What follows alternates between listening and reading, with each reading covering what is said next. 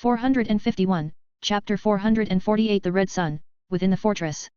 Dr. Wayne, actually, you don't need to take part in this rescue operation. Barry lowered his voice, bent down and walked into the dark sewer. He was going to sneak into the secret military base with Luke tonight to rescue Superman. But Batman, unsurprisingly, found out about what they were doing. According to the other party, it was when the Flash finished saying, "Oh, I have to catch some ZS after working so hard today." Batman could easily tell that this was a lie through his artificial tone, guilty expression and the way he was avoiding eyes. Then, he silently sat in the hall, waiting for Barry, who had changed into his battle clothes, and Luke to come out and catch them in the act. The scene at that time was quite embarrassing. Luke was very calm. He didn't want to deceive Batman or avoid his sight. As long as they could reverse the Flashpoint world and successfully rewrite history, Thomas Wayne wouldn't have much problem with anything else. But Barry was still too young and thin-skinned. After he was caught, he couldn't wait to hide from the embarrassment. His thinking was probably like a high school student who was going to sneak out for a party in the middle of the night but got caught by his parents. Mainly highlighting an embarrassment. "Do you think that taking me with you would drag you down or hinder you?" Thomas Wayne grunted coldly and asked a deadly question. "Not at all. Well, I mean, if Cyborg finds out, it may affect your friendship." Barry stammered and explained. No matter which Batman he faced, he would always be at a disadvantage. In fact, except for Superman, no one in the Justice League liked to face Gotham's Dark Knight alone. Because of his hoarse voice and serious tone, it was hard not to think of him as someone interrogating a prisoner. "You think too much. My friendship with Cyborg is probably similar to that of Penguin and me," Thomas Wayne said. Barry's mouth twitched. He feared that if Cyborg heard this, he might storm off angrily. Sure enough, at any time and space, Cyborg was just someone useful. "Turn from here to the second fork in the road. There is a secret entrance." Thomas Wayne's face looked expressionless, as he was with most people. After all, you can't expect a middle-aged man who lost his son and had a lunatic as a wife to be enthusiastic and sunny about people. "How do you know?" As usual, Barry acted as a shocked passerby. "In the name of searching for Metropolis's supercriminals, I asked Cyborg to retrieve the structure diagram of the sewers and then downloaded the blueprints of Project Superman's base, while he wasn't paying attention." Thomas Wayne, in a bland tone, described his astonishing actions. In fact, it wasn't easy to bypass Cyborg's computer brain and complete the above actions. "By the way, Cyborg has been away to Australia for diplomatic peace talks with Themyscira and Atlantis," he added. Barry's expression was even more shocking. Cyborg had been sent away in advance? Didn't that mean Batman had already predicted their rescue plan? It's really too mysterious. The Flash thought silently. However, because of this, the Justice League trusted Batman, who always gave people a sense of security that everything is within his plan. This is a multi-story facility located underground with signs of renovation. Luke walked behind. His supervision could see the secret base. Only when he scanned some important places his view was blocked by lead walls. The group of three walked along the secret entrance to a firm and thick alloy door. "I think, Dr. Wayne, you must have gotten the password, right?" Luke looked at Batman. This was an alloy door with sophisticated iris recognition and encrypted numbers. If he was alone, his heat vision could melt it. Then directly break into the secret base and push it all the way through. But now, with the Flash and Batman being here, he was too lazy to do it himself. "Indeed. I not only got the password from Cyborg but also borrowed the iris identification." They saw Thomas Wayne place something similar to a contact lens in his eye. He then entered the password and the iris scan. Click. The door opened. The secret base, located under Metropolis, appeared in front of them. At this late hour, only minimum personnel should be working. "If Barry can tear down the security cameras in the corridor and knock the guards out, we can get in without getting noticed." Luke did his homework in advance. It was 3:30 in the early hours of the morning. In this base, in addition to the late workers that continued to work overtime, those high-level people had already left. "No problem, I'll take care of it." Barry patted his chest, then turned into a red streak and disappeared. When he came back again, all the cameras in the corridor outside were disassembled into parts, and the guards were bound and thrown into a corner. Done. In Batman's awareness, only a moment had passed. The Flash smiled at him as if he had never moved. "If all your superheroes in that time and space have such strange and powerful abilities, how did Bruce join in?" Thomas Wayne expressed his doubts. Did it mean that his son wasn't a normal human being? "Well, it's very complicated." Barry didn't know how to answer for a while. Because Batman was indeed the only normal human being in the Justice League. Superman was the son of Krypton, Wonder Woman was a demigod, the Flash had Speed Force, the Green Lantern had the emotional spectrum, and Aquaman was a mixed-race Atlantean. Only Batman relied on brains and technology. Your son has the ability to make money, Dr. Wayne, thanks to the family estate you left behind. Luke replied with a smile. Batman told everyone with his own actions that if there was an enemy that Kryptonite couldn't solve, then they just needed more Kryptonite. Bruce Wayne was much more effective in executing his plan than Iron Man's anti-useless factors plan. By relying on Kryptonite and Hellbat armor, he was able to fight against terrible enemies like Superman and Darkseid. That's really delightful. Thomas Wayne smiled happily when he thought that Bruce was a superhero fighting criminals by throwing Wayne family's money at problems. That's how rich people do it. The group of three crossed the corridor and went deep into the secret base. When they met any guards along the way, the Flash could solve it quickly. Although Barry couldn't kill or fight, he had a knack for tying people up. This is Subject 2. Batman walked into a huge room with the contents of the Kryptonian ship inside. One of them looked like the skeleton of a dog-like creature, marked with the word Subject 2. In addition, there were some grotesque biological skeletons soaked in formalin, which were presumably defective products made from Superman's blood. Probably Superman's pet dog. Luke's eyes flashed. Superman had a dog named Krypto. Although no one knew why Krypton had dogs, it fell to the earth with Clark Kent.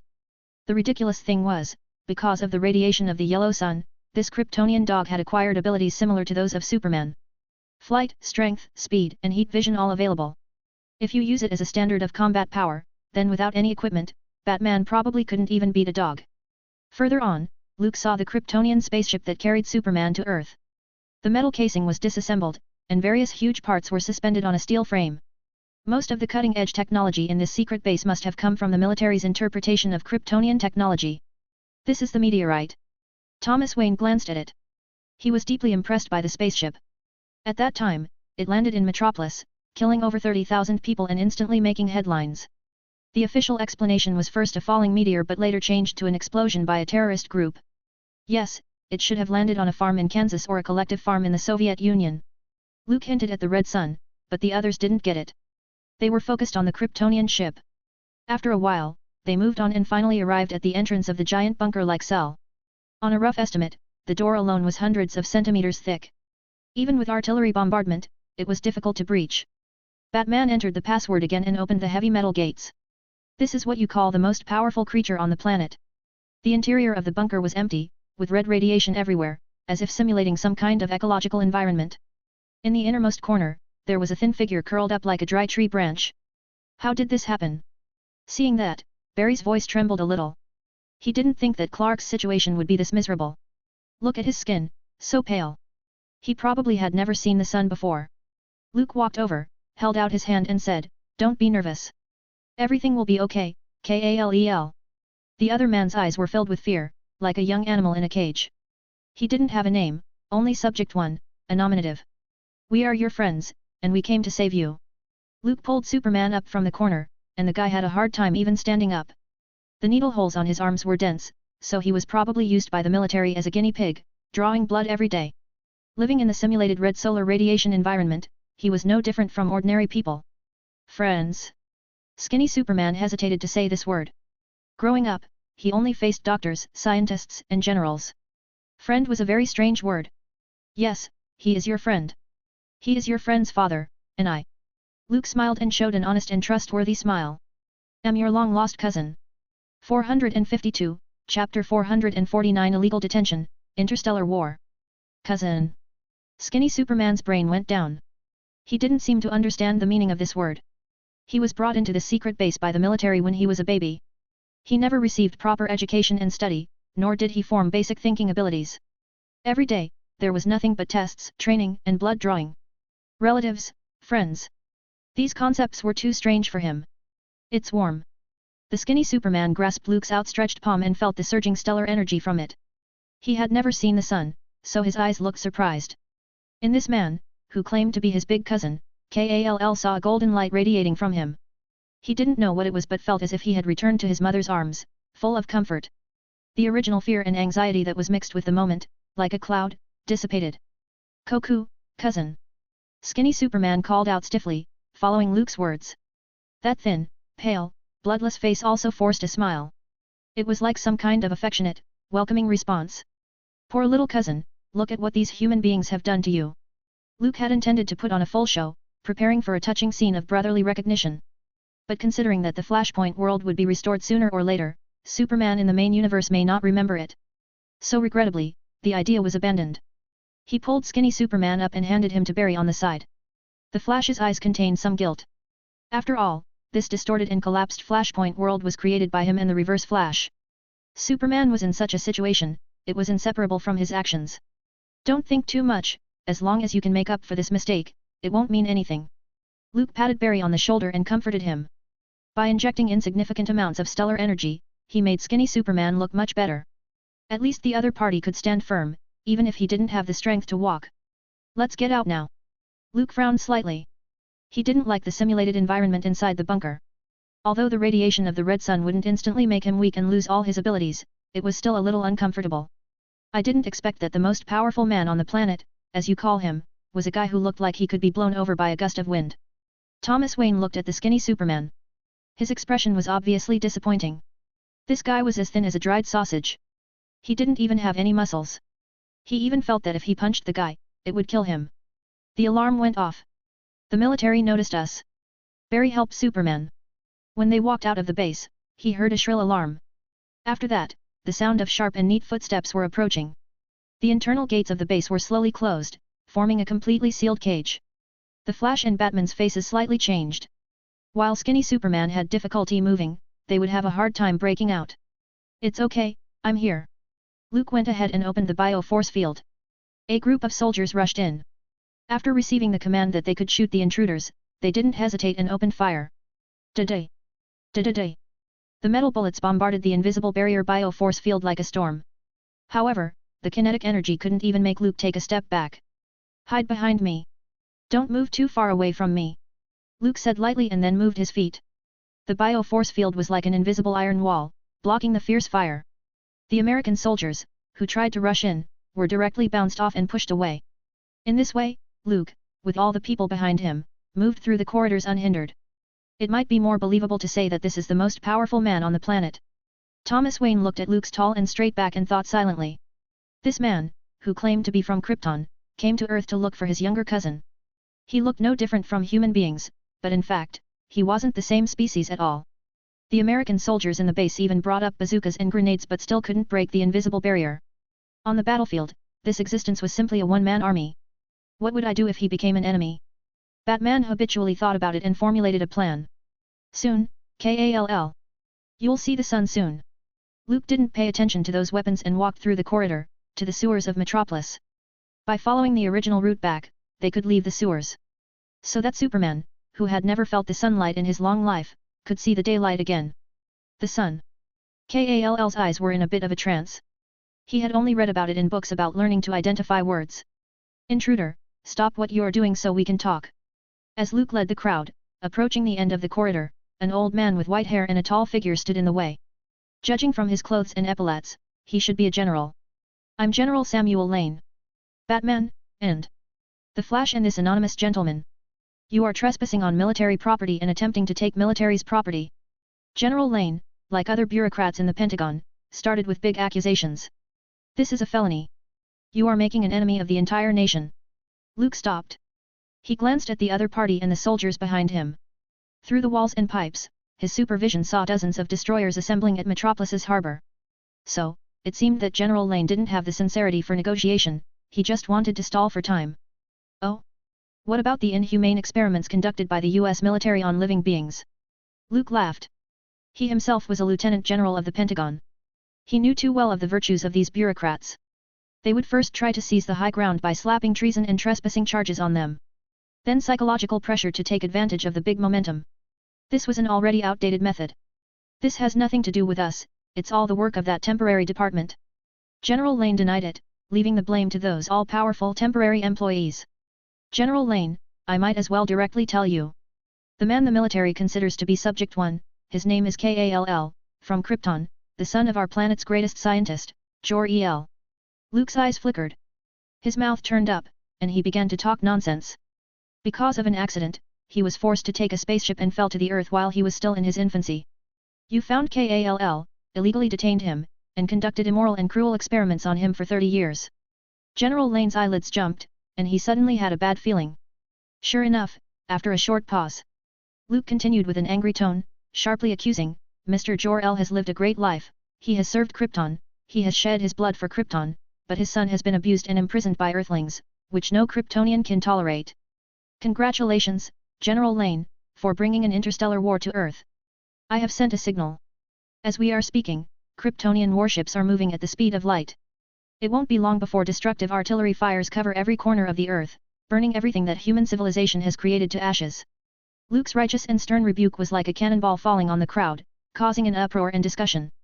The leader, General Lane, was barely able to keep his composure and keep his inner panic in check. He was the commander of Project Superman and naturally knew how terrifying Kryptonians were. Not to mention their individual strength. The spaceship alone showed the degree of technological advancement that could throw the Earth into chaos. If there really were a war, it would be unimaginable. This may be a misunderstanding. With this in mind, General Lane's attitude softened. He couldn't afford to start an interstellar war on his own initiative. If what the other party said was all true, then, he and the Pentagon would definitely be nailed to the pillar of shame in human history if the Earth still existed at that time. Misunderstanding? Is it also a misunderstanding that your destroyer is already parked outside and ready to fire? Luke snapped and asked. I'll immediately tell them to retreat. General Lane touched the sweat seeping from his forehead. He had been pulled into it and lost the ability to think. So, what are you still doing standing in the way? Aren't you going to let me go? Luke held his head high and asked again. Or are you trying to kill someone? General Lane shook his head repeatedly and ordered the soldiers behind him to make way. Batman and the Flash are both good people with noble character and kindness, and also friends of Krypton. Taking the crowd through the military ranks, Luke looked at General Lane and lightly said. The Kryptonian warships will arrive on Earth in a week's time. It will be up to you to decide whether to welcome peace or to start a war. Although General Lane still had doubts in his heart, he was too afraid to show them. Since aliens existed, it wasn't surprising that there were alien civilizations. Besides, the Kryptonian people weren't the only visitors who had visited Earth. A long time ago, the military discovered another alien. His name was Abin Sur, and he claimed to be a member of the Green Lantern Corps. Binge. Read next 40 chapters on Patreon. Also, get access to second fanfic, 40 new chapters, Guardian of Infinite Earths. Visit patreon.com/bingetranslations. Please vote this novel by visiting the novel page, in case you don't see vote button here. 453, Chapter 450 The Green Lantern Corps, Sinestro. You could have killed them all.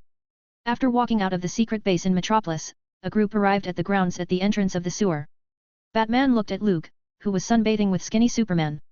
With his observation power, as well as his own knowledge of psychology, it was easy to judge that the Kryptonian warships and interstellar war were all lies. Perhaps, General Lane didn't fully believe it either but was just under pressure from Luke and looking for a way out. Politicians, bureaucrats, what were they like? Thomas Wayne, once Gotham's biggest capitalist, knew all too well. Yes, I just need to blow a breath gently, and those who stand before me would turn into icicles. The corners of Luke's mouth rose as he replied faintly. Or, the slightest thought, explode their skulls with the pressure from the atmosphere. Barry, who was supporting the skinny superhero, heard Luke's cruel words. His expression turned a bit unnatural. Compared with Clark, who was easy to talk to, this Kryptonian cousin's temper seemed to be much more violent. But who made me a peace-loving good man? Luke grinned with sincere eyes. He didn't have to create a tyrannical image for the Flash by staging a senseless killing. Everything in the Flashpoint world would be corrected afterwards. When they returned to the main universe, the others wouldn't remember this disaster. But Barry was different. He was the initiator of the Flashpoint world and the final savior. He would remember everything that happened. As the conscience of the Justice League, expecting the Flash to acknowledge a man who killed indiscriminately was basically a useless fantasy. Therefore, Luke kept the utmost restraint and tried to act like a positive person. The Kryptonian cousin persona he set up should be maintained. This was much more above board than the immigrant identity. Good man. Batman stopped talking. He could tell that this wasn't what the other person was actually thinking. If it were normal times, Thomas Wayne would see this Kryptonian as the most dangerous bomb in the world. Because the other party was extremely powerful, and what they could do was worthy of vigilance. But now, things were different. The collapsed and distorted Flashpoint world needed to be corrected. Whatever kind of person Luke was, it had nothing to do with him. Leave these problems for Bruce to solve. The bad daddy thought so. Cousin, of course, he is a good man. Luke's confession was affirmed by Barry and skinny Superman. Especially the latter. In his view, this older cousin, who had been separated for many years and reunited now, was his savior. The son, is really wonderful. The feeling of weakness in the skinny Superman's body slowly went away. The radiation, like water droplets, penetrate from the surface, slowly absorbed by every cell in his body. The pale white skin, at speed visible to the naked eye, was gradually flushed with color. There is probably my level of strength when I first became a Superman. Luke scanned Kall's thin body with his supervision. This guy absorbed the sunlight, and all the cells in his body responded at a rate far beyond his own at the time. As the only person of natural origin before the destruction of Krypton, Kall's own potential could hardly be estimated. Even if he was locked inside the base, living under the light of the red sun, he still demonstrated great adaptability and learning speed. Unfortunately, there are still some shortcomings. Luke found that after merging several Superman cards, the red sun rays, kryptonite, magic and other attacks had little influence on him. Just now, he was directly exposed to the simulated radiation environment of the red sun, and he didn't feel any discomfort. At most, he just felt some psychological discomfort. How could an older cousin lose to a younger cousin? Luke smiled with satisfaction. The bio-force field enveloped everyone, and they slowly rose up into the sky. On the destroyer, not far away, General Lane witnessed the scene. There was a strange look in his eyes. What's the status of Subject 3? He dialed the satellite encrypted phone and asked with a heavy expression. There's a grown Kryptonian on this planet. I need Subject 3. Looking at those figures disappearing behind the clouds, General Lane showed great concern. Why didn't you take Clark back to Gotham and send him to Central City instead? Half an hour later, Luke and others appeared in the Flash's apartment. Barry changed out of his red uniform and used Speed Force to move around the kitchen, preparing a light lunch with plenty of food. Speedsters needed to replenish a lot of nutritional energy after each run. From the Wayne mansion in Gotham to Metropolis and then back to Central City, it was a long ride, and he was already hungry. At this time, Barry thought he could eat an elephant. How could he get some sunlight with the weather in Gotham? Luke leaned against the sofa and asked. The skinny Superman was already settled in the guest bedroom of the apartment, the poor little cousin was already sleeping in the sun with a happy and satisfied face. That makes sense. Barry was speechless, chewing on an energy bar to satisfy his hunger. Gotham seemed to be covered by rain all year round, and sunny days were rare. By the way, Barry, do you know anything about Hal Jordan? Luke turned the TV on and chatted while watching the news. Hal. He's now a test pilot of Ferris Airlines. He didn't marry Carol and didn't get the Green Lantern ring. Barry quickly made a dozen sandwiches and swept them up. The life of a good friend had also changed. Hal was still an adventurous, daring pilot, not the Green Lantern of the Cosmic Police Force. Abin Sur didn't arrive on Earth. Luke was a little surprised and asked in a soft voice. I searched the relevant news and found some unexpected clues. Barry's information on his friend Hal Jordan was quite heartfelt. I heard Hal talk about how he became the Green Lantern. Abin Sur is the greatest Green Lantern in the Corps. But he had an accident when he was on duty, and the spaceship crashed into the seaside. When he was seriously injured and dying, Abin Sur chose to give the ring to Hal. Or, rather, the green light representing willpower, found Hal on its own accord. That was how he became the Green Lantern. Barry mumbled something, then turned around and frowned, but in the Flashpoint world, Abin Sur didn't die. He was saved by Cyborg and cooperated with the government to act as a diplomatic ambassador. I saw a picture of him with the president in a newspaper. Luke's eyes flashed. No wonder he thought that General Lane was a little too calm regarding the existence of aliens and alien civilizations. So, it was Abin Sur. What about now? The Kryptonian cousin narrowed his eyes. He was very interested in the emotional spectrum. If we wait until the chapter of the Lantern Corps opens, which lantern will I be selected by? Rage? Will? Avarice? Fear? I don't know, Abin Sur disappeared a long time ago. Some people say that he has already left the Earth. Barry shrugged his shoulders, indicating that he really didn't know. Luke didn't ask any more questions. He just thought of Hal Jordan and the Green Lantern Corps on a whim. In a hotel somewhere in Europe. Reverse Flash held his arms across his chest and looked over the city. What a nostalgic world. He commented. The fate of superheroes had been changed, and the supercriminals were now celebrities. The most interesting thing was that there was no Flash in this time and space, only Barry Allen. It's so delightful. In Reverse Flash's view, this was something to celebrate. His feelings for the Flash were complicated, a mixture of admiration, jealousy, and loathing that turned into a twisted rivalry. Superhero saving his mother, hat. Reverse Flash knew exactly how all this happened. His mother's murder was a hole that Barry could never fill. And so, the Flash, who was deeply trapped in the past, was unable to extricate himself. One day, he broke through the time barrier and opened up a wormhole to the past and the future. It's like a calm lake. If he dropped a stone there, it would ripple out from the center. It would start with Barry's family and friends, and expand to the Justice League, then the whole world. Everything was changing. Reverse Flash could even see that the resulting residual effects were still radiating outward. The multiverse is in danger, but it's none of my business. He laughed. As a speedster, the Reverse Flash was based in the future, upstream from the long river of time and space. The great crisis of the multiverse had little impact on him. I can't wait to see Barry's face when he realizes he's ruined the world. Reverse Flash thought so with malice. Eobard Thawne. Suddenly, a voice broke the Reverse Flash's unrestrained imagination. Almost immediately, he entered the Speed Force state. The person who came into view was a strange guy wearing a green uniform with dark red skin. Who are you? The Reverse Flash's heart was filled with murderous intent. Before the world was destroyed, he wanted to hide well and keep himself hidden from those so-called heroes. My name is Thul Sinestro. I'm a soldier in the Green Lantern Corps. The strange guy who suddenly appeared in the hotel room gave his name. I'm here for the Flash. Binge. Read next 40 chapters on Patreon. Also, get advance access to new fanfic, Guardian of Infinite Earths. Visit patreon.com/bingetranslations. Please vote this novel by visiting the novel page, in case you don't see vote button here. 454, Chapter 451 The Spirit of Existence, The Light of Will. Thul Sinestro. He was a good Green Lantern fighter, at least at this time. This man, with the volcanic rock-like crimson skin, came from the planet Korriga in Sector 1417 of the universe and was once friends with Abin Sur, who had fallen to Earth. If there were no Flashpoint event, Hal Jordan, the pilot, would get Abin Sur's Green Lantern ring and join the Green Lantern Corps.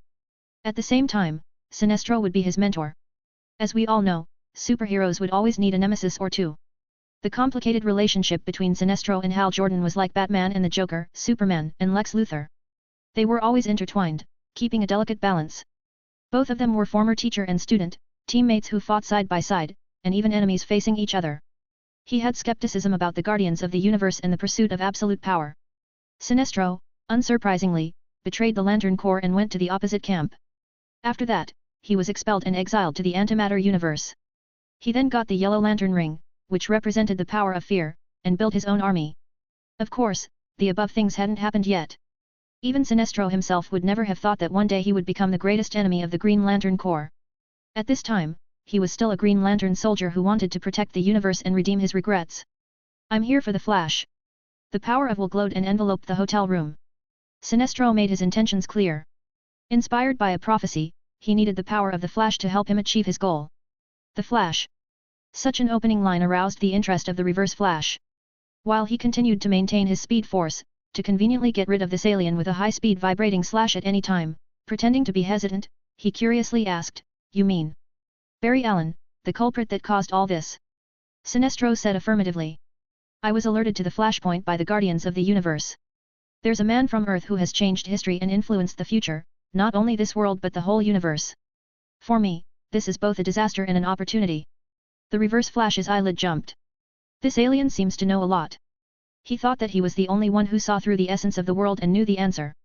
But now, it seemed that this wasn't the case. "Eobard Thawne, you are a man of the future 25th century and the enemy of the Flash." Sinestro obviously came prepared and had already known the cause and effect of the Flashpoint incident.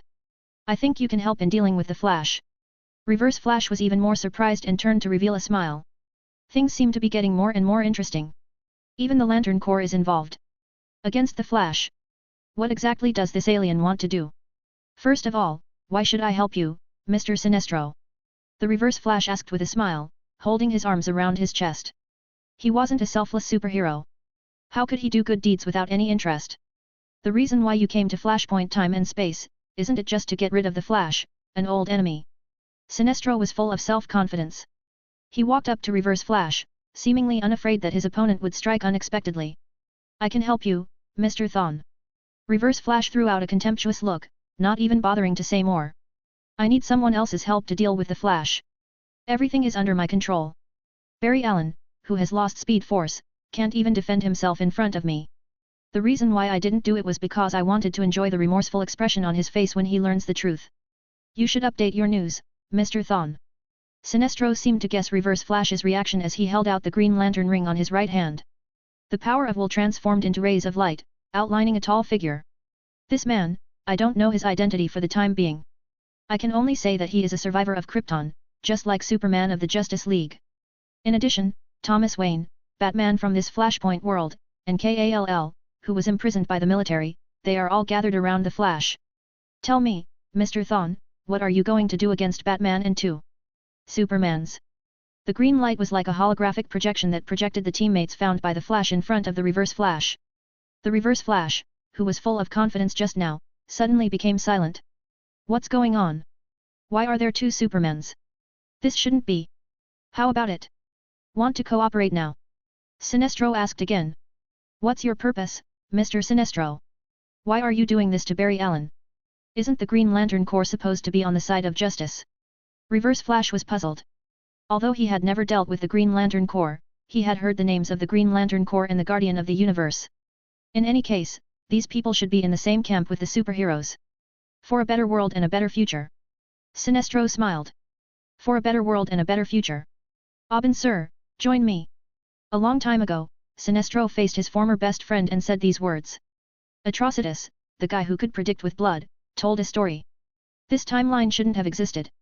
It was rewritten and distorted by a guy named Flash. If everything is true, then I can make the Flash change the world the way we want it to be, and I can fix it all. Sinestro told Aubin sir his whole plan. From Atrocitus's mouth, he learned about the occurrence of the Flashpoint and the existence of the Flash. So, what are you going to do? Aubin sir's expression seemed cold. He was a green light soldier who placed high regard on life. He didn't listen to Sinestro's crazy thoughts at all. Catch the Flash, get his power, then reshape the world and the universe. Sinestro said with excitement. And the price? You wouldn't have come to me for no reason, and you wouldn't have been so frank as to speak of such disgustingly vile ideas. Aubin sir asked. This is where I have to say sorry. Atrocitus told me that, as long as you live, I will fail. Sinestro's eyelids were lowered. He didn't appear to want to meet his friend's eyes and take the glare. I don't want to do this, but as long as the Flash's power is mine, then it's as if it never happened, and I'll bring you back again and bring Aaron sir back too. Aaron sir was his wife and Aubin sir's sister. They weren't only friends, but also relatives. Shut up. She'll be ashamed of you, Sinestro. Aubin sir didn't want to listen anymore. The Green Lantern ring erupted with intense light, shaping a heavy war hammer. I can't let you satisfy your own selfish desires and crazy ideas at the expense of hurting innocent people. Sinestro seemed to expect it. He sighed, shook his head and said, that's a pity.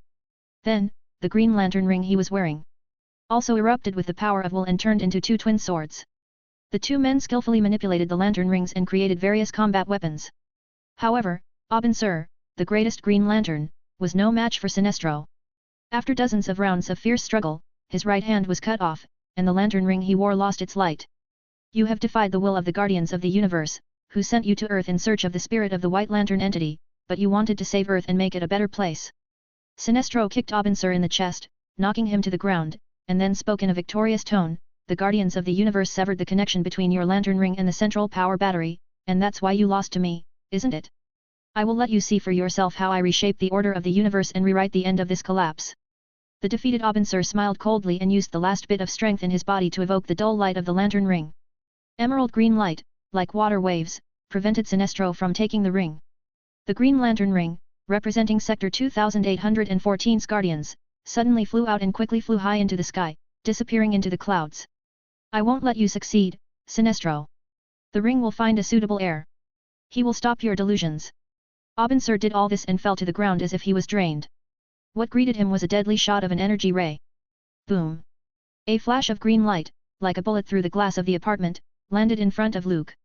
I was actually chosen by the power of will from the emotional spectrum. He sat on the couch with a skeptical look on his face. Choosing the Flash, Batman, or Kall, who was sleeping in the guest room, seemed to be a more believable choice than choosing him. Did something go wrong? Luke looked at the ring with a hint of surprise in his eyes. Binge. Read next 40 chapters on Patreon. Also, get advance access to new fanfic, Guardian of Infinite Earths.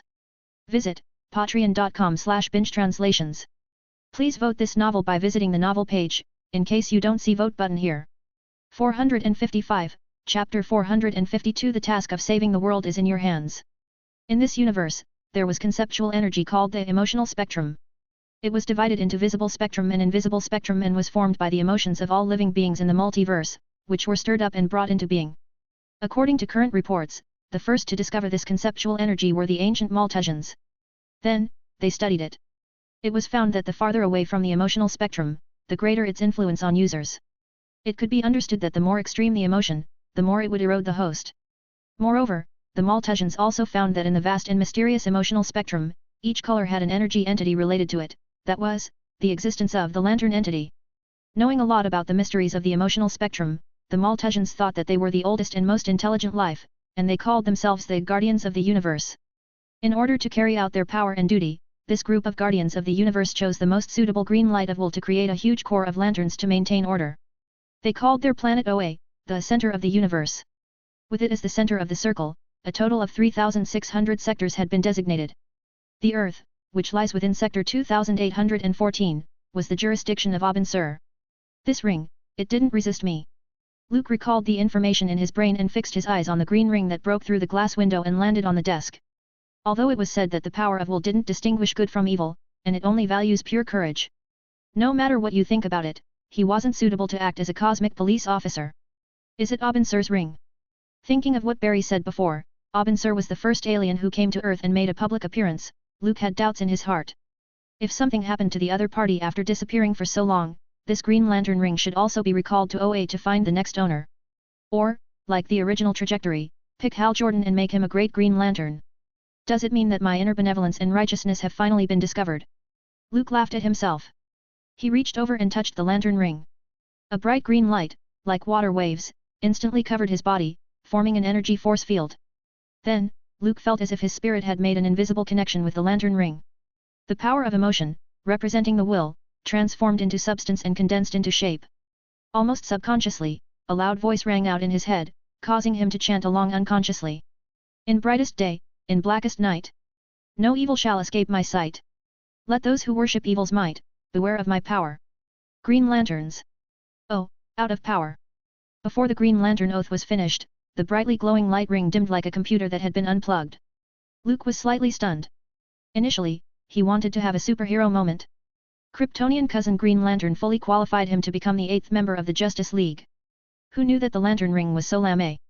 The energy had run out. Well, according to the time Abin Sur disappeared, this ring can still last until now, that duration is already ridiculous enough.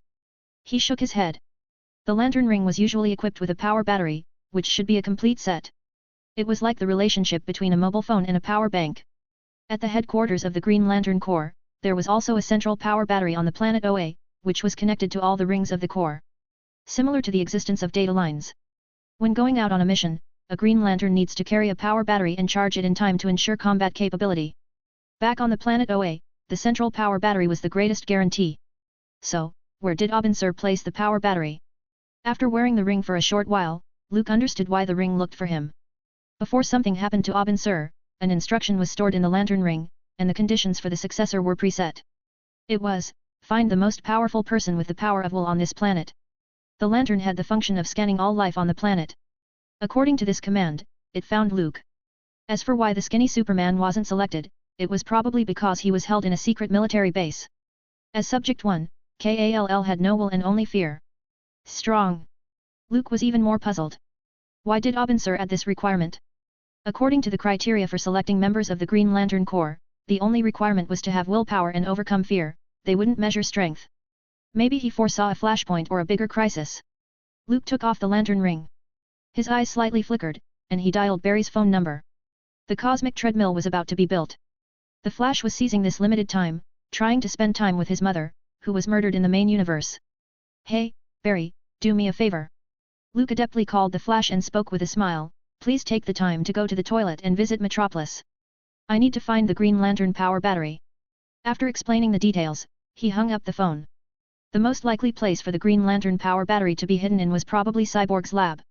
After Abin Sur crash landed on Earth, he saved the other party.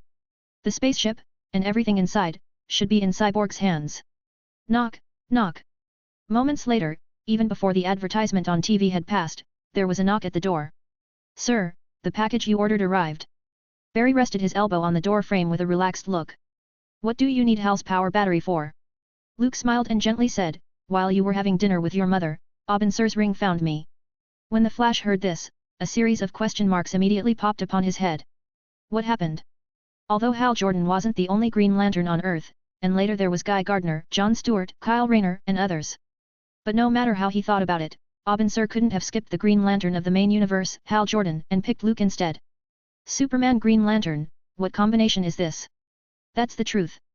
I was almost finished reading the Green Lantern Oath just now. But, the lantern ring ran out of energy, so I asked you to find the power battery and bring it to me. Luke shrugged his shoulders. He wasn't interested in becoming the Green Lantern. What if it triggered the negative buff of Team Annihilation? As everyone knew, the Green Lantern mostly did everything solo, and he was undefeated. Once a team was formed, if it were more than 5 people, the group would definitely be destroyed. This was like Marvel's Nova of the Nova Corps, a man who could always beat all kinds of powerful enemies. However, as long as they formed a group, their combat capabilities were weakened by 2/3. What Luke was really interested in was the emotional spectrum. This was one of the most powerful conceptual energies in the multiverse, in addition to the 7 colors of red, orange, yellow, green, blue, indigo and violet, plus the later appearances of white and black. Beyond the source wall, there was the invisible spectrum. It can be seen that the existence of the emotional spectrum was extremely ancient. The room for moving up was also exceptionally high. It was the common energy of the multiverse and the ladder that promoted someone to a higher level. No one would refuse to become stronger, and Luke was no exception. Therefore, he was willing to take some time to study the lantern ring and the emotional spectrum carefully. It's unbelievable. You're replacing Hal as the Green Lantern. Barry scratched his head. He didn't think Luke wasn't qualified. He just felt that it was a little out of place. After all, the Kryptonian cousin could hammer down most people on this planet with just his fist. For him, the lantern ring was more like a dispensable ornament. Abin left me a message. Let's see it first. Luke could probably understand Barry's thought, and in fact, he thought so, too. The lantern ring wouldn't improve him that much. Besides, he didn't like green either. Putting the Green Lantern ring back on, Luke reached out and pressed it against the silent power battery. The long dusty, quaint power battery suddenly burst with bright light.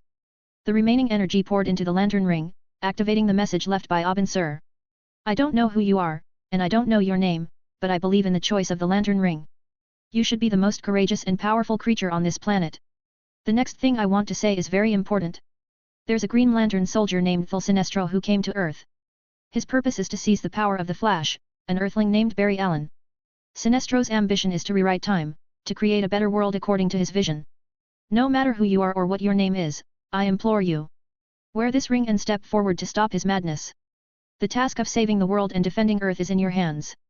Luke looked speechless. He looked at Barry, who was also stunned. Sinestro. The Flash looked surprised. Hal's old enemy, why would he be looking for me? 456, Chapter 453 The Choice of Marriage, Assassins. Barry, have you done anything bad recently and got caught by the Green Lantern Corps? Luke deliberately wore a serious expression and looked at the Flash, who was stunned. The other party and the Green Lantern, Hal Jordan, were good friends. People like Abin and Sinestro were naturally no strangers to him. Recently, apart from being busy making the cosmic treadmill, I've only been spending time with my mother. Barry looked innocent. He was just sitting quietly at home, but a huge accusation suddenly fell from the sky. Obviously, he wasn't doing anything, but he was suddenly targeted by the Green Lantern Corps. Sinestro couldn't be targeting me in order to get Hal back, right? Even so, he should go to Carol. It's not like I'm the one married to Hal and sleeping in the same bed. Judging from the information provided by Abin, Sinestro is probably aiming for your Speed Force. Luke stopped scaring Barry and chuckled. It seemed that Sinestro was probably aware of the rapid expansion of the Flashpoint aftermath and the fact that this timeline must have been rewritten. It looked like the Flash still hadn't found out what a far-reaching thing he had done yet. Breaking through the time barrier led to the appearance of Flashpoint, which directly restarted the multiverse. It led to the New 52 and Parallel Earth 52s. The origin of superheroes, and other details, had all been rewritten. And in this process, the originally closed multiverse had produced a loophole, and a person behind the scenes, who was silently watching, got in. Dr. Manhattan from the Watchmen universe. And it all started with this collapsed, distorted space-time. What should I do now? Barry was a little panicked.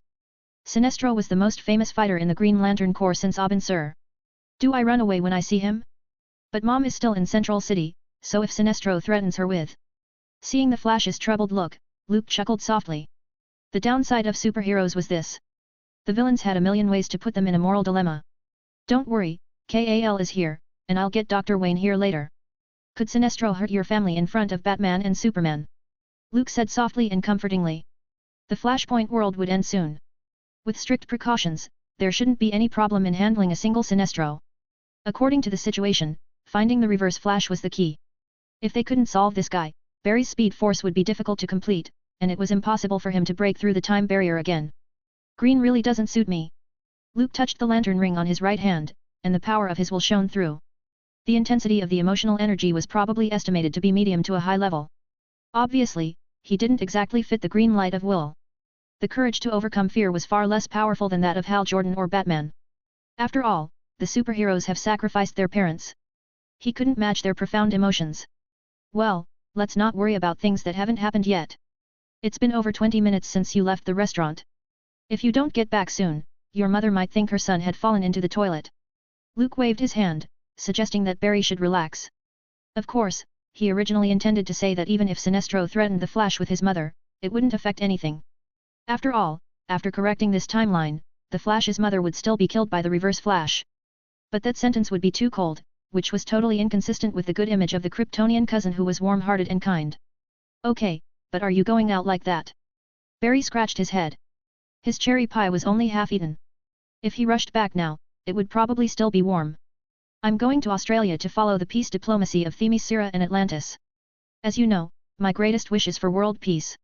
Luke smiled and stashed away the power battery and the lantern ring. In his view, the promotion of combat power by this thing was far less than its auxiliary effect. The lantern ring wasn't only a tool for fighting. It could also help him travel through wormholes, heal physical injuries, use electromagnetic scanning, detect radio, radar and high-frequency band communications. When necessary, it could also act as a cosmic translator. Almost all languages of any race, civilization, and planet could be translated and conversed with. In addition, the lantern ring also had extensive knowledge from the Book of OA, which could be considered as a universal encyclopedia. This was the real reason why the lantern ring was called the most powerful weapon in the universe. Australia, you and Diana. Barry's eyes lit up with gossip. He quickly threw the unfinished cherry pie to the back of his mind and came over to ask, Luke, I remember you said you had been to Themyscira before. Just ordinary friends. Luke refused to disclose other information, pushed Barry away from the inquiry and flew up to the sky. As most people knew, the Flash, Green Lantern, those two guys, and Aquaman were the people who couldn't keep secrets in the Justice League. Anything they knew could spread all over the League in less than 20 minutes. An hour later, even the Teen Titans, Justice League Dark and A.R.G.U.S would hear the rumors. Wonder Woman and the Kryptonian cousin, this pair, to some extent, is quite appropriate. Barry looked at Luke, who laughed and commented to himself. After all, Wonder Woman was one of the few superheroes in the Justice League who didn't mind carving people up. As it happened, Clark's cousin, who didn't seem to be much about love and justice, was a moderate and peaceful character. Sydney Opera House, Australia. The diplomatic conference, a symbol of peace, lasted for a week. The United Kingdoms, formed by Atlantis and Themyscira, had started round after round of in-depth and cordial friendly talks with representatives of various countries in the human world. This was the ending. The discussion focused on the details of trade cooperation and the establishment of diplomatic embassies. It's boring. Diana, dressed in Themyscira's signature robe, quietly stepped out for a breath of fresh air. She didn't understand much of the polite and tedious official rhetoric and the need to maintain proper decorum, which made the diplomatic talks a long ordeal. Diana began to miss the Themyscira arena and the good old days of training every day. A week has passed, had he returned to Themyscira and left without finding me. The Amazon princess was in the human world these days, but she hadn't learned anything. She had watched a lot of dramas on TV. Although she didn't quite understand why the heroine in the drama Vampire Diaries could like her brother and be entangled with him at the same time, she still watched with interest. Your Highness, there you are. Diana's quiet moment didn't last long. Arthur Curry, the majestic prince of Atlantis, appeared in front of her. This future sea king was always the first to find out where she was and come over. Getting some fresh air, it's too stuffy in the venue. Diana replied perfunctorily with a polite smile. These days, wherever she went, she would always meet him by chance. No matter how slow she was, Diana understood it. Unfortunately, first impressions often play a big part in the relationships of young people. Arthur admired Diana, so he courted her. But the Amazon princess wasn't interested. She was a little angry at the thought of the slain sea monster and the disruption of her plans to go to the world of man. Today is the day when the talks come to an end, and in the evening, there is a ball, a social event in the human world. Arthur, who considered himself charming, offered an invitation. I don't suppose you have a date yet, Your Highness? I can. Diana didn't even think about it and directly refused, sorry, I can't dance. I can teach you. It's easy. Arthur was in hot pursuit, but his old-fashioned tactics didn't work well with Themyscira's naive girls. Your Highness Curry, I'm not interested in dancing. Diana shook her head again. Her mother, Hippolyta, had hoped that Themyscira and Atlantis would solidify a marriage that would strengthen their relationship. But she didn't like it. Partly because she didn't like Arthur and partly because she didn't like the fact that there was no ice cream in the underwater world. I don't want to spend my life with a man who talks to fish. Diana said deeply in her heart. No matter which time and space, Aquaman would always be ridiculed for that. As I said, Arthur, you can't be that direct with a girl. When Diana left by chance, the Ocean Master, ORM, suddenly emerged from the corner. In the Flashpoint world, he wasn't favored by the King of Atlantis, and his position was far inferior to Arthur's. What do you think I should do? Arthur's mouth was slightly pursed. He was a little unhappy about the fact that he was treated so coldly. Creating surprises and romance, in the surface world, they say that those things are useful. ORM replied with a smile. By the way, what about Mara? She's already engaged to you. Thinking about that problem, Arthur had a bit of a headache. His future queen was already prepared. That's why Diana was so stubborn and even disgusted. Themyscira took personal loyalty very seriously. Men with a lot of lovers, when they meet tough Amazon women, most of them would meet their end in a wood chipper. I didn't choose her. Arthur couldn't help saying those unique words of a bastard. Mara was the daughter of the King of Zebel, which is why the King of Atlantis chose her as the future queen. Right now, Themyscira was more powerful, supported by the gods of Olympus. Therefore, Diana became the most suitable marriage partner. Haha, Arthur, you mustn't let Mara know. Otherwise, she'll definitely go after that Amazon princess. ORM seemed to be kindly reminding him. That's why I didn't let her attend the diplomatic conference. Arthur's mouth hooked up. He was now a veritable king of the sea. Let's just say that the Flashpoint world was too nasty. It was the world that was wrong. Good luck, brother. ORM whispered. He averted his eyes and looked out at sea, not far away, his eyes flashing with a strange look. The air of intrigue quietly permeated. The stars were shining, and the lights were on.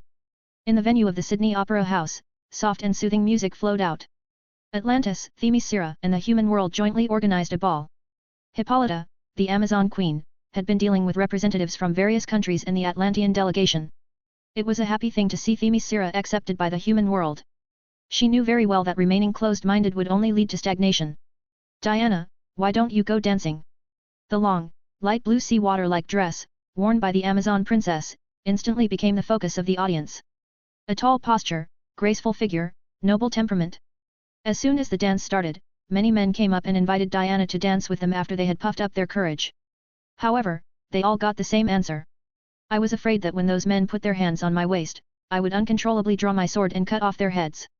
This is a warrior's instinct, mother, and I find it hard to overcome this. Diana blinked and made an innocent expression.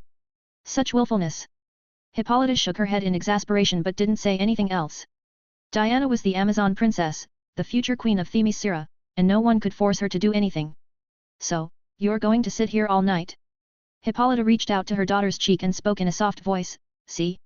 His Highness, the Prince of Atlantis, has an eager look on his face and will probably be inviting you later. I'd be happier to spar with him with a sword and spear than dance. Diana snorted lightly. The thinking of an Amazon female warrior was simple. There was nothing that couldn't be solved by a fight. Recently, she had read many books about the human world and knew that male creatures attached great importance to pride. If he lost to her in a battle, then maybe he wouldn't bother her again. The princess thought so. Change your rude behavior. A girl shouldn't always be thinking about fighting with someone. Hippolyta felt a little helpless. Themyscira's martial spirit had led Diana astray. She wanted to cultivate her daughter into a noble and elegant princess. Okay. You should go back to your social gathering, Honorable Amazon Queen. Diana changed the subject and expressed her desire not to be lectured by her mother. Hippolyta smiled and gracefully picked up a glass of Themyscira's unique fruit wine from the silver tray held by the waiter. She raised her glass and took a sip, then frowned slightly and realized something was wrong. Diana. Hippolyta threw down her wine glass and paled. Just before she shouted, a golden bolt of lightning struck. It was a golden trident. Swish! It was like a crossbow arrow at full force, quickly attacking the Amazon Queen. Diana was the first person to notice. She subconsciously reached out for the sword of Athena, only to find that she didn't bring it with her. The dress wasn't battle armor. There was no room for swords and shields. In a hurry, she reached over. Bang! The sound waves shook eardrums. The bracelets of submission perfectly blocked the sudden assassination attack. But before Diana could feel fortunate, 2 more bolts of lightning pierced the air. Hippolyta, with one hand on the table, looked terribly pale, unable to mobilize the divine power in her body. In the next moment, the feeling of a deadly crisis enveloped them. Bang! Bang! The 2 tridents bounced off. The scene of the Amazon Queen's death didn't happen. There was a green shield in front of Hippolyta. Then, a loud shout rang out. Assassins! In an instant, the whole venue was in chaos. The delegates fled in haste as security personnel surrounded them. The Amazon warrior women were the first to respond, guarding the entrances and exits and searching for anyone suspicious. I came at the right time. A smiling voice sounded at Diana's side. You're Luke. Seeing the familiar figure appear in front of her, the Amazon princess was at a loss. On the one hand, the assassination just now came by surprise and was too dangerous, so she hadn't recovered. On the other hand, Luke's appearance was too abrupt. What? Too excited to say anything. Luke smiled. He didn't think he would run into an assassination attempt on the Amazon Queen. According to the plot, Hippolyta was supposed to die, and then it was discovered that the Atlanteans had done it. The United Kingdoms collapsed, and the 2 sides ignited a war. Now, it seemed that something was changing in Flashpoint because of someone's intervention. Binge. Read next 40 chapters on Patreon. Also, get advance access to new fanfic, Guardian of Infinite Earths. Visit patreon.com/bingetranslations. Please vote this novel by visiting the novel page, in case you don't see vote button here. // 457, Chapter 454 There's a mole, the alliance is suspended. Diana helped the Amazon Queen. She breathed a sigh of relief after making sure that her mother was only temporarily weak and not seriously ill. Take care of Her Majesty, the Queen. She gave Hippolyta, who was unconscious and unstable, to the General, Antiope. I think she just drank the poisoned wine. It was mixed with the aconite of Kerberos, but fortunately the dose wasn't too much. Diana not only knew skills on the battlefield, but was also adept at studying and had some knowledge of herbs. It was the 3-headed dog of hell from Greek mythology, the Cerberus, with the dragon tail on its lower body and snakes wrapped around its head and back. Once it saw the sunlight, it would spit out poisonous saliva, which dripped to the ground and turned into aconite grass. It was a rare herb with high toxicity, even the demigod Hippolyte wasn't immune to it. Weakening her with poison, then assassinate. Diana glanced over the golden trident and looked at the Atlanteans with displeasure. Such a weapon was obviously the weapon of those underwater people. Have you found the assassin? She turned her attention to Penthesilea, the most famous female warrior of Themyscira. When the assassination happened, she was the first to chase them. No, I only saw one figure. The assassin jumped into the sea. Penthesilea shook her head, expressing regret. Let's split up. Let the delegation of the human world leave. Let's go back to Themyscira first. When Hippolyta was attacked and was unable to take charge of the situation, Diana rightly stepped forward. The Amazon princess proved to be very committed and decisive, quickly handling the chaotic situation. Even if they couldn't exclude the outsiders and Atlanteans as suspects, she still opened up the entrance and exit restrictions and refrained from creating more meaningless conflicts. Ensuring the safety of the Amazon Queen was the top priority. There were witches on Themyscira who could neutralize the toxicity of the aconite. His Highness Curry wanted to come and ask about the Queen. An Amazon soldier lowered her voice and spoke to Diana. The latter's eyes involuntarily glanced at Luke, who was leaning to one side with his arms over his chest and then shook her head in refusal. Somehow, the Amazon princess didn't want Arthur Curry to appear at this time. I'm very busy right now. I appreciate the sympathy and concern of the Atlanteans.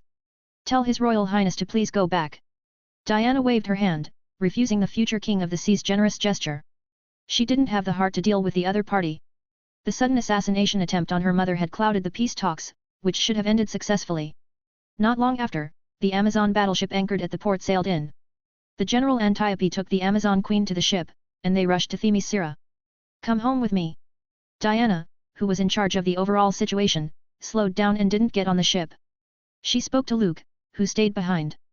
To Themyscira. Luke's mouth turned up. He shook his head and said, the assassination attempt on the Amazon Queen will certainly cause the gods of Olympus to react. If the culprit is the human world, then the war between the gods and mortals will start. If the culprit is Atlantean, then the war between land and sea will be ignited. If the culprit is a god, then there will be an internal dispute. Diana, there will be a lot of things you need to deal with in the next few days, and that responsibility is on your shoulders. So, I'm not going to make a mess, I can't help you anyway. At first, when she heard Luke refuse, Diana pouted, obviously dissatisfied. But the calm analysis afterwards made her put away her capriciousness. Did you know that a long time ago, the Amazons had a tradition that if they liked a male of a tribe, they would ask him for a duel and then try to defeat him. Standing at the port, Diana's eyes looked a little complicated, as if she was torn between her heart and her decision. Knock him out and take him back to Themyscira, and then that man would be her future husband. Luke raised his eyebrows. His gaze involuntarily shifted to the Amazon princess, who had changed into her divine golden armor. He was a little worried that in the next moment, the other party would use a pan, or a shield or something like that, to knock himself out, pack him up and send him to Themyscira. This sounds a bit like a primitive tribal marriage, where the bride is knocked out with a big stick and dragged into a cave to get married. Luke avoided Diana's gaze and changed the subject. He hadn't thought about how to take Wonder Woman out of the Flashpoint world yet. Besides, she wouldn't necessarily want to go with him. At this time, if he collected too much goodwill, they would fall into a passive position. If you don't want to come back to Themyscira with me, then why are you here? Diana was a little angry. Her intuition told her that Luke was hiding a lot of secrets. If she could, she really wanted to tie this guy down with lasso of truth, so he would tell her the truth. Of course, in order to fulfill a promise. Luke opened his palm and, as if by magic, he created some strawberry ice cream in a cup. It was sprinkled with crushed nuts, and there was no sign of melting as if it was just made. The gift is delivered. He smiled and handed Diana the ice cream. The Amazon princess hummed softly. In the days she had participated in the conference, she had already tasted all kinds of sweets from the world of man. But facing the ice cream in Luke's hand, Diana still couldn't resist the temptation, so she quickly took it. I deserve this. Don't try to buy me off with this little thing. The Amazon princess said firmly as she ate. Then I'll reveal a little more information so that Her Highness would forgive me for being insensitive. Luke's lips were raised. He looked at the Amazon warrior standing at the bow of the ship and whispered, there's a traitor in Themyscira. Diana, who was eating the ice cream, paused as if she didn't hear clearly, and then she reacted. Impossible. She almost subconsciously dismissed the possibility. Then, the pair of clear eyes firmly stared at Luke. Who is it? Diana hesitated for a moment and asked with a heavy voice. If it were someone else, she wouldn't believe it. The Amazons value honor and camaraderie, and betrayal was an extremely shameful crime. Over the years, the Amazon princess had never heard of anyone who would disobey the Queen's will and the teachings of Mother Earth. Her Majesty's sister, Penthesilea. Luke answered truthfully. She has an unknown identity, that is, the daughter of Ares. Themyscira's Penthesilea was not some 4-star card from some anime game. She was the daughter of Ares, the god of war, and one of the spies who planned this assassination. In addition to her, Ocean Master ORM of Atlantis was also involved, and perhaps Ares himself was behind the scenes. Luke didn't mind giving Diana spoilers because the Flashpoint world had been changed anyway. The original trajectory, in fact, was in which the Ocean Master ORM colluded with Ares's daughter, Penthesilea. The two worked together to assassinate Hippolyta, the Amazon queen, and then the king of Atlantis in an attempt to provoke a war between the two sides. As for the purpose? If Themyscira lost Hippolyta and Diana didn't show competent leadership, then Penthesilea would be the new queen. Ares was the son of Zeus and Hera and had an extraordinary status. With his support, the gods wouldn't raise any objections. Ocean Master ORM could also remove the biggest stumbling block on his way forward, his brother, Arthur, and become king. Finally, Ares, the god of war, who hid behind the scenes, could also earn divine power and strengthen himself through this world war. A perfect cooperation. Everyone was a winner. Except for Diana, Arthur Curry, and the human world that was innocently swept up in it. Do you have any evidence? After listening to the long-winded spoilers, Diana was a little shaken. She wasn't the kind of person who easily doubted her companion's character, but all these strange guesses came from Luke. And it was reasonable and logical. No evidence is needed. Luke looked into the distance and whispered, the battle between Themyscira and Atlantis can't be ignited if the Amazon Queen isn't successfully assassinated according to the original plan. She survived. So, Ares will definitely take action. 458, Chapter 455 The so-called gods, but that's it. Ares will strike. Diana's expression greatly changed. She knew how terrible the god of war was. He was one of the 12 main gods of Olympus, the son of Zeus and Hera. He was described as a bloodthirsty murderer, who loved to provoke wars between people and draw divine power from them. The fear, death, and wailing of mortals gave Ares immense pleasure. Thinking that Hippolyta might be in danger, Diana, regardless of other things, prepared to board the ship, to catch up and stop the crisis. Let me do it. Luke smiled. Naturally, he didn't want the Amazon princess to confront the god of war after saying all that. Although it was said that Ares had always been Wonder Woman's opponent. But the Diana in front of him was still a young girl. Without growth, how can you defeat your own brother? Speaking of which, the relationship between the gods of Olympus was really chaotic. Zeus slept with the Amazon queen and gave birth to Diana. But his son Ares gave birth to Hippolyta's sister, Penthesilea. There was too much information about this relationship, it couldn't be sorted out in a short time. You. Diana looked at Luke, who was tugging at her back, and she vaguely understood that this man wasn't simple. Otherwise, it was impossible for him to save her from the jaws of that Atlantean sea monster. But that was Ares. One of the 12 gods of Olympus. War was his source of strength. The wars in the human world had never ended. Therefore, Ares was probably the most powerful god under the three giants, Zeus, Poseidon, and Hades. How could Luke fight a real god? Before Diana could shake her head and refuse, her soft lips were blocked. It was hot, warm, and electrifying. This is a reward, Your Highness. It took a few dozen long seconds for the lingering and passionate lip and tongue interplay to end. Luke smiled. It's time to see the strength of the Olympian gods before the flashpoint was corrected. Thinking of that, he smiled at Diana, who was standing still, as if her brain was stalled, and suddenly rushed into the sky and disappeared into the clouds. So rude. Looking at the disappearing figure, the Amazon princess scolded softly. There was no strength or anger in her voice. Her brain was so dizzy that she even left the worries about how Luke was going to fight the god of war behind for a while. Themyscira's fleet sailed through the waves and accelerated. General Antiope had a worried expression. The aconite grass was extremely toxic, so even as a demigod, Hippolyta was affected. But that's not the point. As long as they went back to Themyscira and let the witch detoxify it, the Amazon queen's life wouldn't be in danger. The question was, who poisoned her? First of all, the aconite came from the three-headed dog of hell, Cerberus. An ordinary person simply couldn't get it. Secondly, the food and drink at the ball were checked, so the poisoning could only be done by someone close to them. General Antiope instantly thought of many suspicious candidates as the culprit. Boom! Thunder interrupted her thoughts. The leaden grey clouds were piling up in the sky. Lightning ripped through the darkness of the night like a dancing silver snake. General! Penthesilea walked out onto the deck and asked with a frown, how long will it take to get to Themyscira? At this rate, it will take about half a day. Antiope thought the other party was worried about Hippolyta and reassured her, if a mortal eats the grass, they would instantly die, but Her Majesty is a demigod, she would only be unconscious and weak at most. She has the ability to survive until then. That's good. Penthesilea looked down in thought. General! The Amazon warrior called out. Antiope was about to turn around when a dark dagger stabbed her in the back. The armor on the outside, like a layer of paper, had no defensive effect. I'm sorry, you won't be able to see Themyscira anymore. After finishing her stab, Penthesilea instantly stepped away and backed up. They were the most powerful fighters of Themyscira, so she had to be careful. It's you. Antiope covered her wound and stared at the other party fiercely. The anger in her eyes seemed to turn into substance. The most shameful thing for Amazons was betrayal. No, this is the will of the gods. Penthesilea said so. She looked to the distant sky. The dancing lightning and roaring thunder were like the beating of war drums, like the blowing of horns. The great god of war is coming. Antiope seemed to realize something and looked shocked.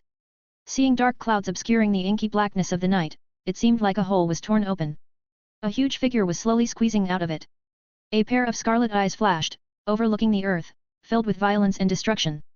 Such a frenzied aura, such a terrifying will, forming the might of a god. Antiope saw Ares, who was wearing black armor and covered with ferocious barbs. Wearing a feathered helmet, revealing only a pair of empty eyes. His muscles were bulging like hills, and his tall body was filled with a sense of power. It was as if, with the raise of his hand, he could shatter the sky and crush the earth. There was dark red blood seeping out from within his armor, which was particularly frightening. Ares is coming. He was breaking through the boundaries of Olympus and coming to Earth. Who can stop a god? Penthesilea said with excitement. No one can. Antiope struggled to speak as she slowly slid down the railing of the ship. Diana will see all this. She'll see the truth. No, Her Royal Highness, who is far from enough to shoulder Themyscira, won't be able to find out. Penthesilea revealed the signature smirk of a schemer and softly chuckled, it was Atlantis who planned this attack. You were killed in battle, and so was Queen Hippolyta. Hatred will blind Diana.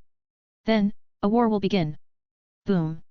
As they talked, a huge figure appeared in the dark sky, like a majestic mountain, casting an endless shadow. That was Ares. War. I need war. The murky voice overshadowed the thunder and rang through the world. Why are you yelling so loudly? While Ares was demonstrating the divine power of the gods, a clear voice responded. The dark red cloak fluttered, the upright body stood high in the sky. Luke looked directly at the god of war, the corners of his mouth curled up, and he softly said, as a peace-loving man of justice, I can't let war run wild. Mortal. Ares seemed a little surprised. Any being without the power of the gods of Olympus was immortal to him. Don't try to offend the authority of the gods. The heavy voice was like a boulder pressing down, and the tyrannical will rushed towards the provoker like a wild tide. Ares, with a sense of contempt, was ready to give that ungrateful mortal a little punishment. You have neither the infinite wisdom to see the trajectory of the past and the future, nor the invincible power to make people bow their heads and worship. Luke said sarcastically, without responding much as if the breeze was blowing in his face. You're just a violent maniac with muscles for a brain. You don't deserve respect at all. Mortals will fear you but won't respect you. Wise men will despise you, for he sees through your shallowness, and I with my own hands will send you to Hades's underworld. The stellar energy rushed through Superman's body. Since he came to this world, Luke had yet to truly demonstrate his power. Now, there was an Olympus god provided to spar with him. This wasn't bad. He had faced Odin, the Allfather in Nordic mythology. He wondered what kind of surprise the god of war in Greek mythology could bring to him. How dare you? You lowly ant! Ares said the same old villainous lines. This group of self-proclaimed gods loved to look at others as extraordinarily small compared to themselves. Silver lightning ripped through the thick clouds, and the sound of dull thunder rumbled.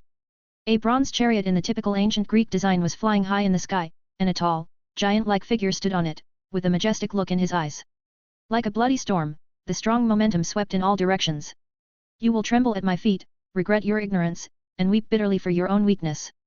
The will of the gods is above all else, and no one can violate it. Thunder rolled as he boarded the bronze chariot. It was as if Ares was leading 1,000 horses in a charge. The lingering dark red flame turned into a huge sword, and it slashed straight down as if to tear up the night. Luke looked calm and shook his fist. Unparalleled power boiled in his body, rolling the air and creating a vacuum. Boom! A thunderous noise sounded, and the flaming sword was directly broken into pieces. The force of that punch didn't let up, and it crushed Ares's immense divine power. Muffled thunder exploded in the dark clouds, and the airflow shot up like a sword. The cold, hard face of the god of war, covered by a helmet, experienced a wave of pain. Inside the body of this mortal man, it seemed that there was a powerful force comparable to that of a titan. There is no way that his bare hands can stand up to my divine power. Ares was still full of confidence. Those hollow scarlet eyes flashed released a hidden mental wave. The violence, killing, destruction, and devastation hidden deep within his mind. All kinds of negative emotions were surging. This is the power of the gods. The empty eyes that were hidden within the helmet suddenly burst into flames.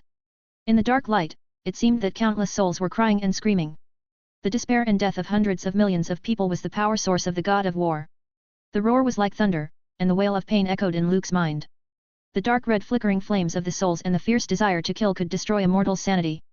If it were other people, they would have been broken by this wave of mental attack and become loyal servants of the god of war. But Luke wasn't afraid, he had the green light of will. The lantern ring appeared on his hand, and a bright, intense light erupted. The dazzling emerald color illuminated the night sky. The firm will was transformed into emotional energy, dispelling the terrifying pressure exerted by Ares. Is that all? The bland voice, which reached the ears of the god of war, was like a great insult. Luke's calm expression seemed to give the face of the Olympian god a hard smack. The feeling of humiliation filled Ares's heart. He rode the chariot and launched a charge. The dark flame turned into an overwhelming wave, surging around Luke. Thousands of horses and soldiers were running in it, and a large army formed by the flame neatly moved in unified steps. There was a rumbling sound in the night sky, and the crimson light was faintly visible between the thick clouds. Ares unleashed the power of the gods. In an instant, horses galloped, arrows rained, and grand scenes of ancient wars were staged in the sky. Luke stood like a hard reef in the heart of the river, resisting the impact of the flames. A warrior driving a chariot rushed head-on. The flames gathered in a lifelike manner, which was the projection of divine power. Boom! The chariot crashed into Superman's body and burst into a shower of fire. Luke could feel that a suffering soul had vanished, and the faintest of spiritual fluctuations were silently annihilated. This was an army composed of souls of the dead. All those who died in war would become part of Ares's divine power. A powerful way to make people feel sick, like an ugly parasite feeding on someone else's corpse. Luke didn't hide the contempt in his voice. The stellar energy in his body collided like a dazzling, fiery, massive celestial body. Endless light and thermal radiation came together, like solar flares, forming a terrible energy storm. In almost an instant, all the projections dissipated and disintegrated. My power! Ares looked at his hands in a daze, a feeling of weakness swept through his body. Puny god! The air brought up a whistling gale, and a heavy punch smashed into the helmet of the god of war. The legendary indestructible divine golden armor cracked open and fell to the ground. Luke stomped on the fiercely cracked helmet and looked down at Ares from above. Now, are you ready to go to hell? 459, Chapter 456 The concept of death, crushing the soul. These gods of the earth, whether Greek, Nordic, or other camps, as long as they had their own area of expertise, divine power and authority. For example, Ares, the god of war, Poseidon, the god of the sea. To some extent, they were equivalent to immortal beings. To be precise, they were very difficult to be completely and conceptually erased. Even if the gods were killed, they could reincarnate or be reborn after a while. Because they had a complete operating system, such dimensional worlds as Underworld, Hell, Heaven, Valhalla, and other dimensional worlds to accommodate their souls. As long as their divine powers weren't destroyed or deprived of, their authority remained. For them, death was only the destruction of their body. Their souls were immortal. If you wanted to obliterate them completely, you had to use some special items, weapons, or methods. The gods are immortal. Hades is my uncle. Even if you send me to hell, what else can you do after that? Ares finally faced up to the cruel fact that he lost to a mortal. His helmet, a symbol of war, was crushed by his opponent. The indestructible divine golden armor was also split into pieces. Not only did he lose, but he lost pretty badly. It could be said that he failed miserably. But that didn't mean that Ares would grovel before Luke and admit his mistake. This long-lived Olympian god was just like the Asgardians, who were stuck in their own ways for thousands of years. Always showing great pride and arrogance, always looking at other creatures with contempt. Actually, truthfully speaking, it was only the incarnation of those concepts that qualified as the true gods. Beings like Ares and Zeus were false gods. They were just a group of thieves who stole the divine power of those concepts and packaged themselves in a high-profile way. Because they had a long life and seemed powerful, they appeared as gods to the world. No wonder Diana, who was a demigod herself and came from Themyscira, resented the confusing pile of relatives she had. Gods? Eternal and immortal? Are you worthy? Luke almost laughed when he heard it. It's not like he didn't know the origin of the gods of Olympus. Besides, he had beaten Odin, the allfather of the Nordic deities. Why would he care about Greek deities? You have told so many lies that you have believed them yourself. Luke shook his head. There were many ways for him to kill these false gods. Although Zeus, Poseidon, and Hades, when their names were said out loud, one was scarier than the other. But when it came to real combat power, they might not be as good as Odin, the allfather. The gods of Olympus had been beaten by mortal men more than once. The so-called god of war is nothing more than that. Luke didn't bother to talk nonsense, he just kicked the other party off the clouds. Ares, who miserably lost, was defenseless. Like a cannonball in full force, his body tore through the atmosphere, and he smashed to the bottom of the sea. Boom! The waves surged across the sea, raising huge waves. On the deck of Themyscira's ship, General Antiope and Penthesilea, Ares's daughter, were on the sidelines the whole time. They were both dumbfounded, with incredibly shocked expressions on their faces. A stupefied look. That's the god of war, Zeus's son. Even Hippolyta, the Amazon queen, is wary of him. A mortal beat him. If this gets out, no one would believe it. Is this the man who was with Diana? Antiope struggled to support herself and stood up, gazing at the sturdy figure high in the sky, wondering if she was mistaken. The sea monster of Atlantis and the 12 gods of Olympus weren't just concepts. That man survived and saved the Amazon princess. And single-handedly defeated the god of war, to stop a world war. This isn't a hierarchical issue either.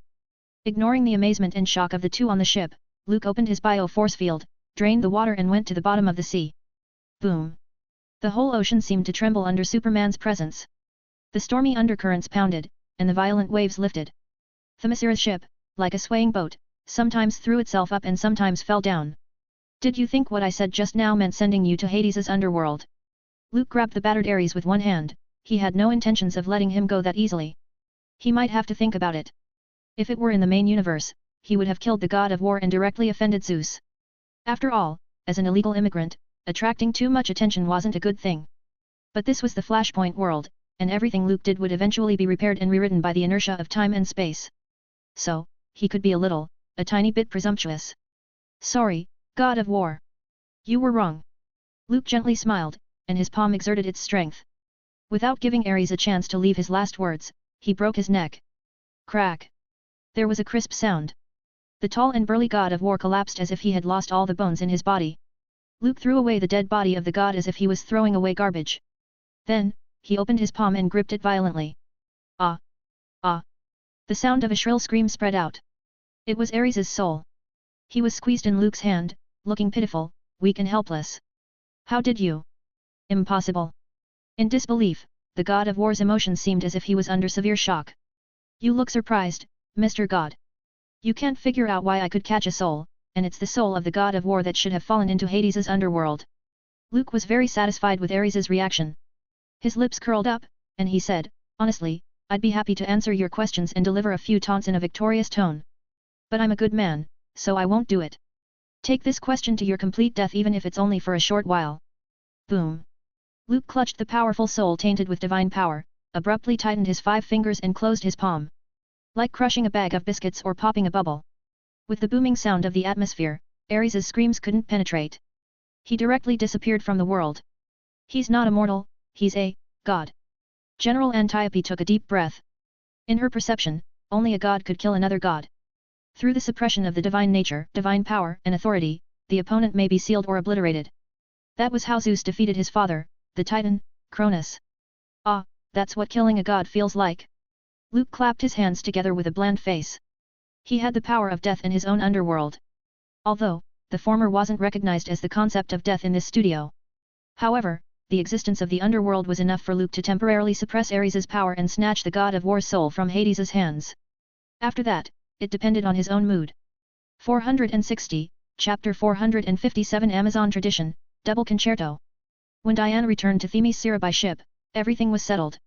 Amazon Queen Hippolyta, under the treatment from the witch, was able to resolve the poison of the aconite without much trouble. It was worth mentioning that Luke had only learned of the Themyscira way of saving patients at this moment. It was actually feeding the other party a bowl of thick black sticky jelly, then folding their hands and praying to the gods. Let's just say that it was very Amazon style. As the sun set and the night grew darker, Luke lay on the king bed of the guest room and pondered whether Zeus, the king of the gods of Olympus, would avenge his son. I hope these gods of Olympus won't come knocking, delivering their heads to me. Although, the famous Greek stallion didn't like Ares. But, no matter what, one of the 12 gods was killed. There wasn't even a fragment of his soul left. This was shocking news.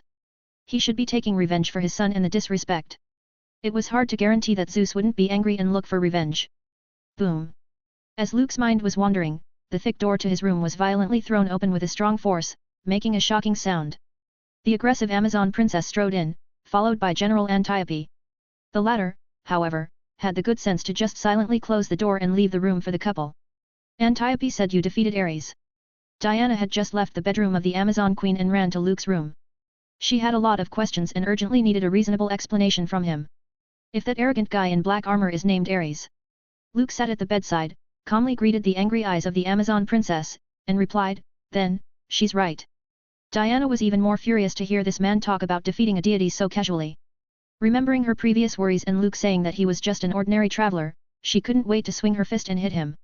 Amazon people hated deception and lies. According to Antiope, Luke not only defeated Ares, but he might also be a god. This was very different from the first time they met when he introduced himself. So, you've been lying. Diana's eyes suddenly looked dangerous. It seems that if Luke couldn't give her a reasonable explanation, then she might use the sword of Athena to slice him up. I'm really a traveler. Luke got out of bed, looked at Diana, and whispered, it's just that the scope of travel isn't confined to one world, but many.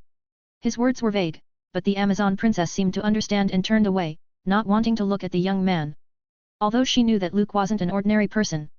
From the special treatment given by her mother, Hippolyta, and that time with the sea monster from Atlantis. But when the truth surfaced, he may not be too unusual.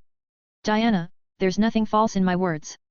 Luke reached out a little flirtatiously and touched the Amazon princess's cheek, his voice soft, I came here by accident, everything happened very suddenly.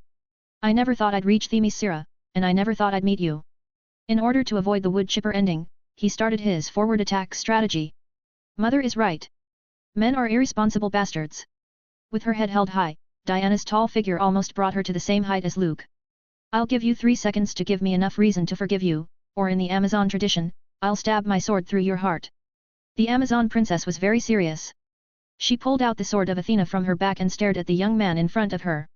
It seemed that if he gave the wrong answer, she would wield her sword and poke a hole through Luke's chest. 1 second. 2 seconds. 3 seconds.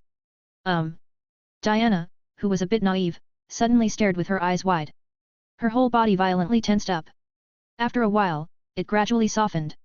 In the spacious room, there was no other sound except for heavy breathing and twisted tongues. This again. The Amazon princess was very dissatisfied with Luke's old trick. Did it mean that when men and women in the human world were in conflict, they relied on kissing to solve their problems?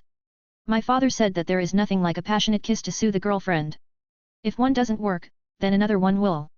Luke's mouth curved up at the corners, and he softly asked, "So, Diana, do you forgive me?" "No." The Amazon princess said through clenched teeth. She wasn't going to fall for this kind of despicable behavior. "Then, let's continue." Luke smiled. The wood in the fireplace crackled, and the flickering flame gave off heat, making the room as warm as spring. After a long time, there was a rustle. Diana got out of bed with her bare feet and sat down in the seat at the head of the bed. She stared at Luke, who woke up. After a night of stormy weather, her slightly youthful demeanor seemed to have matured. Mother is right. Men are creatures that we need to be wary of. They could pounce on you like wild animals when you're not looking. The Amazon princess held her head high, her long legs overlapping each other and resting on the edge of the bed. However, in the presence of an Amazon warrior, any man who harbors mischievous intentions would die a horrible death. Luke chuckled, lifted the quilt, stepped on the soft carpet and picked up a glass of fruit wine. Just now, it was a fierce battle that was almost evenly matched. He lost too much water and needed to make up for it. Cunning guy. Diana narrowed her eyes. She insisted that all this happened because she was bewitched by Luke. The vile man used some kind of enchantment and made her lose her mind. It must be so. I have my ways. Luke placed his glass down and picked Diana up in his arms. The two of them squeezed into the seat. This kind of intimate gesture obviously made the Amazon princess feel embarrassed and annoyed. She tried to stand up and escape Luke's embrace but was pulled back again. After several attempts at what seemed like a tedious game, the Amazon princess finally gave up on the idea. I'm just too tired to resist. Diana thought so. What are you thinking? The room was silent. The Amazon princess listened to the man's powerful heartbeat and curiously asked.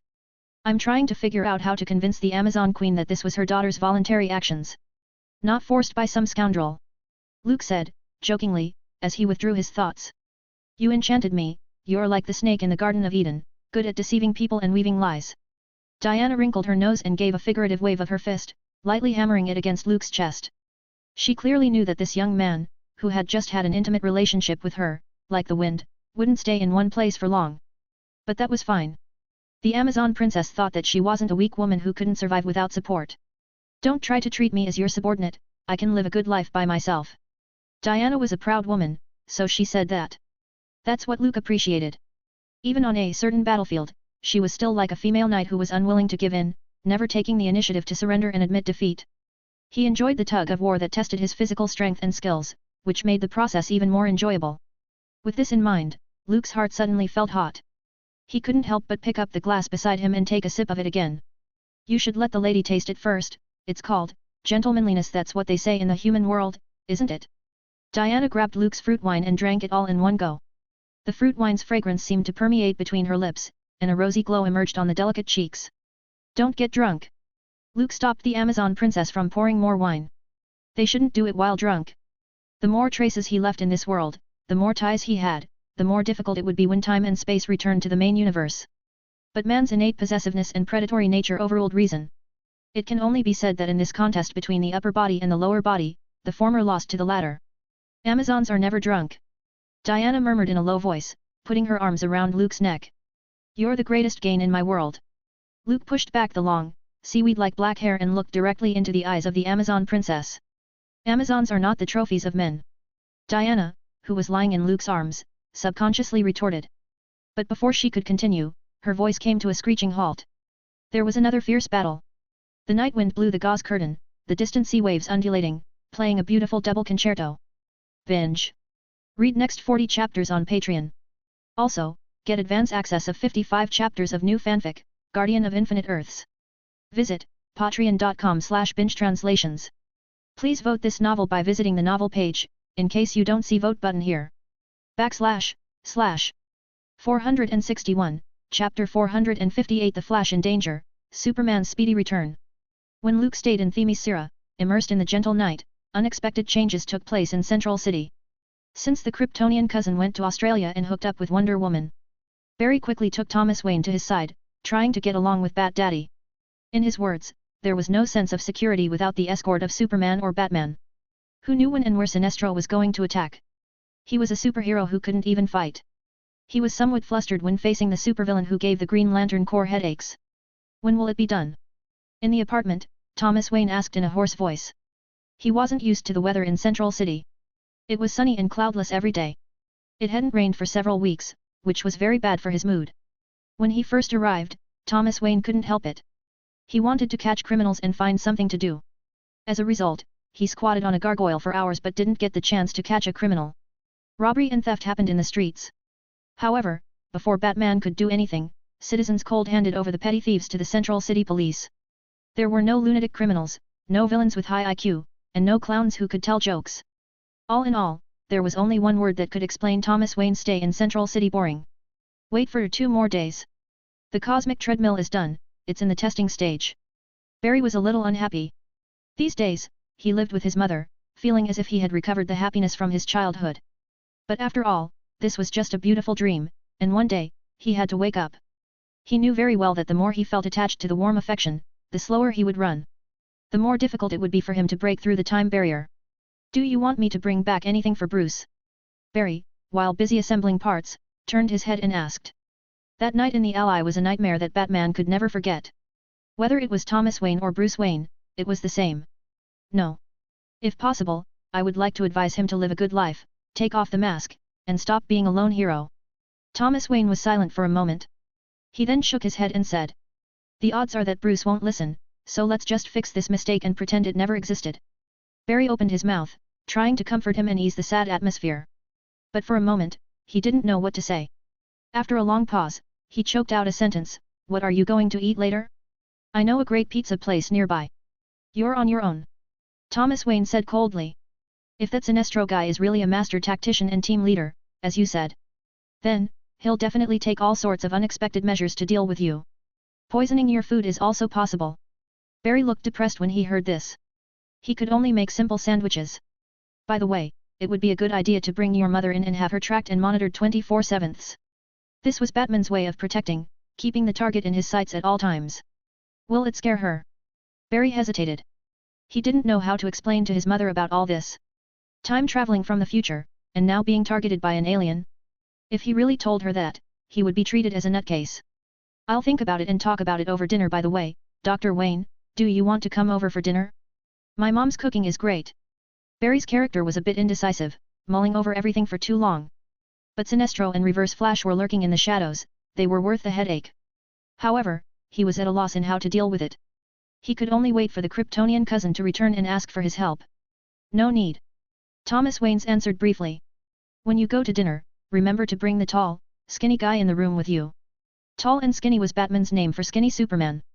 Despite a few days in the sun, Kall looked much stronger than before. But overall, he still looked thin. So, Thomas Wayne didn't believe that this guy was the most powerful creature on Earth. It was only a few days ago that he shook hands with the other party and his bones were almost crushed, and he reluctantly accepted the Flash's statement. With him as a bodyguard, presumably, Sinestro won't be a threat to you. Thomas Wayne considered it very carefully, and Barry naturally had no problem with it, so he agreed. By the way, they heard that Batman came to Central City. Citizen Cold, and the other superheroes, all want to meet you. Something about a superhero party. Before Barry could finish, he saw Thomas Wayne's stern look and immediately stopped talking, raising his hands in a gesture of surrender. I'm not the one who said it. Staring at the Flash, Batman coldly said, I'm not interested in socializing. Barry's face looked bitter. It was too much pressure to form a team with Bruce's father. He instantly missed the Kryptonian cousin. When it got dark, the Flash went out with Skinny Superman. Maybe they were scared by Luke, so the people from the military never came to bother them. But Cyborg went to Gotham before and had a disagreement with Batman. The peace talks in Australia seem to have taken a turn for the worse. I wonder how Luke is doing. Looking at Kall, who was learning how to integrate into society, Barry felt a little helpless. Superman, in this case, in addition to acting as a shield, he basically couldn't help anyone. The Kryptonian cousin was more reliable. At least, he could always find a way to solve a problem. Mom. Barry walked 1 block away to the neighborhood where his mother lived. He was about to ring the doorbell but found that the door was opened. This familiar scene instantly pulled him back to his childhood nightmare. Barry didn't want to think so much and immediately turned into a yellow bolt of lightning, rushing into the house. Batman, who was staying in the apartment, was sitting quietly on the couch. He set down the pen in his hand, folded the finished letter, and stowed it in his belt. Although he said that there was nothing for Barry to take to his son, after thinking for a long time, Thomas Wayne decided to write a letter to Bruce. Did. After all that, Batman, who was ready to rest, suddenly heard the signal receiver hidden in the two pointed ears of the hood. An alarm sounded. This was the monitoring equipment that he placed on Skinny Superman. The other party hadn't received a normal basic education and hadn't formed a correct concept of good and evil. Even if the Flash said that this Kryptonian was one of the greatest superheroes in the Justice League in the other universe. But Thomas Wayne didn't want to blindly believe that. According to Barry, Central City's current superhero, Citizen Cold, should also be a villain too. Intelligent life forms were complicated and full of uncertainties. Therefore, Batman secretly placed a monitoring device on Skinny Superman without telling the others. On the one hand, it was to monitor him, on the other hand, he also considered that Sinestro might launch a surprise attack. This could serve as a precaution and insurance. The Flash had Speed Force. Placing a miniature signal transmitter on him would be difficult. However, Kall was gullible. He could easily achieve his goal by using words like friends and trust.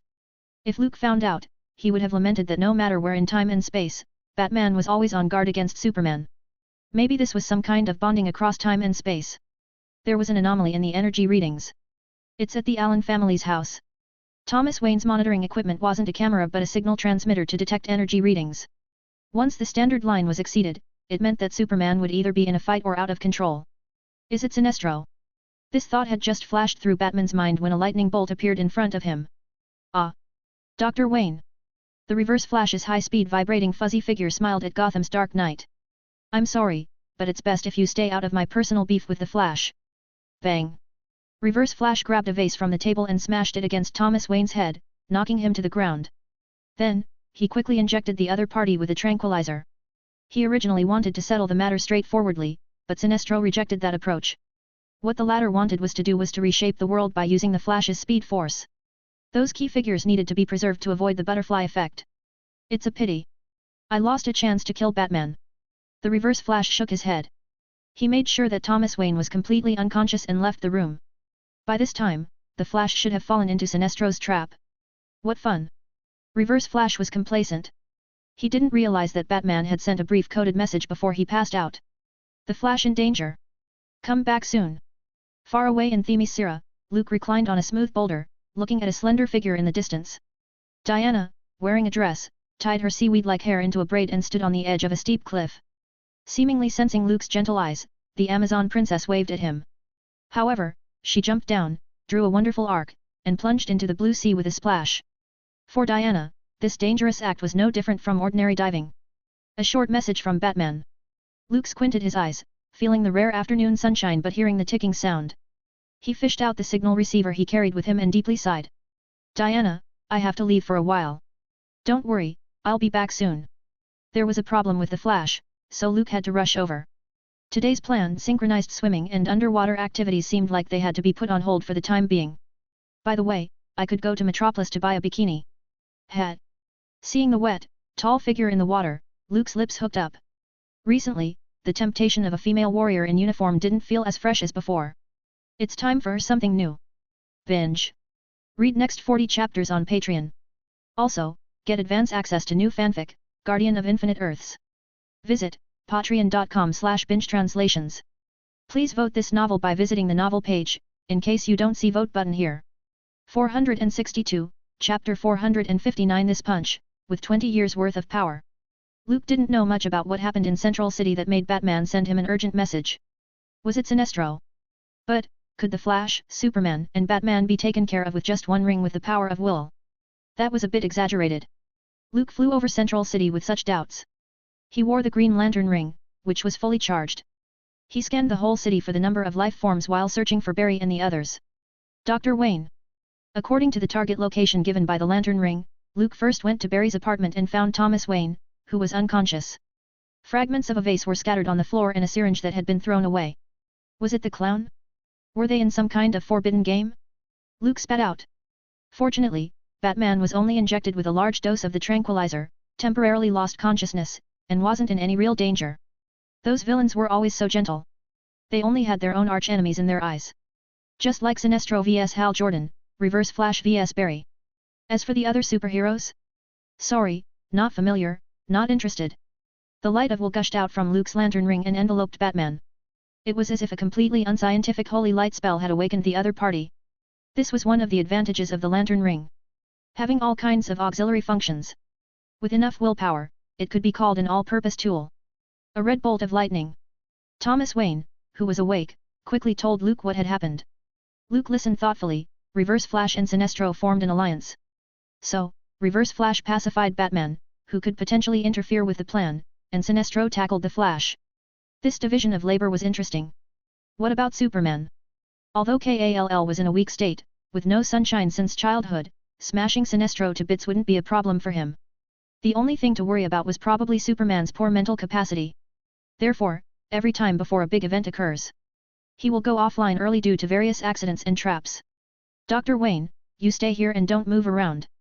Luke tapped on the lantern ring's simulated light screen and traced Kall's location, and found that it was in the nearby block, not far away.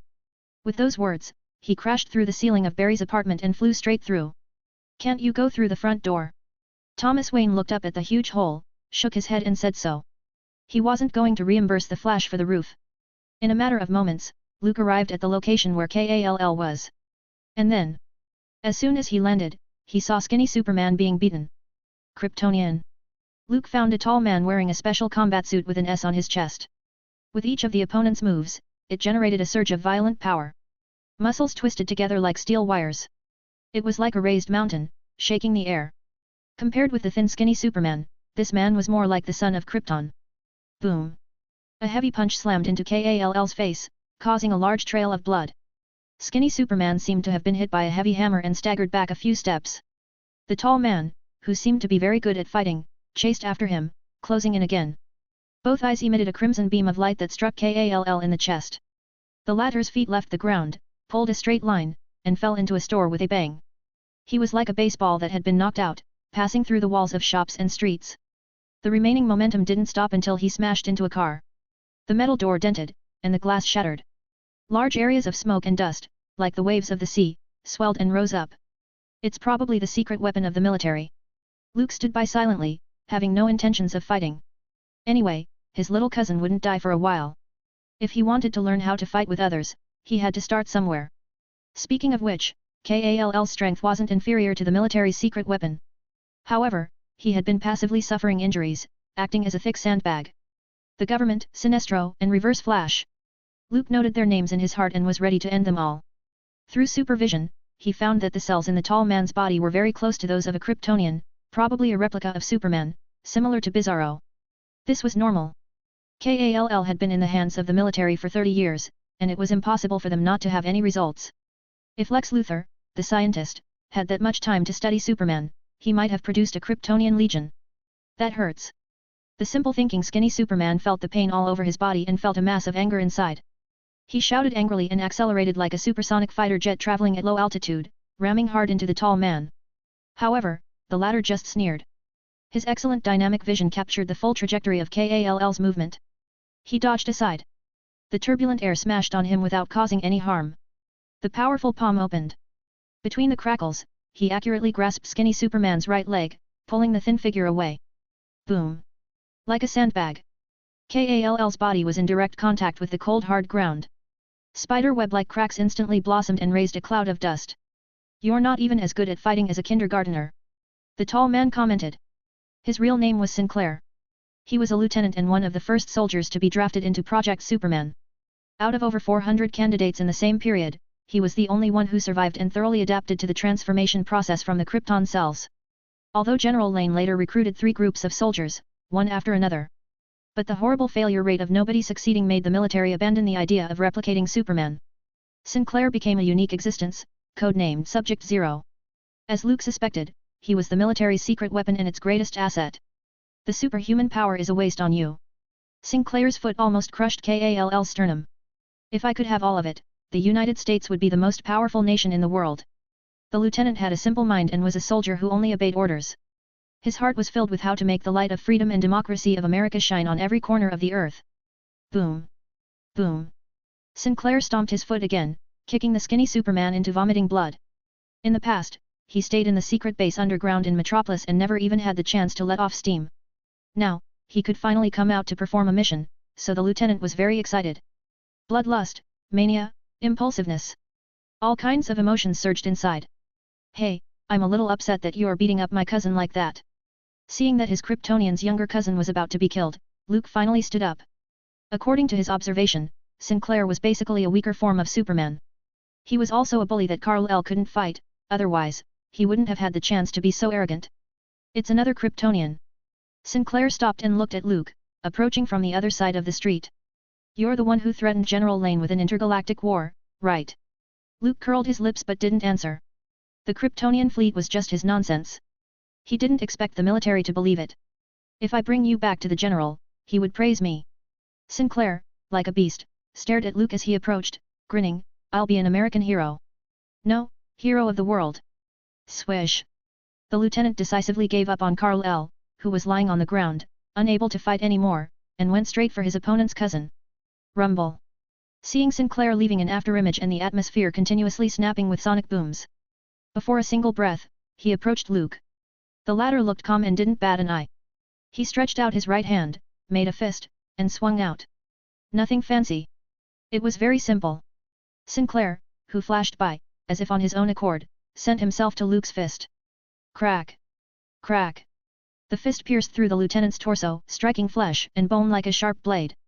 The strong flesh, hard as steel, was as fragile as a piece of paper in front of this blow. Bang! The earth seemed to shake so hard that the aftershock radiated to the surrounding neighborhoods.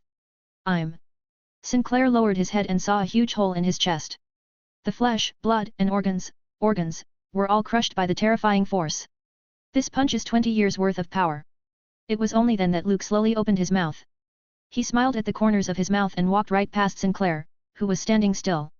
After walking some distance away, Sinclair's tall body burst open and exploded into a sticky mass of flesh and blood. Binge. Read next 40 chapters on Patreon. Also, get advance access to new fanfic, Guardian of Infinite Earths. Visit patreon.com/bingetranslations. Please vote this novel by visiting the novel page, in case you don't see vote button here. 463, Chapter 460 The Culprit, The Ultimate Truth. Cousin, are you all right? After one punch killed Lieutenant Sinclair, Luke reached out and pulled Kal-El up. Skinny Superman had been beaten wildly and was a little delirious. Looking at his older cousin, there was an extra hint of warmth in his teary-eyed look. When the Flash asked him to go out, it was clear that he was talking about a big meal. When they arrived at the door, Barry found out that something was wrong and left Superman behind, using the Speed Force to break into the house. Then Sinestro came to catch the Flash, he only targeted him. The other party's goal was the Flash. He wasn't interested in Superman. But the simple-minded Kal-El, when he saw that Barry was captured, thought that dinner might not be an option. Sinestro didn't want to get involved too much. The person who sent Lieutenant Sinclair, General Lane, believed him when he said that the Green Lantern Corps could stop the Kryptonians. Having met Abin Sur, the federal government wasn't difficult to persuade. That's what Luke saw when he came. Find somewhere to buy a hot dog or a burger. Go eat. Luke looked at Superman's injury. Although he looked miserable, for the self-healing Kryptonian, it was nothing. He was too busy looking for Sinestro and Reverse Flash and had no time to take care of his younger cousin. Barry Allen was the only key to the main universe, so he couldn't let anything happen to him. No money. Superman didn't move his feet and spoke with some embarrassment. Barry had taught him the common sense of having to pay for food. Take it. Swipe as much as you like. Luke had never had the habit of carrying money, and when he was in the Marvel Universe, he traveled with a secretary and bodyguard, so he didn't have to pay his own bills at all. In the studio next door, the Flash, Batman, or Cyborg took care of the bills. Fortunately, Barry left a credit card. He threw it to his cousin, indicating that he was free to use it. Anyway, the Flashpoint world was a mistake that was going to be corrected. Even if the Flash's credit card was maxed out, it wouldn't matter. Thank you, cousin. Superman was very polite and walked away with the credit card. What an easy child to take care of. Power Ring, search for Sinestro's location. Luke sent away his cousin, who was beaten up for no reason, then used the Power Ring to find Sinestro's whereabouts. The Guardians of the Universe added a beacon function to the rings when they were forged for the convenience of the Green Lantern Corps' operations. It could search for nearby Green Lantern soldiers at any time, anywhere, and guide each other to rally together. It could also send emergency signals in case of danger. According to Abin Sur, at this time, Sinestro didn't have the yellow light of fear. Then, Luke, who was also an owner of the Green Power Ring, could easily find the other party's whereabouts. He's fast. At the Atlantic Ocean. Luke withdrew the projection made from the power ring, pulled himself up from the ground and rushed high into the air. In a matter of minutes, he crossed the long distance and appeared over the Atlantic Ocean. Sinestro is after the Flash's speed force, and Reverse Flash is after revenge against the Flash. Barry, you're so unlucky. Luke muttered casually. His eyes swept across the vast sea like radar and finally locked on a small island. He. Barry, we meet again.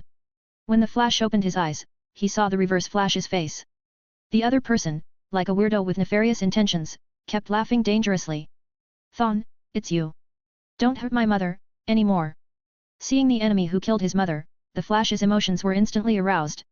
He was strapped to a metal chair with his hands and feet in shackles. The speed force in his body also seemed to get weak and difficult to mobilize. Barry remembered that he was going to have dinner with his mother. However, Sinestro set a trap. The Flash actively rushed into an energy net, completing the capture plan. Don't worry, Barry, I didn't do anything to your mother. Although I killed her countless times on countless timelines, I'm not going to do it this time. Reverse Flash spoke in a sinister tone, unafraid of the anger emanating from the Flash's eyes.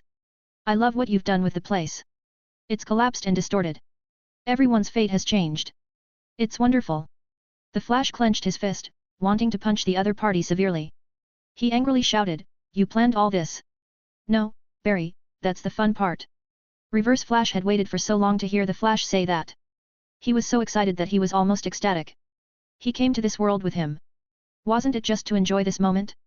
Reverse Flash squeezed his opponent's jaw, then laughed and said, I didn't do anything. The reason for this world lies in you, Barry Allen, the superhero of the Justice League, the Flash. Think carefully, Barry. Did you do anything good in secret? The Flash pursed his lips, knowing that he had created the Flashpoint world in order to undo his mother's death. However, it couldn't have had such a great impact. Superman, Batman, Aquaman, Wonder Woman, the fate of these people had changed. This is a lie you've made up, isn't it? I saved my mother. How could I have influenced her past before she was killed and further distorted time and space? That's impossible. Barry shook his head vigorously, saying he didn't believe it. Wow, you don't want to accept the truth? Then let me ask you, Barry. If speed breaks through the sound barrier, it creates sonic booms. What about breaking through the time barrier? Reverse Flash understood everything that was going on and did his best to answer the Flash's innermost questions. He loved watching the Flash wallow in pain and self-doubt. It's so delightful. Speed force broke the boundary of time, and then boom. A huge explosion was created, and the distortion effect started to spread outward with you as the center of the circle, affecting everything. The Reverse Flash held out his finger and gestured. Of course, I helped in a small way, but you gave me the opportunity, Barry. The Flash clenched his teeth. His expression was a little complicated. Thinking of Superman and the dead Bruce, his heart was filled with guilt. This was the expression that the Reverse Flash wanted to see. I just wanted to save my mother. After a long moment of silence, Barry painfully said so. What a touching story, Central City's greatest superhero. Wait. Why weren't you there to prevent JFK's assassination? And why didn't you keep Hitler at the Academy of Fine Arts? The Reverse Flash was relentlessly sarcastic. You just wanted to save your mother. Because of your selfish desire, you tore the past apart and made a tragedy out of it. Tell me, Flash, what's the difference between you and me now? Crossing his arms on his chest, he looked at the Flash, who was struck speechless. The Reverse Flash revealed his satisfaction. He clapped his hands. The originally dim environment suddenly lit up. Barry saw the cosmic treadmill with all kinds of wires and instruments connected to it. He's all yours, Sinestro. The Reverse Flash retreated to the side, leaving room for his partner. The red-skinned alien came out of the dark shadows and looked directly at the Flash, who was hanging his head in disbelief and devoid of hope. A frenzy flashed in his eyes, and he muttered, The Speed Force is mine. 464, Chapter 461 Scream your throat out, no one will come to save you. Sinestro. Barry shuddered as he sensed the other party's maniacal eyes.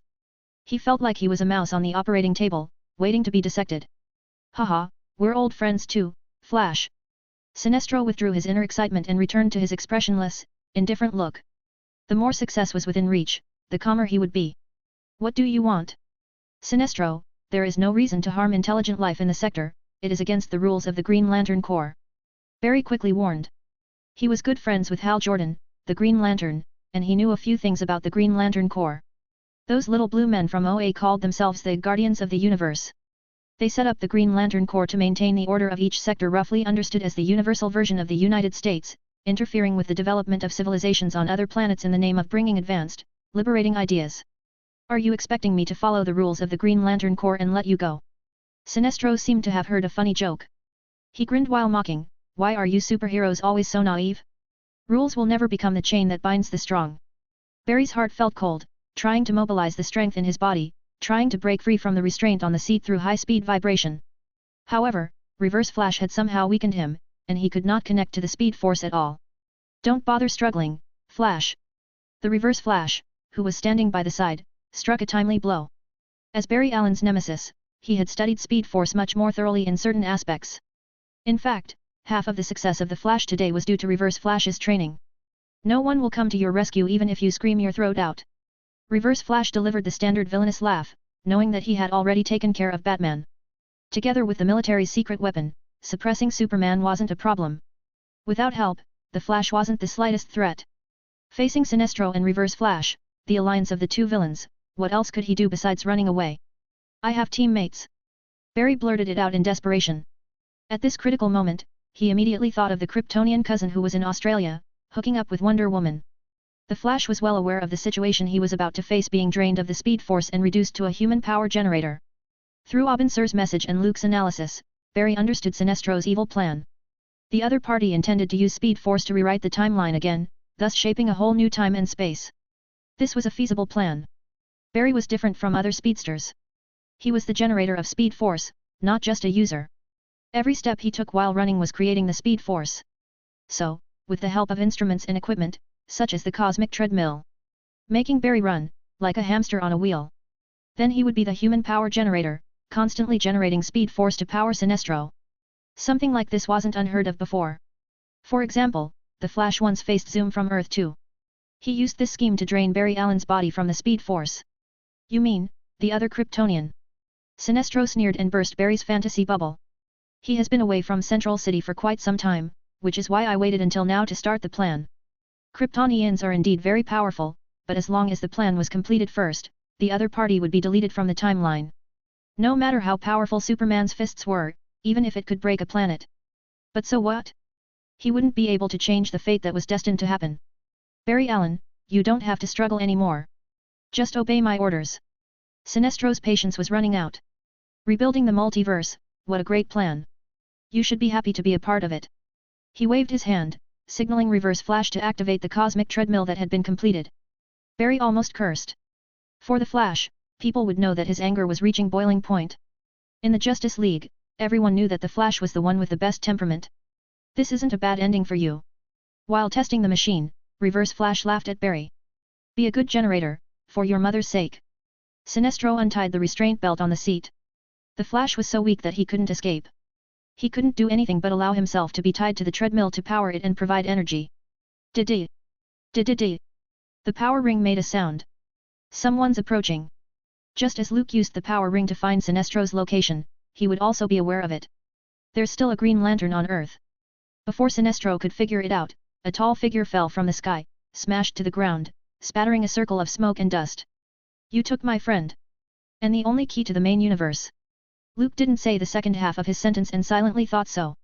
He coldly scanned the room as if a cold Siberian current had passed through, causing a chill to rise in the hearts of both Sinestro and Reverse Flash. This was an intense momentum that produced a spiritual wave. Kryptonian. Sinestro's expression changed. He was focused on Luke's power ring. How did you get Abinsur's? Abinsur's power ring was never recalled by the Guardians of the Universe, but it ended up in the hands of a Kryptonian. Surprised? Luke raised the power ring and aimed at Sinestro. I'm more curious, Sinestro, what led you to find out about all this? The Flashpoint event led to the restart of the multiverse. The Guardians of the Universe on Planet OA, as well as those higher-level concepts of the universe, such as the Endless, should all be aware of it. But such existences wouldn't care. After all, this wasn't the first reboot of the universe. There had been many Flashpoint events before. For example, the well-known Crisis on Infinite Earths. The struggle between the Monitor and Anti-Monitor eventually spread to the multiverse. In that crisis, the Flash, Barry Allen, sacrificed himself, destroyed the antimatter cannon and saved the last main universe. It seems that from then on, the Flash's sacrifice had become a tradition for every big event. Someone gave me a prophecy and a revelation. Sinestro pursed his lips and replied. It all started with Abin Sur arriving on Earth and looking for the entity of the white light of life. It was well known that the entity is the living embodiment of the white light of creation that gave birth to all living things in the universe. For a long time, the guardians of the universe claimed that the planet Oa was the center of the stars, the starting point of all intelligent life. But why was the white light of creation placed on Earth, a backward and remote sector? From then on, Sinestro had doubts about everything the guardians of the universe had said. Behind a lie, there must be countless other lies. Sinestro found the imprisoned Atrocitus and demanded answers. Speaking of that person, the timeline will have to move back several centuries. A long time ago, the guardians of the universe, who had nothing better to do, had not yet established the Green Lantern Corps. The Cosmic Police, which was responsible for maintaining each sector's security and public order, were the Manhunters. However, because of a major system failure, in fact, an elaborate conspiracy, the Manhunters got the wrong instructions, taking Sector 666 as a target. The group of machines that had no compassion nor the ability to think would only obey orders. They slaughtered all the residents of the sector without question or hesitation. This was the true story of the famous massacre of Sector 666. Afterwards, the Guardians of the Universe covered it up and kept it quiet. They learned their lesson, exchanging the robot Manhunters for the Green Lantern Corps.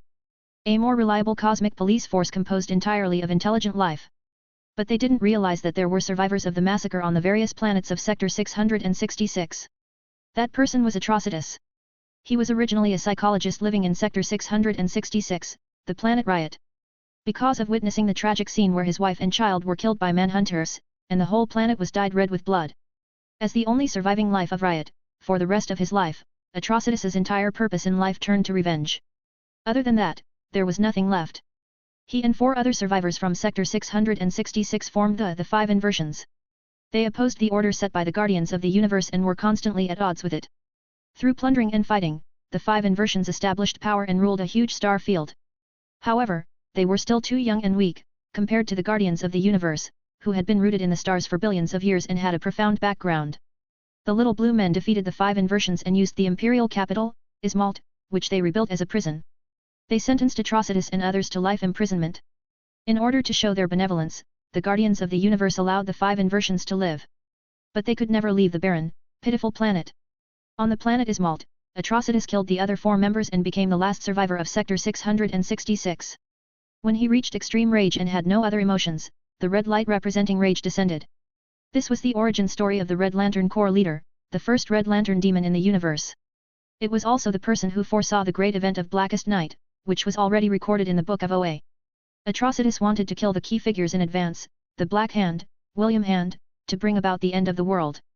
As a result, Hal Jordan and Sinestro, who were chasing him, caught him on the spot and sent him to prison on planet Oa.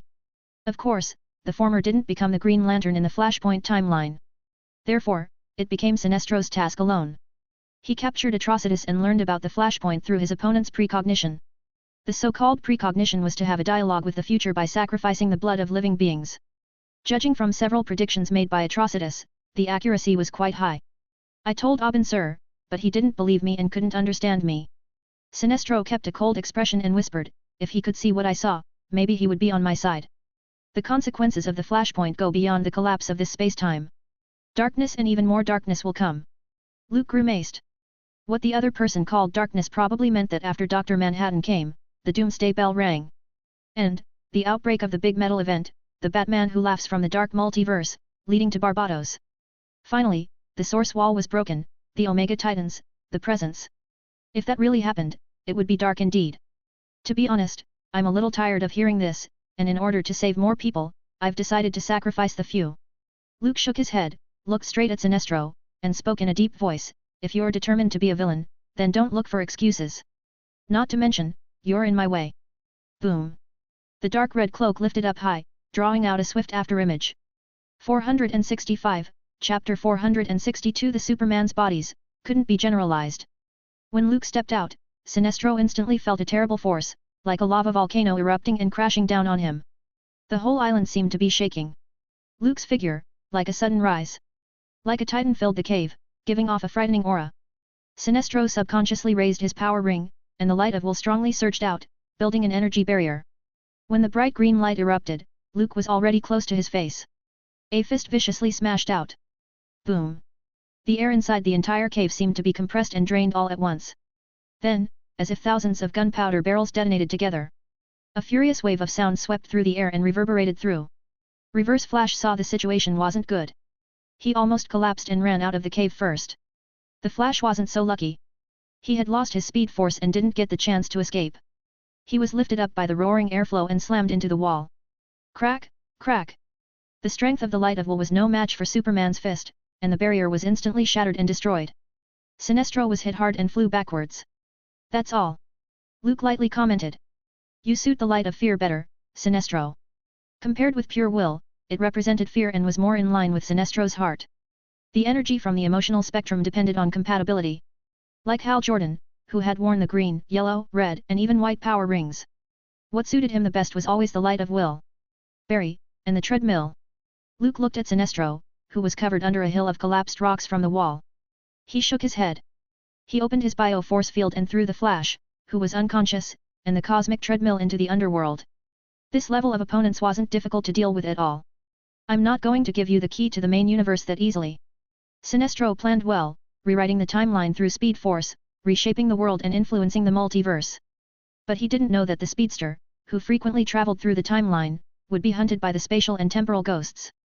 Moreover, this couldn't solve the fundamental problem. If Luke was right, Dr. Manhattan, from the Watchmen universe, had noticed the collapse of time and space. Predictably, he was waiting for the Flash to repair the timeline and take the opportunity to steal 10 years from the restored timeline. In the face of a quantum being, the upstream and downstream of time, the past and the future were all meaningless. The boundless time and space, in Dr. Manhattan's view, was like a spacious room. He could come and go as he pleased and could appear in the upstream and downstream, past and future, at the same time. Sinestro used a giant electric drill, formed by the light of will, to chisel through the small mountain pressed against him. The Flash, to him, was the last hope he had to reshape the world and save the multiverse. As a paranoid person, Sinestro couldn't give up that easily, even if he had to make an enemy out of a Kryptonian. Boom! Boom! Boom! The green light flashed, and 2 large cannons were successfully shaped, unleashing their firepower on Luke, who hadn't left yet. This was the strength of a Green Lantern. They could turn their thoughts and will into energy through the power ring and manifest them. As long as they had enough willpower, they could form anything, from the micro level to the macro level. For example, kryptonite or radiation from a red sun, and so on. If I put on the power ring and manifest a star destroyer, I wonder if fantasy weapons can appear. Luke didn't pay attention to Sinestro. His mind was wandering, thinking of another subject. The main reason was that he couldn't imagine what the details in a Death Star would look like. The simple concept couldn't be manifested. And replacing it with a star destroyer, the difficulty might be much less. Luke held up the power ring and wanted to try. However, he found that the power of will released by the power ring couldn't construct a complete structure. Failing several times in a row, he could only give up. In the meantime, Luke was attacked by Sinestro. Artillery, naval guns, plasma guns, spacecraft missiles, all kinds of conventional weapons were used. Perhaps, depending on the strength of will, the power of these weapons of mass destruction was slightly different. But they bombarded Superman's bio-force field, but there was only one result. They couldn't break the defense. Sinestro, your will isn't strong enough. Luke strode forward, his eyes slightly condensed. The cave was sliced in half when the high-temperature rays swept through. A large amount of sand, gravel, and mud fell, causing a small earthquake. Sinestro, who erected an energy shield, quickly flew into the sky to avoid the falling rocks. He realized that it might not be a wise idea to take on a Kryptonian on his own. Weaknesses. Right. Magic. Sinestro wasn't ignorant of Superman, with low magic resistance, low mental resistance, fear of kryptonite and red sun radiation. Any villain with a bit of brain knew these weaknesses. This was probably the reason why Superman would be busy every time there was a big event. As the fighting force of the Justice League, he was targeted too severely. Sinestro mentally formed a staff and aimed it at Luke. The emotional spectrum was universal energy. Power rings could use all the basic forces of the known universe, such as gravity, heat, light, electromagnetism, and so on.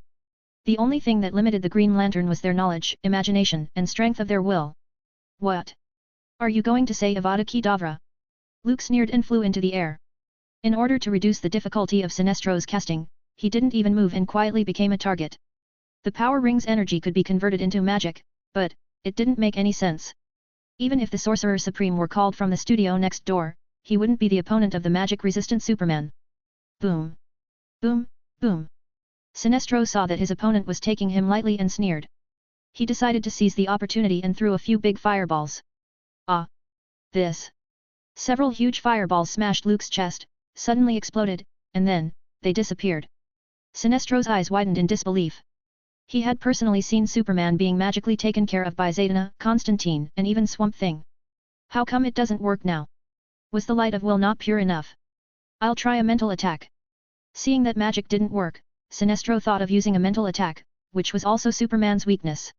The other party was controlled by Poison Ivy once, almost beating Batman to death. Just a few seconds later, Sinestro was once again frozen. He converted the green light into a mind-controlling psychic device, but it was still useless. Maybe, I need kryptonite? Sinestro didn't understand. Even if he was also Kryptonian, Superman's older cousin didn't have those weaknesses. Okay, playtime is over. Luke's mouth turned up. Being Superman, and having Superman's physique, couldn't be generalized. Kryptonite, magic, mind control. In his opinion, those things weren't even worth mentioning. 466, Chapter 463. When the Flash regained consciousness, he was already in his apartment in Central City. It was like he had a long night's sleep, during which he also had a terrible nightmare. In the dream, Sinestro forced him to run on the cosmic treadmill and drained the speed force from his body. Then the timeline was successfully rewritten to remove all the relevant presence of the Justice League in one go. In the end, there are only a bunch of villains left in the universe. They overthrew governments and established their own powers. The world was in ruins. It was so bleak. Barry woke up from his dream with a jolt as if he had been frightened. When he opened his eyes, he found himself lying on a large bed in his apartment in Central City. The sun came in through the window, and a bit of dust fluttered and floated. Everything seemed fine, and so quiet, so beautiful. Are you awake? Luke pushed the door open as if he had noticed the noise and asked. The Kryptonian cousin had a smile on his face, which instantly stabilized the Flash, who was a bit confused. The other parties seemed to have magical powers, like Batman, who could quickly calm people down and stop them from thinking too much. Luke. I remember you saved my life. What happened after that? Barry rubbed his hair. The back of his head was smashed against the solid rock wall, and right now, he could still feel the pain. He looked like someone drunk, who had been partying all night and had drunk himself to death. The memory in his head was fragmented, like a long, poorly edited film. Nothing interesting. Luke leaned against the door frame, his mouth hooked up, showing a kind smile. Sinestro, after being educated by me, decided to give up his evil plan to destroy the world and continue to devote himself to the great cause of the Green Lantern Corps to maintain peace in the universe. He realized that he had done something wrong and sincerely admitted his mistakes. The Flash froze in place, then widened his eyes, wondering if he misheard. Could Sinestro change his ways? That's ridiculous. Okay, I'm just kidding. Luke waved his hand. It seemed that his joke didn't work.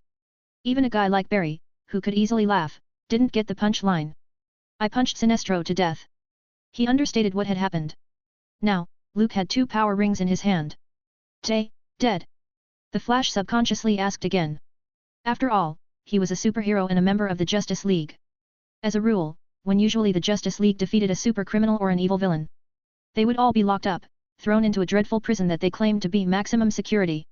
Then after a while, the gang of bad guys who constantly wanted to destroy the world and the universe would successfully escape from prison. Such things were always repeated in this studio. It seemed like the supercriminals and villains were some kind of extremely precious non-renewable resources in the eyes of the Justice League, so they had to be well protected. Of course, Sinestro is not the kind of person that can be easily persuaded. Any intelligent being with a power ring would always have a stubborn, paranoid side in their hearts. Luke shrugged his shoulders. The Kryptonian cousin didn't have any no-kill policy. He always adhered to the personal philosophy of never being soft on the enemy. This is the best way to solve the problem once and for all. Barry smiled passively. It wasn't that he didn't understand. It's just that, in the Justice League, killing people was generally done by Wonder Woman or Aquaman. Unless faced with an alien army, Superman and Batman wouldn't kill anyone. The Flash felt a bit uneasy when he heard that this Kryptonian cousin had killed Sinestro. Lex Luthor and Clark had a love-hate relationship for a very long time, and the former was still alive and well. Luke curled his lips as if he had guessed what Barry was thinking. He strongly recommended that Darkseid, from the planet Apocalypse, should set up an alien protection association to condemn the double standard of the Justice League. For psychopaths, criminals against humanity, executioners who slaughtered millions of lives. The Justice League chose imprisonment instead of the death penalty. But when it came to the ruler of Apocalypse, they would show no mercy and use all kinds of weapons of mass destruction. Maybe, Only Earthlings deserve to live. Aren't alien life also life? I hope Darkseid protests against Superman and Batman as soon as possible. This is a double standard. What about Reverse Flash? Barry scratched his head and hesitantly asked. That guy ran away first. You can't expect me to catch up with a speedster. It's not a fair competition. Luke shook his head. The Reverse Flash saw that the situation wasn't good and decided to use Sinestro as the scapegoat, earning him a few dozen minutes. It was enough for him to run around the world in a full circle. Therefore, he was too lazy to chase him. He directly took the Flash to Central City and waited for the final step to be completed. Well, I still have something to do. Luke remembered that he hadn't bought Diana a bikini yet, so he had to hurry, or else when he got back to Themyscira, the dish would already be cold. Barry, you have to fix the cosmic treadmill. This space-time is getting more and more chaotic, even Sinestro is involved. There's no telling what will happen later. The Flash, who had been collecting his thoughts, nodded. He could no longer indulge in the warmth of family affection and ignore the impact of the Flashpoint on the main universe. A few days later. In Themyscira. The afterglow of the setting sun spread all over the beach. Diana was sitting on a rock. Not far away, snow-white waves smashed against the cliff, splashing crystal-like water droplets. The Amazon princess looked out at the blue sea, holding her chin with one hand, her thoughts flying to nowhere. The dim light gave the beautiful silhouette a pale glow, like a vivid statue. Are you leaving? Seeing Luke coming toward her, Diana asked softly, with no evident emotion in her tone. I have stayed long enough. Luke pursed his lips. He caught the fleeing Reverse Flash with the help of Barry's Speed Force earlier. After offering a sacrifice to heaven, the Flash was restored to his full strength, enough to break through the time barrier. The countdown to leaving the Flashpoint world had already started. What will happen to this space-time after you leave? The corners of Diana's mouth twitched. She looked out to sea with a complex look in her eyes. Anyone who learned that the world they live in was just a distorted space-time born by mistake would find it hard to accept. What's more, the lover they had an intimate relationship with had to leave because of it. This was Wonder Woman. If it were someone else, they would have gone insane. It would be repaired by the inertia of time and space, and then, cease to exist. Luke said with uncertainty. He seemed to remember that after that, the Flash took Batman to the Flashpoint world once more. To investigate, the comedian's button that fell in the Batcave. So, will I cease to exist? Diana turned her head and looked at Luke, who stood still. The latter smiled gently and replied, You won't be erased. We will meet again in another time and space. Is that so? Diana was in a daze. She hugged her knees and faintly said, Will I recognize you then? Or will you remember me? Yes. Luke firmly nodded. He took the hand of the Amazon princess as they stood on the beach. In the distance was the sunset, sinking below the horizon and the endless ocean. The man and woman embraced each other like a touching scene. Let's take a picture. After a long while, Luke placed a camera on the rock, then held Diana and stood in front of the camera. The two looked at each other with a smile. Click. The shutter sounded. The scene was immortalized. 467, Chapter 464 The Final Moment, Restarting the Universe. In Central City, the apartment. Legend has it that the magical treadmill could take speedsters through time and space or even through various parallel universes. It was actually no different from common gymnasium equipment. At least Luke didn't see anything special. Except for the running belt that was made of special anti-friction material, other parts were common. These days, Barry spent more energy on things like coordinate reading, space-time anchoring and so on. You can use this to go back to the main universe. Luke looked at it suspiciously while the Flash was warming up. He didn't want Barry to run ahead or too far back. In case of bad luck, he would fall directly into the metal event in the future and face Barbados and the Batman Who Laughs. Or in the past, in the Kingdom Come event, meeting the Justice Society of America. That would be awful. Of course. Barry nodded affirmatively. This wasn't the first time he had used the cosmic treadmill. In terms of time travel, no one was more of an expert than him, except for the Reverse Flash. Believe me, Luke. You will see another Clark soon. He, the Kryptonian cousin, and Thomas Wayne were the only ones in the apartment. The other party had reminded them to forward the letter to Bruce properly. The scrawny Kall, on the other hand, was left to stay happily at the Flash's mother's house while he waited for dinner. The truth behind this distorted time and space was too cruel. After careful consideration, Luke and Barry chose to hide it. Let's get started. Luke touched his chest. There was a photo of him and Diana, hidden in his suit. This was the only trace of his visit to this world. As long as the Flash broke through the time barrier again and returned to the time and space of the main universe, everything here would go up in smoke and collapse. We will meet again. Luke's lips were raised. He and the proud Amazon princess had already made their final farewells. Barry nodded and looked out of the window with eyes full of nostalgia and reluctance. Goodbye, Mom. Compared with Luke's deep parting with Diana, the Flash's inner feelings were even more complicated, and the choice he faced was even crueler. The Kryptonian cousin and Wonder Woman could still meet in the main universe, but Barry's mother would never come back. Her fate was firmly fixed at the moment of being murdered by the Reverse Flash. Do you need to go say goodbye again? Luke saw Barry's sad expression and couldn't help patting him on the shoulder. Don't think too much when running. The more you hesitate, the slower you'll be. The Flash shook his head. This was the mistake he made, he needed to correct it. Thank you, Luke, but this is my responsibility. After making a decision to leave his excess feelings behind, Barry turned the cosmic treadmill on and started running. Twists and wisps of tiny lightning seemed to connect to an illusory space, forming a substantial force field that covered the whole apartment. Luke felt the strong surge of the speed force, like a surging wave, constantly releasing energy. Soon, the rapidly expanding speed force field wrapped him up, taking the two figures in the apartment with it out of the wrong time and space that shouldn't exist in the first place. Boom. Ah. This is. I see 3 timelines, why?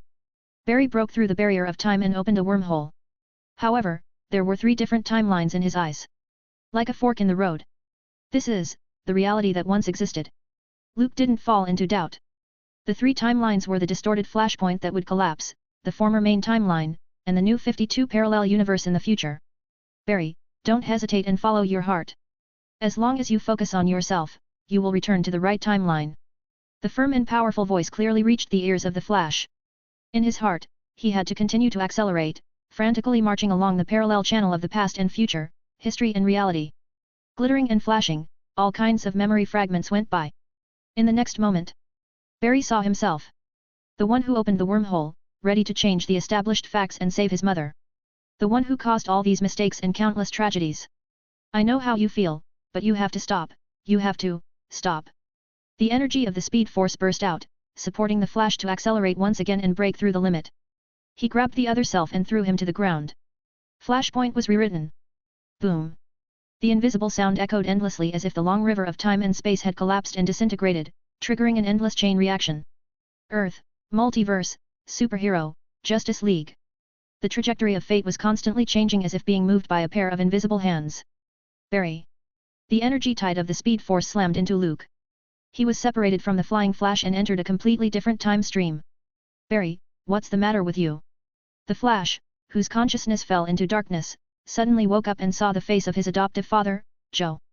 Are you too tired lately? If you can't handle it, go home early and get some rest. The familiar voice sounded in Barry's ear, and everything seemed so far away, so trance-like, like a dream. Please, we have spent 18 hours on this case. Being too anxious isn't a good thing. Joe comforted him. Barry looked down at the information at hand. The words "the Rogues" and "Captain Cold" were vaguely visible on it. Joe, do you know Superman? He hesitantly asked. Of course, Metropolis's Superman. Who wouldn't? He also made the front page of the Daily Planet last month for saving people from a plane crash.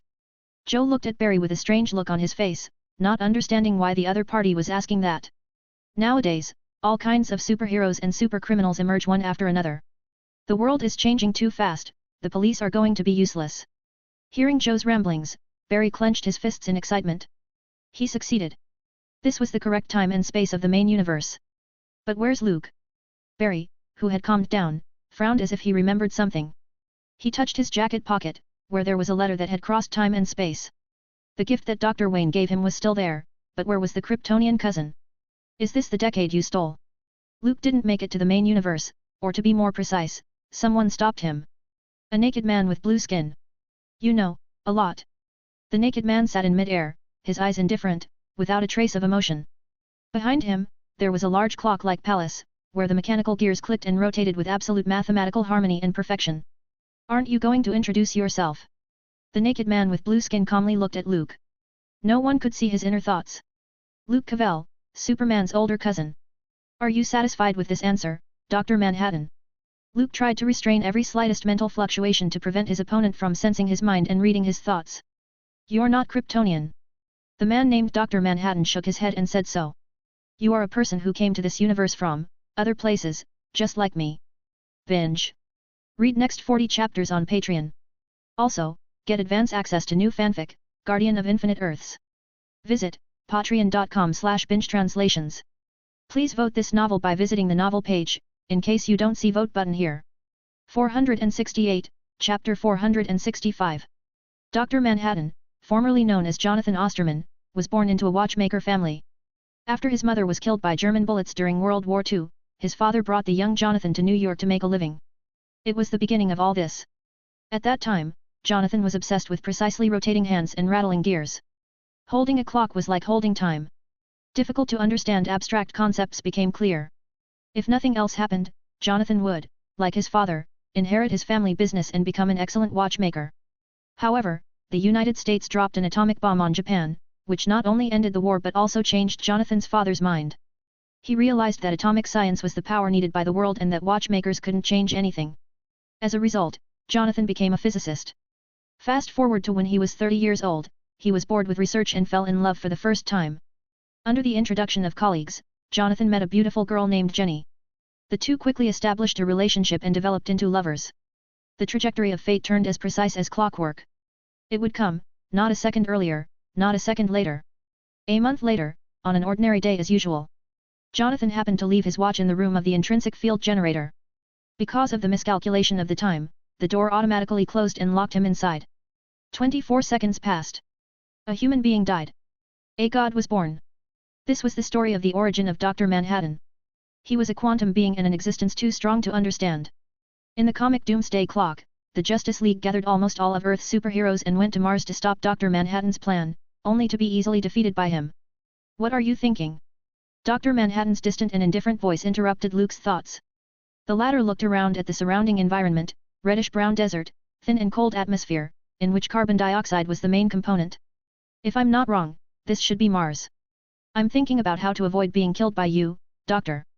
Luke's eyes flashed. He wasn't surprised by the present situation. The follow-up to Flashpoint, the arrival of the New 52 universe, and the big events that may happen in the future. Various scripts were enough to prepare Luke for any kind of accident calmly. For example, right now. I'm not an executioner. Dr. Manhattan denied Luke's statement, meaning he had no intention of killing the outsider. But you don't mind acting as a cleaner and erasing some unnecessary roles, do you, Doctor? Luke's lips turned up as he said so ironically. However, for such an obvious provocation, Dr. Manhattan was indifferent, not angry. His thinking was more akin to that of a cold, rational, data-driven supercomputer. Human emotions were gradually dying out, especially after leaving the Watchmen universe for a new place.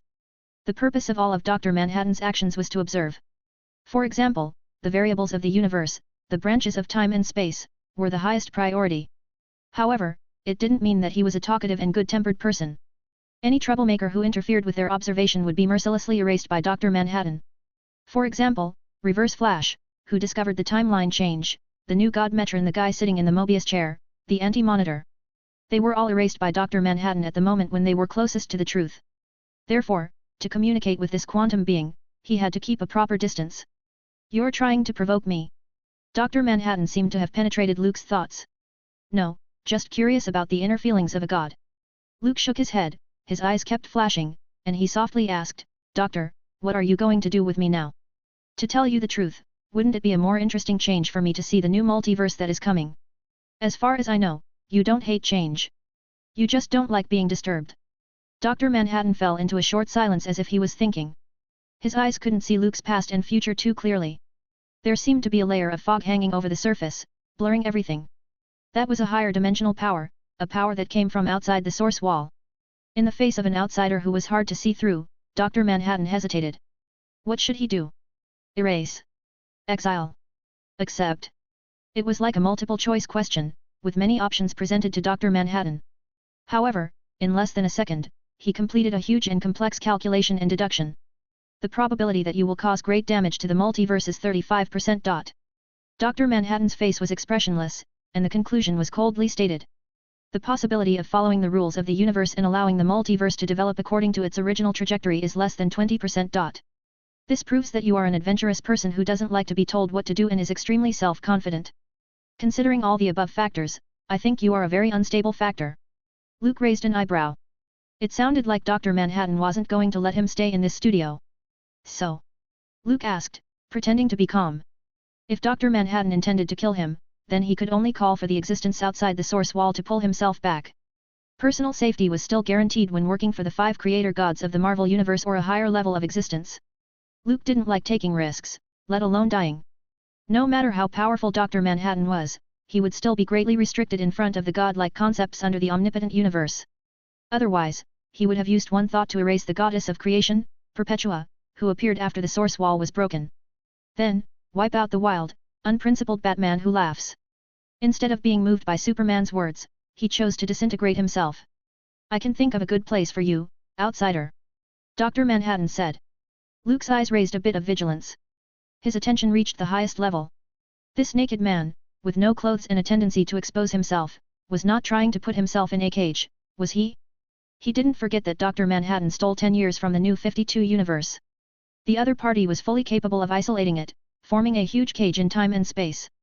Similar to the Ancient One's use of the Time Stone, he could intercept a time stream, then cycle it back and forth, fast-forwarding and rewinding as he pleased. Trapping himself in a separate world was something that Dr. Manhattan would do. I have the right to refuse, Doctor. Luke smiled as the energy of the 10th metal's origin bonded with Superman's body. He didn't believe that Dr. Manhattan could erase himself in an instant. I mean no harm, Mr. Cavill. This was the first time that Dr. Manhattan called Luke's name. His tone was still indifferent. It's a gift, or you can think of it as a Halloween prank candy. Dr. Manhattan opened his palm, and a yellow round button appeared. 2 black dots, a simple arc, forming a smiley face. It was no different from the usual fast food restaurant giveaways. The only thing that seemed special was probably the splattered blood drops. Gift.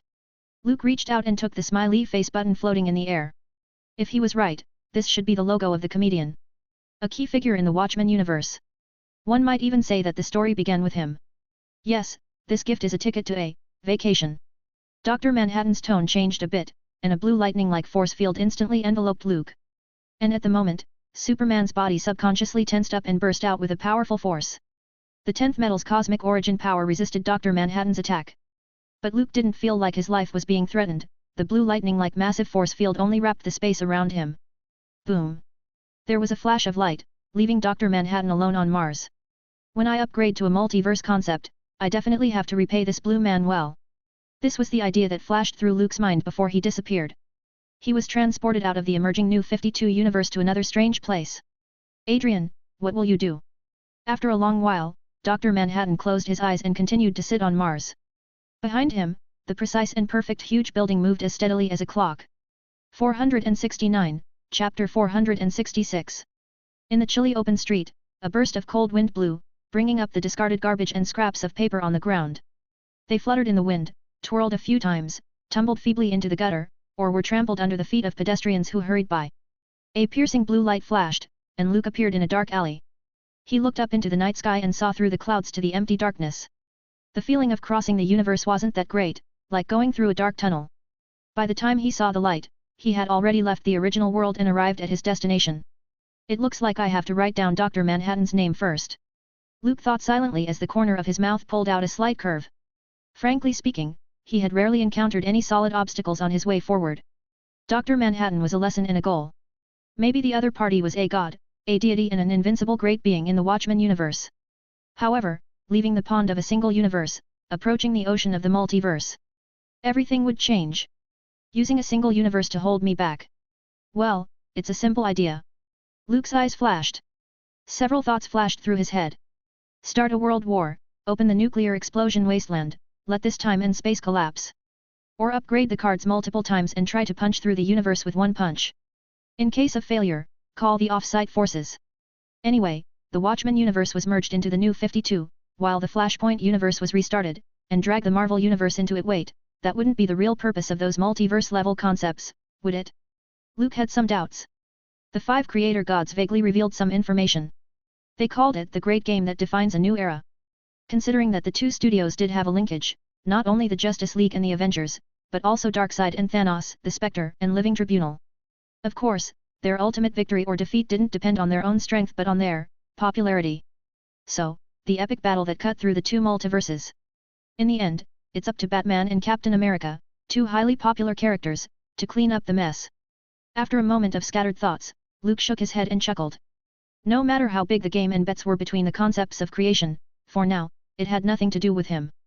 Give me everything you got. Better not let me do it myself. A thug in a leather jacket held a dagger to Luke's back and threatened viciously. He had been watching him for a long while. The man was well dressed, standing in the alley and staring at nothing, the perfect prey. In the eyes of this street thug, he may be a drunk rich guy. It was an opportunity for him to make a fortune. Mugging. Luke was a little surprised, then turned to laugh. Not to mention that he was Superman, even when he was in Brooklyn, no thug was brave enough to try. After all, it was death. I admire your courage, man. Luke's mouth turned up. This street punk did the one thing that Hydra, Kong the Conqueror, Odin, and Thanos, all failed to do. Using a knife to stop Superman and mug him. Cut the crap. Be smart. Don't try anything dangerous, or you'll die a horrible death. The street thug didn't know what a huge thing he had done, and if the thugs in the next studio knew, they would all give him a thumbs up. Sorry, I don't have the habit of carrying a wallet with me. Luke slowly turned around and kindly said, but I can write an IOU that Mephisto in Hell, Odin of Asgard, the Sorcerer Supreme of Kamar-Taj, would gladly pay off a generous sum for. The street thug was dumbfounded to hear that such a robbery could be offset by an IOU. But, who were those strange names? You are kidding me. The street thug didn't have a good temper. After saying that, his knife rushed out. Clank. The tip of the knife struck Luke's chest. It made a collision sound of metal against metal. Like hitting an iron plate, the knife bent and instantly warped. The recoil force made the street thug's arm tingle and throb with pain. It seems that the quality of your weapon isn't good enough. Luke shrugged his shoulders. He didn't have time to waste on a guy at the bottom of the social ladder. Previously, he was facing the most powerful being in the world. The next second, he was being mugged. And the other party didn't even have a gun, just a knife. It was simply too degrading. Luke curled his lips and looked at the guy who didn't know whether he was unlucky or lucky. The dull brain of the street thug finally reacted. The drunk in front of him wasn't afraid of knives. He was probably a costumed adventurer. So, he decisively started to run without looking back. Swish! In the dark alley, a red glow flashed. The figure who fled in haste was hit. The high temperature that evaporated flesh and blood destroyed everything, including his skeleton. The scorched black dust was scattered and blown away by the cold wind. Automatically ignoring this little hiccup, Luke slowly took off into the air. Standing in the clouds, overlooking the earth. He maximized his senses, first bringing the whole of New York under his control, then the east, the west, and the entire North American continent. The incalculable and complicated information poured into his mind, but it didn't disturb Luke's thinking. This is BBC. This is CNN. Welcome to UBS News. This is a tragic day in American history. A beam of radio waves like an envelope with wings transmitted the latest changes in the world, then fell into Luke's ears. Less than 2 weeks after the breakup of the EU, Russia is already building up its forces in Belarus while threatening to invade Poland. World heads of state say they won't stand idly by if bloodshed breaks out. The global manhunt for the self-proclaimed smartest man in the world continues. It has been reported that the White House has personally issued a warrant for the arrest and trial of Adrian Veidt and will clear up the outrageous allegations of government complicity in planning the New York massacre. Some experts believe that the arrest is necessary to quell the political unrest that has erupted across the country and around the world.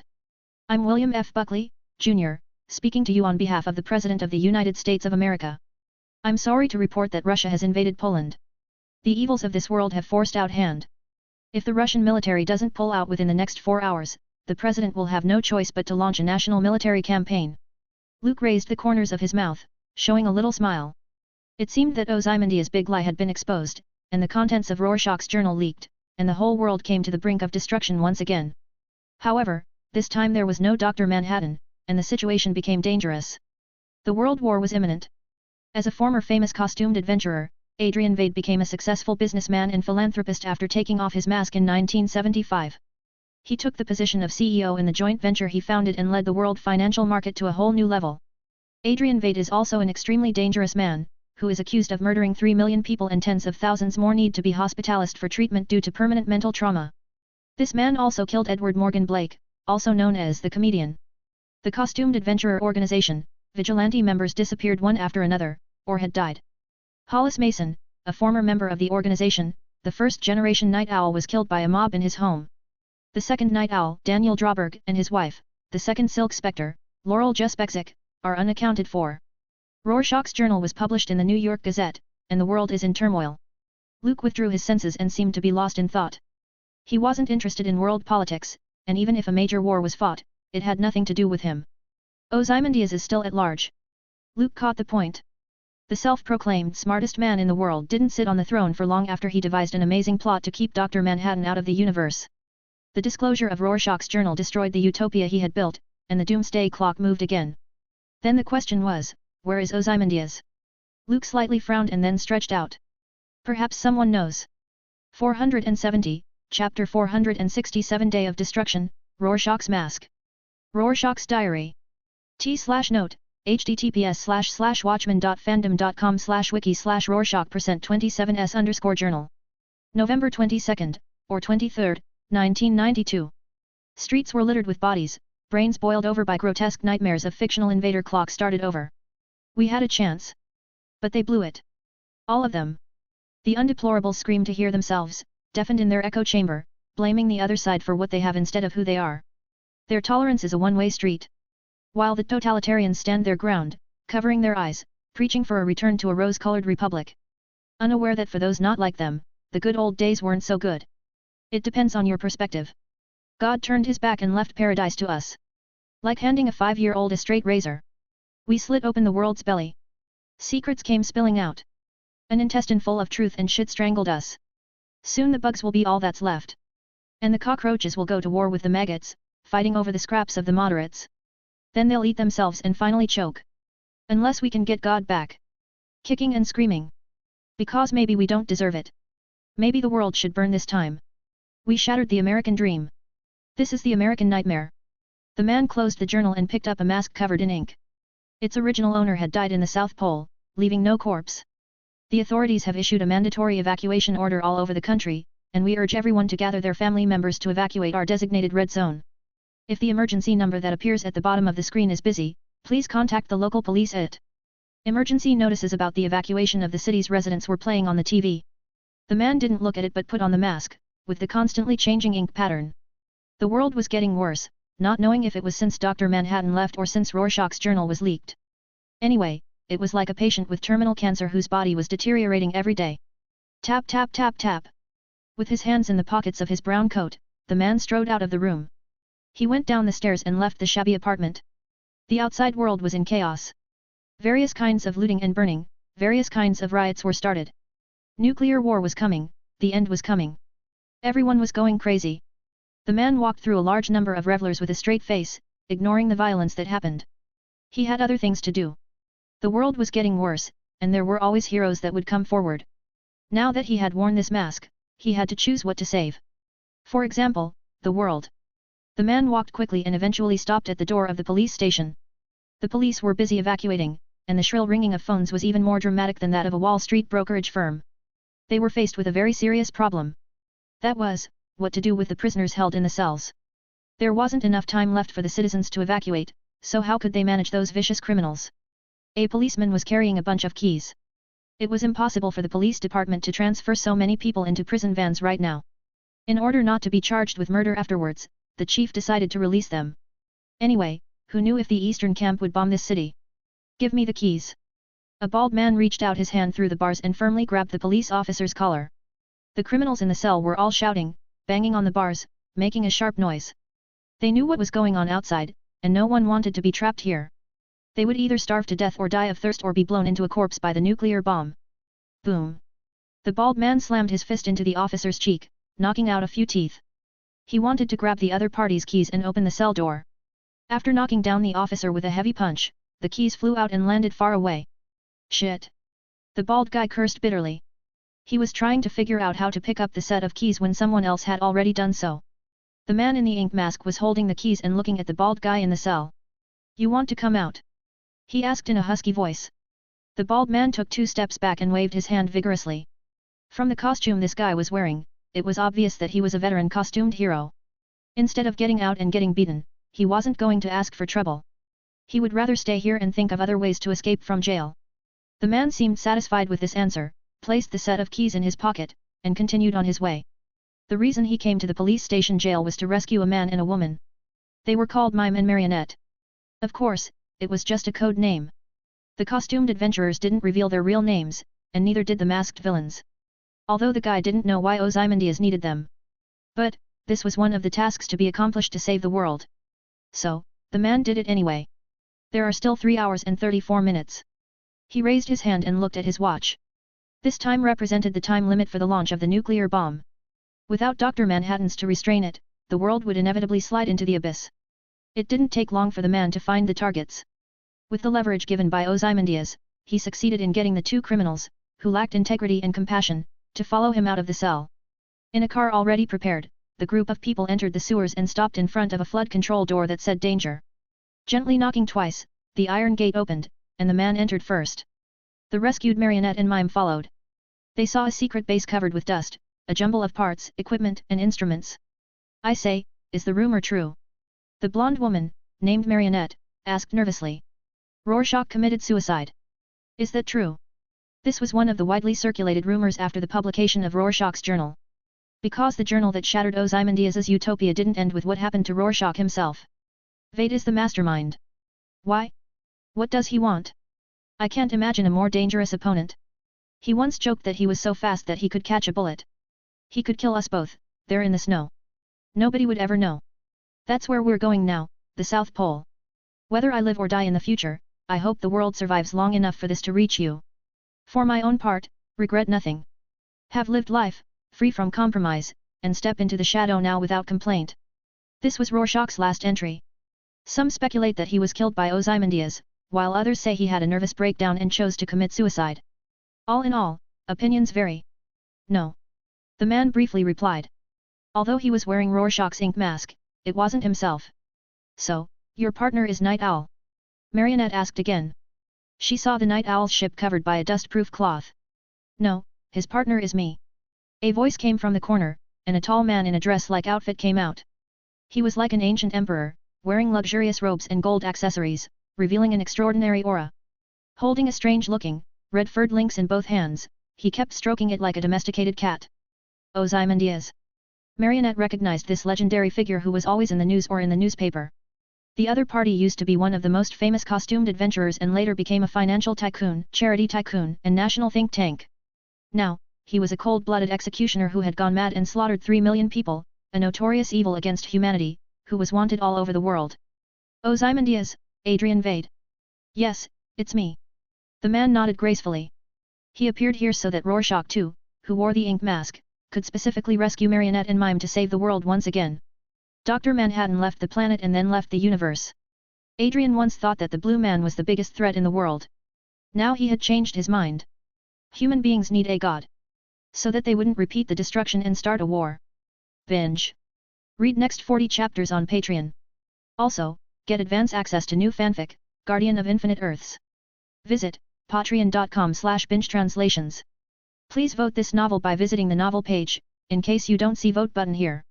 / 471, Chapter 468 Looking for God, Who's the Visitor? I tried to persuade Night Owl to join, but he's retired and just wants to live a peaceful life with Silk Spectre. Ozymandias, with his red lynx, stood under a chandelier. The light reflected the flying dust, casting it on the top of his head. This is a ridiculous and short-sighted idea. The world is about to be destroyed, but he still holds a frivolous fantasy of remaining on his own. Fortunately, Rorschach found me, and he was willing to work for me. Adrian's tone showed contempt for the couple, Night Owl and Silk Spectre. They were too weak to accept the cruel truth. Without Dr. Manhattan, the universe would inevitably collapse. Endless greed for resources was one of the original sins of mankind. Ozymandias once thought that all he had to do was pour sewage on Dr. Manhattan and exile the god. Then, by creating new energy sources, every country could get rid of resource shortage and the crisis before mankind could be solved. But he was wrong. Intelligent life was too complex. Suspicion and hostility towards the same kind would also lead to war. Once Rorschach's journal was disclosed, the world was in turmoil. But it was only a fuse, which was ignited by human ignorance and greed. Adrian recuperated his thoughts and looked up at Marionette and Mime. This was a couple of dangerous criminals with no sense of morality and conscience. But it didn't matter because Ozymandias didn't have those things either. He could wipe out 3 million people in New York with one trick, just to welcome a short-lived false peace. It's to work with you, not for you. The man in the Rorschach mask corrected. He didn't want to make himself look like one of Ozymandias' men. This was an insult to the Rorschach mask he was wearing. So, where are you hiding our son? Marionette didn't seem to be interested in listening to Rorschach too, chatting with Ozymandias. She quickly stepped forward while Mime, standing behind her, picked up a screwdriver and threw it over. Marionette firmly caught it, leaned in front of Ozymandias and savagely said, "Tell us now, or you'll die a horrible death. By the way, how many rewards are on your head?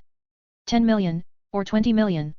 She and Mime had a son, but before the baby was born, they were sent to prison by Dr. Manhattan for robbing a bank. At that time, Dr. Manhattan joined the costumed adventurers organization Minutemen. He was teammates with Rorschach, Night Owl, Silk Spectre, Ozymandias, and others. Later, with the changes in the international situation, Dr. Manhattan became a deterrent instead of nuclear weapons, staying in a military base all year round. Marionette and Mime's son was the bargaining chip that Rorschach took away from their cell. Otherwise, according to the couple's eccentric temper, they would never obediently obey. Marionette pointed a screwdriver at Ozymandias' neck as if wondering where to start. Mime stood behind Rorschach too and made a gesture of holding a gun with his fingers. These two used to be acrobats.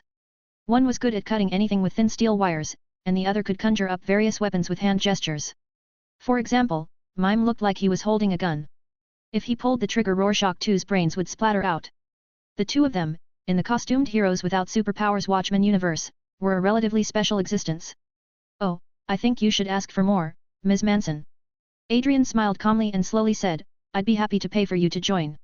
100 million or 200 million. No problem.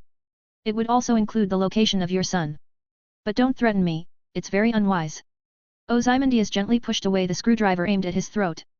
He looked for these two for other purposes. Marionette and Mime, like Rorschach too, were extremely important pieces. Let's get down to business. After all, we don't have much time left. Adrian put the red links down and patted his palm as if the curtain had been opened and he was ready for his spotlight. "What do you want us to do?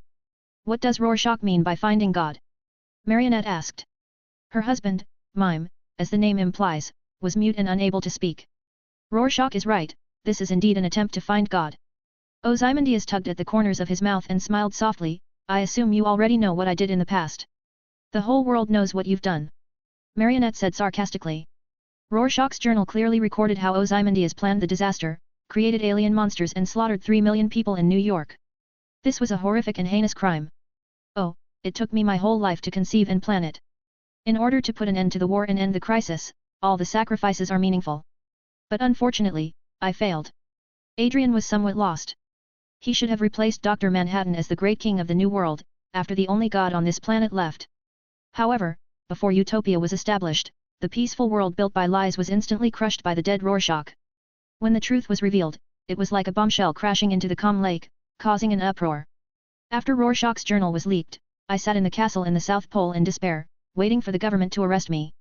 Although I have many ways, I can avoid jail time, escape global pursuit and find a quiet place for the rest of my life. But I didn't, because a great king can fail, but he can't leave his crown and return to mediocrity. Marionette curled her lips and thought Ozymandias might be out of his mind.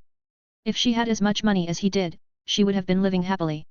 Instead of trying to work against Dr. Manhattan and trying to dominate the world. Besides, I won't live long. Adrian smiled bitterly and then added that he had a tumor in his head and was dying soon. I'm very ill, but the only person I trusted enough to perform the surgery was myself. Fate played a terrible joke on me. Marionette saw a complex look of sadness, ridicule, and self-deprecation on the face of the man who boasted of being the smartest man in the world. She somewhat understood why Rorschach too was working with Ozymandias. Perhaps it was cancer that changed the latter and woke him up from his dream of being a king. I get it. You want to get Dr. Manhattan to come back? Marionette blinked and curiously asked. The military says he left Earth and went to Mars, but some speculate that he's still somewhere in the world, observing the changes in the world. Ozymandias smiled. He remembered Dr. Manhattan's last words to himself in the Antarctic fortress. I want to leave this universe and go to a less complicated place. Adrian's memory flickered as he looked to the others and decisively said, that's exactly our mission, to find Dr. Manhattan, wherever he is. And do you have any reward for a dedicated citizen who provided the information, Mr. Adrian Vade? A slightly unusual voice suddenly sounded inside the base. Ozymandias responded immediately, grabbed Marionette's screwdriver, and then threw it out. He only sent out 3 invitations for the upcoming task. Rorschach 2, Marionette and Mime. Therefore, any stranger that appeared was a dangerous presence. With a strong force, the screwdriver brought out the sound of a whistle, enough to pierce through flesh and blood. But what happened next was beyond Adrian's expectations. The screwdriver, stained with oil and dust, seemed to have lost its momentum and was floating in mid-air. Only a few centimeters from the target's head. That's a novel way to greet someone. The target whispered with a smile. He didn't do anything, and the screwdriver floating in the air suddenly disintegrated and disappeared. Dr. Manhattan! The man in the Rorschach mask exclaimed. Binge. Read next 40 chapters on Patreon. Also, get advance access to new fanfic, Guardian of Infinite Earths. Visit patreon.com/bingetranslations. Please vote this novel by visiting the novel page, in case you don't see vote button here. 472, Chapter 469 All-Powerful and All-Knowing. Decomposition of Matter. Rorschach too clearly remembered that he once saw Dr. Manhattan on TV, turning a tank into dust. At that time, the military heavily promoted the human being that became a god by accident, saying phrases such as, "God exists, and he is American." But soon, he realized that something was wrong. There was no soft blue glow, no baldness, and the person was wearing clothes. This was totally inconsistent with the external image of Dr. Manhattan. "I'm sorry, you've got the wrong person." Luke shook his head. "I'm not an exhibitionist who likes to expose himself." After collecting enough information, he began to look for Ozymandias. When Rorschach 2 entered the police station's jail, rescued Marionette and Mime, and then went to the secret base in the sewers. Luke saw all of it and followed them all the way here. After Dr. Manhattan left the Watchmen universe, the only person in the world who deserved to see him in person was probably Adrian Vade. If Luke was asked to choose a suitable helper to deal with the Blue Man, who was still naked, on Mars, Ozymandias was undoubtedly the most suitable candidate. He knew Dr. Manhattan too well and even found something to exploit from a god that had no weaknesses at all. Increasingly disappearing humanity, increasingly indifferent feelings. Adrian was the first to notice this, in addition to the comedian. Dr. Manhattan once witnessed the comedian shoot a pregnant woman. He could have stopped it, but he didn't. President Nixon asked him to take part in the war. He could have refused, but he didn't. Because Dr. Manhattan could foresee the future, time had no influence on him. His mind could appear in the past and the future at the same time as if he was walking freely in an empty room. Therefore, in Dr. Manhattan's view, everything that happened was a predetermined trajectory. He just observed but didn't take the initiative to intervene. Ozymandias took advantage of this and completed his plan. Even if Dr. Manhattan knew everything, in the end, his absolutely calm, rational mind told him that Adrian was right. Therefore, he chose to kill Rorschach, which might lead to the outbreak of war and an increase in the number of variables. But he spared Ozymandias, who massacred people and took the blame for it. Because in Dr. Manhattan's mind, the anger, hatred, and spitefulness of human beings had no effect on himself. He only thought that Earth was too complicated and wanted to leave, which was exactly what Adrian had expected. "Who are you?" Ozymandias looked a little gloomy. Luke demonstrated an unusual and frightening ability. Like Rorschach too, it reminded him of Dr. Manhattan. "You're the smartest person in the world, can't you guess?" Luke smiled. He used spatial transmission to suddenly appear and then decompose the attacking screwdriver. By showing the ability first, Ozymandias was shocked. In this world, except for Dr. Manhattan, there was no real sense of superpowered people. The earliest costumed heroes were composed of a group of policemen with a strong sense of justice. They found that the law alone couldn't give those criminals the punishment they deserved, and the other side could still get away with it by hiring lawyers or other means. So, after work, the policemen would wear masks and strange clothes to punish the villains themselves. With the publication and exposure in newspapers, these costumed heroes aroused people's interest.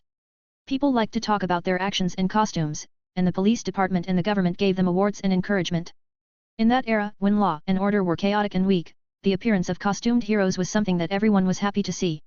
Later, these people formed a group called Minutemen, whose members included Captain Metropolis, the first Night Owl, the Comedian, the first Silk Spectre, the Silhouette, Dollar Bill and so on. However, their later fate wasn't so good. Some were sent to nursing homes because of alcoholism, some were shot by homophobic conservative groups, some became government agents and did dirty work, some retired and opened an auto repair shop. Of course, the unluckiest one was Dollar Bill, whose cape was caught in a revolving door, shot by a robber, in a bank robbery. He once asked the costumed heroes, in a heated discussion, about whether uniforms should have capes or not and whether capes would affect fighting or not. Later, after the Minutemen disbanded, a new generation of figures appeared one after another, including Dr. Manhattan, Rorschach, Ozymandias, the second generation Night Owl and the second generation of Silk Spectre. This was the evolutionary history of costumed heroes of the Watchmen universe. Except for the Blue Man, they were essentially a gang of vigilantes without superpowers. The opponents they were facing were only gang leaders, vicious gangsters, and murderers. Unlike the superheroes in the next studio, who could fly and do anything. "I'm not a prophet. How could I guess?" Adrian kept smiling on the surface, but his brain was turning at high speed, making all kinds of guesses. Smart people always think too much. The more they didn't get an answer, the more they would think about it. Well, who I am and where I came from, are not really important questions. Luke spread out his hand and showed a friendly gesture. The criminal couple, Marionette and Mime, stepped back. They felt a dangerous aura similar to Dr. Manhattan's from this man's body. Anyway, this was an existence that shouldn't be provoked. What's important is that I can help you and provide information about Dr. Manhattan. Luke spoke with a smile. This made Ozymandias's pupil narrow. He got some useful information from it. Have you seen John? Adrian tentatively asked. Yes. Luke answered truthfully. Where is he? Ozymandias then asked. Mars. Mars in another universe. Luke said casually, in a kind tone, frankly, I have a personal vendetta against Dr. Manhattan. He gave me a one-way ticket for a vacation, a gift I need to return. The corners of Adrian's mouth twitched.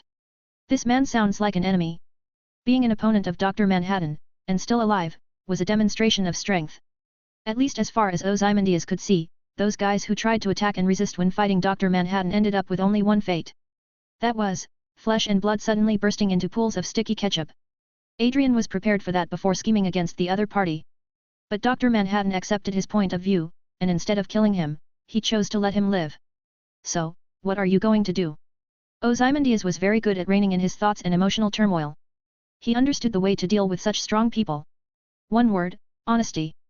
The reason why he could secretly set a step-by-step plan without alerting Dr. Manhattan. It's because, in normal conversation, or questions, he never lied. Dr. Manhattan could always notice the abnormal heartbeat from Ozymandias, subtle changes in his expression, or reading his thoughts, although the other party had never done that. But Adrian had to take it into account. Every time he faced Dr. Manhattan, he used his honesty, eloquence and even hypnotized himself so that the other party wouldn't notice. I want to leave this universe. Luke looked at Ozymandias, the self-proclaimed smartest man in the world. His heart was steady, his breathing was gentle, and he had a careful expression on his face, but it was just a disguise. In the other party's head, he must be planning something else. Leave the universe. Adrian hesitated. Yes, isn't this modified Night Owl airship the tool you prepared to track down Dr. Manhattan? Swish. Luke raised his hand and pulled off the dust cloth, creating a choking cloud of dust that caused everyone else to cover their faces and cough. Did I say something wrong? Ozymandias shook his head. He was indeed well prepared to find the god of the Watchman universe. But, how did this guy know? For a while, Adrian's thoughts were confused, and he was overthinking. But before we leave, we still have some time to talk. Luke, who took the lead, gently snapped his fingers. Marionette and Mime, inside the base, as well as Rorschach too, were instantly teleported out. In the messy space, only he and Ozymandias were left. Talk about what? Adrian held his breath and forced himself to calm down. Let's start with your non-existent cancer. Luke tossed the first chip on the table. You know about that. Ozymandias's expression finally changed. He once again felt like he was facing Dr. Manhattan. All-powerful and all-knowing. There are no secrets at all. Could the departure of one god lead to the appearance of another god? Binge. Read next 40 chapters on Patreon. Also, get advance access to new fanfic, Guardian of Infinite Earths. Visit patreon.com/bingetranslations. Please vote this novel by visiting the novel page, in case you don't see vote button here. 473, Chapter 470 Mr. Vade, I have a plan. There's a malignant tumor growing on the frontal lobe. That's a lie you pulled on that young man in the Rorschach mask, isn't it? The chandelier above Luke's head was constantly shaking due to the air currents caused by the space transmission, illuminating his face half bright and half dark. Because of the unequal power and information between the two sides, Luke firmly grasped the rhythm of the conversation and made Ozymandias fall into a passive position. Indeed, I lied to Reggie. He's a poor child and only sees what he wants to see. Adrian had no psychological burden or guilt. I created the New York massacre, which killed his parents and sent him to a nursing home for mental disorders, hallucinations and delusions. I am the person he should hate the most. Luke picked his eyebrows. He knew the true identity of Rorschach too. Reggie Long, the son of a psychologist. His father once gave Rorschach an ink blot test. This was a famous projective personality test, which used abstract images to reflect the subject's subconscious. The doctors hoped to cure this criminal who had severe violent tendencies by probing into the heart of the other party. But he failed, not only failed to break Rorschach's psychological defenses but was crushed by the other party's beautiful illusions. He shouldn't wear that mask. There may be only one Rorschach in the world, and it's not realistic to want to be the second one. Luke flatly said so. He knew about Rorschach's past. His real name was Walter Kovacs, the son of a prostitute who suffered all kinds of bullying and insults since childhood. Kovacs didn't start out as an unswerving thug for justice. His story began with a kidnapping case when he just became a costumed hero, nicknamed Rorschach. As it happened, a 6-year-old girl named Blair Roche went missing, and Rorschach was responsible for tracking her whereabouts. He had always been the most radical and violent one in the vigilante group. He never showed mercy to criminals, and even Night Owl, who formed a team with him, could hardly stand it. But at the time, Rorschach was still young. The most he could do was break a few bones and send those guys to jail. That dark night, he broke into the kidnapper's house after finding some clues. But he didn't find the girl, only a pile of burnt clothes and bloodstains on a bench. There were 2 big dogs in the yard, and they were fighting over a child's leg bone. Rorschach could clearly see that there was a red shoe hanging from it. He guessed what had happened and killed the 2 dogs in anger. Then he threw the bodies in the culprit's house and waited for him to return. Half an hour later, Rorschach used the butcher knife on the bench to cut the bastard's head into several pieces. According to the rules of the costumed heroes, he wasn't allowed to do that. The guy should have been arrested and sent to jail to wait for trial. This was the proper process. But Rorschach didn't do that. The tragedy before him made him understand the world and the dark side of human nature. Ordinary men deserve punishment, but beasts deserve to die. Since then, Walter Kovacs had died, leaving Rorschach, who would never compromise or show mercy. Rorschach, it'll be hard to find someone like him in the future. Ozymandias was a little saddened. He appreciated people who could stand their own ground. In the new generation of vigilante groups, Adrian paid more attention to the comedian and Rorschach. Night Owl and Silk Spectre were too weak. People like them couldn't change anything, only drifting with the tide. Reggie is a fragile person. What he wants to see most is that I feel remorse for my mistakes. Adrian started to get used to Luke's all-knowing presence, and the conversation was gradually entering an unusually harmonious atmosphere. So, after he found me, I told him I had cancer and showed despair, despondency and regret in front of him. This is far better than being shot by the villain in the story, which is far more painful. Revenge is very much about psychological feedback. If the enemy is easily eliminated, there will be no pleasure. A successful businessman who was once high up in the world, a famous costumed hero, is now being accused by thousands of people, cursed by countless others, and is very sick and dying, living in regret and pain all the time. This is the script that Reggie wants to see. Since he craves such strong emotions, I will satisfy him. Luke clapped his hands with a smile on his face. He had to give it to him. Ozymandias's acting skills are really superb, and he deserved an Oscar. Not bad for a man who deceived a god. People should know it's not just Rorschach to Reggie Long, Marionette, and Mime. Even the government that issued the wanted notice all thought Adrian Vade was really going to die. If his supervision couldn't see through Ozymandias's skull, maybe Luke would be fooled by him. Reggie is one of your chess pieces. What about Marionette and Mime? Luke bent down and touched the red links. He felt a familiar energy. It was Dr. Manhattan's aura. This pet was very strange. They once appeared in John's past, and they can remind him who he really is. Ozymandias was sitting at the console an hour and a half before the 2 countries launched their nuclear bombs. He needed to start the Night Owl airship, leave this place and look for Dr. Manhattan. Then why don't you bring Silk Spectre too, Lori? Luke continued to touch the red lynx named Bubastis, a hybrid creature created by Ozymandias using genetics. The other party's original intention was to create an alien race that fitted his plan, but instead, a special pet was created. No matter when or where, seeing an ex-girlfriend is not something to be happy about. Adrian shrugged his shoulders, although Dr. Manhattan didn't necessarily care about human feelings, such as cheating, betrayal, cuckolding and so on. Anyone or anything that might cause variables should be avoided. A man driven by his inner moral compulsion to forgive the murderer who caused the death of his parents, and is willing to help him fix his mistakes at the end of his life.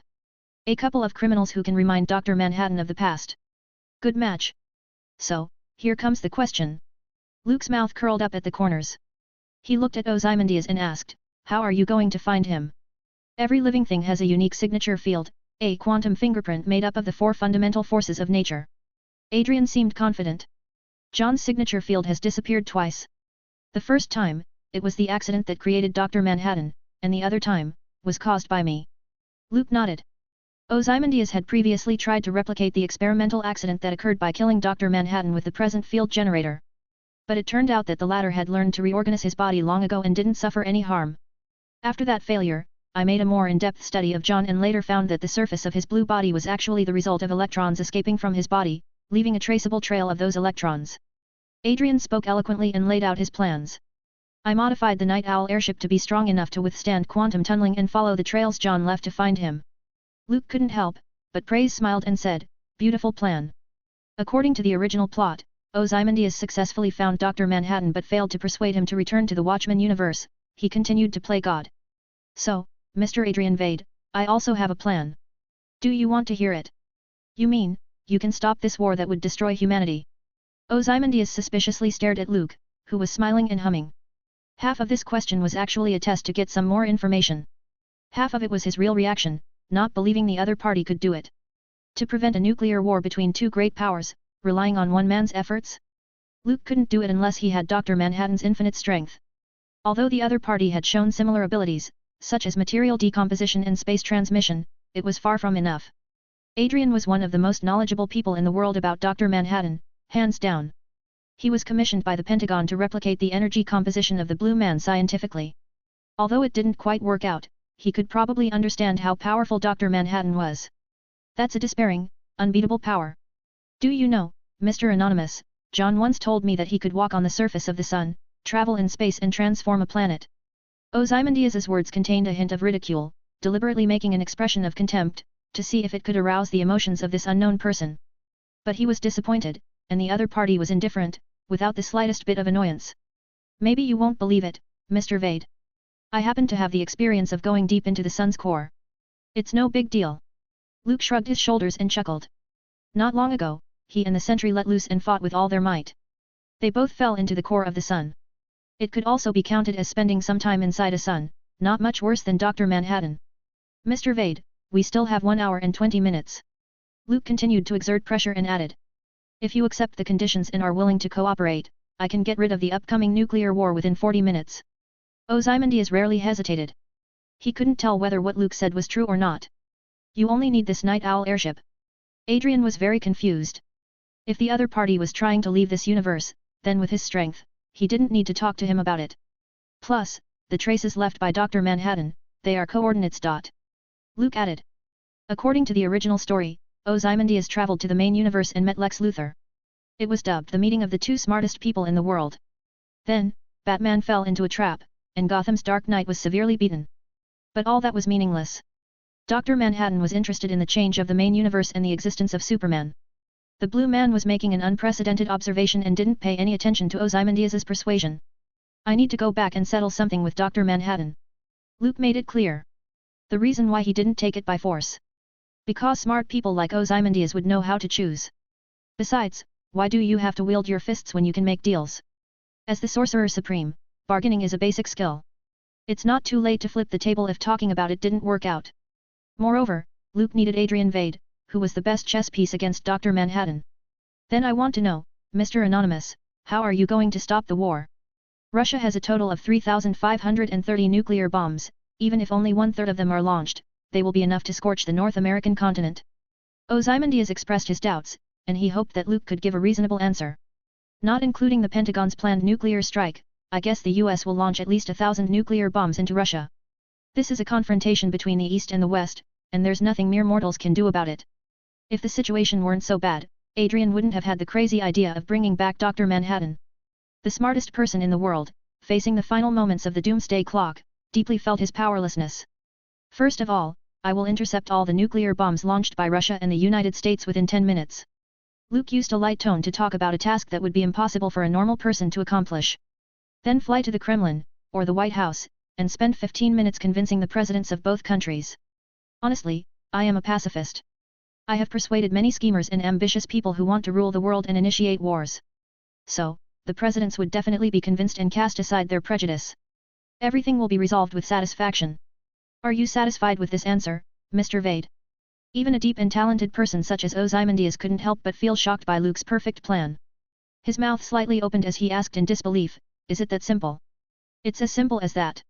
Luke curled his lips as if it was just a small problem that he could easily solve. "Intercept the nuclear bomb, and talk to the president of the country, for 40 minutes. Adrian was a bit dumbfounded, unable to think straight. If these words hadn't come from Luke's mouth, he would have dismissed them as the ramblings of a madman. "Believe me, Mr. Vade, I am very experienced in playing the role of the third pole of the tripod that balances out the world." Ozymandias didn't know how to respond to Luke's assurances. This man was either an irrational madman or a god who came down to earth. "It looks like you still can't believe it. Your imagination is limited by your poor knowledge." Luke looked up to see the time. The round clock hanging inside the secret base was ticking. The second hand jumped from second to second, and time passed slowly. As a gesture of good faith, I don't mind paying a little up front. Snap. Luke snapped his fingers, and space around him trembled as he left the secret base in the sewers. Ozymandias sat, frozen in place, his hands slightly trembling. Instead of being frightened by Luke's special ability of instantaneous movement and spatial transmission, there was an uncontrollable excitement inside. Maybe, there's more than one god for mankind. Adrian kept his eyes fixed on the round clock hanging on the wall, and his body remained motionless as if he was expecting something. 10 minutes later, Luke returned to the secret base. Done. The young man looked like he had gone to a fancy restaurant and had a big meal. Ozymandias, who was sitting across from him, twitched his nose and caught a faint whiff of tobacco smoke. You intercepted all the nuclear bombs of the United States and Russia? How did you do that? Adrian stood up and quickly turned on the monitor array with external TVs and radios. All kinds of information poured into his ears. As Luke said, the bombs disappeared before they even left the country. Even the explosion, the glare, the aftermath, didn't appear. It's just an appetizer. The corners of Luke's lips hooked up as if he had just done a trivial, insignificant thing. Now, let's get back to the negotiations. Binge. Read next 40 chapters on Patreon. Also, get advance access to new fanfic, Guardian of Infinite Earths. Visit patreon.com/bingetranslations. Please vote this novel by visiting the novel page, in case you don't see vote button here. / 474, Chapter 471 Game of Time and Space, Upstream and Downstream. A huge crisis that could destroy the world ended like that. At the moment when the clock approached zero, it seemed to be held down by a big hand, and it just stopped turning. The nuclear bombs that were ready for launch disappeared and didn't detonate, which caused the US and Russian authorities to fall into panic. Like a sudden paranormal event, it was particularly odd. Where are our nuclear bombs? It's all launched. Why are they gone? The intelligence departments of various countries slowed down the video images captured by satellites, looking for clues frame by frame, and finally found a vague figure. Could it be Dr. Manhattan? When the two presidents got the news, they couldn't help but make the same connection. The god who left Earth and disappeared for a long time. Was he back? Heads of state, blinded by war, interests, and greed, looked as if a pot of cold water were poured on their heads and instantly calmed down. Humanity has stopped. They are standing on the edge of the cliff and wouldn't take the last step for the time being. Luke returned to the secret base. All the launched nuclear bombs were placed in his underworld for the time being. He got nearly a third of the US and Russia's nuclear stockpiles for nothing. It was a great harvest. If there was an opportunity in the future, he could use them to clean everything up. Throwing out thousands of nuclear warheads all at once should be very effective. You really did it. Ozymandias couldn't believe it, but he had to accept this fact because of the information transmitted from the screens. Stopping a nuclear war is no big deal. Luke looked calm as if he had just done something trivial. If he intended to show off his achievements, he once helped the Avengers defeat Thanos, changed the future with a snap of his fingers, suppressed Mephisto, won first place in the Sorcerer Supreme battle, and saved the Nine Realms by killing the Serpent. Compared with what he had done before, a world war between the East Camp and the West Camp was nothing. This isn't permanent, Mr. Vade. Luke smiled and whispered, for complex creatures like human beings, don't try to eliminate their bad habits. That's something even God can't do. He sent down the flood to purge the unjust, but in the end? Greed, ambition, selfish desires, are still growing unchecked in this land. Adrian's eyes flashed. He didn't speak. He was a combination of Lex Luthor Batman, with excessive narcissism and arrogance, and matching brains and executive power. In addition to the deep-rooted savior complex, it was impossible for anyone to shake his inner beliefs. Back to the topic, the Night Owl airship, and the data for tracking Dr. Manhattan's coordinates. I'll take those. Luke spread his hands to show that it was time for him to ask for compensation. Dr. Manhattan underestimated Ozymandias' wisdom and actions, thinking that everything would be fine if he exiled himself from the Watchmen universe. If I'm not mistaken, Mr. Anonymous, you didn't come here voluntarily, did you? Ozymandias didn't move. As a wise man, he was keenly aware of some useful information through previous conversations. That's right. Luke freely admitted that. He was fooled by Dr. Manhattan, which wasn't a humiliating thing. Even though Metron, one of the new gods, was sitting in the Mobius chair made by the Anti-Monitor, he was still obliterated by the Blue Man. If it weren't for Superman's body and the 10th metal in it, possessing a trace of the power of the origin of the universe. Perhaps, Dr. Manhattan would take a more brutal and direct solution to the biggest variable.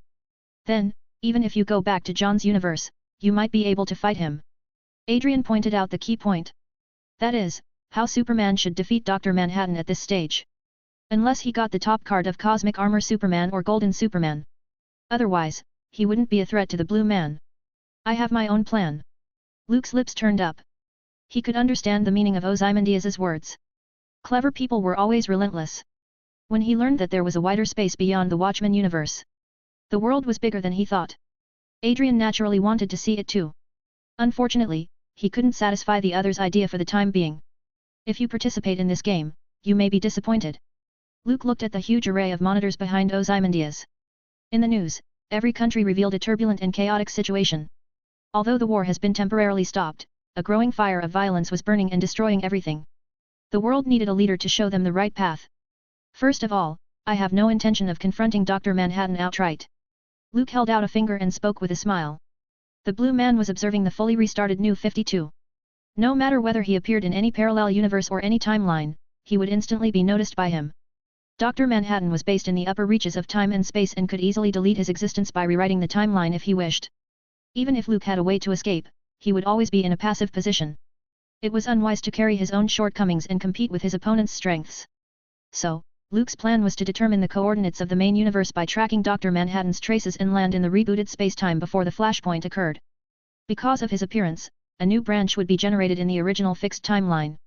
It's like two forks on the same road, which all point to the same destination in the end. Luke, with a relaxed smile, calmly said, I'm at the downstream of time and space, and he's standing in the upstream. After a long journey, sooner or later, we will meet. Frankly speaking, I'm looking forward to Dr. Manhattan's expression when he finds out that everything he has observed has become an illusory bubble. Ozymandias's heart fluttered, and he withdrew his intention to continue the negotiation. Intuition told him that pushing his luck might end badly. This anonymous gentleman, like Dr. Manhattan, didn't tolerate his various actions out of reason and calm reflection. However, Mr. Vade, would you like to consider joining me? Luke turned around and threw the second chip on the table. He opened his palm, and a shining power ring of wool appeared. That bright green light illuminated the interior of the secret base like a beautiful emerald. The world will need a second go, but I'm not interested in playing such a role. At this time, Luke, like a compelling devil, sounded persuasive. Who else could be more suitable than you? A natural villain who can sacrifice a small part and save a large part without any psychological burden, a cold king who has no compassion and no weakness in his heart. This ring can turn you from a mortal to a god. It doesn't cost you much, Mr. Vade. Adrian's eyes were firmly locked on the power ring of will.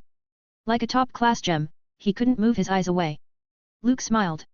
Even the smartest person in the world, I'm afraid, couldn't resist the strong temptation brought by more power. Like Lex Luthor, doing all kinds of research on Superman, trying to steal the other party's power. One couldn't have both wisdom and strength. The wiser one was, the more they wanted to be strong. Placing his hand down, the power ring that originally belonged to Sinestro floated gently in the air. Then, the dazzling light burst out, illuminating Ozymandias's handsome face. Intelligent life form is determined. Adrian Vade from this universe. You have a strong will to overcome fear. Welcome to the Green Lantern Corps. 475, Chapter 472 Kansas, a brand new starting point. Half a month had passed since the nuclear war that almost dragged the human world to the abyss. The nuclear warheads that went missing became the top 10 unsolved mysteries in the world, and no one knew where they went. When the East and West camps declared a truce, a guy who claimed to be the Emerald Knight appeared in the Kremlin and the White House one after another and had a conversation with the presidents of the two countries for several hours. According to the information provided by the intelligence department, this person's whole body was covered with emerald energy armor, and conventional weapons had no effect on him, revealing an extremely strong combat force. The Secret Service team responsible for security work, in front of the Emerald Knight, instantly fell in front of him, unable to fight back. Mr. President, I'm here to bargain. Ozymandias, who wore Sinestro's power ring, started with a script he got from Luke. Although he didn't know why the other party emphasized this sentence. Is there a profound meaning in it? As Luke said, the triangle was the most stable structure. When a third camp emerged in the world, neither American nor Russian.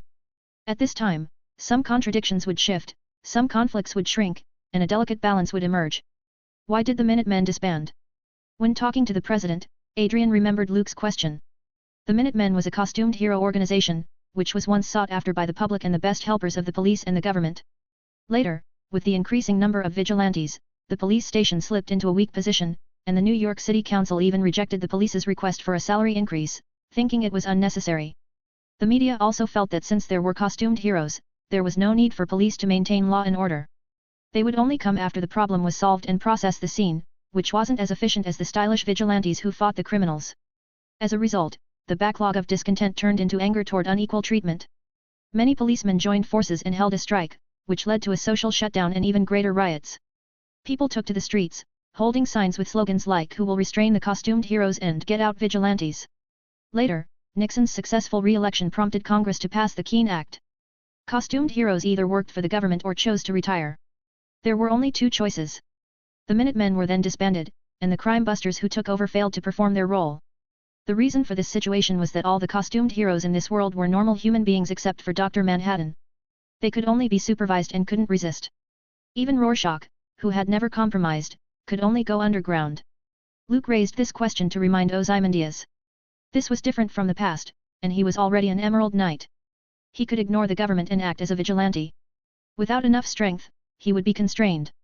The world government on the studio next door, even if it formed A.R.G.U.S., couldn't give orders to the Justice League. Although the Marvel Universe introduced the Superhuman Registration Act, and civil war broke out in the Avengers, the government's control had never really been realized. In the final analysis, there were still many superheroes, and they had the power to resist. "I'm the Emerald Knight."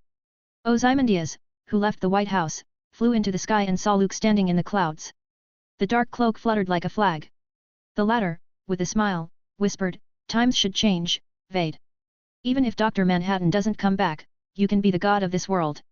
He succeeded in bewitching Ozymandias and persuading the other party to sign the Devil's contract. In exchange for a power ring, he was given ownership of his soul. Like playing a card game, Luke loved to collect all kinds of high-quality villains.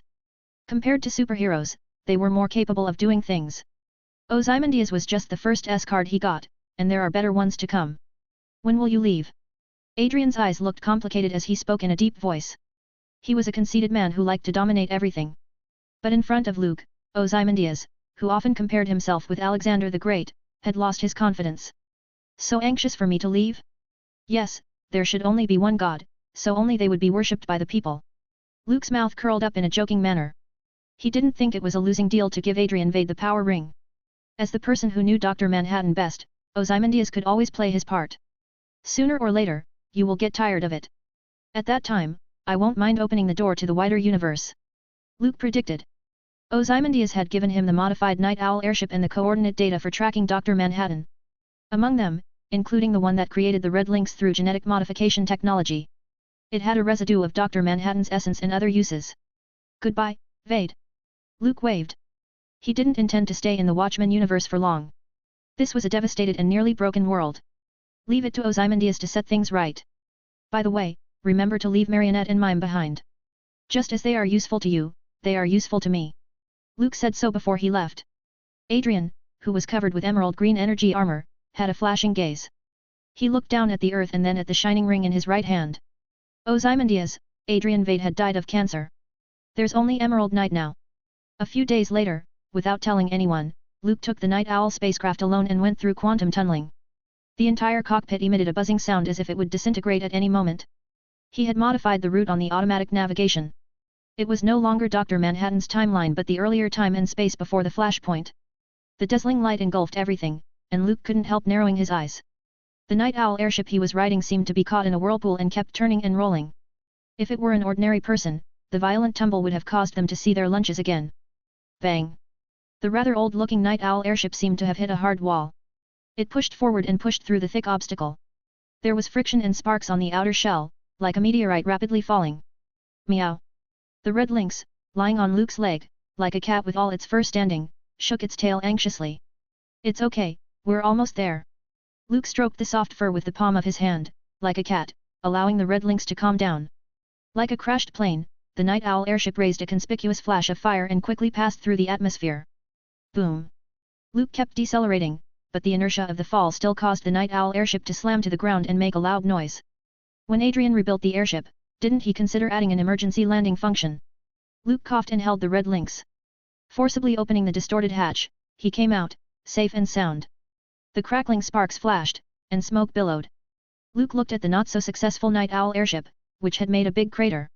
The surrounding soil was charred as if it had been burned by fire. "Someone's coming." Luke's ears moved. He heard footsteps in the distance. He scanned around and saw large fields of corn and wheat nearby. It looks like a farm. It wasn't a pleasant trip. Luke opened the underworld and stowed the night owl, which was on the verge of being scrapped, into it, then shot up into the sky and disappeared. He overlooked the earth, amplifying his senses. A few seconds later, he finally identified the location. This is Kansas. 476, Chapter 473 Small Town Boy, Next Door Neighbor. Kent Farm, Kansas. At the age of 17, Clark Kent, a minor, opened his eyes and got up. With warm sunshine on his face, it was another beautiful day. He rolled over, sat up, and ran to the window. Swish, he pulled open the curtain. Clark stretched himself while thinking about the upcoming sports activity at school. He got dressed, went to the mirror, and tidied up his clothes. What he saw in the mirror was a tall boy with black hair and a tangle of curly hair on his forehead. Clark, you're going to be late. A gentle female voice came from downstairs. It was his mom. Coming. Clark walked down the stairs and flew down to the living room. Opening the refrigerator, he picked up a bottle of milk and gulped it down. I have to work tonight, so you two can fix your own dinner. Remember, no pizza. Mrs. Kent tidied up the table neatly, leaving only some mashed potato, salad, and pork chops. Clark spat out his tongue. It looked like his mom had found out about the pizza he and his dad had ordered secretly. Mrs. Kent refused any fast food, firmly believing it to be junk food. This may be related to her previous experience of working in a fast food restaurant. After lunch, Clark took out a piece of paper from his backpack, which was the permission slip to join the school football team. If he wanted to join the team, he needed his parents' signature to get the teacher's permission. After all, football was a high-impact sport, and the risk of injury was high. Dad, I want to play football. Clark said in a lowered voice as if he were about to do something wrong. He handed the permission slip to his dad, hoping that the other party would be in a good mood and would be kind enough to sign it. I'm sorry. I can't let you do that, Clark. Jonathan Kent, Clark's father, scratched his hair, looked at his wife, shook his head, and refused. Why? Clark looked disappointed and questioned loudly. This wasn't the first time. When he was a child, he wanted to sign up for the baseball team, but he didn't get his parents' permission. Later, they still wouldn't let him play soccer, basketball, and other sports. This was why Clark was often called a nerd by his classmates at school. Although he did well in his lessons and won the teacher's favor. But he never participated in after-school activities, which also attracted a lot of criticism and why he didn't have many friends. You know why, Clark? Jonathan Kent had a complicated look. Since childhood, his son was different from other children. At the age of 8, he could lift the jeep parked in the yard. If he was angry, he could crush steel with his hands. Jonathan clearly remembered that Clark accidentally fell into a grain harvesting machine once. It was supposed to be a bloody tragedy. But when he quickly stopped the machine and ran over to see, he found his son safe and sound. Instead, the machine was stuck, and blades were bent as if they had hit something hard. Later, Clark grew up some more and gradually became even more extraordinary. This made Jonathan very worried for a while, fearing that others would discover his son's super ability and they would regard him as a freak. He had this idea because Clark wasn't his and his wife's own flesh and blood. Over a decade ago, a baby aboard a spaceship crashed into the Kent farm, bringing with it a rain of meteorites that nearly destroyed the town. It was the second time that something like that was discovered in Kansas, and there was another sometime before. A huge crater appeared in the cornfield of the Kent farm, which was suspected to be the site of meteorite impact. But the police who came to investigate afterward didn't find any debris left behind. This had also become an unsolved mystery in the small town, giving rise to rumors like aliens descending to Earth. I'll hold back, Dad. Cut my speed in half and never ram into anyone. Clark still tried to persuade his parents but still failed to achieve his goal. He had to pick up his backpack and walk out of the house with a sense of loss. The unluckiest thing was that the school bus that was supposed to wait for him had already left, raising a huge cloud of smoke and dust. Clark, missed the bus? I wouldn't mind giving you a ride. The sound of a car horn brought frustrated Clark back to reality as a young man wearing sunglasses greeted him. The other party was sitting on a stylish yellow Chevrolet Camaro, and his body was filled with the confident temperament of a successful person. Mr. Cavill. Clark was a little embarrassed. The young man lived right next to the Kent farm, a neighbor of sorts. According to his father, Mr. Cavill was a rich man from Metropolis who had a successful career and often appeared on the news. I told you. Just call me Luke. The young man snapped his fingers and kindly said, I'm not much older than you. Hurry up, or you'll be late. Clark hesitated for a moment but still pulled the door open and sat in. Mr. Cav. Luke, are you back in town for a vacation? The sunny boy took the initiative to find a topic. The other party spent most of his time in Metropolis, busy with business. The luxurious villa in the small town, as well as a large field nearby, were left vacant. I just finished a business meeting with LexCorp, and stopped by your school's ribbon cutting. I donated a library. Luke spoke in a plain, boring tone. Ah, you're so passionate about it. The last half of Clark's sentence was held in his mouth and turned into a compliment. It's just a small token of appreciation. Luke waved his hand to show that it was no big deal. With a hidden gaze, he surveyed his young Kryptonian cousin. The other party was a little better than the skinny Superman in the Flashpoint world, in the development of strength, speed, and various senses. As a rough estimate, it probably stayed at the most basic level. Without training, Clark may not even have mastered the ability to fly but very passively absorb the sun's rays. Clark, you don't seem to like sports very much. Luke said softly with the corners of his mouth hooked up. At your age, I was already a starter on the team. Hearing that, Clark's eyes dimmed. He couldn't be a part of the fierce, passionate sports competitions. The question was, if a guy, who could lift a jeep with one hand, collided with his opponent, what would happen? I like reading books and studying astronomy. Clark whispered. My house is quite big, there is a lot of fitness equipment left behind, you can come and play when you have time.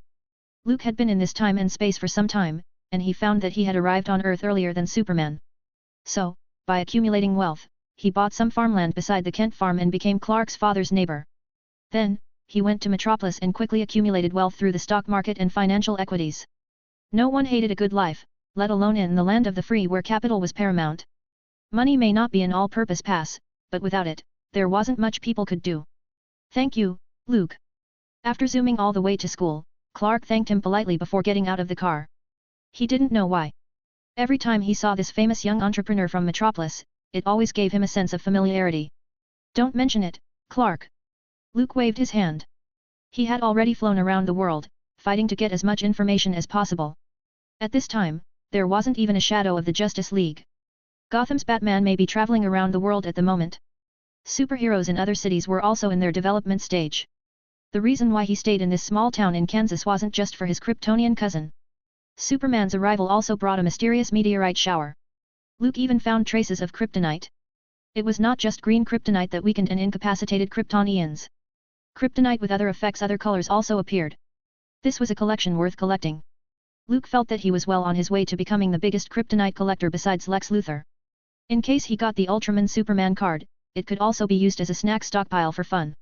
477, Chapter 474 Young Kent's Troubles, all because of kryptonite. After Clark stepped out of the car, he seemed to be the center of attention and felt the curious eyes of many students. There weren't many rich people in the small town. Although being a farmer in the United States could definitely be regarded as a good life, it depended on how much land they owned. For example, like Mr. Luke Cavell, the town's famous major landowner.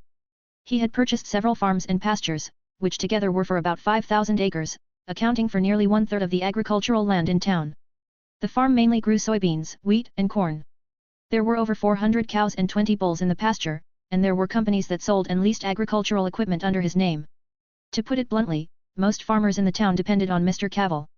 By contrast, the scale of Kent Farm was small. Moreover, in a relatively closed and backward town, every household preferred off-road pickups with good loading capacity, and sports cars weren't common. God, Clark, do you have a private ride now? And it's such a cool Chevrolet. Clark, who was a little shy, walked quickly into the school gate. A girl with short golden hair patted him on the shoulder, exaggerating. Her name was Chloe, a reporter in the school. She was obsessed with all kinds of small-town tales of mystery. She was one of the few friends Clark, the nerd, had. I missed the school bus. Luke was kind enough to give me a ride. Clark earnestly explained. Mr. Cavell had always been a celebrity in town. Although he didn't often appear and only came back occasionally for a short vacation. But because of the frequent news headlines and enough exposure, he had long been the talk in town. Of course, most of them focused on gossip. Luke, oh, when my dad sees him, he always calls him Mr. Cavell. Chloe curled her lips and stared at her friend as if she wanted to catch something from it. Intuition told her that Clark's relationship with the rich young man seemed unusual. Not to mention, after linking them together, Chloe was surprised to find some similarities in their appearance. The same hard silhouette, statue-like perfect lines, tall and upright body. Kindly give you a ride? Did he invite you to the luxurious villa? Chloe kept asking. Clark, holding a stack of books, nodded. The other party did invite him to go over, to work out together? Then he must have an ulterior motive. Otherwise, why should I be so enthusiastic about you? A nerd. Chloe snorted lightly. She understood that in movies and novels, the young rich-looking dude was usually a villain. How can that be? What do I have that Luke would be interested in? Clark shook his head in disbelief. All of the Kent family's possessions were probably no more than a fraction of the other's bank account. He couldn't be interested in me, can he? Clark's thinking was also skewed, and strange associations were made. Hey, look, your dream girl. Without dwelling on the issue with Clark, Chloe bumped the former's arm and alerted him. Don't you want to go over and say hello? Clark followed her line of sight and soon noticed a young girl full of youth. With long brown hair and a pretty face, she exuded a charming aura. That was the most beautiful girl in the school, and she was also the girl he could never forget. Lana. Almost subconsciously, Clark walked toward her like a robot. Chloe, who fell behind, showed a naughty smile as if expecting a good show. 5, 4, 3, 2, 1. Plop. Clark, who looked tall and healthy, hadn't walked up to Lana yet. His legs went limp, and he fell to the ground as if he had suddenly lost his strength. The stack of books in his hands also spilled out. The classmates around him laughed, making Clark, who fell down, embarrassed. There was no doubt that this was an embarrassing thing. The future Superman, at this time, was just a teenager with low self-esteem. He didn't know what to do, let alone how to eliminate the embarrassment. Poor Clark. Chloe let out a sympathetic laugh. According to her records, as soon as Clark got close to Lana, he would act like a toddler who hadn't learned to walk. Not to mention walking unsteadily and falling to the ground. Sometimes, there may even be a serious case of respiratory distress. She called it unrequited love syndrome. Hey, Clark. Are you okay? Someone picked up the books that had fallen to the ground and handed them to Clark, who just wanted to hide. Luke? Why are you? Seeing an acquaintance, Clark temporarily forgot the embarrassing situation and showed a surprised expression. I just told you about the ribbon cutting for the library. Remember? Luke faintly smiled. Behind him stood the principal, the director of education, and other figures. The strong aura emanating from the educators made those students, who were watching the fun, automatically retreat. A swarm of people scattered in an instant. I'm a little confused. Sorry. Clark patted the dust on his body. With Lana's departure, the feeling of weakness that filled his whole body seemed to disappear. A pretty girl, are you interested in her? Luke took the opportunity when returning the books, approached him, and asked. He looked a bit odd as if he had found something interesting. Who was Superman looking at that made him like this? It had to be the girl with the kryptonite necklace. Yes, that's why Clark suffered from unrequited love syndrome. The girl named Lana Lang had a kryptonite necklace around her neck. If these two people were really together in the future, not to mention his two legs, Clark might have to go soft on his third leg. No, no. Clark shook his head repeatedly as if he had been caught reading some kind of inappropriate magazine by his parents, and an inexplicable sense of shame spread through his body. This was how teenagers who were secretly in love looked. They were always reluctant to admit that they liked someone and thought that no one knew the secret. Unfortunately, he wasn't really good at lying. His red face and evasive eyes made it easy for people to realize the answer. Clark, when I was your age, my arms were full of young girls. Luke put on sunglasses, patted his little cousin on the shoulder, and enigmatically said, you know why? Clark shook his head, he had zero experience in love. Except for his mom, he had never even touched a girl's hand. How would he know the secrets to that? Not only am I humorous and handsome, but I drive a sports car to school every day. Clark? He was speechless. I'm still at the age where I have to take the school bus to school. No more jokes. I'll see you later, Clark. Luke withdrew his interest in teasing his little cousin and walked into the school auditorium surrounded by the school leaders. The future Superman was still bothered by his unrequited love. But it wouldn't be long before he learned from his adoptive father, Jonathan, that he was an alien. When the time came, it would be the turn of the Kryptonian cousin to shine. Kryptonite refining. Luke thought of Lana, Clark's crush, and the necklace she was wearing. The day the Kryptonian spaceship crashed, it also brought a disastrous meteorite shower to this town. Actually, it was a rain of kryptonite. Leaving kryptonite fragments all over town. That thing wasn't only fatal to Superman but also harmful to ordinary people. Long-term exposure could lead to radiation poisoning, cancer, and even abnormal changes in normal people. It sounds like the metahumans in The Flash. Because of the big explosion of the particle accelerator, superpowered people appeared.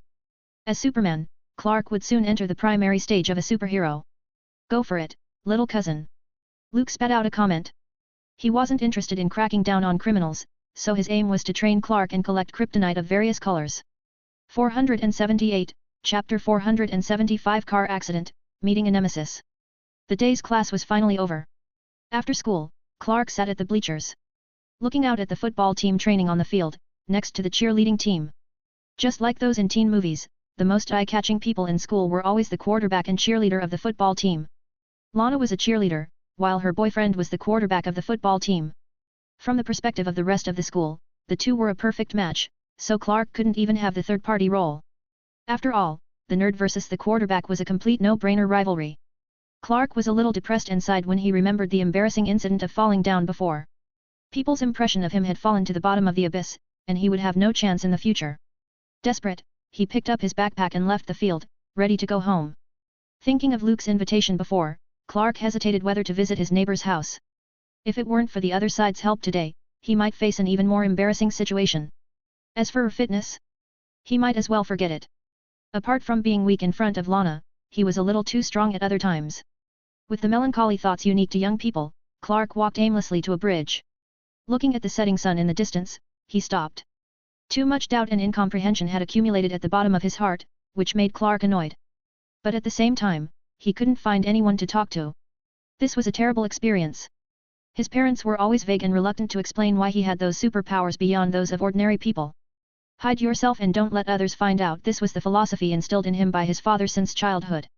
As if the surging power in the body was some kind of shady contraband, once noticed, it would cause unwarranted trouble. Clark clearly remembered he was bullied at school, and that group of people took his comic books and toys. If he wanted to, he could have punched the guy into a pool of tomato juice. But Clark didn't, because his father said, countless times, that he had to restrain his anger in the face of other people's provocations. Using violence to deal with bullying was the wrong choice. Who am I? He was lying on the edge of the bridge railing, his mind reverberating with questions, not noticing that a high-speed Porsche suddenly skidded, lost control and hit him. Boom! The Porsche, which weighed over 2 tons, sent Clark flying along with the bridge railing. The car and the man fell into the lake below, causing a huge splash. The force of the impact, combined with the pressure of falling into the water, caused the driver in the driver's seat to instantly pass out. But Clark was unharmed. It didn't look like he was hit head-on by a sports car. Holding his breath, he tore open the roof and dragged the drowning man to shore. Seeing that the opponent was unconscious, Clark followed the first aid measures he saw on TV, performing CPR. 20 minutes later, the police car and ambulance arrived. Along with them, there was Luke, Clark's acquaintance. Must be fate. How many times have we seen each other today? Luke chuckled at the sight of Clark, draped in a red blanket, with his hair in a mess. Why are you here? Clark's face looked confused. It was too much of a coincidence that he could run into Luke at the scene of a car crash. I forgot to introduce you to Lex Luthor, my godson. Luke walked up to Clark, pointed to the young man who was making a statement and said so. Thank you for saving his life today. Otherwise, I wouldn't know how to explain it to his father. Lex. Clark was slightly stunned. Does he have something to do with LexCorp? Lex, how many times have I told you, focus on the road when driving and don't just think about speed. It will cost you your life. Luke ignored Clark's puzzled expression and shouted with a stern face. The older teenager, with a head full of reddish hair, seemed to be still shocked by the accident. His eyes were a bit dull. It was only when Luke appeared that the pale face got a little brighter. Uncle, it was an accident. Although they looked similar in age, Lex, a teenager, still used a respectful attitude. I'm thinking about telling your father to end your vacation early. Luke's face showed some authority, and when he heard end the vacation, Lex immediately became an obedient boy. He didn't want to go back to the mansion in Metropolis. His father was obsessed with his career and all year round never came home. Every day, apart from facing a bunch of servants, he would just take girls out for a drive. His life was pretty boring. Lex liked this town, everything looked novel, completely different from the hustle and bustle of the big city. Very well. There's no next time, I hope you remember. Seeing the future Superman's nemesis, bald Lex Luthor reveal such a well-behaved look, Luke was quite satisfied. Before he came here, he never dreamed that he would become a celebrity in the villains' camp, the godfather of Lex Luthor. The reason was a long story, it goes back to the time he had just arrived. Luke arrived a few years earlier than Superman, but he couldn't find his target. He could only develop steadily and lay a solid foundation. Getting wealth was the first step. The ever-changing stock market became the place where Luke dug up his first pot of gold. Regardless of the time period, there were always plenty of historical irregularities in the rhythm of history. Seizing the opportunity, money would fall from the sky every day. When the capital accumulation was completed, he just needed to move on to purchasing industries and establishing a commercial empire. About 7 or 8 years later, Luke abandoned his identity as a mysterious investor on Wall Street and became a rich entrepreneur in the metropolis.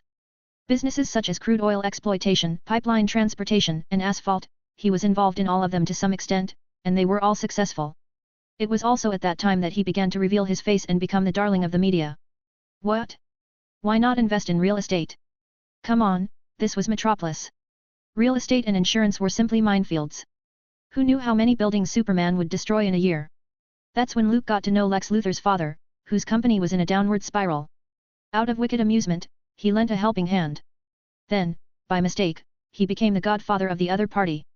Speaking of which, Luke wasn't only Superman's Kryptonian cousin but also Lex Luthor's godfather. How would this complicated relationship develop in the future? Wait, Lex, you said Clark saved you and gave you first aid? Does that include CPR?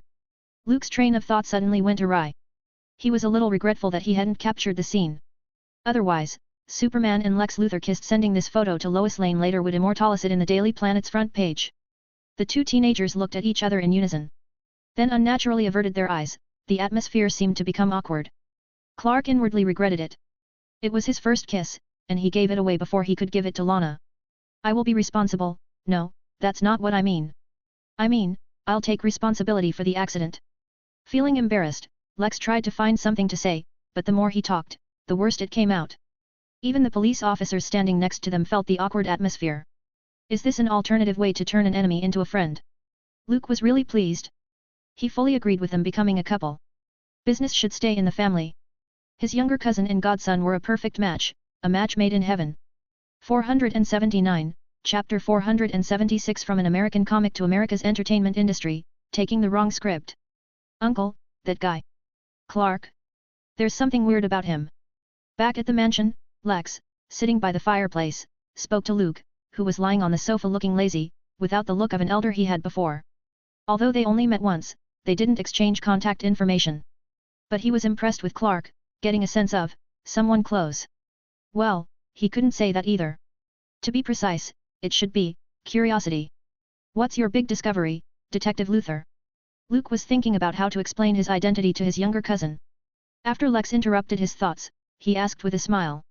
He vaguely felt that he had seen the current plot somewhere. The boy Clark, his first girlfriend Lana, and Lex Luthor, who appeared early, somehow created a familiar feeling. I'm sure that the Porsche slammed into Clark, but he wasn't hurt. And saved me from the water. Lex tossed his hair and doubtfully said so.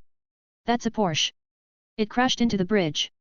At this time, he wasn't someone powerful yet, so he lacked the bonus buff of genius. With a keen sense of observation, it was still impossible to capture the trajectory of the plot. The bald Lex was exchanged, he instantly noticed that something was wrong. Isn't that a good thing? Luke naturally knew the reason, but he didn't make it clear. Do you want to kill an innocent passerby with your driving and go to jail? Although not necessarily. With the help of the lawyers invited by LexCorp, you might get off, claiming insanity. Then be acquitted and sent to a nice nursing home for a few months or so. But anyway, it would be a conspicuous stain in your records. You know, your father still wants you to be the president of LexCorp. Luke laughed and joked. He remembered Lex Luthor in a certain timeline and seemed to have actually been a president once. It was said that the other party's mantra was "No one knows Superman better than me," loved to play the accordion, and would always talk about the fate of all mankind. Wait, what seemed to be wrong? He was suddenly confronting a red-headed president. The president? Lex suddenly fell silent. Like Clark, he was in some kind of rebellious period.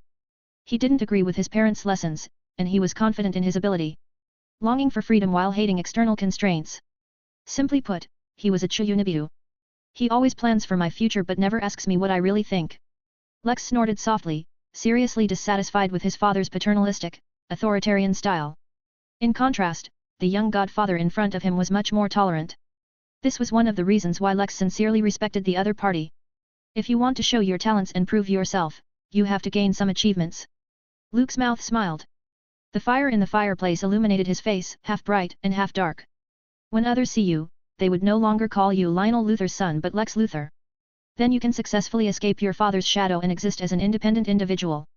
Lex thought about it, and he did have the idea of being independent. He came to this town not only for a vacation but also for those abandoned factories. 17 years ago, the meteorite shower destroyed the lives of many people and the industrial development of the town. This was a good opportunity to revive and recreate the prosperity it once had. Uncle, what do you think I should do? Lex humbly sought advice. Sitting in front of him was the most famous young upstart from Metropolis, a talented investor, who his own father was impressed with. To use a term often used by the media, he was the man who sees the future. Agriculture and manufacturing are the economic pillars of Kansas. There are many farms and ranches in the town, but there's a lack of related industries, such as food processing, meat processing, and other manufacturing plants. Luke casually blurted out. Buy those abandoned factories, reopen them, and run them. In time, the company will be able to provide enough jobs in the town, win the praise of the municipal government, and be honored as one of the top 10 outstanding youths, as well as use the actual industry to expand into deeper and wider areas. Lex brightened up. He mainly worked in the financial and trading markets before, and didn't have a deep enough understanding of this aspect. What do you have in mind, uncle? We can work together. The young man's mind turned rapidly. His father would certainly not allow himself to do anything wrong, but it would be different if he joined his godfather and borrowed the name of the other party. I don't like to touch money, and I'm not interested in it, Lex. Luke waved his hand and slightly smiled. My happiest days were when I was living in a basement in Metropolis and making $91 a month. Lex was silent. He had become accustomed to the strange words that popped out of his godfather's mouth. For example, set a small goal of earning 100 million this year, making money is just a passing thing, money brings me less than 5% happiness, I'm face blind, I can't tell if those Hollywood actresses are pretty or not and so on. Uncle, so, you really just came here for a vacation? Lex still wouldn't give up. He could never imagine that a big man like Luke, whose time was precious, would come to this backward, conservative town for a leisurely vacation. I'm here to inspect and collect meteorites. Luke shrugged his shoulders and whispered. You should also know that this town used to be called Creamed Corn Capital of the World, until the meteorite shower that shocked Kansas. Now, it's renamed Meteor Capital of the World, which is a means to increase its fame and attract tourists. But anyway, there are a lot of residual meteorites here. He had already selected and assembled a team of archaeologists and would soon be exploring various parts of the town to collect the meteorite fragments. When you think about it, Clark was really unlucky. As a Kryptonian, he actually lived in a small town full of kryptonite. I never knew that you were interested in archaeology and meteorites, uncle. Lex was a little surprised. However, it did seem to the outside world that Luke had some strange hobbies. For example, his collection of Hollywood actresses, as if he was collecting stamps. Targets, such as Jodie Foster, Sharon Stone, Demi Moore, and so on. There were also Nicole Kidman, Charlize Theron, and others who weren't famous at the time. Most surprisingly, he also had a special hobby of investing in movies and making guest appearances. It's normal for hobbies to expand. Luke smiled. He could explain why Marvel Studios' script suddenly turned into a Hollywood Playboy script. First of all, it was because before his younger cousin came to Earth, it was rather boring and no fun. As everyone knew, the DC universe was built and developed around Superman. Clark Kent was the most important one, although he always loses to the big daddy I always have a plan Batman. But that didn't hinder his younger cousin's status. Otherwise, it was impossible for Dr. Manhattan to be particularly interested, and an unprecedented observation experiment had been carried out. A world without Superman meant that there would be no superheroes and supervillains. Therefore, in order to pass the time, Luke could only develop his personal interest out of his love of movies. Moreover, he was very principled. He would only have a one-night fling with each actress. Even if a few of them appreciated his skills, Luke definitely didn't miss it. Therefore, in the Hollywood circle, he gained the nickname Heartbreaker. Well, Lex. Let's talk again later, it's dinner time. Luke stopped talking, got up and said so. He guessed that Clark would continue to ask his adoptive father, Jonathan, questions about his identity because of the car accident. At that time, it should be an opportunity for the Kryptonian older cousin to shine. My silly cousin, it's time to get down to business. Luke thought with a smile. 480, Chapter 477 Mid-Class Warrior, Kakarot. The next day. Noon. Clark sat alone on the fence of the Kent farm, watching from a distance. His face was full of confusion and sadness, revealing complex emotions. Just an hour ago, he had a heated argument with his father, Jonathan. The reason was that Clark saved Lex Luthor, who had fallen into the river. As a token of gratitude, the other party sent him a brand new sports car. A cool, expensive, and flashy sports car was the perfect gift for a young high school student. Even Clark couldn't help feeling excited. Superman, with his perfect character, was in a childish and confused adolescent state, just like ordinary people. Longing for the recognition of others, wanting to be the man of the hour in school, winning his crush that he admired in secret. A sports car could change a lot of things. But Jonathan didn't think so. The son was courageous and had a good character, which was worthy of appreciation. But he shouldn't ask for a reward for a good deed, even if the other party offered to give it. Jonathan was an exemplary figure with a very high moral standard. But for this reason, as his son, Clark sometimes felt very depressed. I didn't jump in to save Lex. His car hit me at 60 miles per hour. Clark's pent-up emotions that couldn't be held back anymore finally burst out. And now I'm standing in front of you. You always said I should be normal, is this normal? I can't take part in any sports activities. I don't have any friends at school. I have to learn to hide myself. If I can be a normal person, I'm willing to give anything. Jonathan watched his son run to the barn's upper floor, which was Clark's private territory. He once named it the Fortress of Solitude. In desperation, Jonathan realized that it was time to tell Clark the truth. So, he found his son and told him all about the meteorite shower 17 years ago and the spaceship that crashed on Kent Farm. This almost made Clark's brain shut down. Anyone who suddenly learned that he wasn't born of his parents and that he was an alien would be in a state of devastation, just like him. Although Clark had wanted to learn the truth from his parents on numerous occasions. About his own superpower, those special qualities that differ from those of ordinary people. But when the truth came, he wasn't so happy. Looking at the spaceship full of futuristic technology in the barn, Clark didn't know what expression to make. When the old question was answered, new ones would follow. Who the hell am I? Where are my biological parents? Where do I come from? Too many questions, turning Clark's into a ball of wool that couldn't be sorted through. People are afraid of things they don't understand, so I couldn't let you show them your ability. Jonathan spoke meaningfully to Clark and said, "You are the answer, son. The answer to the question, is man alone in the universe? I don't want to be the answer." Clark's expression was somewhat painful, with tears in his eyes. He was used to everything about Earth, everything about Kansas, everything about the small town. But now, someone told him that it wasn't where he belonged. Clark, who was still psychologically fragile and hadn't grown up yet, couldn't accept it. He jumped straight out of the window and quickly disappeared from Jonathan's sight. Clark, an isolated boy, sat on the railing, tilting his head at a 45-degree angle, staring at the darkening sky. As the night fell, a few stars loomed. Suddenly, a dark red cloth blocked his view. Subconsciously moving his eyes, he saw cloak, boots, uniforms. Luke. The other party's feet were hovering off the ground, suspended in mid-air. The dark red cloak behind him fluttered like a rolling wave. Compared with the gentleness and kindness when meeting during the day, Luke was now full of a sense of oppression and a sense of authority. "You can fly." Clark, who was still thinking like a normal human being, looked surprised as if he had seen an alien. "What's the surprise?" Luke stopped in the air, watching his Kryptonian cousin for a while.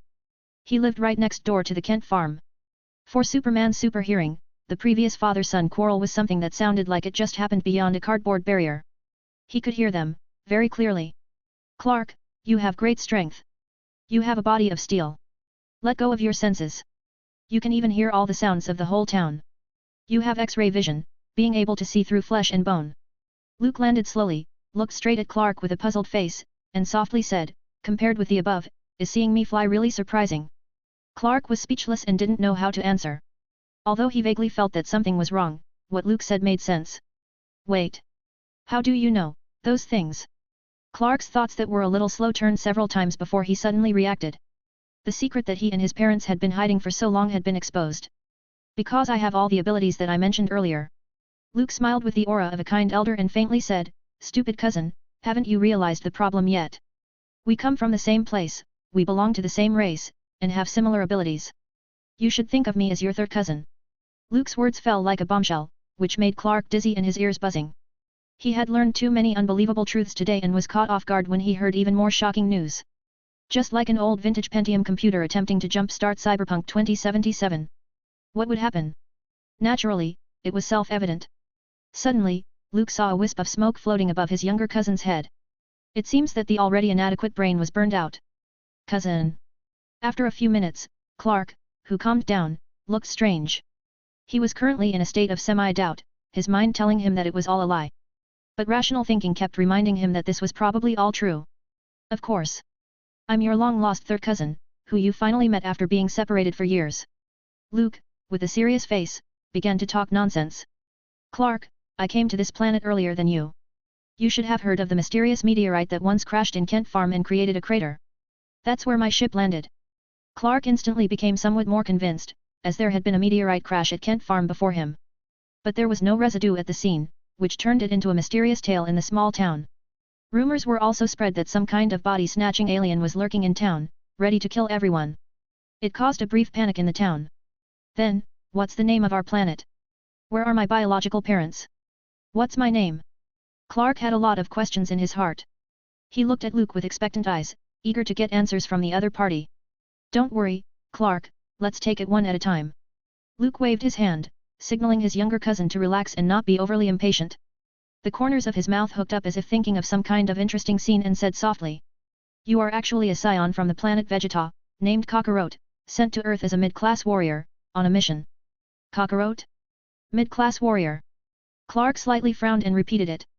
Why does it feel a little weird? Yes, one of the hallmarks of the scions is that when anger rises, their hair will change color. Luke nodded his head vigorously and affirmed. When the time comes, you will awaken the powerful forces in your body, Clark. If you want to be a qualified scion, you should dye your hair green, which is the fashion trend for us scions. So, cousin, why is your hair like that? Clark touched the small curly hair on his forehead with some hesitation. Dyeing his hair in a conservative town wasn't a good choice. What if he was labeled as a punk? Personally, I don't like the color very much, but it suits you. Luke said with a smile, his eyes full of sincerity. 481, Chapter 478 Clark, women will only affect your punching speed. Just when Clark was debating whether to risk being considered a punk, he dyed his hair green and completed the scion tradition.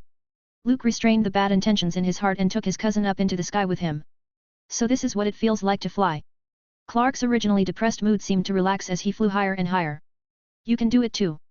You just need to learn. The bio-force field resisted the gravitational pull of Earth and led the two men through the dark clouds and above the atmosphere. The harsh environment with low temperature and lack of oxygen didn't affect them in any way. Looking down from there, let alone the small town, even Kansas had become a black spot that was hard to see, just like a miniature model. The world is big, Clark. Luke finally returned to the serious older cousin state, switched to a serious tone, gestured, and said, you can only see a small piece of it if you stay in that town. You'll only be able to see the wider world when you leave Kent Farm in Kansas. Clark was a little confused. He was still a high school student who still indulged themselves in watching cheerleaders and comparing popularity. It was normal for him to have difficulty in understanding the profound truths. I know Jonathan probably told you to hide yourself from the human race, otherwise, it would cause unexpected panic and disturbance. The dark red cloak rolled. Luke slightly raised his head, his vision seemed to penetrate the boundless and deep void. But sometimes, you need to connect with the world and try to fit in. The easily fooled Clark heard these words, and a touch of reverence rose in his eyes. His first cousin's image instantly grew nobler. I understand. The young Superman nodded as if he had an epiphany. I'm going to join the football team as soon as I get back to school. Luke. I didn't burn my younger cousin's brain out, right? What does this have to do with the football team? Luke's mouth pulled at the corners. He meant that Clark should get out of the Kent Farm, out of the small town, out of Kansas, like Batman to travel the world and gain insight. Of course, the main purpose of saying this was that he could take Superman with him everywhere and promote the formation of the Justice League as soon as possible. I love Lana, she's a cheerleader, and her boyfriend is a starter on the football team. To deepen my connection to the world and fit in, I'm joining the football team. Clark thought he fully understood what his older cousin was saying, and with a proud look on his face, he crossed his arms and said. Luke took a deep breath and forced a smile. He now seriously wondered if his little cousin's brain had been damaged when the Kryptonian ship had fallen. Otherwise, how could the other party think about poaching and stealing other people's girlfriends? Clark, you may not understand now, but you will understand later. Women will only affect your punching speed. Luke wanted to be an emotional guru, telling Clark that first love was always bitter and would never work. The only girl and wife Clark ever had in his life was Metropolis journalist, Lois Lane. But spoilers wouldn't be a good thing, so Luke restrained himself. But Luke, I can't fight. Clark's face looked innocent. From childhood, his father always taught him to never fight with others. Because if he couldn't control his strength and killed his opponent, it would be terrible. Therefore, up to now, Clark had never fought with anyone and always maintained a courteous and easygoing character. Luke thought, you deserve to lose to Batman this way. Scion is a fighting nation, Clark. How can you become a qualified scion if you can't even fight? No sign of manliness. He set a scion identity for Clark, but it wasn't just to satisfy his nasty sense of humor. The greater the difference was between everything on this timeline, the more intense the collision that would eventually occur with the space-time observed by Dr. Manhattan. Especially as the core of the construction of the multiverse, Superman was the key person. But my dad? Clark was a little confused. He was deeply influenced by his adoptive father, Jonathan. Clark, why do girls in school regard the quarterback of the football team as the perfect guy to date? Luke, who was well versed in bargaining, had a slight twinkle in his eye and decided to persuade his younger cousin in other ways. Because they're tall? Strong? Maybe, popularity. Not all of them. Sports is a kind of confrontation, a kind of competition, which can greatly show one's masculinity and increase their attractiveness. Clark thought about it carefully. It seemed to make sense. In school, nerd was more like a sort of derogatory nickname. People didn't like walking with such people, because it wasn't cool enough. For young people, cool was everything. Luke, what should I do? Clark then remembered that the man standing in front of him, Luke, was a man who had made a name for himself in Hollywood circles as the Heartbreaker. Just joining the football team won't solve the problem. Lana's boyfriend is already a starter, and you're a rookie going in, you'll be a bench warmer at best. Luke began to lead his young cousin in a crooked direction, seriously saying, I think you should start by training your body, developing a strong physique and improving your mastery of strength, so that you could integrate perfectly into school life. As for how to attract the attention of your crush, being overly aggressive is useless. You have to wait for your chance, Clark. He found that his younger cousin hadn't even formed the most basic bio-force field and didn't know how to train his abilities at all. This is not acceptable. Since he used the name Kakarot, he had to show all his power as a mid-class Scion warrior. Starting tomorrow, come to my house every day for special training. Luke was ready to train his cousin and develop his potential. In the main universe space-time. On Mars. Dr. Manhattan, who remained the same, like a statue, opened his eyes. Just now, he sensed a fluctuation in the infinite space-time of the multiverse. Like a stone thrown into a calm lake, it stirred up ripples. What happened? Dr. Manhattan's consciousness began to shuttle in the past and the future. But he got nothing and found nothing unusual. Earth 52 was calm, and the new universe had steadily entered a stage of development. Although many traces of history had been erased and rewritten, no one but very few people found anything wrong. Occasional shocks in space-time. In Dr. Manhattan's eyes, a touch of human-like doubt emerged, but it quickly disappeared. He closed his eyes again and entered the state of observation. As usual, he just waited for the result. Batcave. The Dark Knight was not moved by the sudden appearance of the Flash in front of him, without the slightest surprise. Bruce Wayne was used to Barry coming in without saying hello. The Flash's actions are always faster than his brain. I brought you a gift, Bruce. Barry took out a letter and handed it to the other party. 482, Chapter 479 Someone Forgotten, an old photo. Although someone spent quite a long time in Kansas, it was less than half a day before the Flash returned to the main universe.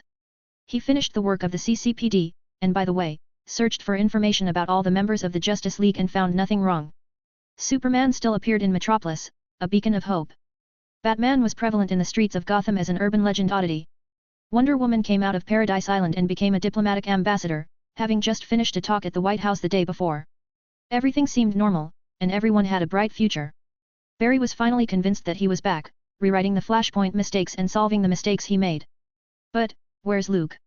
Flash tried hard to recall it. He clearly remembered that the Kryptonian cousin followed him, but then he disappeared. Did something happen during this period? Ugh, my head hurts again. He drew a cold breath, his head slightly flushed with pain. This was an after effect of memory fusion. What he saw and heard in both time and space collided with each other. The old will be overridden by the new, just like a game archive. This situation happened to Barry in the Flashpoint world. The longer he stayed there, the faster he forgot everything about the space-time of the main universe. Let's finish the task Dr. Wayne gave me. Barry's doubts only lasted for a brief moment, and he remembered that he was still a courier, and he had to deliver something. A red shadow flashed and disappeared from the apartment. A moment later, he appeared in the Batcave. Before the memory disappeared completely, Flash needed to explain the whole story to Batman. Compared with Dr. Wayne's dilapidated base, Bruce's lair was much more imposing. Hundreds of high-definition screens were stitched together in an array of monitors, allowing Batman to take in every street and every corner of Gotham. Huge conspicuous mechanical dinosaurs, a variety of high-tech props, like a tank Batmobile, and the uniforms of Batman and Robin. Seeing these familiar things, Barry felt a sense of security inside. Everything was real, not a dream. A gift. Batman, like his father, spoke in a hoarse voice, like someone in the last stages of lung cancer. I don't have a habit of celebrating holidays, besides Christmas passed a long time ago. Bruce didn't know why Barry suddenly visited him and specially prepared a gift. That was just a small private party in the Justice League. Or was it some kind of boring prank? The Flash and the Green Lantern often did pranks, or games to enliven the team atmosphere. For example, about choosing Catwoman or Terra, Batman knew about it, and he silently noted the names of the people who participated. He was glad that Superman wasn't one of them. Clark was relatively steady. A man who could lift a plane with his bare hands, save a cat from a tree without a ladder, and spend some time with Lois Lane. It was better for him to spend his time dealing with international disputes. As for most of the work of the Watchtower, it's all handled by Batman alone. He was responsible for giving orders, and Superman and other members were responsible for carrying them out. A clear division of labor and cooperation. Trust me. This gift is important to you. The Flash had no idea. He was noted down in Batman's heart, and he continued, but before that, I have a story to tell you, a story that really happened. 40 minutes later, Barry casually picked up the tea Alfred, the butler, had brought over. He took a couple of large gulps to moisten his dry throat. He told him everything, but he didn't see any emotional fluctuations from Batman. He felt disappointed. The other party was still in that indifferent, calm, facially paralyzed look. Can't you be at least surprised? Or maybe, moved a bit inside? He's too serious. Barry silently thought so. The whole world changed because you tried to prevent your mother from being killed. Bruce laid his hands across the table and supported his chin, seemingly thinking about something. Yes. And before I could correct my mistake, the world was almost on the verge of destruction. The Flash added. So? Is everything back on track now? Batman's brows knitted, he didn't like the feeling of losing control. A crisis actually happened. But I didn't notice the slightest traces. This isn't a good sign. Your vigilance had dropped, Bruce Wayne. Batman reprimanded himself. He was strict with others, and at the same time, he wasn't lax with himself. With that feeling of insecurity deep inside, Batman decided it was time to update the various plans. Should be. Barry didn't realize that his words had a great influence on Batman. If the Flash found out that the Justice League's brain had started to update his own backup plan for any kind of crisis, he would definitely feel scared. After all, there was a bloody lesson from the past. When the Legion of Doom attacked the Justice League, they almost destroyed the entire team. However, the means used by the villains were Batman's contingency plans. At that time, the Justice League was badly wounded. Don't blame yourself too much, Barry. Batman's brain always turned faster than ordinary people. After a simple reflection, he started to comfort the Flash in a rare moment. If I had your abilities, I would definitely try the same thing. The two shots fired in the alley were still the nightmare hidden in Bruce's heart. If he could change the tragedy without causing other negative effects, he would give anything for it. Unfortunately, it couldn't be changed. Thank you. Although I successfully returned, there was a person who was traveling with me, but he disappeared. Barry finally remembered his lost Kryptonian cousin and told Batman, his name is Luke, and he's Superman's cousin. How many survivors does Krypton have? Before that, I thought Clark and Kara were the only ones. Batman's eyes suddenly turned sharp. He subconsciously pursed his lips, showing an extremely subtle emotional response. Another Kryptonian. That's what Batman focused on. He didn't care how many relatives and friends Clark had. If those Kryptonians came to Earth and became as powerful as Superman, it would have unpredictable and serious consequences. Not every Kryptonian, like Clark or Kara, would choose to integrate into the human world and accept the assimilation into society. Such as the former General Zod. Maybe I should go to Lex Luthor and find a way to get the formula for synthetic kryptonite in his hands. Although the friendship between Batman and Superman was unshakable. However, this didn't conflict with his increasing kryptonite stockpile and cautious of the other party. Friendship was friendship, and responsibility was responsibility. Batman, as cold and rational as a machine, had always been very clear about it. Superman's older cousin. He also wrote this down in his heart. Are you sure that the Kryptonian didn't leave in advance or was thrown somewhere else? Batman asked in a low voice. Not sure. That's why I'm asking you for help. If Batman is looking for someone, no matter where he's hiding can always be found. The Flash said a rare word of praise. Then you draw a portrait later, and I'll use the Watchtower system to conduct a worldwide search to see if I can find him. With Batman's indifference, meaningless praise wouldn't give him the slightest emotional fluctuation. Well, with the story about Flashpoint out of the way, it's time to bring out your gift. Barry silently placed the letter on the table. Then a stream of air gently brushed Batman's mask, and the red figure standing in front of him had disappeared. No one else should be here at this important moment. Batman slightly frowned as if thinking of something. He waited for a few seconds before slowly reaching for the gift. He opened the envelope, then the folded paper. Dear son. There's only one thing I know about life. I know some things happen by chance, and some things happen because we make them happen. Barry Allen was a man haunted by his past. But since becoming the Flash, he left the ghosts behind. He found love, a family, and friends. Barry thought yesterday was behind him, but somebody wouldn't let him escape it. When Barry came to ask me for help, I turned him away. I'm not the hero of this story. I'm a man who's been corrupted by his own unbearable pain. I'm a man who has too much blood on his hands to be called good. I'm a man who had nothing to live for. When Batman saw the line at the end, love always. Your father, Thomas Wayne, his iceberg expression, that had never changed, finally loosened. Some people say that it was hard to imagine Batman smiling. But compared to that, it was even harder to imagine Batman could cry. The tall, dark figure took off his hood and stared at the letter that spanned time and space for a long time. United Kingdom. London. At a museum. Diana was cleaning the Elgin marble sculpture from the ancient Greek Parthenon with a professional brush. She had many important identities. She wasn't only the Wonder Woman of the Justice League but also a diplomatic ambassador sent by Paradise Island. She was also a well-known collector and connoisseur of historical relics in the industry. Ms. Prince, did you have anything going on last weekend? The young professor who worked together with her took the initiative to find a topic of conversation. Beautiful women, in his line of work, were rare creatures. Perfect women like Diana, who was rich, beautiful, and intelligent, were even rarer. Despite hearing that the other side had an endless stream of suitors, enough to form a long queue. The professor, who thought he was young and promising, still wanted to join and compete with them. According to the information he heard, this beautiful woman was named Diana Prince, was from Greece. She was born in a rich family and was proficient in many languages. She was especially good at appreciating antiquities. The young professor had already made up his mind, starting with her interests and hobbies and making a good impression with his profound knowledge and interesting speech. This was a long battle. He was patient. Nothing particularly interesting. Diana devoted herself to her work and replied casually. Last week's activities. She went to the Watchtower to report and then attended important meetings held by the White House, the United Nations and other national institutions as the Amazon Princess. It seemed that she had no other arrangements. Although Wonder Woman had been in the world of man for some time, she still felt that she wasn't fully integrated. It wasn't easy to adapt in many areas, especially in terms of living. She remembered that, just after leaving Paradise Island, Diana had no idea why, when she twisted that thing called faucet, the pipe would automatically pour out clean water. How could those steel carriages travel steadily and quickly? And what kind of magic did ice cream use to make it so delicious? There were too many things to learn and no one to ask. It was a difficult time. After the Flashpoint ended, the new 52 of the new multiverse started. The origin of Wonder Woman had changed.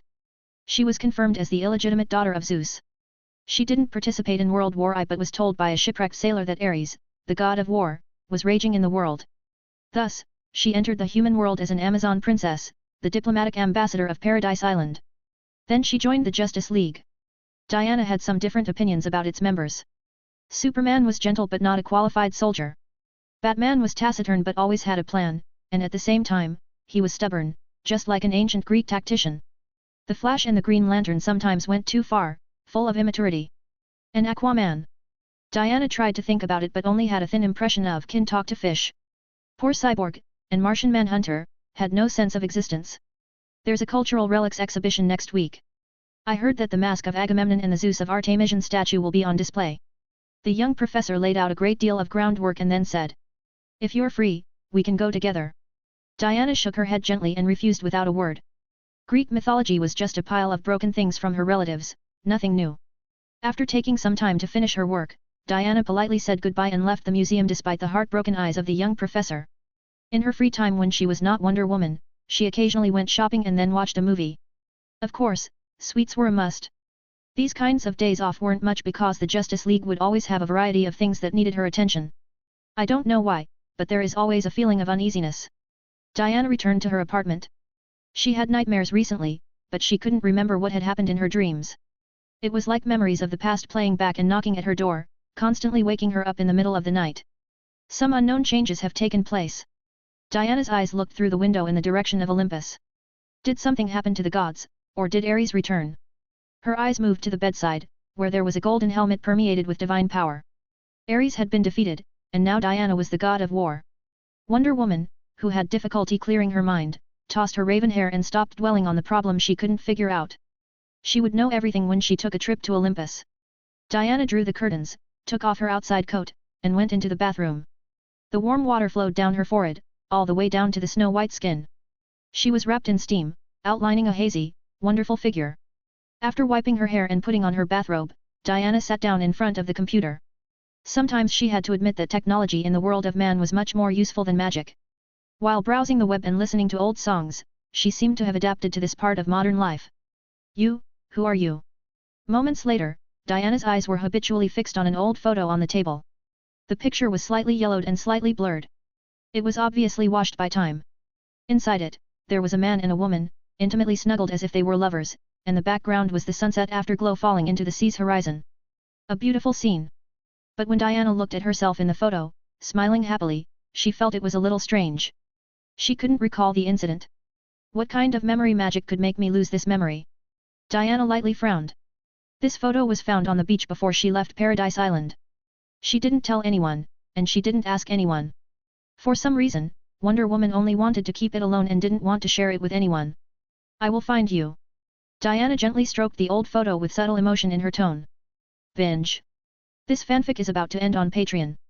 Also, get advance access to new fanfic, Guardian of Infinite Earths. Visit patreon.com/bingetranslations. Please vote this novel by visiting the novel page, in case you don't see vote button here. 483, Chapter 480 Officer, I was born with this power. If the space-time of the main universe was said to have all its undercurrents hidden under the calm surface, gradually exhibiting the harbinger of the coming crisis, then Luke's world was just like the retirement life for retired workers, with a slow and monotonous pace. Push harder, didn't you eat? Think of me as Lana's quarterback boyfriend. Yes, that's it. Hit me hard. Too weak, too weak. Cockroach. You don't even have the qualification to be my opponent right now. Before facing such a boring world, Luke may choose to pass the time by collecting Hollywood actresses like stamps and constantly working on his car. But now, he had found a more interesting recreational activity. That was to train the younger Kryptonian cousin. Under the private mansion, there was a wide training area. Boom. Bang bang bang. Muffled thunder-like sounds strung together, like firecrackers exploding. The fists had a swift and rhythmic drumbeat, they kept landing on Clark. Like a human sandbag, he could only hold his head in his arms and passively withstand his older cousin's furious attack, with no room to even counterattack. This was the training process these days. Repeatedly beaten until he couldn't stand up. I give up, cousin. Feeling exhausted, Clark gasped violently. He could only say a few words between each breath. Clark, your will isn't strong enough. You should say, I can do this all day. Luke withdrew his fist and spoke with slight disgust, admitting defeat so quickly is too unmanly. Clark took off his tattered gloves. His body seemed to be hollowed out. The whole person sat on the hard ground, riddled with potholes, with his chest rising and falling like stretched bellows. He looked up at his cousin's heavy fists. They were enough to hammer him to death. He felt the aching muscles shudder. If I spar with him all day, I might die. I still don't know how to fight. Clark shook his head, feeling a little depressed. In front of Luke, he looked extremely clumsy. His punches weren't fast enough, and he was slow to react. He could only take the beating every time. The only difference was how long it would last. Fighting requires a long time to train, Clark. Luke waved his hand. This amount of exercise was, at best, a warm-up to him. Not to mention gasping for breath, he didn't even break a sweat. I just want you to learn how to control your power first. At first, every time Clark punched, he could create bursts of air. With every stomp, he could make potholes in the ground. Without Luke's bio-force field, this villa might have collapsed. At least now you have learned how to control the strength of your punches. If you could do that, you wouldn't lose control. Luke smiled and threw a hot towel at his younger cousin. Kryptonians had a strong physique. They wouldn't die even if they were beaten like a sandbag for 2 hours. Clark was still alive and kicking. He just felt sore all over. After a few minutes in the sun, he would be fine. That's why Luke was so enthusiastic about training his cousin. Since he became stronger and stronger, he couldn't find a suitable sandbag. Right now, Clark was undoubtedly a good choice. Who could fight better than a Kryptonian? When can I learn how to fly? Clark still remembered the beautiful feeling of overlooking the planet from the sky. When you can resist the gravity of Earth, you can fly. For a real Kryptonian, flying wasn't an ability. They could use their strong bodies, as well as bio-force fields, to escape the pull of gravity. Zed, for example, was born with the genetic template of a Kryptonian general. His gift of combat, and leadership ability, were at max stats. So when he came to Earth, he quickly got used to the atmosphere and gravity. Like flying and heat vision, he mastered it in no time. Cousin, I have something to do. Clark rested a bit, dried his sweat, then got up and said so. He recently joined the school football team, and he wanted to get close to his crush, Lana. Coupled with his cousin's daily special training, although his back hurts, he really could control his body better than before, and he didn't have to worry about hurting others. All in all, his life had entered the fast lane. Everything was so pleasing. There might be a lot of strange things that are going to happen in town. If there's danger, remember to call for help. Luke smiled meaningfully. He understood the threat of kryptonite to Superman, but he didn't say it outright. Because telling Clark wouldn't make any sense and would only lead to more questions. This small town was Superman's novice village. He needed to finish his quests continuously and accumulate experience before he could become a beacon of hope for Metropolis in the future. As time silently went by, between his school life and his cousin's daily special training, Clark felt like he was full of life. The first quest he had to face would happen in a week. Today, he accompanied his mother to the town's bank to withdraw some money. Thanks to his cousin's secret help, the scale of Kent Farm had somewhat doubled. Jonathan, his adoptive father, started to get busy. He took out his savings and prepared to buy a batch of brand new farm tools and machines. 17 years ago, the meteorite shower bombarded the town, causing great casualties. Mrs. Kent talked about the incident with a smile. She and her husband were driving home when they found Clark, who had fallen from the sky. Because of the disaster, many families were broken, and innocent people were killed. The subsequent registration became much simpler. Jonathan went to great lengths to successfully register him with the Census Bureau and the Social Security Administration. And so, Clark Kent, an alien, became an American citizen. Mom, thank you for adopting me. Clark often thought, what would happen if he didn't land on the farm in Kansas but fell to other places? You brought us hope, Clark. Mrs. Kent took her son's arm, and they walked into the bank together. But before long, two gangsters wearing presidential masks broke in. President Kennedy, armed with a double-barreled shotgun, was in the lead. They seemed to have been well prepared. Sending one man in first, to look around. After observing for a moment, the gangster wearing the President Roosevelt mask quickly brought down the security guards inside. And then the two guards standing in the doorway, who were caught unprepared, raised their hands and dropped to the ground. Don't move. Everybody down. President Kennedy fired a shot into the air. He didn't worry about attracting the police. Small towns weren't like big cities, with tight security measures. Even if the police station received an alarm from the bank and immediately came, it would still take 7 to 8 minutes. It was enough time for them to fill 2 duffel bags with money. In fact, robbery was a criminal profession that paid great attention to efficiency. Getting the most harvest in the shortest time was the goal. The robbers who broke into the bank then caused an incident and were quickly blocked in by the police. Apparently, they weren't professional enough. Open the vault and load the money in. Hurry up. Anyone gets in the way, I'll kill them. The 3 robbers soon got the scene under control. Facing a double-barreled shotgun, the bank staff and the townspeople all crouched on the ground with their hands in the air. It was like encountering a mugger, and they just had to hand over their wallets. Don't try to resist, or you'll take a bullet. President Jefferson used a cold pistol to detain the bank manager and an employee to open the vault. The other guarded the door, looking out to see the situation. They had a clear division of labor without the slightest panic. It could be seen that they weren't rookie crooks. It's okay, Mom. It'll be over soon. Clark stared at the armed robbers. Out of his inner sense of justice, he was tempted to jump right out and stop these bad guys from committing crimes. But considering his mother's safety and the need to hide his identity, Clark could only hold back the complicated mood, even if he was eager.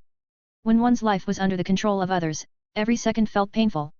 President Kennedy, with the double-barrel shotgun, seemed to enjoy the feeling of having the power over people's lives in his hands. The muzzle was constantly sweeping around. With each movement, it caused the people to whimper in fear. Bro, got it. The long minutes finally passed, and President Roosevelt threw 2 full duffel bags on the ground. President Kennedy kicked the bag to his partner at the door and told him to throw it into the trunk of the car.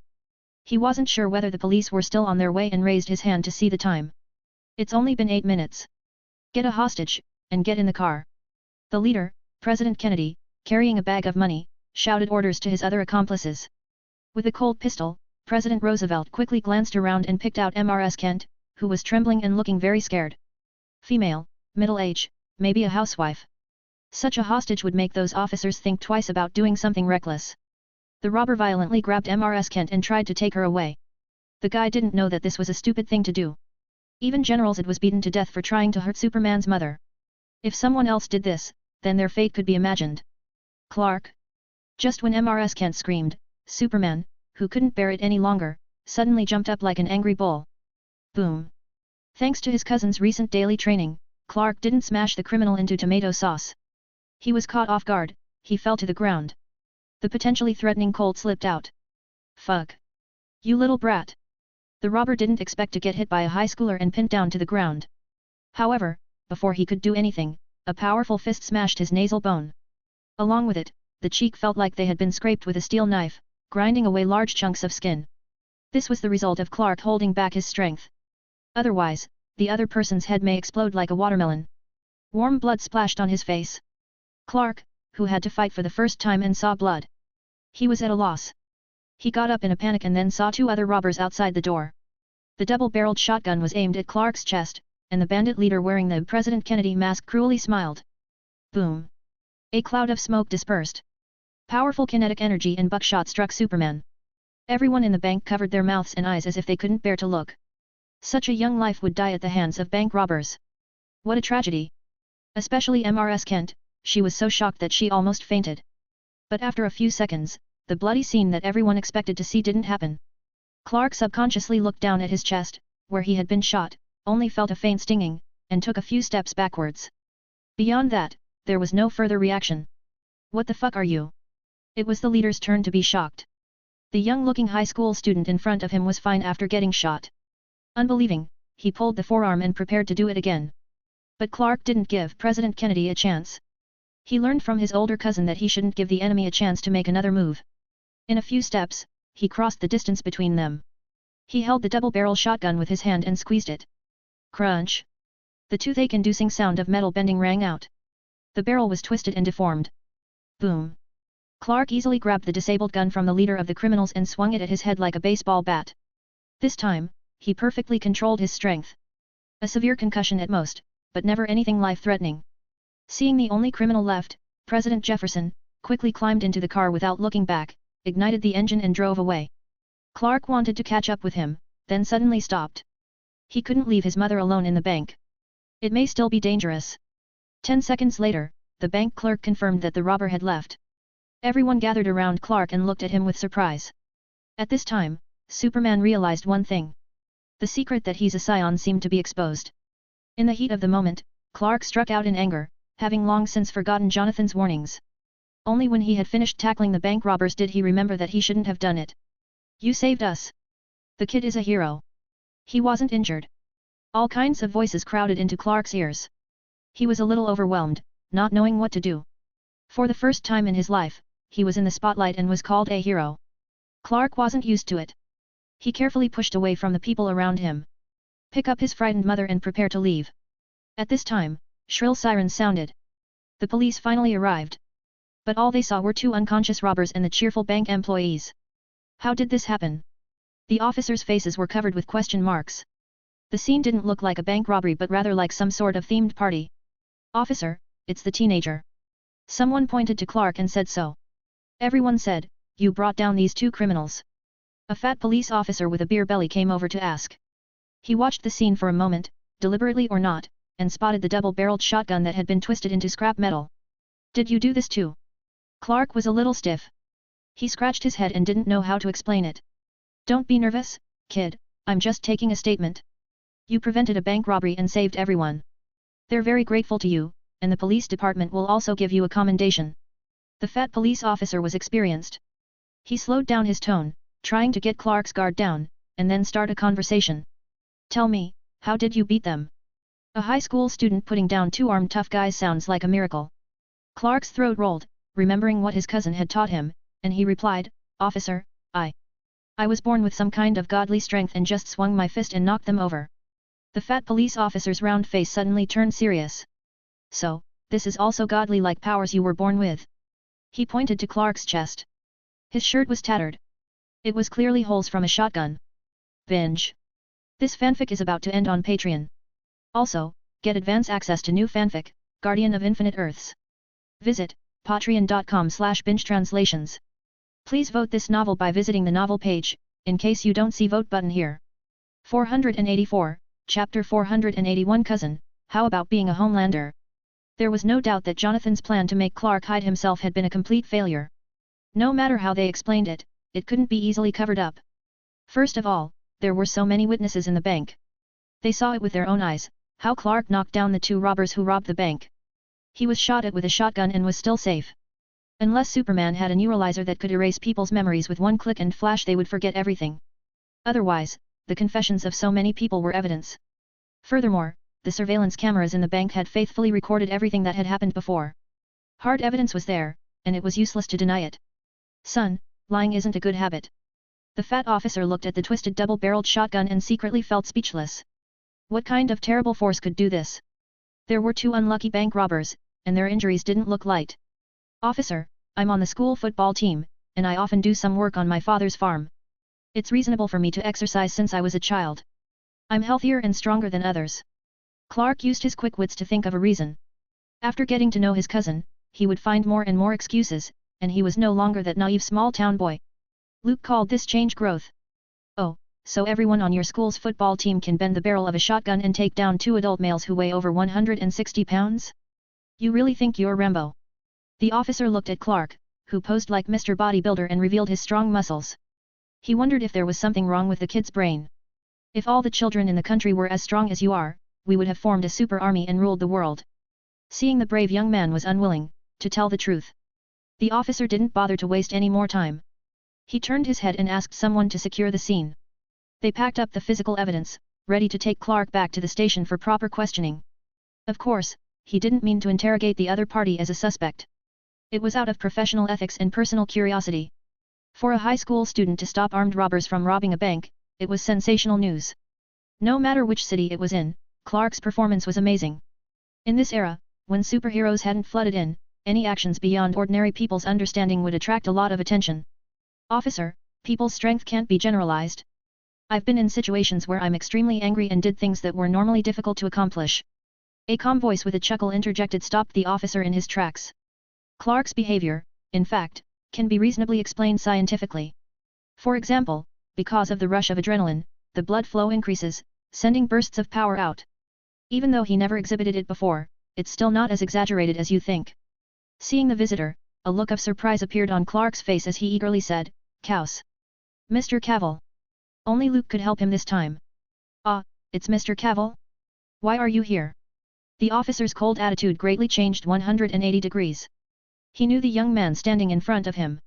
Last week, he was having dinner with the town's committee.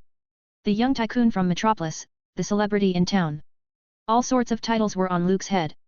The United States of America has a peculiar model of the town administration, one of which is the town committee system. All the residents in the town meet at least once a year. Through internal discussions, various administrative measures related to public security, personnel flow, and other aspects were implemented. Another was the town representative committee system. Similar to the one above, but elected by all the residents. It was more efficient and saved a lot of time. The town where the fat police officer was of the second type, with the administrative committee taking care of all the official work. The most powerful and prestigious people were the town's police chief and members of the committee. The latter was generally composed of rich families and elites, and they represented the opinions of all the townspeople. The tiny town was a miniature model of the American political structure. Seeing Luke's appearance, the police officer coughed twice and spoke in a slow voice, but he was shot and didn't get hurt. Everyone saw it. It could be that the robbers had purchased inferior firearms or that Kent had learned some kind of martial arts. Luke seriously spouted bullshit. The fat police officer looked puzzled and didn't know why the topic turned to martial arts. He scratched his head, hesitating because he didn't want to offend the other party too much, and said, "This is a big case. He still needs to come back with us to record a statement." "Officer, are you going to take a boy who bravely stood up to protect his mother to the police station for questioning? Instead of intensifying the search to hunt down the robber who escaped?" Luke stressed his tone and seriously said, "The man was carrying over $100,000 in cash from the bank and had a gun. If he's allowed to get away with it, then it amounts to a lack of responsibility for the safety of the town's residents' personal property. What you need to do now is not to embarrass this courageous boy but to immediately contact the highway patrol officers along the route and the state police. Put out an all-out manhunt for the armed man with a president's mask." Although Luke wasn't that much older than Clark in terms of age, he shocked the police officer with his imposing attitude, acting as if he was superior. After all, when he was a lieutenant general in the Pentagon and the director of S.H.I.E.L.D., he got into the habit of giving orders. The majesty of a superior was subconsciously revealed. Clark is a good boy, he deserves commendation, not being interrogated like a prisoner. With those words, Luke didn't even look at the fat officer and went straight ahead, taking Clark and his unconscious mother with him. The other party didn't say anything and just stood there in embarrassment. Doing so, Clark's gaze looked at Luke in admiration. Clark, who hadn't left the town yet, had a vague understanding of social status for the first time. I contacted the ambulance to take Mrs. Kent to the hospital first, and then call Jonathan. It shouldn't be a big deal. Luke seemed to have been briefed on the situation and quickly took care of various issues. Unfortunately, Mrs. Kent fainted because of emotional ups and downs. Let's just say that the incident came too suddenly. By the time Jonathan arrived, it was already dark. This Kansas farmer, with a strong sense of morality, first expressed sincere gratitude to Luke and then replaced Clark, who was at the bedside, holding his wife's hand and sitting beside him silently watching. The latter closed the door gently and saw his cousin sitting in a chair in the corridor. Got some time to talk now. Luke rubbed his temples and whispered. Maybe it's because of the butterfly effect, which should have been a step-by-step plot. It felt like a speeding train that had suddenly gone out of control and was running in an unknown direction. He thought that he could still watch dozens of episodes of Clark and Lana's love affair and then wait for Superman to fight monsters and upgrade in the novice village. But in the end, he didn't expect it to fast forward to the identity crisis episode so soon. A bank robbery had exposed Clark's strength and was about to fall into the whirlpool of public opinion. Cousin, what should I do? They went to the vending machine, grabbed 2 cans of Coke, and found a quiet place to start talking. Clark looked panicked. Encountering those bank robbers was purely accidental. In desperation, he accidentally showed extraordinary strength in front of so many witnesses. After that, a series of chain reactions would undoubtedly be triggered.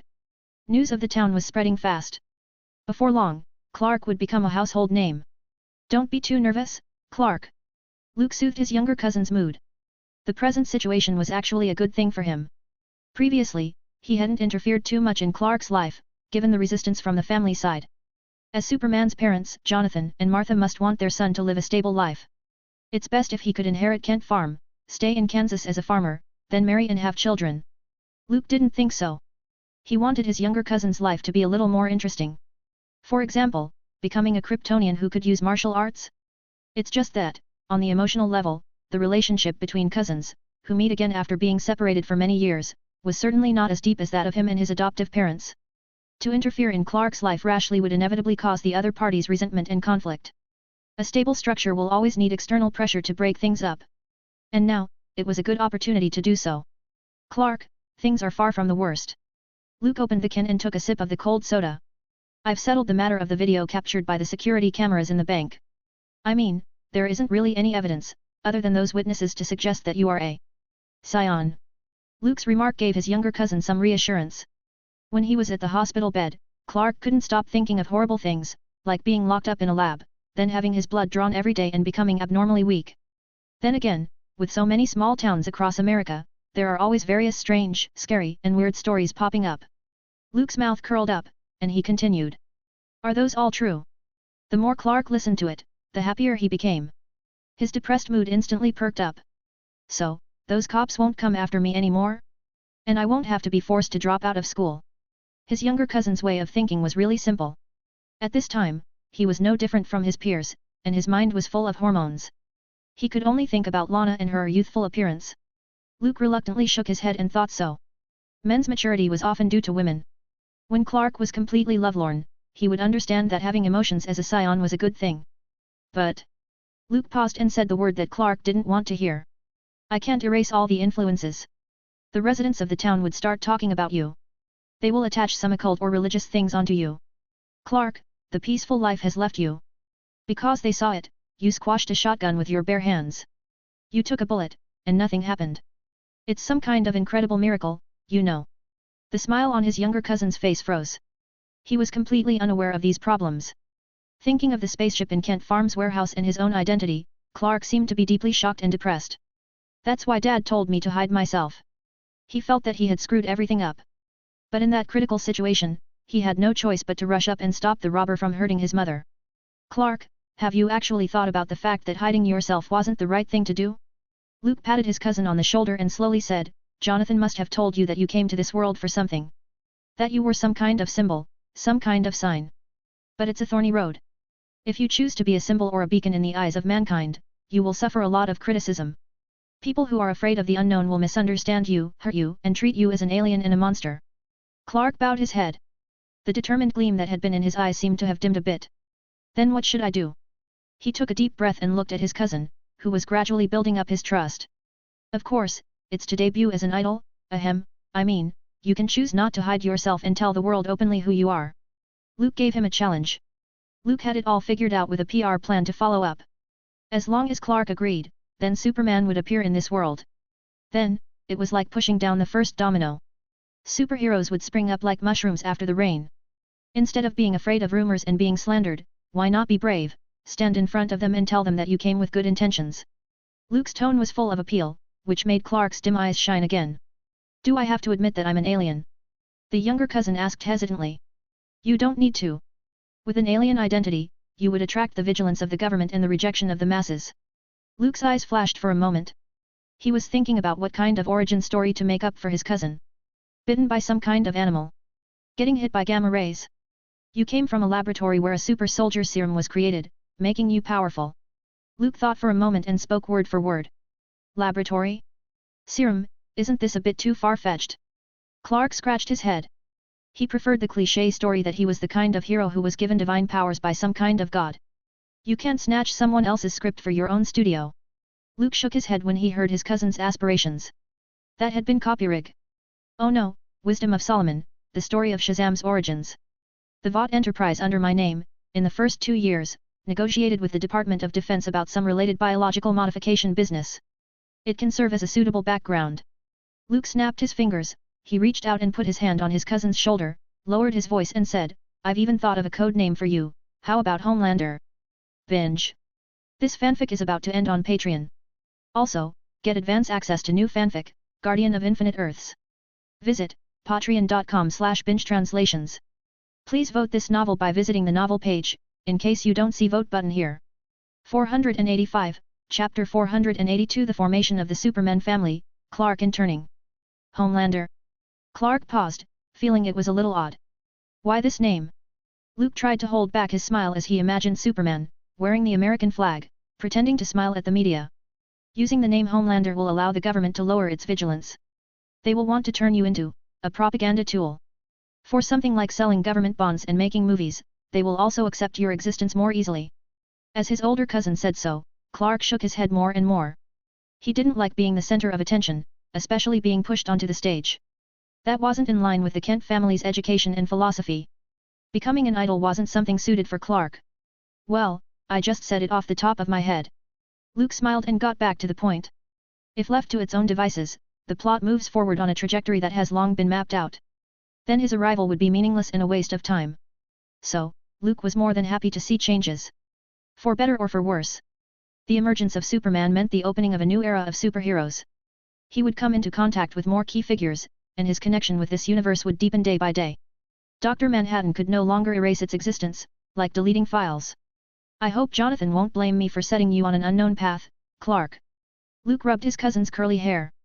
This opportunity appeared subtly, neither too early nor too late. This is my own choice, cousin. Clark's eyes were firm, and he was already fed up with the various troubles caused by swallowing his anger and hiding his ability. If, as Luke said, he could stand up and show his good intentions, maybe everything would be better. It's decided then. Luke crushed the can in his hand and accurately threw it into the trash can in the distance. The latter followed suit, but it was a little short. The Coke can hit the edge, and with a bang, it bounced out. Learn to control your own strength. Luke said. His younger cousin nodded. When he faced the bandits, he didn't completely lose control of his strength as before. According to the news received by his older cousin, those 2 unlucky guys weren't in danger. It was only a severe concussion at most, plus extensive contusion and bone fracture. If this was in Gotham, where the bank robbers were caught by Batman, they would at least have double-digit broken bones and be scared half to death. Then, Luke chatted casually and left the hospital. Clark needed to have an honest conversation with his adoptive father, and he was responsible for planning Superman's debut. Regarding public opinion, debuts, and all sorts of PR, they weren't something to be taken lightly. It might be better if this was the Marvel Universe. With the official status, the power, the aura of influence, no one could stand in their way. I don't have to worry about the debut. There are so many mutants in town due to long-term exposure to kryptonite radiation. They're excellent opponents. Luke sat in the car, like an entertainment agent, thinking carefully about how to pack his little cousin and create a good image. The Kent kid had extraordinary powers. The news quickly spread through the town. From the beginning, Clark fought off rumors about the two armed robbers. In just under half a day, it had already turned into beating down hordes of criminals. He took a shotgun blast, which later also gradually evolved into suffering bombardment from a machine gun. Such an exaggerated amount of people and firepower. The uninformed would have thought the town had been subjected to a terrorist attack. Jonathan and Martha felt very upset when they got home. Friends who usually went to church together, close neighbors next door. They all asked about Clark as if they had nothing better to do. The police also came several times because no one knew why the surveillance cameras suddenly broke down. They also had no way to prove that there was anything unusual about the high school kid. For a while, their peaceful life was ruined. Even when Clark was at school, people around him were whispering and observing secretly. Their eyes were strange. He could feel them. Everything was just as his big cousin expected, it was going down a bad path. Clark had already heard his parents mention moving in the middle of the night. Frankly, he inexplicably felt aggrieved. Didn't I do something good? Why am I being treated like this? Inwardly, Clark's anger rose. He finally understood what his older cousin was talking about when he talked about gossip, rumors, and vilification. He thought that only someone with an extremely strong heart and a strong will could bear this agony and become some kind of symbol in his father's words. The miserable life lasted for a week, and the situation finally got better. The public's attention was drawn to a superhero, a guy called Superman who appeared in Metropolis. With a red cloak, strong body, ability to fly in the air, instantly set the news media ablaze. It's a bird. It's a plane. It's Superman. The Daily Planet quoted this sentence first and published it on the front page. Everyone was talking about who Superman was, where he came from, how he managed to lift a runaway truck and rescue a falling plane. Superman. Clark scratched his head. He felt that the other person's image was very similar to that when he first met his cousin. However, thanks to the appearance of Superman, few people in town paid attention to the old news that a high school student stopped bank robbers. The gossip that people passed on by word of mouth gradually lacked credibility with the passage of time. After all, in the increasingly exaggerated rumors, Clark had become a powerful figure who fought an army alone and wasn't afraid of rocket launchers and bazookas. So, from initial conviction to skepticism and then to ridicule, the story about Wonder Child of the Kent family came to an end. Big cousin, you are Superman. Clark said in surprise when he saw the familiar uniform. He had a vague suspicion before but couldn't be sure. That is, until arriving at Luke's house, purposely early, for daily training. No, we're both Superman. Luke corrected. He didn't mean to hide it. He wouldn't have gone to Metropolis to make a superhero cameo if it wasn't for the sake of restoring peace to his little cousin's life. I'm just making a temporary appearance, it's up to you from now on, Clark. Luke redeemed a Superman suit for his cousin from the item shop, the more common one, a red cape with a capital S on the chest. Actually, he thought about buying the classic red underpants uniform. However, he just couldn't get past his own preference and conscience. After all, before Clark changed into it, Luke had to wear this thing to save people and fight crime. What a shame. Me. Clark looked at the special, simple, and generous Superman uniform, a little hesitant. Welcome to the Superman family, cousin. Luke smiled. As the saying goes, when in Rome. The superheroes in this studio formed a family system. For example, Gotham's Bat family was composed of Batman himself, in addition to several generations of Robin and several generations of Batwomen. In the Superman family, there were Clark and Kara, then generations of Superboys, and Krypto, the super dog. The Flash's family was even larger, and it was completely possible to form a team of speeders. From now on, you are Superman Jr., the intern superhero of Metropolis. Binge. This fanfic is about to end on Patreon. Also, get advance access to new fanfic, Guardian of Infinite Earths. Visit patreon.com/bingetranslations. Please vote this novel by visiting the novel page, in case you don't see vote button here. 486, Chapter 483 Metropolis's Superman, Anti-Fan Lex. I'm Superman. Clark took the uniform with both hands, like an athlete who was holding a heavy championship trophy. His face was full of excitement. Like a child praised by a teacher, he felt happy and at the same time at a loss. For Clark, this wasn't only a uniform to wear but also a symbol of recognition and honor. Superman. Isn't that what his dad said? Some kind of symbol.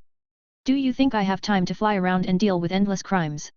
Luke shrugged his shoulders and went back to his dark red cloak and metal armor.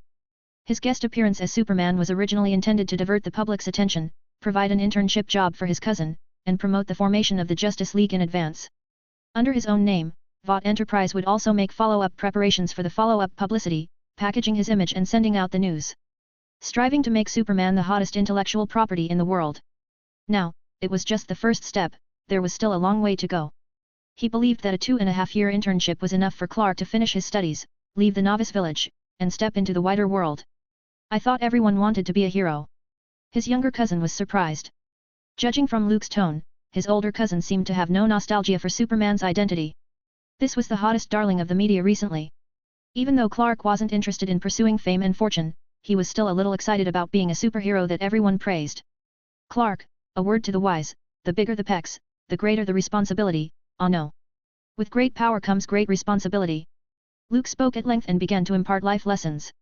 With the attention you get, it also means shouldering expectations, responsibilities, and unrealistic fantasies. The public will regard you as a moral model and a perfect person, so any flaws and mistakes will lead you to abuse and malice. As I said, this is a thorny road. Clark nodded, without the slightest hint of deterrence in his eyes. But no matter what, you'll be part of the Superman family from now on. Luke patted his young cousin on the shoulder, wondering when the other Kryptonian cousin would be coming over. Supergirl, Kara Zor-El, was Superman's older cousin. But when she came to Earth, it was much later than Clark, so she became Clark's younger cousin.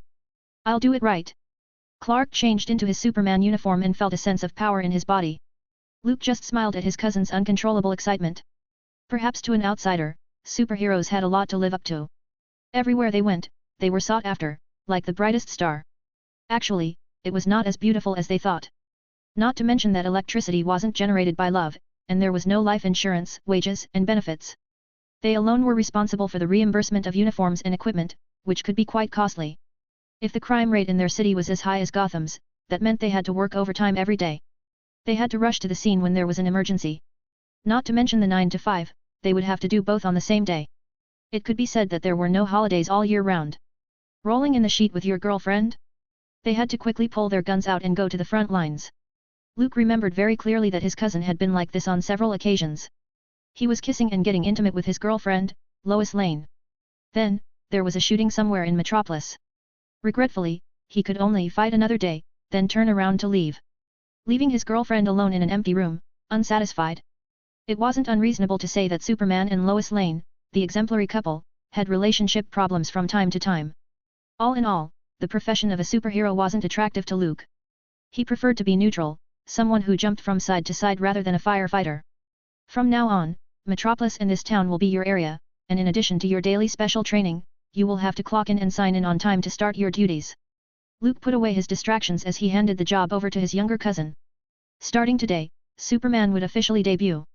It probably wouldn't be long before the fame spread around the world. I wonder if Batman, at this time, has returned from his studies with the Ninja Master. So, is there anything to look out for in being a superhero? Clark was a little nervous, harboring the kind of apprehension that came with an intern's first day on the job. Well, for you, reducing casualties in battle is the most noteworthy thing. Luke hesitated for a moment, holding back the words. He didn't want his cousin to become a demolition man, which would affect the public's impression of Superman. Fortunately, criminals in Metropolis were still in a relatively simple stage for the time being. Gang leaders, smugglers, street gangs, armed bank robbers. These people couldn't do much damage. In addition, before the official appointment, you should learn to fly. After these days of training, Clark was much better at controlling power than before. It's time to consider using his body to fight gravity and soar in the sky. And as an older cousin, Luke had to teach some special methods of time management. Otherwise, Clark went to school during the day and trained on duty at night, clocking in. Without enough rest, it was likely to affect the growth and development of his younger cousin. In the following days, Clark lived a very fulfilling life. He spent his days at school, training for the football team, wiggling his way between Lana and her boyfriend in a teenage love story. At night, he would fly from Kansas to Metropolis, handle several cases and occupy the front page of the Daily Planet. In the words of Batman in the future, even if Superman saved a cat from a tree, they all had to talk about it at length and boast about it. Compared with Marvel next door, the Daily Bugle was Spider-Man's eternal anti-fan. The Daily Planet could be regarded as Superman's fan group base camp. A little fanboy cameraman in the front and a girlfriend journalist in the back. In the small town. In a villa. Uncle, have you seen the latest news? Lex placed his legs on the table, crumpled up the newspaper in his hand and threw it into the nearby fireplace. Superman, Superman. Every day I see that guy in the red cape, flying about and clowning around. Isn't there a newspaper that's willing to take some time to report some other news? For example, Lex Luthor, a young and promising entrepreneur, has created thousands of jobs for a small town. Luke, holding a lead box and looking at it carefully, automatically blocked out Lex's complaints. These days, the news and public opinion about Superman was overwhelming. With the increase of fans, hater groups gradually formed. Human beings were complex creatures, and sometimes the reason why they hated someone or something was very simple. For example, Lex didn't like Superman. There was no reason, it was an inexplicable dislike. Lex, if you want people to notice you, either learn to create hype or, just spend some money yourself. He opened the box and picked up candy-sized kryptonite with tweezers. It was the latest discovery of the archaeological team. Publicity. Well, it's not too hard. Pay for posted content, pay your way into the hot search list. I don't need to teach you these kinds of things. Lex curled his lips and ignored the strange futuristic-like words from his godfather. He finally made a little achievement, but in the end, no one noticed it, and everyone was talking about Superman. This irritated the ever-proud and conceited Lex and subconsciously developed a deeper dislike for the Red Cloak. I just think the world is stupid. He's a person of unknown origin, a person who shows great strength, everyone actually regards him as a superhero because he did a few insignificant good deeds. Lex couldn't stop sneering and spoke in a deep voice, what we should do is to be vigilant, to prevent this ticking time bomb from being detonated, instead of pursuing and worshipping him. Well, that's really thought-provoking. Luke symbolically nodded. Lex Luthor had always been a staunch human supremacist. In this respect, he was somewhat similar to Batman, Ozymandias, and others. Of course, Batman thought that human beings had a certain indestructible spiritual quality and a moral base. Lex thought that a wise man like him should be the ruler and supreme leader of the world. To put it bluntly, his human supremacy was more like playing God himself. Instead of complaining to me, you might as well think of a way to steal the limelight from Superman. Luke closed the box of kryptonite and spoke with a smile. It was interesting to think about the contest between his godson and his younger cousin. Humph, I will. Lex held his head high and confidently said so. But there's no time for that now. I need to help Clark out with his singleness. Luke raised an eyebrow. Lex hated Superman but became friends with his little cousin. Such a brotherhood bloody drama. Binge. This fanfic is about to end on Patreon. Also, get advance access to new fanfic, Guardian of Infinite Earths. Visit patreon.com/bingetranslations. Please vote this novel by visiting the novel page, in case you don't see vote button here. 487, Chapter 484 Take-Off Plan, Gulfstream Jet. A young rich man like Lex, and Clark, the son of a Kansas farmer. The reason why they became friends could be traced back to the car accident. It's a well-known fact that, in human interaction, first impressions are very important. Clark was Lex's savior, and he had a close relationship with the other party's godfather. The two easily developed a favorable impression through several encounters. Later, in the course of their time together, their friendship rapidly warmed up. This may sound strange. Both Lex and Clark were self-absorbed boys who had few friends, so there was no lack of common topics. Therefore, the proud and conceited rich second generation, together with the gentle-natured farmer's son, gradually became close friends.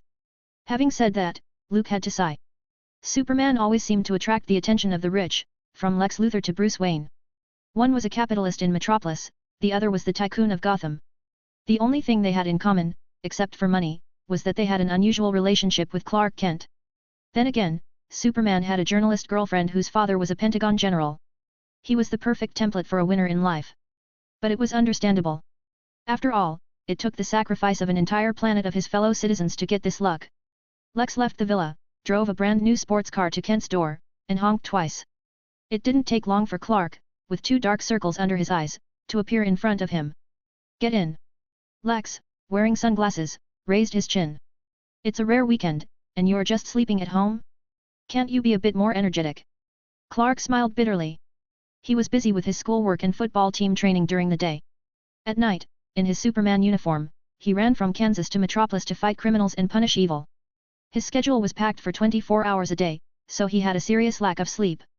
If Kryptonians weren't physically strong and basking in the sun could replenish his energy, he would have died standing.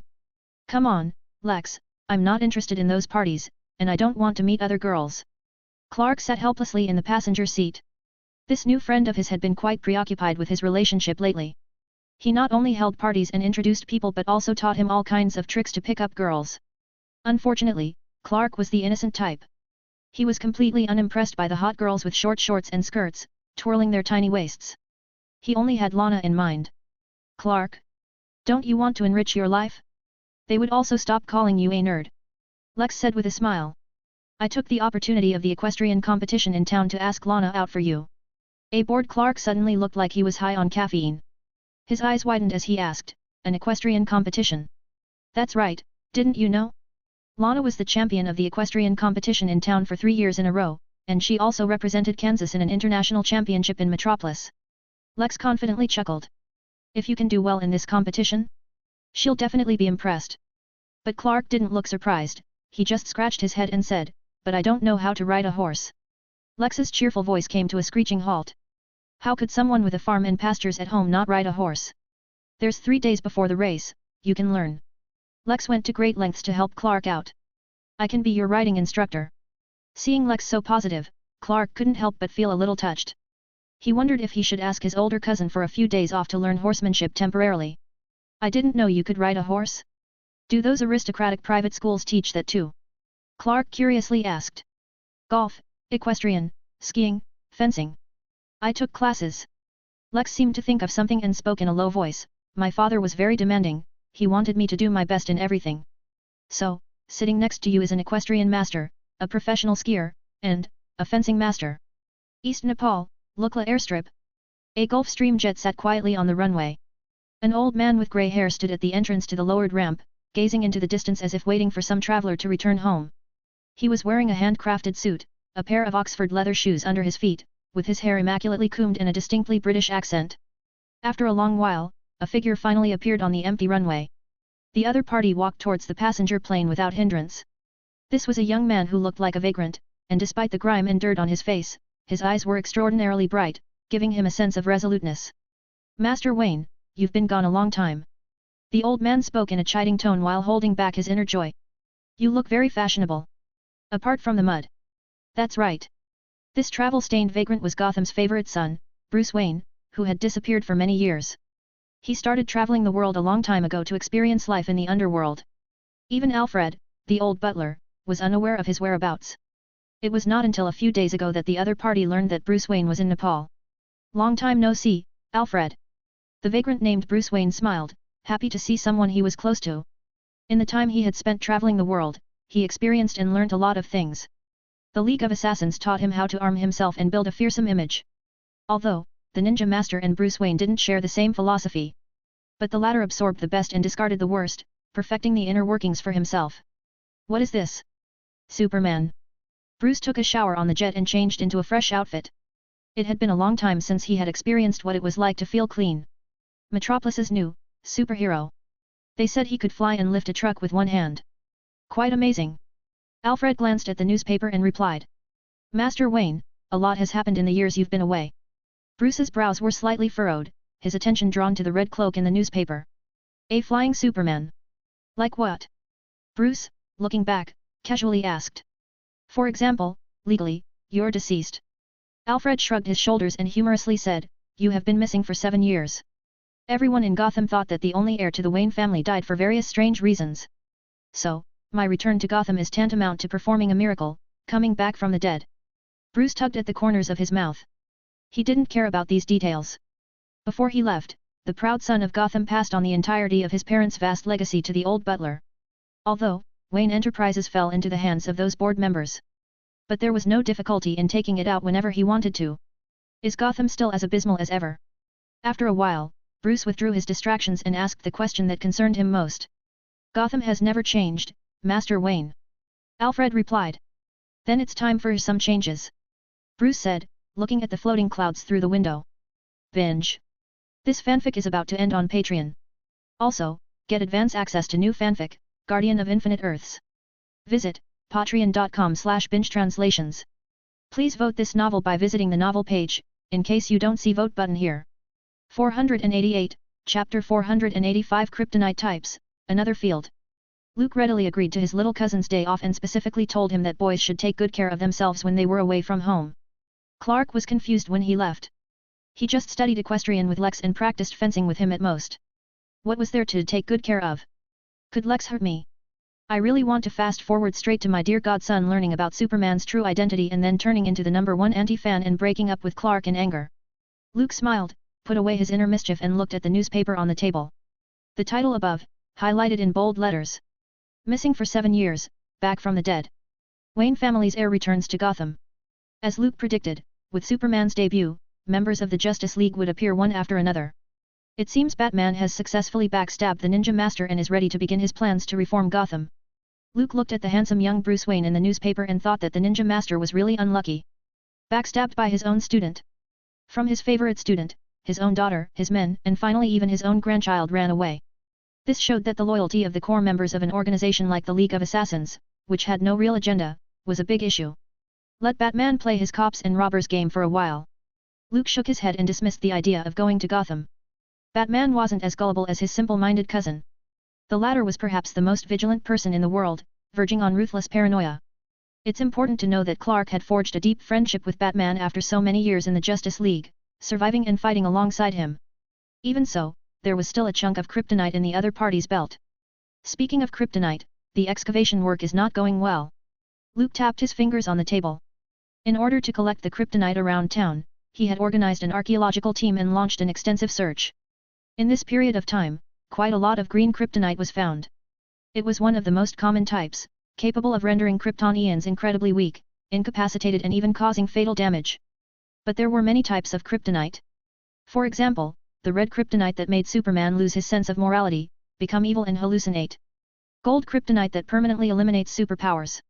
Black kryptonite that causes split personalities. White kryptonite that kills all the plants around it. There's even pink kryptonite that made Superman change his sexual orientation. As a qualified collector, Luke felt that he should get some of every type. That said, if his younger cousin was affected by pink kryptonite, would he choose Lex Luthor or Bruce Wayne? Luke hastily shook his head, shaking off those philosophical scorching scenes in his head. He flicked a switch on his desk, and a global map with the various members of the Justice League was presented. Batman has appeared, so who's next? Midtown. Amnesty Bay. Or? Luke's eyes slightly softened as he looked towards the location of Paradise Island. He took out a photo and thought about how his encounter with Wonder Woman in Flashpoint might lead to Diana in the main universe being affected. Dr. Manhattan stole a decade from the multiverse, thus changing the original trajectory. Most creatures were kept in the dark, unaware. The only ones who felt that something wasn't right were the Flash Barry Allen, Batman, who got a letter from Thomas Wayne, and Wonder Woman. In fact, there was the first Kid Flash, the third-generation Flash, and after Barry Allen, the most frequently sacrificed man, Wally West. He discovered this secret through his connection to the Speed Force. But unfortunately, Dr. Manhattan simply broke the rules and deleted the other party's existence. If not mistaken, Wally West had been swept into the Speed Force and was gradually forgotten by all. Luke kept moving while he was sorting out his thoughts, holding the red links. He decided to return to the Marvel Universe temporarily after training his little cousin. It was a long timeline, without much room to play with. There was nothing else to do but wait. Earth 1024. S.H.I.E.L.DS Headquarters. How is the Academy's enrollment going this term? Peggy Carter, with her gold-rimmed glasses on the bridge of her nose and her head bowed as she flipped through papers, asked. Thanks to the Infinity Formula, youthful vitality in terms of physical fitness and appearance was guaranteed. S.H.I.E.L.DS Commander, who should have aged, still looked great to this day. After Luke left, Peggy took over. This time, unlike the last time, where he was abruptly taken away by Kong the Conqueror's time machine, Superman made every preparation for the trip and arranged everything properly. With the improvement in the teaching staff, the number of top students had also increased, greatly filling the number of SHIELD agents and the number of spies. The man sitting opposite her was none other than Nick Fury, who was sitting with a straight back. He had hair and hadn't lost an eye. Terraz, the guy the director brought back from the Red Room, taught the trainees well.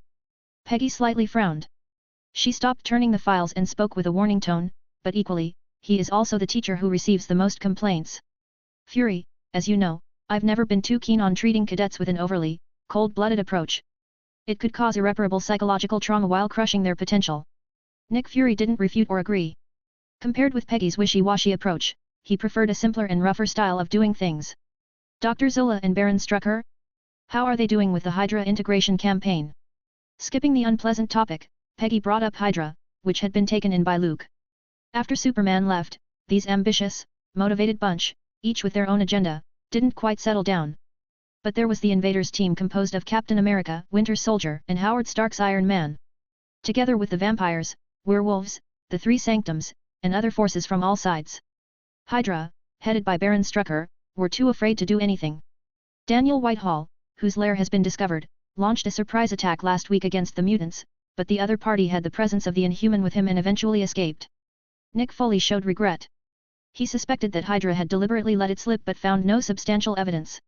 With all due respect, Commander Carter, if the director disappears for too long, it will shake up S.H.I.E.L.D.'s internal structure. More than one senator has suggested that S.H.I.E.L.D. has too much power and that it should be decentralized. There are also rumors being spread privately that even the president could be replaced every 4 years.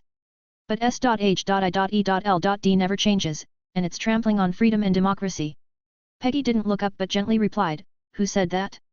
Ask him to come to S.H.I.E.L.D. for a cup of coffee." Nick was silent. Fury, S.H.I.E.L.D. is not a state apparatus, but a strong defense line to protect the world. Public opinion can't hurt us, but self-doubt will. Peggy said, pursing her lips.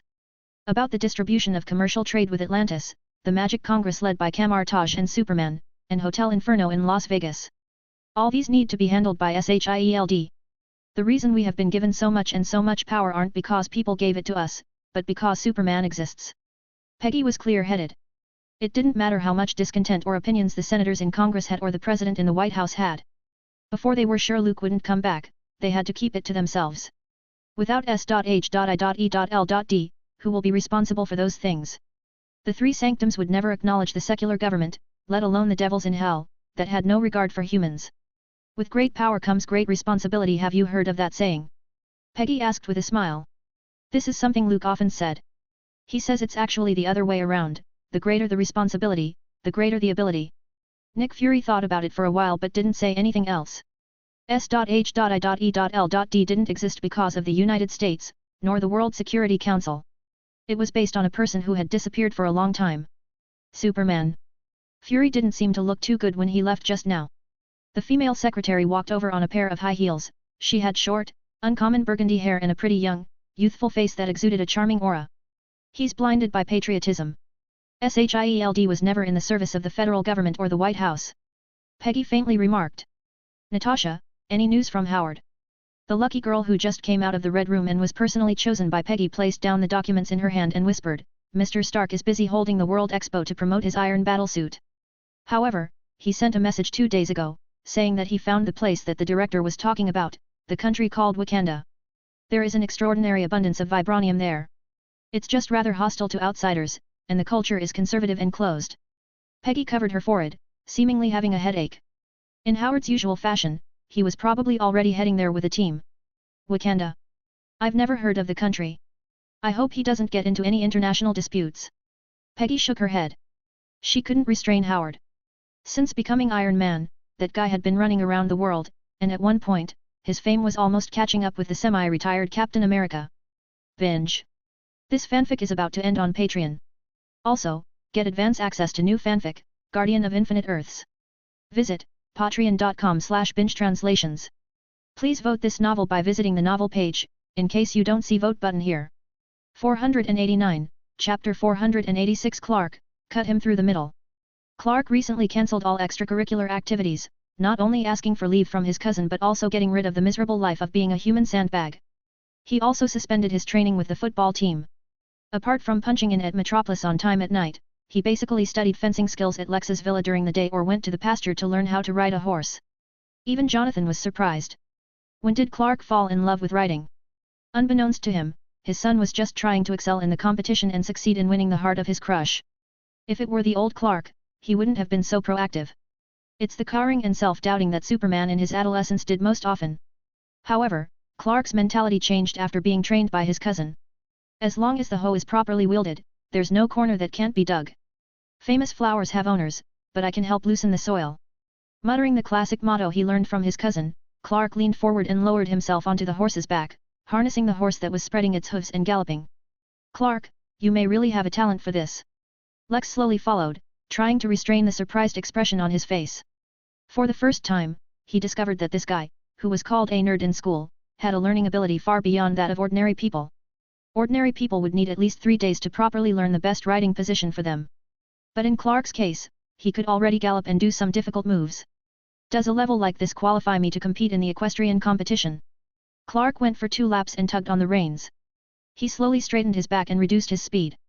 If you sign up for ordinary competitions and obstacle courses, that shouldn't be a problem. Lex thoughtfully said so, holding the reins in one hand and touching his chin in the other. Generally speaking, there were many events in equestrian competitions. Examples include dressage, endurance, barrel racing, and so on. The main purpose was to test the rider's ability, as well as create a show with entertaining effects. For those programs that were technically demanding, there was no need for Clark to waste time on them. However, categories like speed events and obstacle courses, which had a relatively low level of difficulty and were suitable for novices, could be entered. If he could come out on top, he could win the favor of his crush. No young girl would turn down a big star performer. That's one of the reasons why cheerleaders and quarterbacks were so popular at school. You still need a good horse. Lex added. He couldn't just find some random horse and ride it around the track. In regular racing, there were strict requirements for weight, gender, and age of the horses. A race in a small town, may be a little less elaborate. But it should at least be a competent racing horse, not a random wild one caught on a rope. This could be a big problem. Clark scratched his head. He didn't even have a decent riding outfit, not to mention a top-quality racehorse. The one I have at home. Well, they all live in a stable in Metropolis. It's hard to transfer them right now. Lex was in a bit of a pickle. His father wouldn't allow his beloved possessions to be shipped off to a small town for a no-name horse competition. In the other party's words, it would be a disgrace to the Luther family. Horse racing was an ancient sport that could be traced back to ancient Greece. Then it was carried forward by Britain and became a fashionable activity for the aristocratic circle. In recent years, horse breeding and racing became popular with the upper classes of Metropolis and turned into an emerging means of showing off their wealth. A fine thoroughbred horse would cost more than a modern sports car.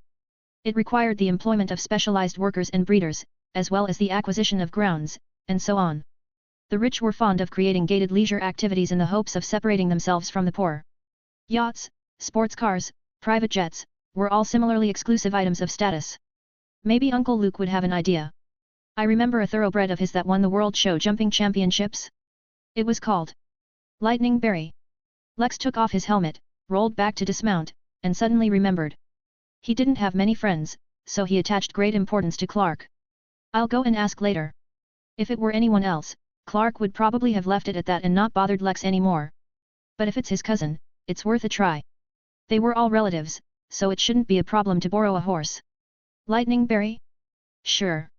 Luke, who was staying in the mansion to study kryptonite, saw his young cousin's visit and silently closed the lead box. He readily agreed. He was about to return to the Marvel Universe, and the industry here would eventually be handed over to Clark and Lex, which was a kind of trusteeship. After all, who else could be trusted more than his younger cousin and godson? What's a mere thoroughbred? By the way, there have been some mutants in town recently. Clark, don't forget your mission as a trainee Superman. Luke kindly reminded. His younger cousin had been so busy digging the soil lately that he had neglected the situation around him. Some of the town's residents who had been exposed to kryptonite for a long period of time were exposed to its radiation. Their bodies mutated, and they developed a variety of strange abilities. Luke had secretly marked several dangerous elements. He was ready to throw them to his young cousin, to practice, fight, and gain experience. Clark nodded vigorously, patting his chest with assurance. But his older cousin could clearly see that he was a little distracted. He was like a student who was dragged to class after school. His body was sitting in the classroom, but his mind had wandered elsewhere. Luke could understand that, too. He was a teenager of 17 or 18 years old before. What else could there be in his head but his crush? With his overwhelming male hormones, it was easy for Clark to lose his cool and feel overwhelmed. He couldn't help it. My little cousin is a virgin who had just given up his first kiss, and his virginity is still intact. By the way, his first kiss was with Lex Luthor. Maybe that's why the other party was so enthusiastic about helping Clark. A friendly reminder. If you win the competition and get the chance to talk to Lana in depth later on, do remember to ask her to take off that necklace. Luke seemed to remember something and made a point of telling him. If his younger cousin was ready to mount a horse with his gun, but ended up feeling weak, he was afraid that his younger cousin would end up with serious trauma in his young mind. According to incomplete statistics, among the male population, a terrible first experience had a high probability of causing subsequent marital discord. Necklace. Clark looked puzzled but didn't think much of it. His trust in his older cousin was growing day by day. We're both scions. Luke wouldn't hurt me. The equestrian competition was on schedule, and the scene could be described as a carnival. People were cheering, snacks everywhere, kids running around. This was the town's big annual event, where everyone from the council members down to the ordinary folk gathered for what amounts to a great fun event for all. There were 4 major events in the competition: dressage, barrel racing, jumping and racing. The winner would receive the Golden Pumpkin Award from the town's administrative committee and a cash prize of $1,000. For a small town competition, that was a lot of money. Clark, go for it. Before the competition started, Jonathan came along with Martha and loudly cheered their son on. The title and the cash don't matter. What matters is you get something out of the experience. As usual, Jonathan was always full of positive energy. Something out of the experience. Clark looked over to Lana, who wasn't too far away, looking valiant in her riding outfit. He felt as if something had struck his teenage heart. The lively atmosphere quickly spread, and the whole arena was filled with cheers and shouts of encouragement. A dressage stallion was seen, led by a rider. Like a professional dancer, it twisted and turned with a rhythmic step. With the fast-paced drum beat and rousing music, the atmosphere was instantly heightened. By the time a few minutes had passed, and the opening act had finished, it was finally time for the race. A slightly nervous Clark looked up at his older cousin, who was sitting at the stands, and took a deep breath. The latter seemed to sense his young cousin's gaze, and the corners of his mouth lifted in a distinct curve. You can do it. Riding the thoroughbred called Lightning Berry, Clark felt like a medieval knight in shining armor. He was ready to rush into battle, win glory and medals, and then gain the admiration of the princess. With such a wonderful fantasy, he pulled the reins and clamped his legs around the horse's belly. As soon as the official signal was released, the Koenigsegg thoroughbred was ready to shine as the star of the race, leaving all his rivals in the dust. Bang! Clark shook the reins, and Lightning Berry broke through the 2 open doors like an arrow that left the string, suddenly jumping out. On the start alone, it was a big step away from its rivals. But there was no applause or cheers. Clark, immersed in the atmosphere of the race, felt that something was wrong. Suddenly, he yanked the reins and quickly tried to stop. Because, in front of him, a man was standing there, wearing a President Jefferson mask. He was the one that fired the shot. Hello again, kid. The other man was wearing the overalls of a racetrack worker and pulled out an assault rifle from somewhere. After shooting a sweeping burst into the sky, he fired another burst at Lightning Berry. A thoroughbred, worthy of a global limited edition Koenigsegg name, was violently shot at and collapsed, covered in bloody holes, and wailing in pain. Out of inertia, Clark fell forward, rolled several times and crashed into the fence next to the track. Screams and shouts poured into Clark's ears like waves from the sea. He barely opened his eyes to see the gun-wielding criminal closing in on Lana, who was riding on a red stallion. Danger! Terrible thoughts occupied Clark's mind. He seemed to have been given a shot of adrenaline and was instantly full of strength. Boom! There was a loud explosion in the atmosphere as if a bomb had been detonated, sending up a cloud of smoke and dust. Like lightning, Clark lunged at the man in the President Jefferson mask and swung his fist. Bang! It was like iron colliding with iron, clashing with a resounding sound. Clark's eyes widened with an incredulous look of shock. Sorry kid, I'm not the same as I used to be. A sinister voice came from beneath the mask as the man who had robbed the bank but was scared off by Clark took the punch head-on. Casually dropping the assault rifle that served as a cover, he flung his head viciously and slammed it forward. Bang! There was another dull explosion. Clark staggered back a couple of steps, his eyes flashing with a golden light. His brain was buzzing as if he had hit a brick wall. What's going on?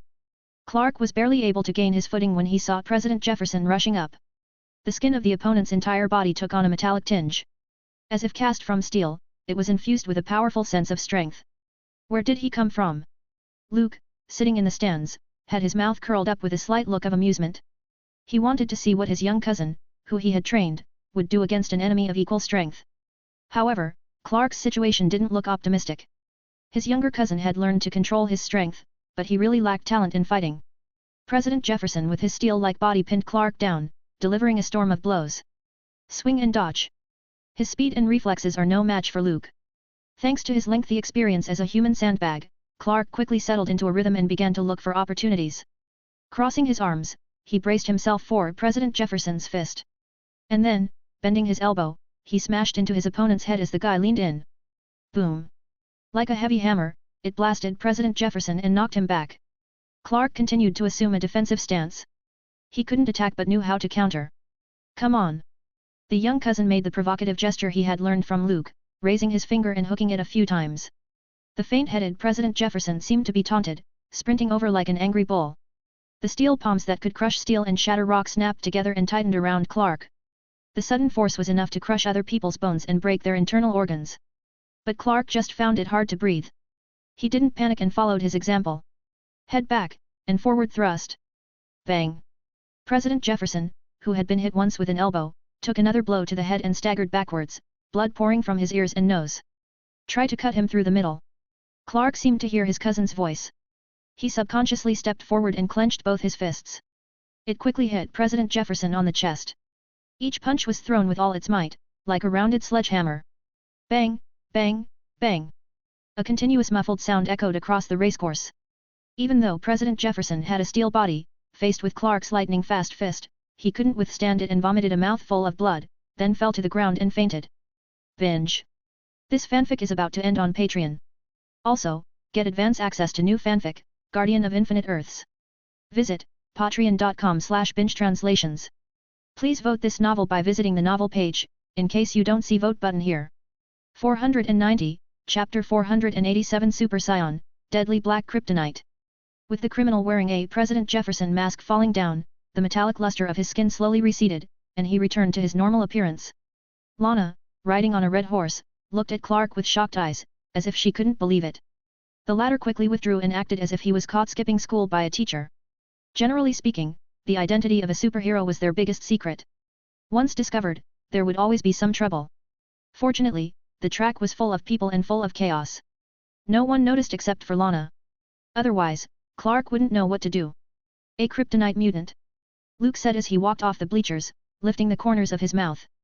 Through his supervision penetrating flesh and blood, he saw signs of mutation of the cells in the body that had been exposed to kryptonite radiation. Fortunately, it wasn't considered a prolonged exposure and didn't cause cancer. This guy was beaten by his cousin's lightning whip-like fists, and he may have to spend the rest of his life in a wheelchair. Speaking of which, why is Superman becoming more and more Batman-like? Not willing to kill, but could maim. Before you even meet with Batman, you're already like him. Alas, best friends think alike. Kryptonite. Clark looked puzzled. He didn't know what kryptonite was at this point in time. Every time you approach Lana, do you feel weak, extremely weak, or having a hard time breathing, right? Luke looked at the crowd scattered in the open field. The smoke and dust that rose gradually subsided. The bank robber, who was attempting to take revenge on Clark, came out of nowhere to disrupt the horse race. Maybe the other party didn't know what the kryptonite irradiation did to him, but he gained an ability somehow. And, his self-confidence inflated, thinking he could retaliate. Luke made a simple analysis with a hint of curiosity in his eyes. Like Lana, if he wore a small fragment of kryptonite everywhere he went, he wouldn't be affected much. Only those who had received a lot of radiation for a long period of time, resulting in cellular mutations, would become short-lived superpowered people. Less than 2 weeks since the bank robbery, President Jefferson turned into a kryptonite mutant. Such a rapid rate of infection meant the other party was most likely hit by a large amount of radiation in a short period of time. In other words, he knew a place that had a lot of kryptonite. Fortunately, Clark didn't beat him to death. I should be able to get some useful information out of him later. Luke had used his supervision to scan the town but didn't find any place where a large number of kryptonite fragments were buried. Yet, Chloe said I'm falling in love. Hearing his older cousin's question, Clark scratched his head, looking a little embarrassed. He and Lana grew up as neighbors and went to and from school together every day. If it weren't for the uncomfortable proximity to each other, maybe Clark would have succeeded in confessing his love. Why would that damn quarterback get a chance? The green meteorite on Lana's necklace is a polished fragment of kryptonite. Luke saw that the smoke was about to clear and thought that if he delayed any longer, the town's police and Lex, as well as Clark's parents, would probably reach them by now. He directly pulled his younger cousin up with him and flew high into the air, disappearing from the racetrack. Kryptonite is a mineral from outer space. It produces radioactivity that could cause Scions to lose all their abilities and enter a weakened state. Luke explained. Then why aren't you affected? Clark's heart fluttered. No wonder his older cousin reminded him to tell Lana to take off the necklace earlier. Then, he suddenly remembered. Luke seemed to have made contact with Lana a few times and didn't display any weakened state. Because I'm a super scion. Luke stood above the clouds and replied with a peculiar expression on his face. Kryptonite radiation doesn't have any effect on me. Super scion. Clark was a little confused. Although he didn't know what it meant, it seemed awesome. Could you explain it later? Lana saw me beat that mutant. Clark remembered the surprised look in Lana's eyes and felt a bit complicated inside. He felt a bit joyful, a bit panicked, and full of complications. He was overwhelmed. Even his adoptive parents didn't know he was a Superman. Clark was living a double life every day, while enjoying the various praises and reports from Metropolis about Superman. On the other side, he was the mediocre small-town boy. His secret identity as a superhero was discovered by his crush, which in fact, fulfilled a teenager's eagerness to show off in front of the opposite sex. Of course, Clark wasn't that naive. He only had a hint of indefinable joy at the very beginning. When he calmed down, it turned to panic. What if Lana didn't want to keep it a secret? Clark was a little worried that his older cousin would think he had screwed it all up and kick him out of the Superman family in anger. Your internship is over. The younger cousin was apprehensive. His mind was filled with that classic line, you're fired. I'm sure that with your relationship with Lana, she'll keep it a secret for you. Luke didn't speculate on Clark's imaginations and replied casually. Compared with Lana's knowledge of Superman's identity, he was more concerned about Lex's following actions. That clever-headed godson, who's always observant, might have picked up on a few clues. Lex paid special attention to Clark after the last bank robbery. Although they practiced fencing together every day and built a deep friendship. But considering Lex's character and talent, Luke couldn't rule out the idea that he kept close contact with Clark to investigate the truth behind it. My relationship with Lana? We're just ordinary classmates. The younger cousin's voice was full of sullenness. Clark, you know, very few girls could resist the temptation of becoming a superhero's girlfriend. Luke didn't think much of the strict secrecy surrounding Superman's identity. According to his plan, this information would be made public sooner or later. Only when the label of Clark Kent, the farmer's son from Kansas, overshadowed Superman, the orphan of Krypton, could the younger cousin be accepted and recognized more easily. Behind the title of the God Among Us, which seemed powerful, it often represented some kind of caution and distance. Is that so? Clark scratched his head. He did look very popular when he donned his Superman uniform and hovered high above Metropolis. Every time he rescued innocent people from a fire or stopped a car accident. Those people were so excited they couldn't wait to come up for a photo and get an autograph. The most exaggerated thing was that not long ago, he successfully caught and landed a plane that was falling. One of the beautiful flight attendants who survived the disaster was so enthusiastic that she even unbuttoned her shirt and asked Clark to leave his signature on her chest. Superman, a minor, had never seen such a thing. Looking at the purple lace and glistening skin, Clark couldn't help blushing and then fled in fear. He was too naive and had never watched an adult movie. Not to mention looking directly at a woman's body. Of course. Luke nodded, responding to his younger cousin. Provided she hasn't experienced her boyfriend mysteriously disappearing every night. She would also get kidnapped and targeted often. Clark? Smart people were always different. They could find out the essence or law of how the world worked from a small thing. For example, the most recognizable apple in the world was said to be the reason why Newton later put forward the law of gravity. Or Archimedes solved the king's golden crown mystery when he was taking a bath and figured out the law of buoyancy. The authenticity of these stories was perhaps open for debate. But there was no doubt that being good in observation was one of the good habits to accumulate wisdom. Back at Lex's villa, the shooting incident at the racetrack during the day shook him. Although there was a common saying, everyone has a gun in America. But Lex grew up in a wealthy area with outstanding public security and went to a private school with bodyguards and drivers to pick him up and drop him off. He didn't know much about the chaotic and seedy slums. He was sitting in the stands, waiting for his good friend Clark to show off his skills and make a splash. Who knew that the starter would shoot at the audience, wound an innocent person, and later kill his godfather's pure-blooded horse?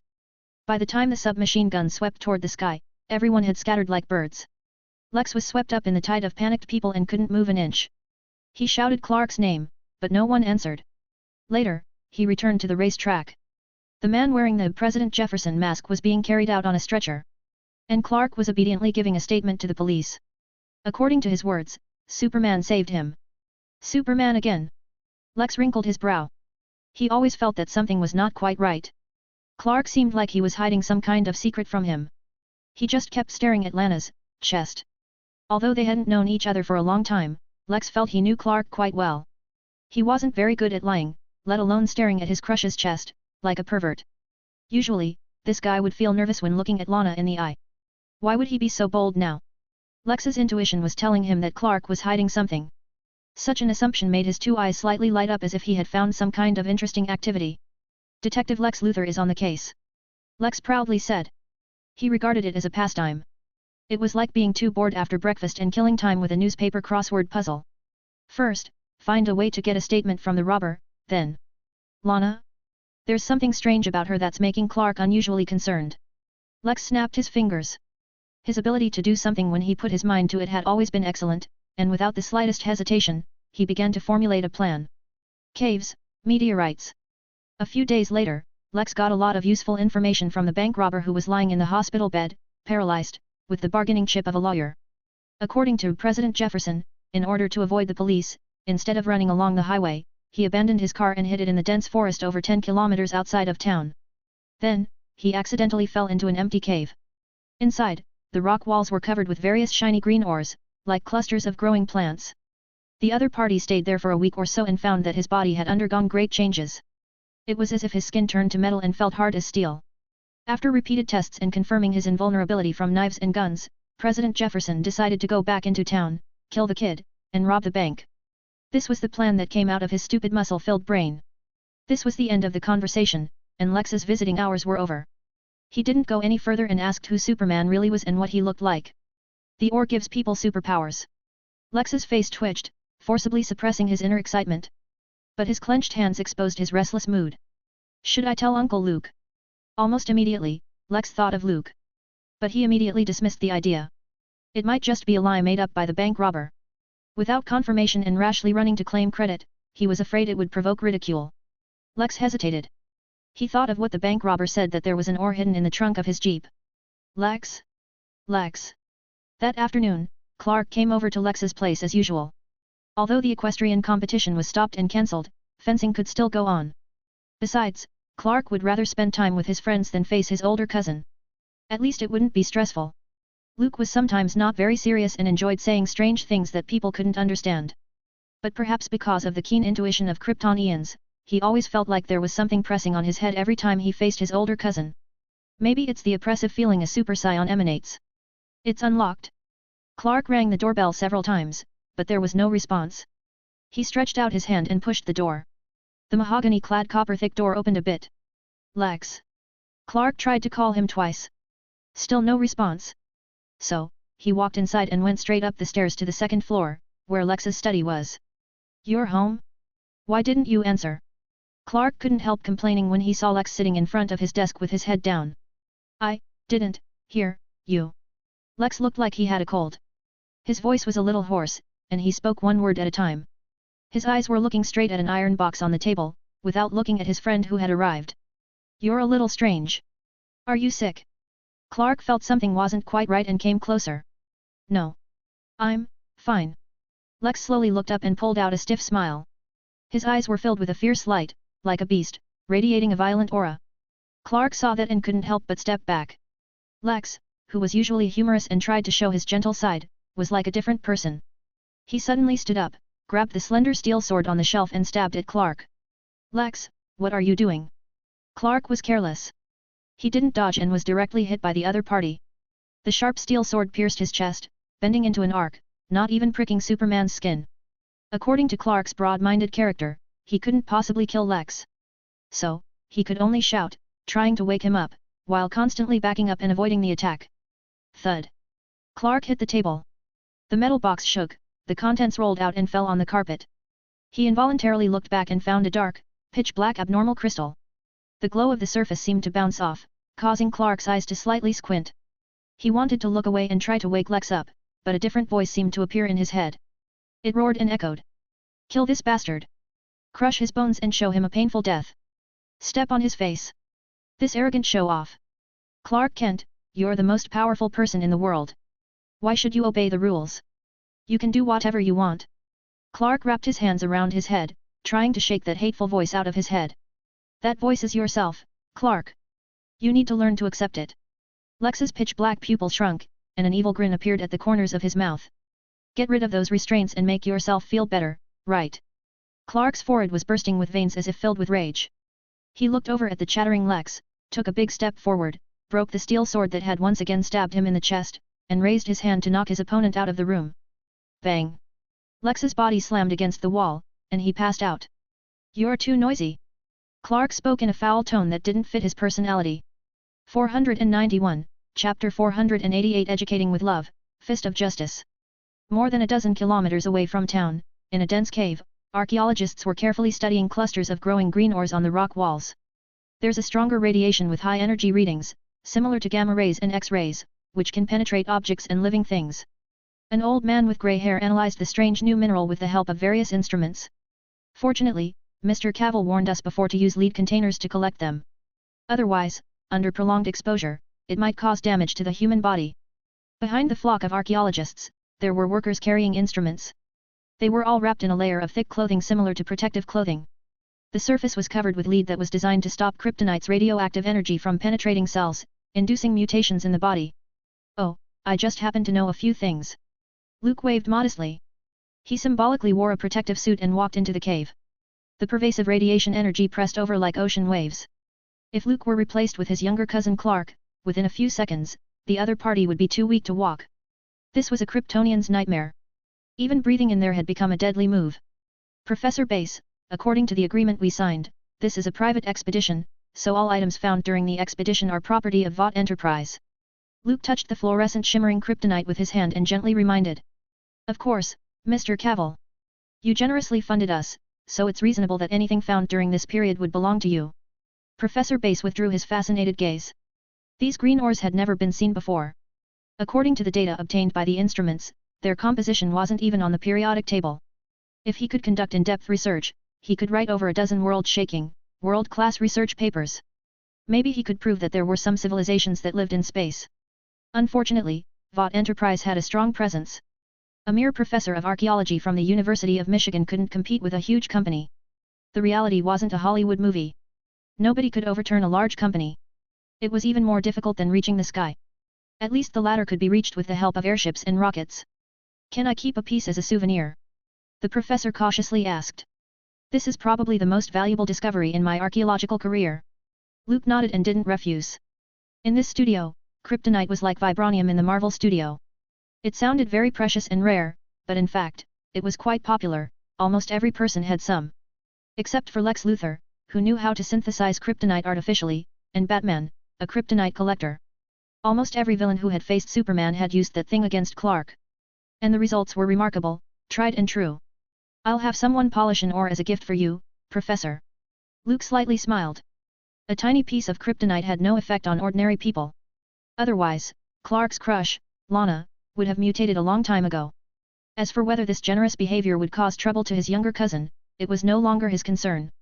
Anyway, according to the will of the universe, Superman would always be the first guy to leave in a Justice League group battle. It didn't matter what tactics the kryptonite would be used for. Whether targeted or not, he wouldn't appear on the team battlefield, at least not for every big event. Moreover, with the many villains led by Lex Luthor, they always had a variety of kryptonite weapons at their disposal, such as gloves, spears and so on.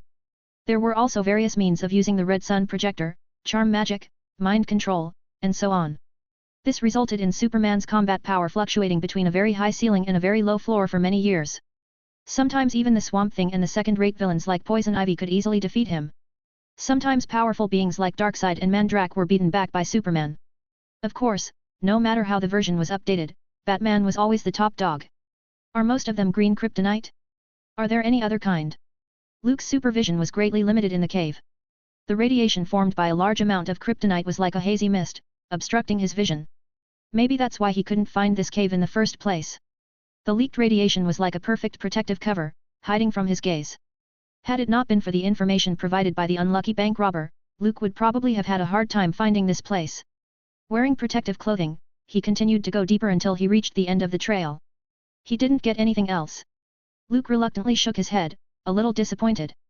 He really couldn't get his hands on a piece of pink kryptonite. Supposedly, that stuff could change the sexual orientation or gender of a Kryptonian. If it was true, then Luke didn't mind having another female cousin besides Supergirl, Kara. Or hold a grand wedding for Superman and Batman, which would be much more exciting than a grand wedding for an Asgard god from the studio next door.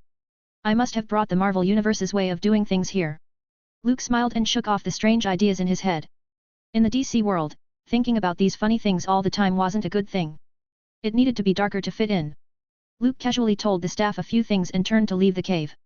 He had learned the exact location of the kryptonite cave from the bank robber who had been paralyzed earlier than Lex. After confirming that it was true, the archaeological team was sent over for further in-depth study. The formation of kryptonite was originally formed when the planet was destroyed, and some kind of material became radioactive in the huge explosion. They eventually condensed into irregular crystal-like minerals. They crashed to Earth together with the spaceship carrying Superman. The meteorite shower in the town 17 years ago was a phenomenon manifested by the disintegration of a huge piece of kryptonite. Lex also seems to be trying to dig out some useful information from that unlucky guy's mouth. Luke, who had walked some distance away and flew high into the sky, was a little distracted by his thoughts. Lex thought he was very secretive about those small movements, but in fact, they were all caught by him. Obviously, his godson had become suspicious of his good friend Clark. Luke was thinking about what he should do if Lex's friendship with his younger cousin capsized. Suddenly, there was a loud explosion, and screams could be heard. Luke slightly frowned and instantly moved to the sky above the town. Surprisingly, he saw Clark in his Superman uniform, walking down the street. The red cloak fluttered, and his eyes were bursting with red light, forming a high-temperature beam. Boom! A parked car was instantly set ablaze and exploded, releasing a roaring flame. What's going on? Luke was a little confused. This was probably the first time an event beyond his control had happened since his arrival.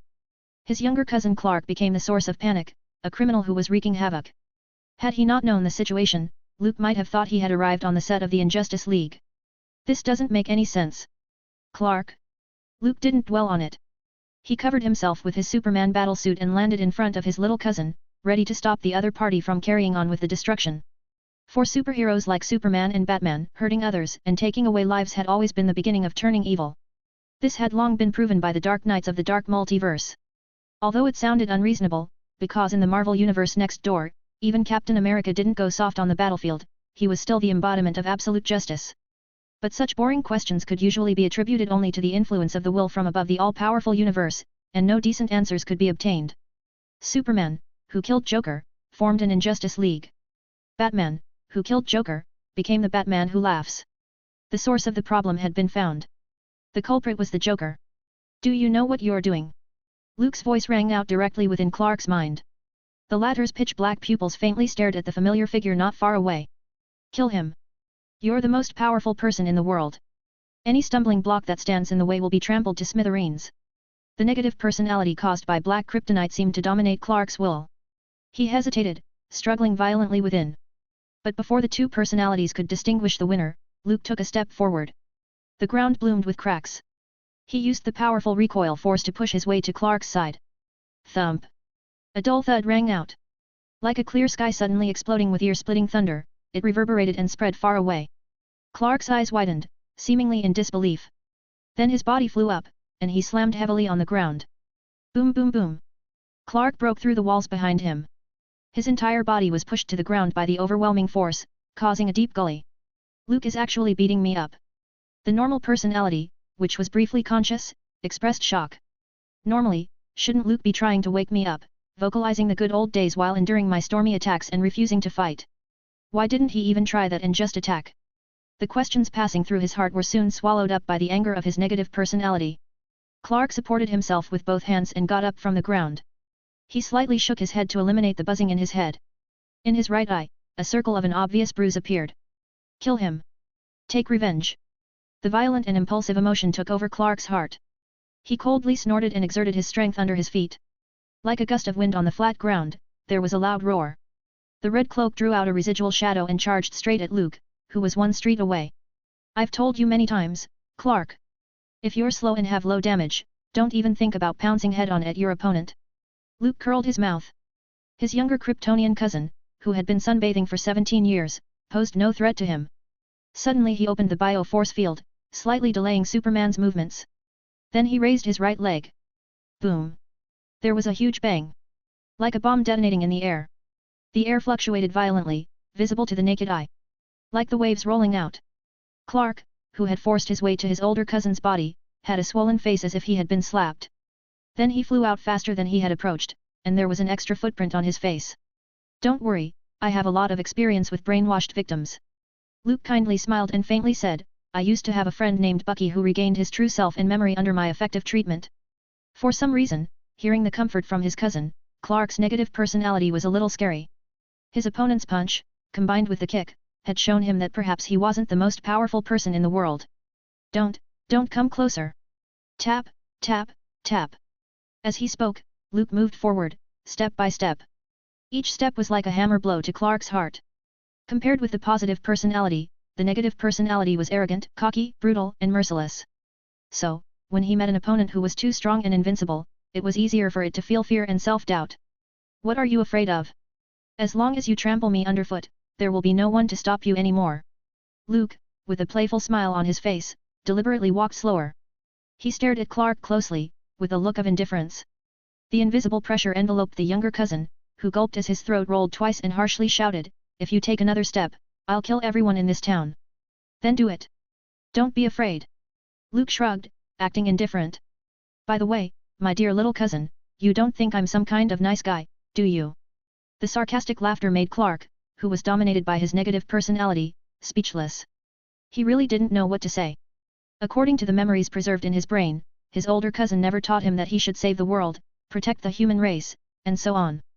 Compared to Jonathan, his adoptive father, who was always full of positive sayings, Luke would only teach him how to fight, how to defeat the opponent, how to avoid getting hurt. Haha. You see, the older cousin you admire is actually a selfish villain. Clark's negative personality sneered, but after he said that, his face appeared a bit odd. As a bad guy, rebuking people with great righteousness felt a bit wrong. You can vent your desire to kill as much as you want, hurt those innocent people, and put the blame on my head if you can do it. Luke spoke calmly, but his eyes suddenly glared, hitting Clark like a blade, causing him to shrink his neck subconsciously. Boom! The dark red cloak suddenly floated up. The terrifying wind pressure swept across the streets. The parked cars tumbled and rolled, and a lot of smoke and dust rose up. The hard ground cracked, and Luke's figure had already disappeared. All of a sudden, Clark felt a powerful palm pressed firmly against his face. It was as if he had been hit head-on by a speeding train. Under great pressure, his whole body wailed in pain. "Let go of!" Before the furious voice could be heard, Clark was taken up high into the air. Rumble! The speed broke through the sound barrier. "Clark, I don't know exactly what's going on or what it will take to get you to wake up right away." Luke carried his younger cousin in his right hand and quickly burst out of the atmosphere towards outer space. "So, I have to take a more brutal approach. Good luck." Luke loosened his right hand and kicked his younger cousin in the chest. He used great force and showed no mercy. Boom! The other party looked like a falling meteorite. With friction against the atmosphere, his body produced a trailing red flame. Binge. This fanfic is about to end on Patreon. Also, get advance access to new fanfic, Guardian of Infinite Earths. Visit patreon.com/bingetranslations. Please vote this novel by visiting the novel page, in case you don't see vote button here. 492, Chapter 489 I Am Superman.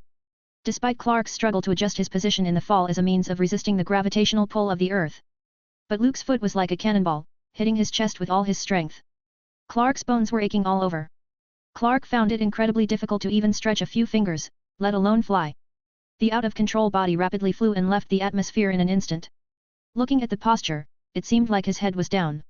He would land on his face first. Boom! A red streak was seen trailing a blaze of fire as it slammed down onto the hard ground. A loud bang shook the earth. A large amount of smoke and dust rose like a grey-yellow wave rolling, sending up powerful air currents. The solid rock formation collapsed, revealing a large oval crater. Cough cough! Clark gasped.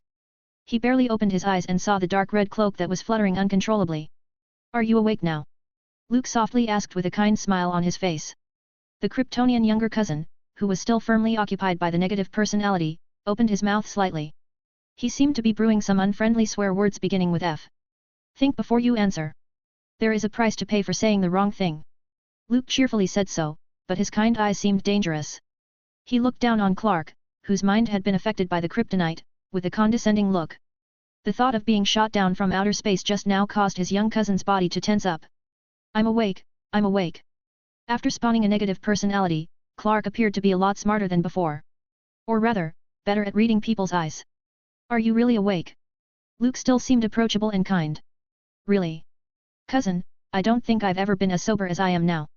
The young cousin, quite obedient to his inner will, replied. Look at the way he addressed his cousin, it was as if the previous fight was all a misunderstanding. "That's good." Luke nodded and casually asked, "It's question time. If you're sitting in a car and couldn't get through because of a traffic jam, and you happen to be in a hurry, what would you do?" Clark was a little confused. Why is he suddenly asking that?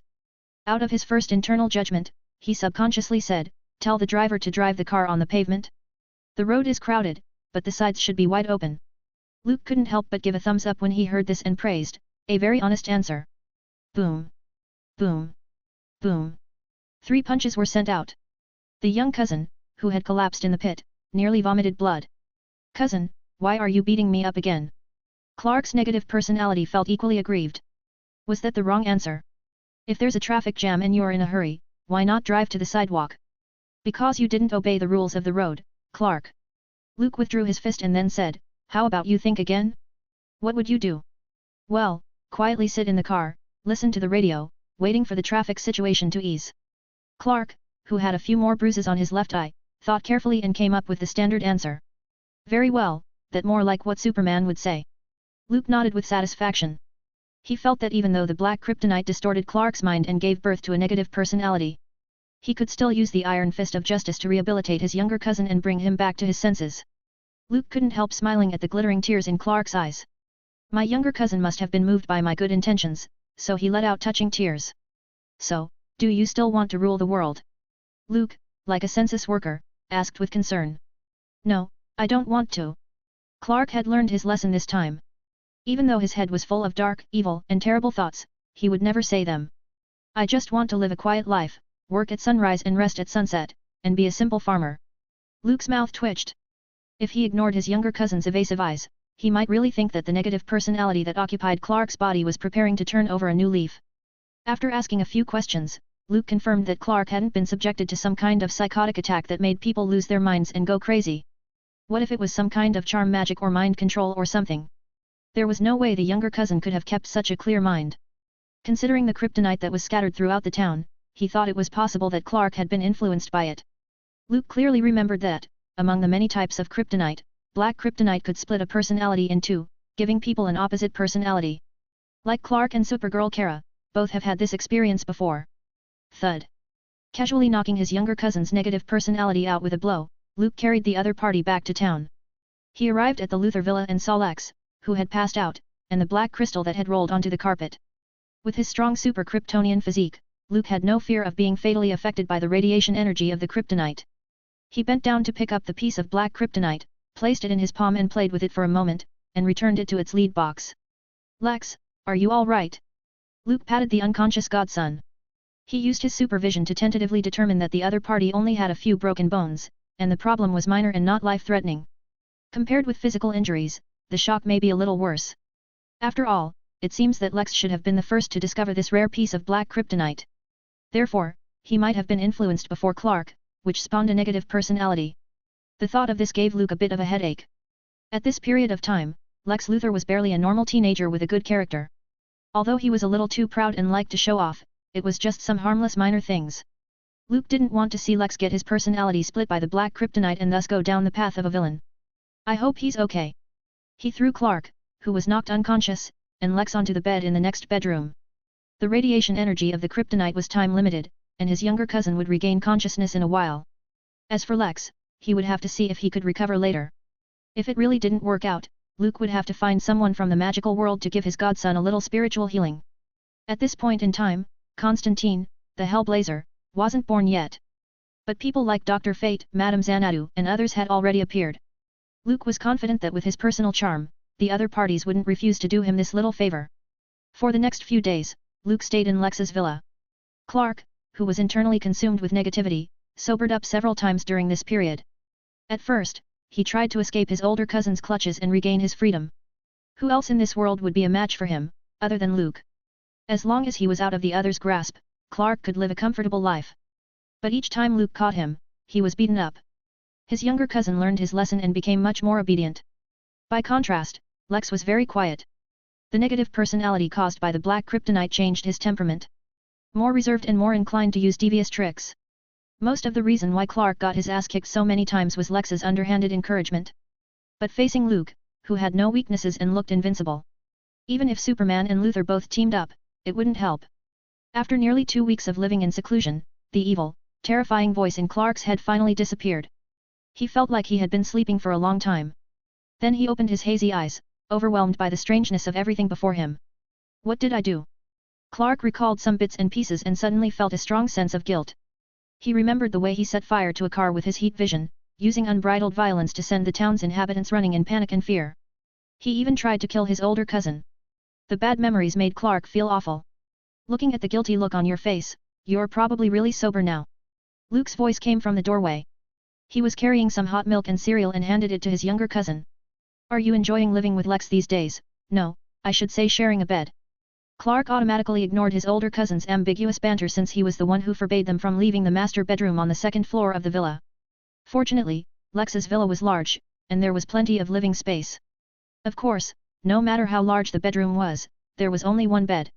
So, Luke was right to say that Superman and Luthor shared a bed. Did I hurt those innocent people? Clark looked sad. For Superman, who had a higher sense of morality, this was a terrible thing to do. If he had hurt, or killed innocent townspeople while he was out of his mind, then he probably wouldn't have been able to break out of the psychological trauma for the rest of his life. I haven't heard of any casualties for the time being, you just caused some financial losses. Luke shrugged and whispered, like the collapsed shops, the streets and roads that need to be repaired, and some of the buildings that have been affected, but you don't have to worry, it's all being paid for by Vought Enterprise. Clark took the breakfast, casting a grateful look at his older cousin. Where's Lex? How is he? The younger cousin asked with some concern as he ate and drank his fill and glanced at his still unconscious best friend. He's also influenced by the black kryptonite and is still under observation. Taking Clark out of the bedroom, Luke examined the other party to make sure the negative personality was gone. The super Kryptonian HL card he had, was quite powerful in terms of mental abilities and was no less powerful than a psychic like the White Queen. As many have seen, Superman had turned into a raging criminal. Luke sat behind his desk and folded his arms, looking over at Clark, who hadn't gotten over his feelings of remorse. Clark, you need to restore your image. In technical terms, you need an urgent PR campaign. PR. The younger cousin looked up with confusion in his eyes. That's right, there must be no stain on the image of justice. This will make the public suspicious of you, wary of you, and even reject you. Luke snapped his fingers, like an agent at an entertainment company, and began to analyze the negative effects of Superman's loss of control. So, what should I do? Clark scratched his head. He really didn't know what he should do. First of all, you need to communicate with the outside world, an equal conversation brings trust, and the power of words can change the public's impression of you. Luke spoke eloquently, slightly leaning back in his broad chair.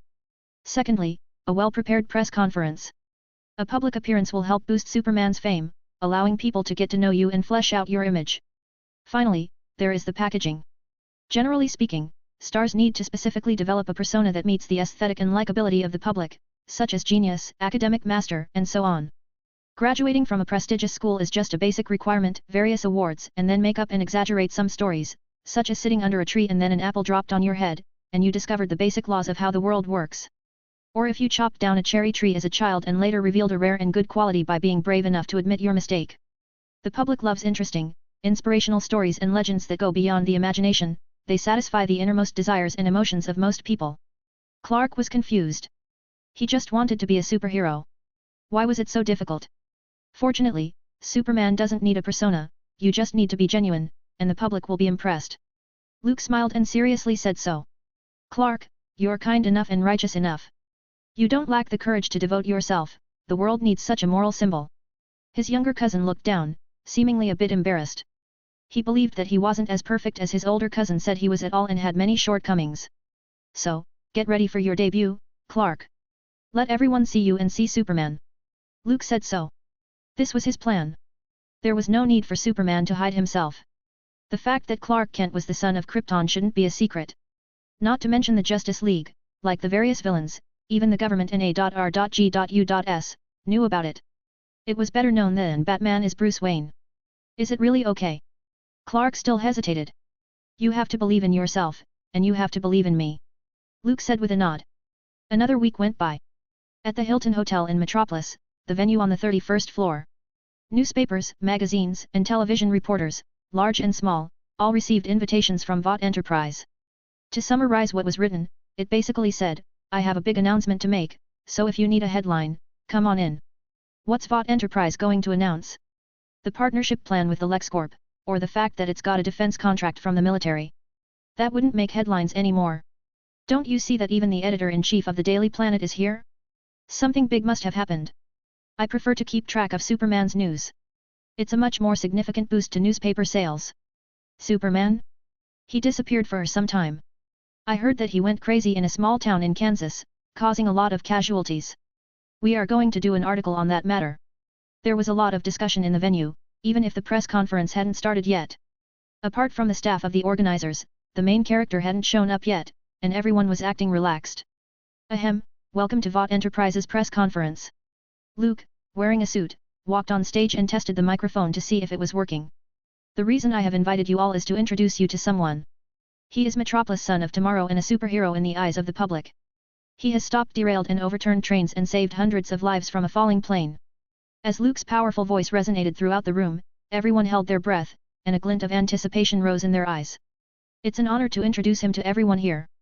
After a long speech, Luke stepped aside. Behind them, the doors to the right opened, and a red-cloaked person entered the venue. With a tall, strong, and sturdy frame, he walked up to the stage and took hold of the microphone. I am Superman. So he said. The words fell like a heavy bomb into the water, stirring up a raging wave of voices. Binge. This fanfic is about to end on Patreon. Also, get advance access to new fanfic, Guardian of Infinite Earths. Visit patreon.com/bingetranslations. Please vote this novel by visiting the novel page, in case you don't see vote button here. 493, Chapter 490 Agent, Small Notebook. I am Superman. This sentence was like a bombshell, which directly shocked the journalists and media reporters present. They were temporarily stunned. Except that the cameras were, as always, faithfully focused on the tall, strong, sturdy figure on stage. Everyone else had their mouths open, showing extremely obvious emotions of surprise. Superman, he wasn't a masked hero. No helmet, no goggles. He wore a red cloak, with a capital S on his chest and a wisp of curly hair on his forehead. These were Superman's most iconic features. But strangely enough, people would have a hard time remembering what Superman looked like. Even if pictures of him filled the front pages of dozens of newspapers. No one had a concrete and clear image of Superman. So, when the red-cloaked figure walked on stage, it didn't cause an uproar until the other party admitted his identity. Superman. He's really Superman. Did Vought Enterprise hold this press conference to announce Superman's identity? This was explosive news. The scene suddenly turned noisy. The reporters who came to their senses exchanged whispers and comments. Click. Click. The flashes were constantly flickering. The feeling of being the center of attention made Superman, who was standing on stage, feel a little uncomfortable. He turned to look at Luke beside him, who gave him an encouraging look. As if a shot of courage had been injected into Superman's body, he regained his courage and continued, I'm Superman, my Earth name is Clark Kent. I grew up on a farm in Kansas. This astonishing statement, which was enough to shake the world, was transmitted by the cameras to every house in Metropolis and then to other cities. An hour later, the entire North American continent and even the whole world knew the explosive news. As for who Superman really was, this topic that once caused heated public discussion had finally been answered. He came from a civilized race from beyond Earth and landed in some small town in Kansas because of the destruction of his homeland. He was adopted by a kind couple and named Clark Kent. Why did Superman announce himself at a press conference held by Vought Enterprise? This was a question published in one of the newspapers. Is there a close relationship between the young tycoon and Superman? This came from the people eating popcorn, watching from the sidelines. That's an alien living among us, for goodness sake. That's not good news. He could bring an army with him. Take over every country, every city on Earth. This came from the worry of science fiction film lovers. The son of tomorrow is actually a rural farmer from Kansas? I don't believe it. Superman must be a resident of Metropolis and probably lives right next door to me. This came from the city folk, who discriminated against people from small towns. What are we to make of Superman, who came from an alien planet, grew up on Earth, and is immensely powerful? Will the laws of humans work on him? This came from the discussions among scholars. All in all, Superman was once again the focus of the world. His existence was given so much meaning, but now, that meaning was even more complicated. Luke, is this really the right thing to do? In Vought Enterprise's office, Clark asked, with his head down. After seeing the intense reaction of the press and the public, he wondered if he had done the right thing in announcing his identity. Public opinion was like a raging tide, coming at him. It was suffocating. Facing vicious criminals and outlaws, danger and disaster, Clark would never flinch. But what could he do when he was being criticized, rejected and attacked? Swing his fists at innocent people? Or burn them all with his heat vision? Superman's great power was useless when placed in front of ordinary people. The gap between strength and weakness seemed to be reversed. Clark, first of all, you have to understand your innermost thoughts. Luke just hung up a phone call from the White House and calmly said, what kind of life do you want? Juggling between school and the criminal organizations of Metropolis on a daily basis? Or being some kind of symbol to step forward and be brave enough to accept the questions and public pressure from everyone? The former makes it easy to confuse normal life with superhero status because in reality, you're just a Kansas farmer's son with little insight? A high school student in a rural area. But every night, when you put on the Superman uniform, you become an all-powerful, respected superhero. The stark contrast brings about a psychological change, and maybe one day you'll grow tired of the name Clark Kent and prefer just existing as Superman, craving recognition and attention. It's human nature. Or, on the other hand, do you no longer want to be busy saving others in the world? Instead, you are ready to return to your family and be a good husband and father. Life is full of too many unknowns, and what's more, human energy is limited, even for science. What would you do if you were preparing for an exam at school and then there was a fire in Metropolis? Save people. There's no doubt that you will do so. And then what happens? You fail your exams, flunk your finals, and your teacher will hand you one of the lowest grades. That's the kind of blow and pressure from real life that seems like a small thing but sends you into endless worry and saps your passion and love for life. Clark, you have to understand one thing. A superhero is not a job. It's an obligation, and it's a mission endowed with a sense of responsibility. It's a long-term investment with no return. You'd be pretty hard-pressed to do a good job as Clark Kent and act as Metropolis's most perfect Superman at the same time. Luke tapped his finger on the desktop, his voice paused, and then looked at his younger cousin, who was slightly confused.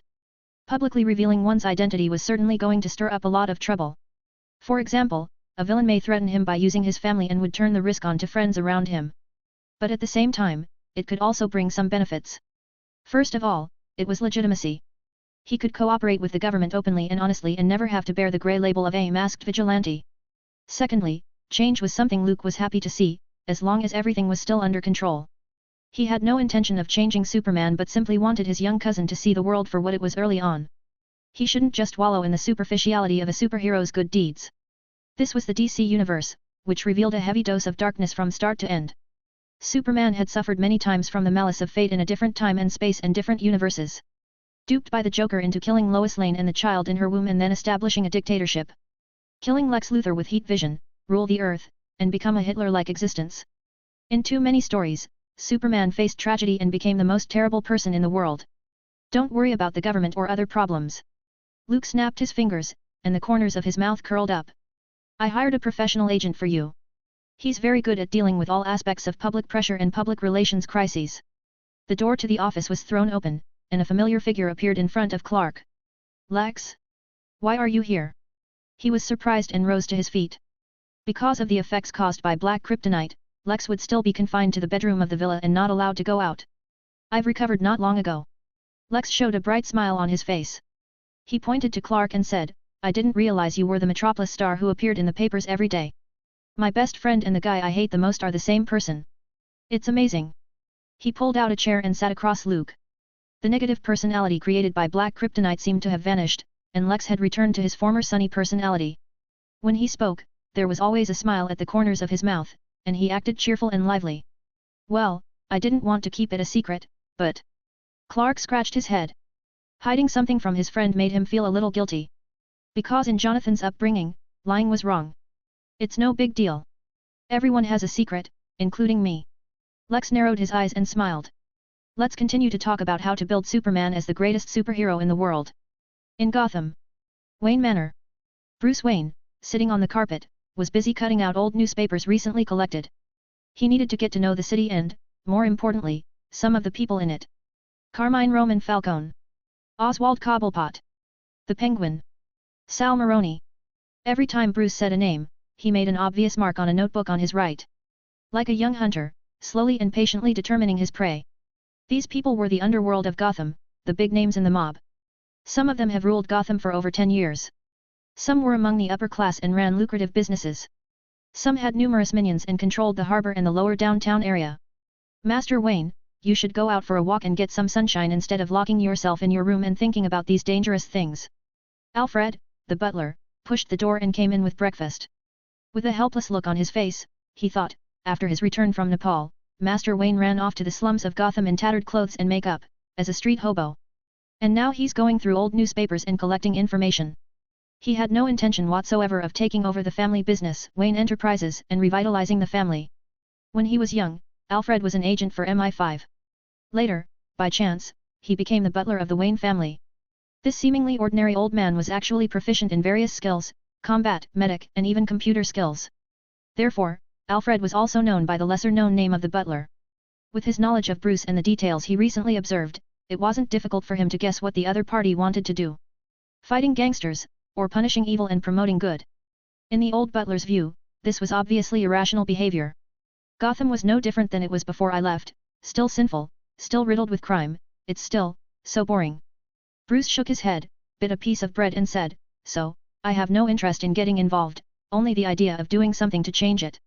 In the presence of his butler, who had served his family since his father's time, Bruce didn't hide anything. If you ask who Batman was always honest to or didn't have any psychological defenses against, it could only be Alfred. It won't be easy, Master Wayne. The old butler pursed his lips and seemed unhappy. If you really want to change Gotham, why don't you run for mayor and make the city great again? Because becoming mayor wouldn't get rid of those criminals once and for all. Bruce shook his head. He knew about Gotham's power structure. From top to bottom, corruption was common. Gotham City Hall was the umbrella for the gangs, and few honest police officers in the police department took their job seriously. Basically, everyone had received bribes or, to protect themselves, turned a blind eye to it. Good people who asserted themselves, untainted, were either ostracized or treated with indifference. Either that or they would be suppressed and end up in dire straits. Even if I become mayor, it won't help. Bruce stared at the old newspaper cutouts and spoke in a deep voice. Because no matter what I want to do, the police, the prosecutors, even the judges, are already forming a whole chain of interests underneath them, and they will cover each other up and condone the growth of crime. Alfred was silent and summed up Master Wayne's comment by saying, politics won't save Gotham. What will it take to save Gotham? When Bruce had finished his breakfast, the old butler, who was standing to one side, collected the tableware. To become a symbol of something, detached from the external appearance of a man's flesh and blood body, and become the embodiment of fear. To instill fear into those criminals. Bruce took a deep breath, and his eyes seemed deep. It can also give courage to others and act as a weapon of justice. Hearing these generous words, Alfred just shook his head helplessly and whispered, Master Wayne, before you start this great cause of saving Gotham, can you at least get a girlfriend to continue the blood of the Wayne family? That would give me a bit of peace of mind. Bruce. Since his return, he had become accustomed to the old butler's ubiquitous cold humor way of speaking. By the way, James Gordon, are you familiar with him? Bruce touched his chin and automatically skipped the awkward topic of getting a girlfriend, getting married, and having children. It rings a bell. Alfred, who had walked to the door, stopped and nodded. He's the one who gave you the coat, at that alley, back in the day, Master Wayne. Bruce's mouth turned up. He certainly remembered James Gordon and knew the man. What he wanted to be sure of was whether James Gordon had been corrupted and turned into one of those dirty cops. Mr. Gordon is an honest man. There is no doubt about it. Alfred hesitated for a moment and answered. At least the butler had never heard of any negative news about James Gordon. Sometimes a person's character is judged not by what he says but by what he does. As an old man who had been in the police department for over 10 years, James Gordon was still an ordinary police officer. And his colleagues either retired or climbed higher. Sitting on the bench for a long time, and being unpopular with others in the Gotham Police Department, where corruption was rampant, would explain a lot of things. At least, there's someone we can work with. Bruce's furrowed brows were slightly loosened. He needed a helping hand, or rather a mouthpiece to talk to the police department and City Hall. If James Gordon was as upright as he seemed and willing to make a contribution to change Gotham, then, the other party was undoubtedly the most suitable candidate. When Alfred left, Bruce continued to bury himself in his work. Although the old butler had hinted many times, the board of directors of Wayne Enterprises was secretly planning to dilute his shares and preparing to kick him out. Bruce wasn't worried. He could handle such minor problems. What he urgently needed was to find an entry point to combat Gotham's mob. Falcone. Bruce breathed a sigh of relief when he finished what he was doing. He decided to start with Roman, who ruled the city in the open and was the most powerful. Once the other party was eliminated, the other gangs would have to settle down for a while, at the very least. Of course, they might also become even more vicious. In order to compete for pieces of territory, like hungry dogs, a new round of fighting and power shuffling would start. If that was the case, it was an excellent opportunity for him to take the mob down in one fell swoop. After careful consideration, Bruce picked up the remote control and turned the TV on. Metropolis, Superman, an alien who landed at a farm in Kansas. 20 minutes later, the sole heir to the Wayne family was looking a little gloomy. It was as if he had realized that there was a bigger problem, one that was even more difficult and troubling than the mob. Superman. Bruce thought for a long while before flipping open his notebook again. While watching the heated debate on TV about whether Superman's presence was a good thing or a bad thing, he silently wrote down the other party's name and marked worthy of caution. Binge. This fanfic is about to end on Patreon. Also, get advance access to new fanfic, Guardian of Infinite Earths. Visit patreon.com/bingetranslations. Please vote this novel by visiting the novel page, in case you don't see vote button here. 494, Chapter 491 Threats to the World, The New Villain. Superman didn't know that his name had already appeared in someone's notebook. For a long time to come, he would be regarded as a threat, a time bomb, and would be closely watched. Leaving aside those distant issues, a week had passed since Clark officially announced his identity. With the fermentation over time, the heated discussions generated by various parties showed no sign of stopping but instead had a tendency to intensify. Just like that, Clark lost his ordinary life as an ordinary high school student. First, he got a phone call from his parents, who were still in Kansas. Jonathan didn't blame his son's choice. He expressed his understanding and concern. Because of the strange gazes of the people in town, the interview activities at the town hall, and even the governor's personal visit, Jonathan and Martha, an ordinary couple, felt that they were caught off guard and overwhelmed. They didn't want to live a better life by using the reputation of being Superman's adoptive parents and becoming the center of public attention. Sadly, others apparently didn't think so. Those swarming reporters, the 24-hour waiting paparazzi. They couldn't find Superman, so they had to wait in his hometown in Kansas, trying to find some useful materials that could serve as exclusive news. Superman's childhood, his growing environment. As long as it was about Superman, everyone wanted to read it. It was like a whole new way to gain wealth. Everything seems to be going in a bad direction. Clark's gaze looked out through the floor-to-ceiling windows at the city beneath his feet. For the first time, he understood that public opinion was incredibly powerful. It was as if it was pervasive and permeated into everyone's lives. No, this is a good start. Lex disagreed as he took a bottle of whiskey from the wine cabinet. First, he poured himself a cup and then handed Clark a cup. The latter waved his hand and refused, reasoning that he wasn't old enough to drink alcohol. One has to say, this answer was very Superman-like. Lex shook his head. In his opinion, Clark had such powerful strength, but he was extremely obedient to rules. This was a truly baffling thing. If it was himself. Lex looked at Clark with a hint of envy in his eyes and quietly said, announcing your identity is bound to bring a certain amount of distress to your family, it's something that can't be avoided. But we need to pay attention to it so that the pressure isn't there. The key is the attitude of the government. Clark, with his arms folded over his chest, had just finished a meeting with the president at the White House 2 days earlier and had publicly shaken hands. That photo was featured on the front page of the Daily Planet that day. Besides going to the White House, participating in such frivolous political activities, a general from the Pentagon had invited Superman many times. As his older cousin told him, Clark didn't just comply. While showing a friendly attitude, he should also show off his fists and muscles to ensure that he would be listened to. As Uncle said, his intentions aren't about making Superman a property of the government, but to let you debut as an idol of Vought Enterprise. With an odd expression on his face, Lex uttered the later words. When he heard Luke's thoughts, his first thought was that he had misheard them. Will the military agree? I see that General Lane is very firm in his position, and he wants me to be a weapon for the United States. Clark frowned as if worried about it. What do you think? Lex asked with a smile. They can't make me a fighter, a violent person, doing things that I don't want to, just because I was born in America, right? That goes against morality and conscience. Clark, with a sense of justice in his heart, shook his head decisively and said so. Haha, I guess so. But I think you should worry about Uncle's side of the negotiations. How could the federal government possibly give up ownership of Superman? Handing it over to a private corporation is whimsical. Lex narrowed his eyes. Although his intuition told him that Luke had a plan. But after thinking about it for a long time, he couldn't figure out how Vought Enterprise should convince the Pentagon and the White House. The leverage they held in their hands was too little. He was totally unqualified to sit at a table with the topmost people in the pyramid of power in this country. The turning point of all that happened 2 weeks later. In NORAD Joint Command. The well-built black general strode into the command center. Just now, he received urgent news. An artificial satellite in near-moon orbit captured unusual images. Doctor, tell me what was found, a comet or an asteroid's meteorite? The general, with a majestic face, stood in front of the command center's operating console. He wondered what kind of astonishing discovery could have caused the chief researcher, in charge of monitoring outer space, to wake himself up in the middle of the night. Maybe it's another alien. The general named Swanwick jokingly thought. Recently, the Pentagon had been busy discussing the existence of Superman. An alien, a superhero, a boy from a farm in Kansas. That red cape carried too many labels. Comets don't make orbital corrections, General. The doctor shook his head and hesitantly said, I hope you get to see this before some amateur finds out. General Swanwick narrowed his eyes and had a bad feeling. The chief researcher of NORAD directly pulled up the satellite picture. In the dark outer space, a vague outline appeared.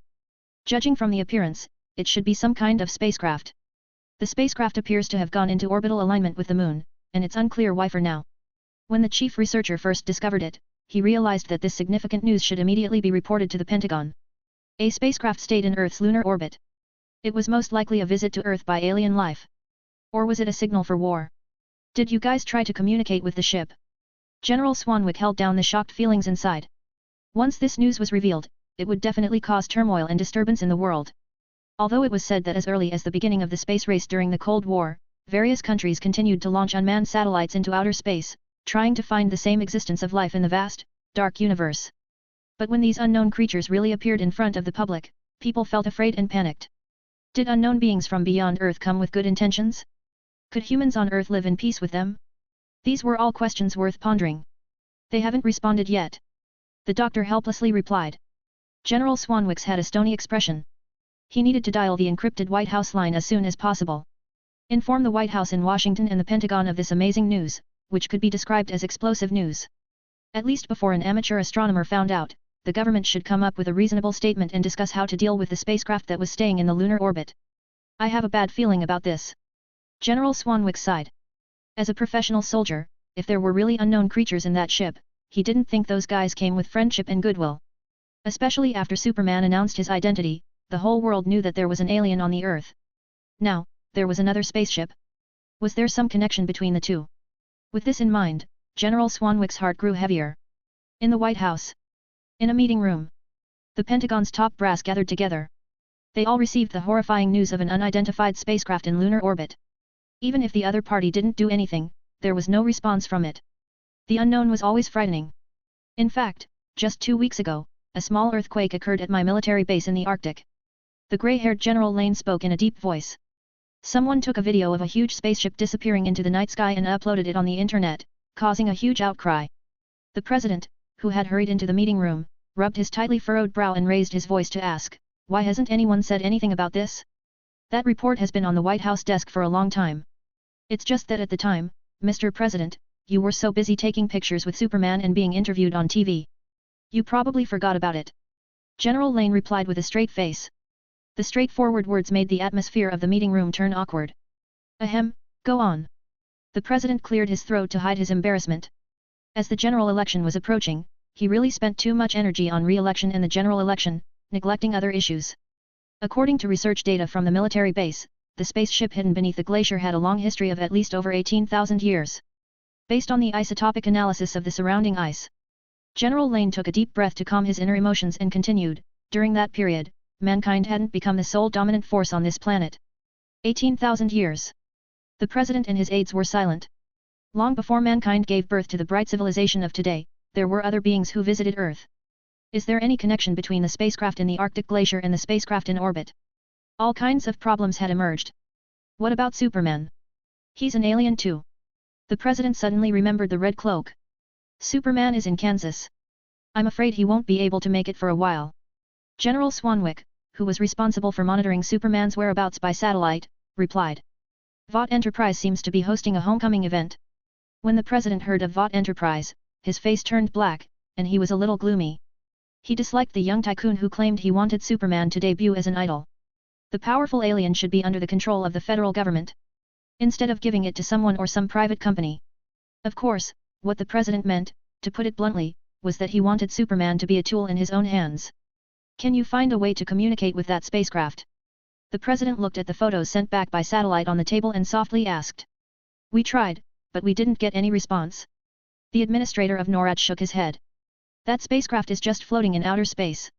10 minutes ago, we used various means to send messages over, but unfortunately to no avail. All messages were ignored as if they didn't notice of any one of them. Can you shoot it down? The president had lost his patience and was already considering solving the problem by force. This is the worst solution. It's best to implement it after establishing communication channels and confirming that the other party has hostile intent. General Lane thoughtfully said so.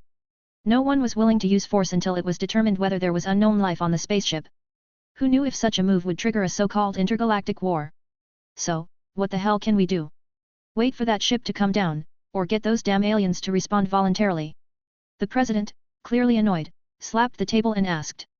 This country has the largest intelligence agency in the world. 16 different departments supervise everything in this land, with the purpose of preventing any terrorist attacks from happening again. But right next to us lives an alien who can fly, who can lift up dozens or hundreds of tons of weight with his bare hands, and who can smash a tank with one punch. And now, there's a spaceship parked in front of our house. Instead, you guys are only telling me that this won't work and that won't work, I have to wait. The angry voice of the president echoed in the conference room. Everyone there, from the Pentagon generals to the White House staff, as well as the top intelligence agencies, all kept silent. It's an emergency. When the president was furious, an aide who was waiting outside suddenly rushed into the conference room. He had a nervous look on his face as if something terrible had happened. Is the world coming to an end, Johnson? The president's face was grim, as his own staff had barged into the top-secret meeting room without permission. If there weren't a good reason, the other party's political career would have to end there. I'm afraid so, Mr. President. The young staffer gravely said. 5 minutes ago, a video that made countless people panic swept the world. Whether it was America or other countries. The TVs and radios had failed. Flashing snowflake dots distorted into blurred images and electronic signals covering the globe sent a declaration of a threat to the whole world. It was translated into different languages to every corner of the planet. I am General Zed, from a distant planet. I arrived here across the vast sea of stars because you hid one of my brethren, and now I demand that you hand him over. For some reason, he concealed his existence and tried to integrate into your society. He looks similar to you, but he is not one of you. If anyone knows about him, the fate of your planet is in your hands. KALL, do you hear me? You have 24 hours to consider or choose to let the whole planet suffer the consequences. People looked up at the sky. Whether it was in a remote town or a bustling metropolis, everyone could see a giant spaceship hovering along the orbit like a satellite. That threatening video, broadcasted around the world, was even more alarming than Superman's announcement of his identity. The news instantly spread and created an uncontrollable wave of public opinion around the world. No one knew how the alien life claiming to be General Zed forcibly occupied all the signals on Earth, translated them into different languages and announced them to the world. Now, the president, who was far away in the White House, didn't need to worry about how to conceal the news from the public. 495, Chapter 492 Kryptonian Spacecraft, General Zed. At the North Pole. In the Kryptonian spacecraft. Luke, who should have been in Washington, was busy negotiating with the White House and the Pentagon. Sat in the vacant hover seat and opened the operating console. Recursive program diagnosis complete. Navigation permission confirmed. All systems are working normally. A slightly dull, soft female voice rang in his ears. Subsequently, the complicated and changeable operation interface slowly unfolded, and a large number of letters and syllables, like geometric symbols, emerged.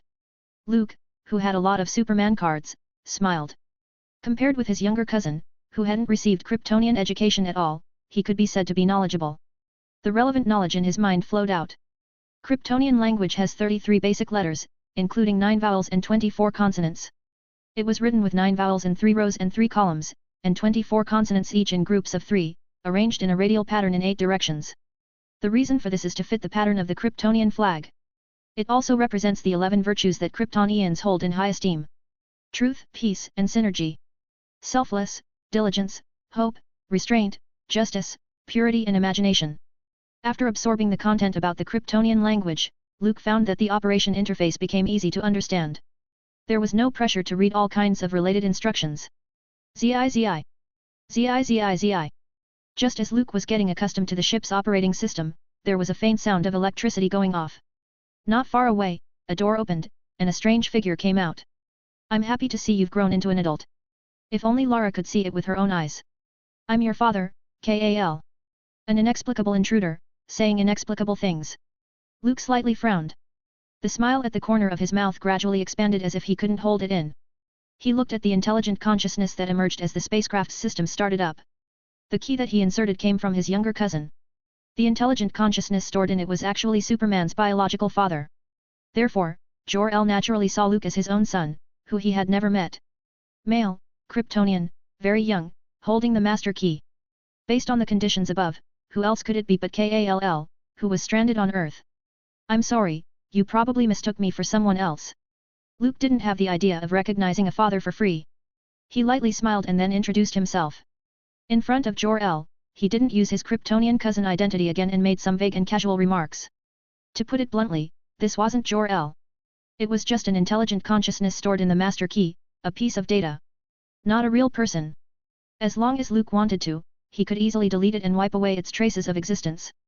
You're not Kal. Jor-El was a little puzzled and then turned to shock. Where did his plan go wrong? Didn't the Kryptonian ship land on the designated planet? That's right. Mr. Jor-El, you can think of me as a remnant of a Kryptonian outpost. Luke's eyes twinkled as he softly said so. During Krypton's most glorious pioneering era, a large number of exploration teams were sent out, wandering through the universe, setting up outposts on various planets, and collecting resources. Earth, too, has been the object of their visits. This 18,000-year-old spaceship was the remaining evidence. Outpost. Remnant. Jor-El digested it and looked solemn. In that case, wouldn't the other party be older than himself? After his birth, Krypton's pioneering era had ended and entered a period of closed, conservative class rule. It's okay, Jor, you can just call me your cousin. No need to be too attached to age and status. Luke graciously waved his hand, indicating that they both had their own views. You call me cousin, your son calls me cousin too, everyone's treated equally. Cousin. Jor-El coughed twice. He glanced at Luke's overly young face and felt that he couldn't say it. But Krypton's class division was clear and rigorous, and everyone's position in society had already been set. With the exception of Superman, an individual case of natural childbirth, everyone else must follow the rules. The Kryptonian outpost's remnants were a respectable existence. After a little psychological preparation, Jor-El's intelligence consciousness embarrassedly called out, cousin, my son. Kal, right? He has an Earth name now, Clark Kent. Luke snapped his fingers and casually pressed some buttons on the console, and a sea of projected images were instantly displayed. Krypton's technology tree, compared to Earth's, was beyond several eras. Luke easily used the database of the spaceship to invade the internet and then filtered out the information about Superman and displayed it for Jor-El. He came to this planet much later than I did and is now a superhero on Earth, Metropolis son of tomorrow. Luke softly said. What about his adoptive parents? As if he hadn't heard it, Jor-El simply gazed at the young, slightly boyish face. Jonathan and Martha, who are both good people, have taught Clark a lot of things. Luke left his suspended seat and said so. Then why did Kal's master key fall into your hands? Jor-El asked, feeling puzzled. Luke slightly smiled. After he pushed his younger cousin into the limelight, he didn't even think about negotiating with the federal government properly. It's not like Vought Enterprise had extensive contacts and channels, unlike his own industry in the next studio. As a lieutenant general of the Pentagon in the universe next door, Luke couldn't be clearer about the virtues of those politicians. Short-sightedness, profit-seeking, greed and stupidity were all their inherent nature. Luke wanted to create a chance for his younger cousin to make the world focus on his debut. Negotiation was just a means of delaying time. Allowing the Kryptonians to disrupt the situation was the real plan. When faced with external pressure, the government would naturally step back and compromise. That's why he took the master key of the Kryptonian spacecraft from Clark. When he started up the huge spaceship, like a fortress, buried under the Arctic glacier, General Zod, who was exiled far away in the Phantom Zone, before the destruction of Krypton, with his men, gained the coordinates to Earth and located the whereabouts of the son of Krypton. They were enough to inflict heavy pressure on the federal government and reflect Superman's importance. Earth, outer space. A giant spaceship orbited the planet following the moon, and the metal on its surface reflected the glow of the ocean and forests. General Zod, wearing heavy armor, was standing at the edge of the wide observation deck, overlooking the blue planet below. He was a military leader of Krypton, and from the moment he was born, his combat instincts, command talent and genetic template for defending Krypton were biologically encoded into his body. The love for Krypton and the concept of protecting Krypton were deeply imprinted in Zod's soul. So, when he saw the bunch of incompetent elders sitting high on the council benches, only obeying the laws left by their forefathers, he was determined to overthrow the rule of this group of incompetent people and bring Krypton back to life. Zod staged a brazen coup and organized a rebel army. Unfortunately, due to the vigorous obstruction of Krypton's chief scientist, Jor-El, he failed to obtain Krypton's growth codex, which was Krypton's gene pool.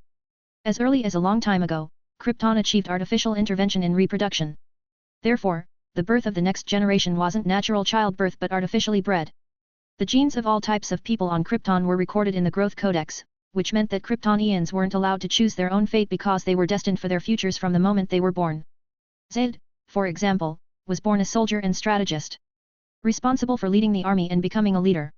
These were all implanted into his genes in the form of codes, which eventually formed biological instincts. In this way, the time wasted on education and training could be shortened. Like ants, Individuals could be divided into different types, and the social division of labor could be clarified so that the efficiency of the whole planet could reach the highest level. In the long and endless history, Kryptonians had forged their own brilliant civilization.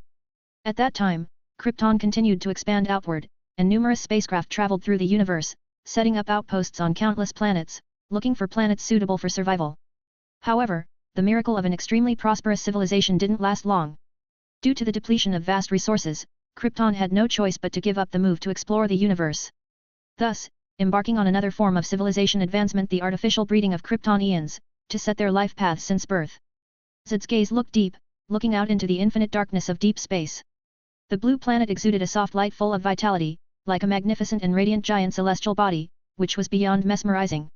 He was born to protect Krypton, while the home planet had long since collapsed and shattered in the explosion of its core.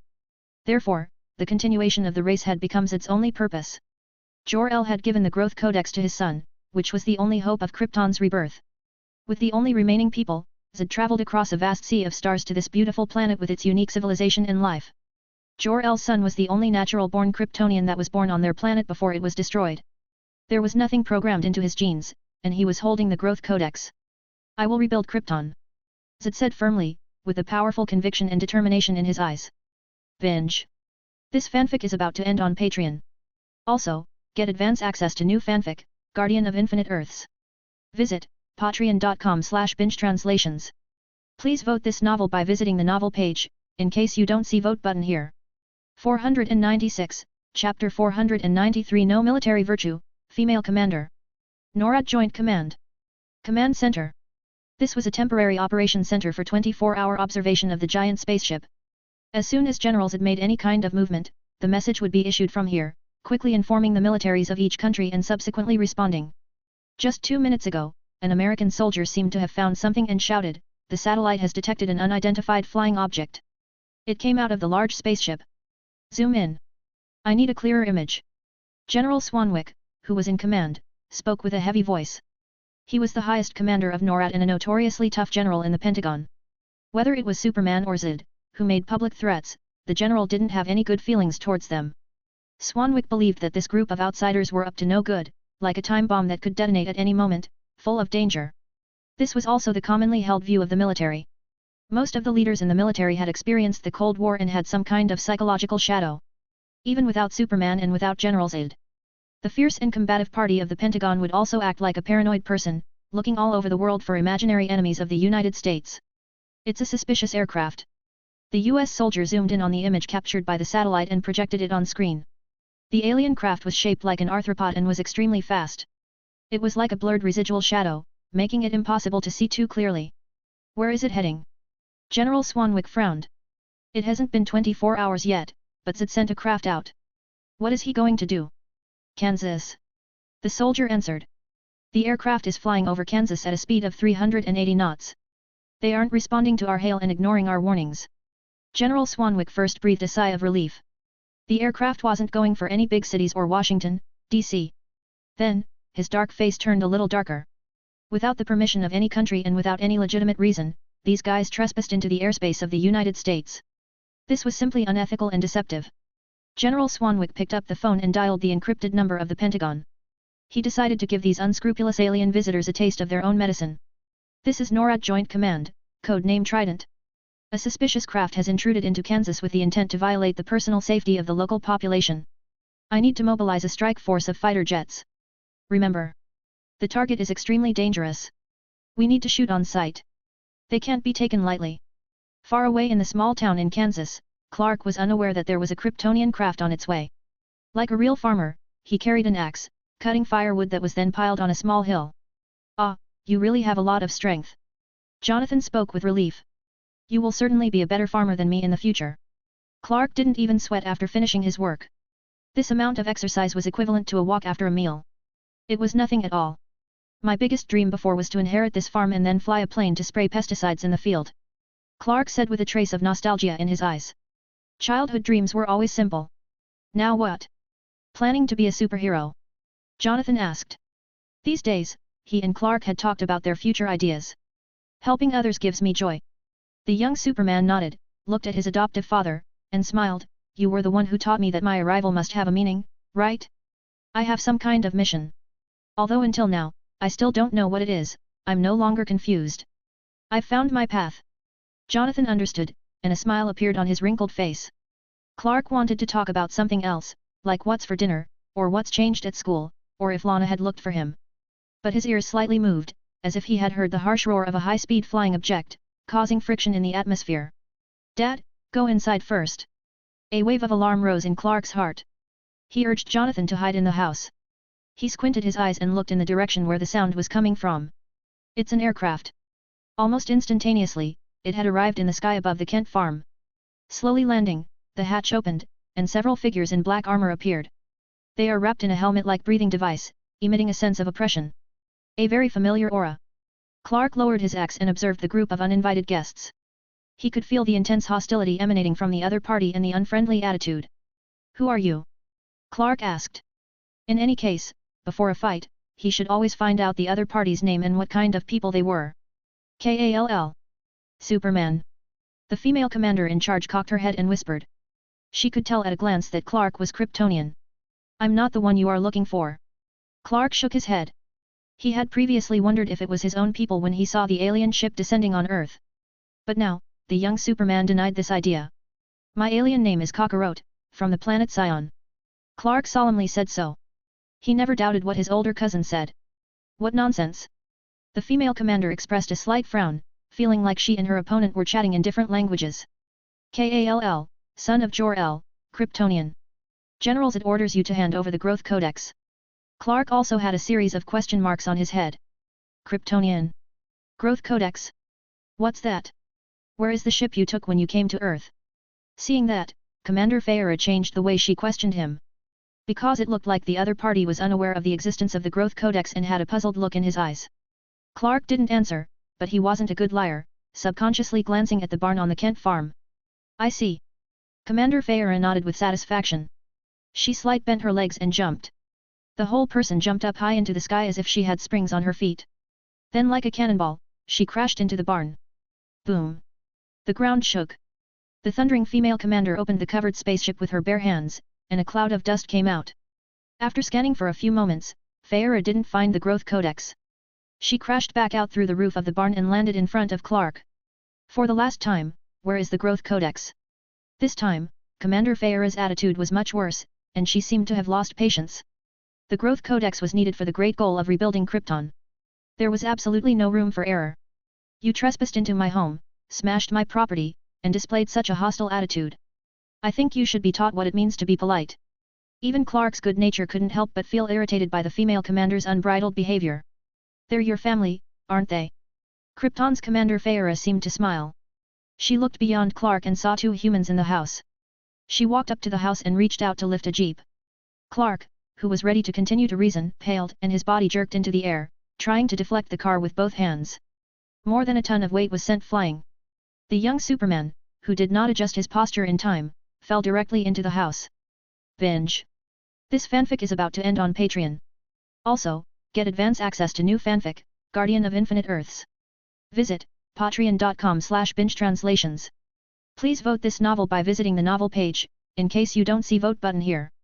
497, Chapter 494 Various Reactions, Phantom Zone.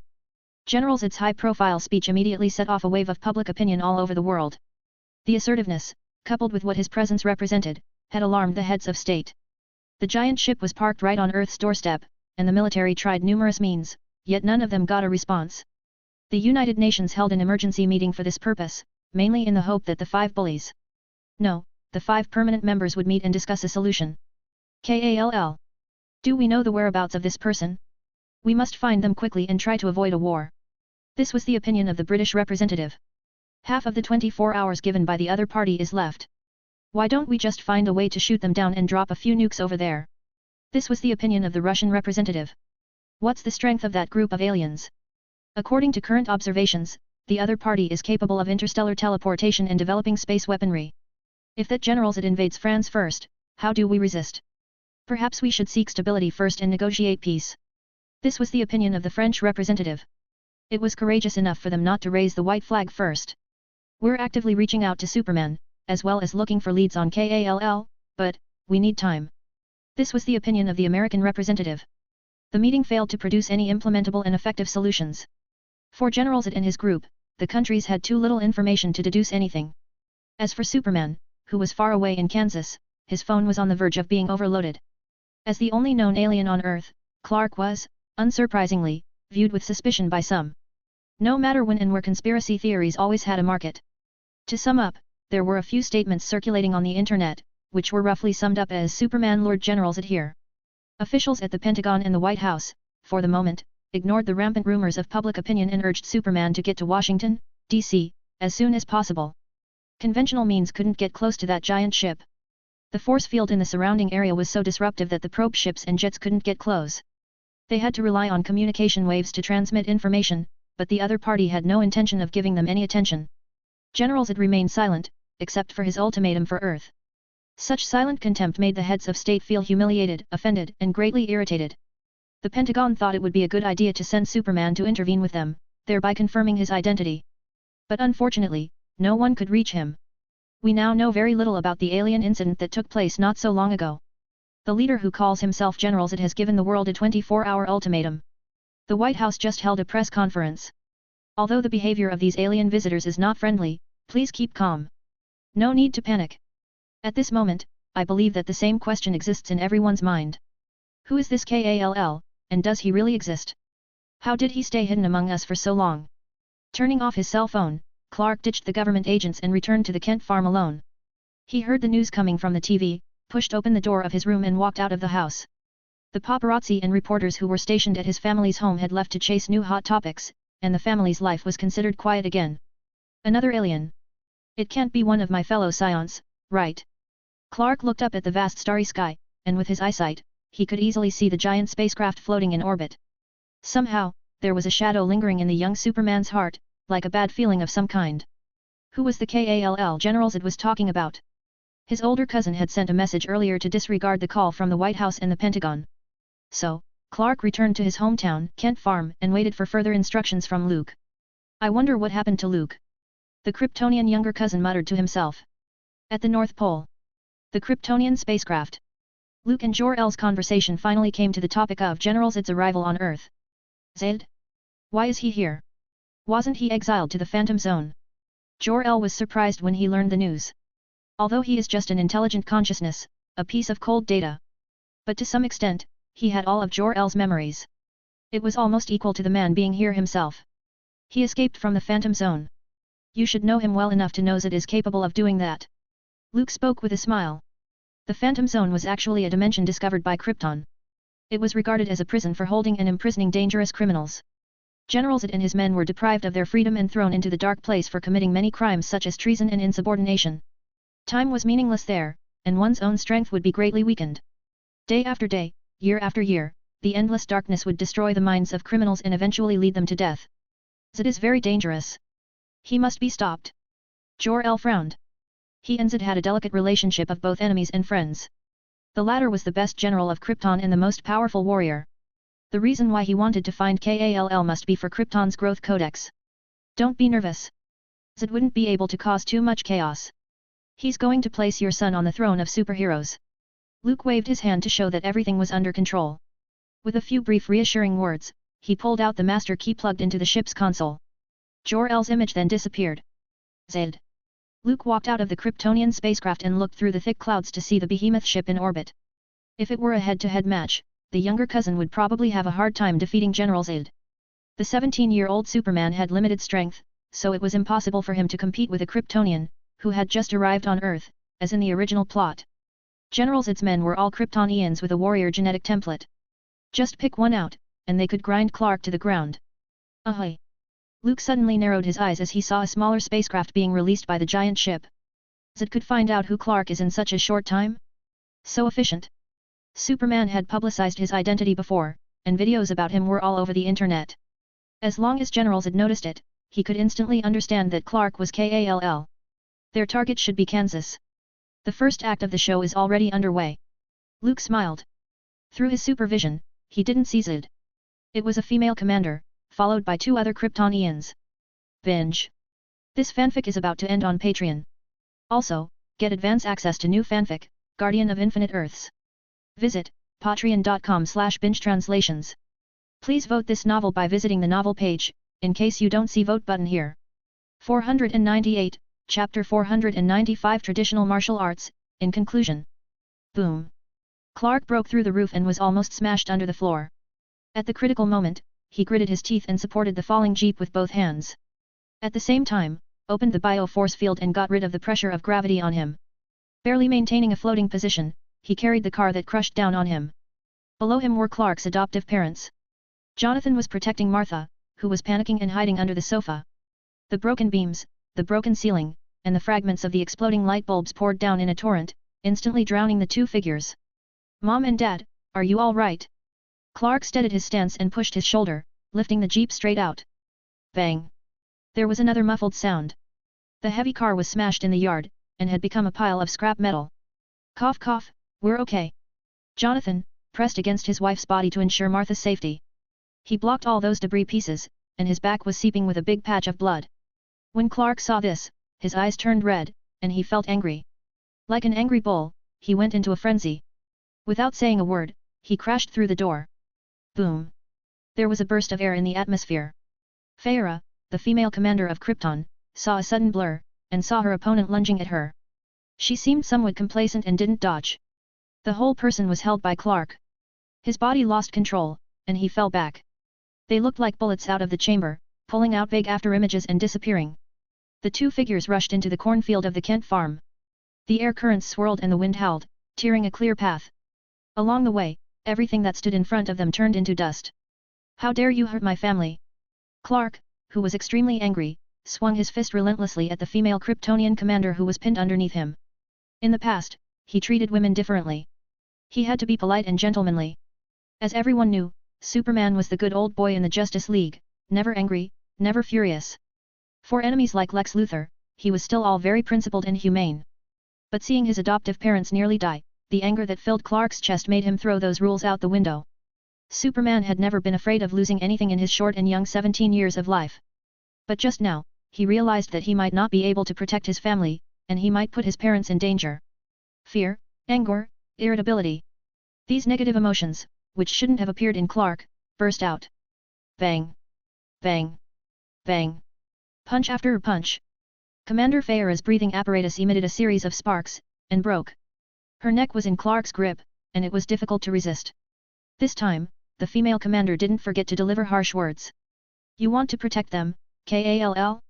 If you aren't willing to hand over the Growth Codex and disobey the will of General Zod, we will definitely kill those two humans in front of you. You will hear their painful cries." Hearing such a threat, the anger in Clark's eyes intensified, almost burning the other party to ashes. As everyone knew, they should never hurt two women in the DC universe. One was Louise Lane. The second one was Martha Kent. Fortunately, the former would only attract Superman, her boyfriend, and they would be put in jail, at most. But the latter was worse, because they would probably have to face the double revenge of Superman-Batman. "I will stop you, I will stop you." Clark, who was flying at high speed, spoke in a whisper that was blown away by the air currents. He held Commander Feyre tightly, leaving Kansas in just a few tenths of seconds. The two tumbled and crashed into a gas station. The violent explosion, the blazing fire, the powerful shock wave toppled them to the ground. Cough cough. Clark struggled to get up from the ground and looked at Commander Feyre who was in flames. The latter didn't seem well, as the breathing device shaped like a helmet was broken, leaving her senses in torment. All kinds of noises, as if they were being magnified countless times, squeezed into her mind. Her listening, seeing, breathing, had all undergone tremendous changes. "What did you do to me?" Commander Feyre's heroic face revealed confusion and panic. "It took a long time for someone to teach me how to control my senses. Focus on seeing only what you want to see and hearing only what you want to hear. You're in pain right now, aren't you? It's like all the information in the world is being squeezed into your brain." Clark ripped off his tattered plaid shirt and t-shirt, leaving the upper half of his strong, toned body bare. Before he could change into his Superman's uniform, he was approached by Kryptonians. A series of battles nearly made Superman run naked. Fortunately, his pants were still tough enough. I'm getting weak." Commander Feyre fell to her knees, completely incapacitated. It would take her some time to get used to Earth's environment, air composition, and learn how to control her senses. But Clark obviously wouldn't give the other party that chance. He learned a lot from his older cousin. One of them was to not show mercy to the enemy. I'll hand you over to the military, and of course, won't spare those accomplices of yours. Clark slowly walked up to the female commander and before he could make a move, he was blown away by a laser blast from a Kryptonian craft that arrived just in time. It hovered over, and landed on a car. 2 Kryptonian warriors stepped into the battlefield. Rolling smoke covered half of the sky, causing the atmosphere to instantly turn solemn and murderous. Pedestrians on the street were screaming and running away, only Clark stood there and confronted him. Come inside, it's not safe outside. While he told the crowd to evacuate, he walked over to the other party. KALL, there won't be any safe place on this planet anymore. The dull voice sounded. One of the Kryptonian warriors was as tall as a titan. The man was close to over 3 meters tall, and his muscles bulged like hills and rocks. Yes, we will kill everyone you want to protect. Another Kryptonian soldier agreed. Clark was silent. He gradually calmed his inner anger and clenched his fists. Just as Superman was about to make his move, 4 fighter planes came roaring in a herringbone formation. The pilots pushed the center stick while aiming their machine guns at the 3 figures on the ground. Vulture in position, target spotted. Ready to fire. On the communication channel, the pilot's voice rang out. One of them is Superman. Do we engage? Someone asked. It's General Swanwick's orders. The pilot, who was in charge, helplessly shrugged his shoulders. Well, I hope people won't accuse us of trying to murder a superhero. The man continued. Superhero? Come on, Superman is no different than the 2 other targets. They're all aliens, and they're all up to no good. The pilot in the lead grimaced. The fighters quickly approached their target, and after aiming. Day. 30mm armor-piercing rounds of depleted uranium ammunition were poured out like raindrops. Like a dragon spewing fire, with amazing lethality. Clark reacted quickly, and dodged the wave of attacks. But those 2 Kryptonians didn't have such good luck. The powerful armor-piercing bullets swept all the way through and struck the pitch-black armor. Although it didn't pierce through and cause damage. But the powerful kinetic energy still knocked them away, sending them smashing into a store behind them. Target hit. Prepare for a second attack. Behind the pilot, the one in charge of the weapons excitedly said so. Direction 212 degrees, second sweep commencing. The 30mm depleted uranium armor-piercing bullets smashed their bodies, causing the Kryptonian warriors to feel dizzy. They looked at the fighter planes flying back, with fierce eyes. Bang! Bang! Bang! In unison, the 2 men took few steps and jumped, crossing a street's distance in an instant. With this inhuman run-up, Kryptonian fighters leaped into the air and pounced on the fighter planes soaring high in the sky. The Kryptonian warrior grinned, revealing a cruel smile. Then he tore down the cockpit with his bare hands, crushing the heads of the 2 humans in the cockpit. The red and white mixture of murky liquid spilled into the air, and the falling fighter planes, with their headless bodies, were turned into charcoal. Boom! Continuous explosion, rang out. After this counterattack by the Kryptonian warriors, a group of A-10 fighter planes, immediately lost 2 fighters and 4 pilots. One of the Kryptonians tried to do it again, but Clark knocked him out in mid-air. They fell into a fast food restaurant not far away, which looked like several grenades had exploded. Tables and chairs were broken, doors and windows were damaged, and a great deal of smoke and dust rolled in the air. All in all, it was chaos. Clark had only just stood up when the Kryptonian warrior's fist came crashing down. But Superman was no longer the same self with zero dodging and fighting ability. He didn't panic, crossed his arms and blocked the powerful punch.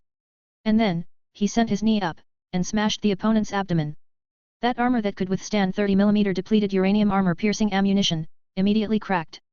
Compared to Luke, this guy is far worse.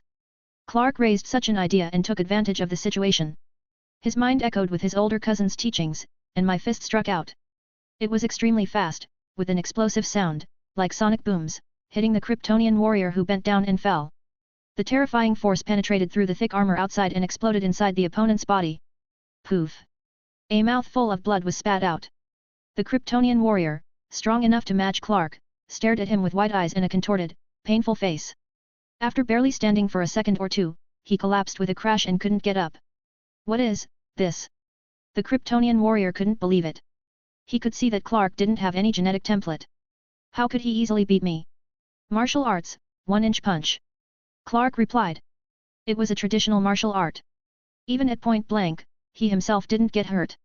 Having taken care of the female commander, and a Kryptonian warrior. He just had to beat the last one, and his parents would be safe for now. Zi zi. Zi zi zi. The noisy sound of electricity suddenly came out of a TV that was still intact in the fast food restaurant. The channel that was broadcasting the news blurred. Clark Kent, I have your parents. If you want to save them, stop resisting. General Zed's image appeared on TV. This was his second threat. Dad, Mom, those scumbags. Clark couldn't help but clench his fists. He was so focused on fighting that he forgot to protect his parents who were still at the Kent farm. He never thought General Zed would be so shameless as to start kidnapping people. What should I do? What should I do? Confused thoughts suddenly occupied his brain. Clark, who won the battle, was at a loss. Should I yield to General Zed and give up resistance? Or find another way to save my parents? I need to ask Luke for help. Clark first thought of Luke, who had disappeared for many days. But before he could contact the other party, the dark red cloak suddenly rolled over his sight. Older cousin is here. It looks like you are having some trouble, Clark. Luke spoke with a smile. He carried an unconscious female Kryptonian commander. He glanced at the collapsed Kryptonian warrior and thought, my younger cousin's inch punch wasn't bad at all. Binge. This fanfic is about to end on Patreon. Also, get advance access to new fanfic, Guardian of Infinite Earths. Visit patreon.com/bingetranslations. Please vote this novel by visiting the novel page, in case you don't see vote button here. 499, Chapter 496 The Female Commander, playing in the secret room. Zed kidnapped my parents. Seeing Luke, Clark couldn't help but rejoice, and quickly said so. In his view, his older cousin must have a way to rescue his parents. I already know.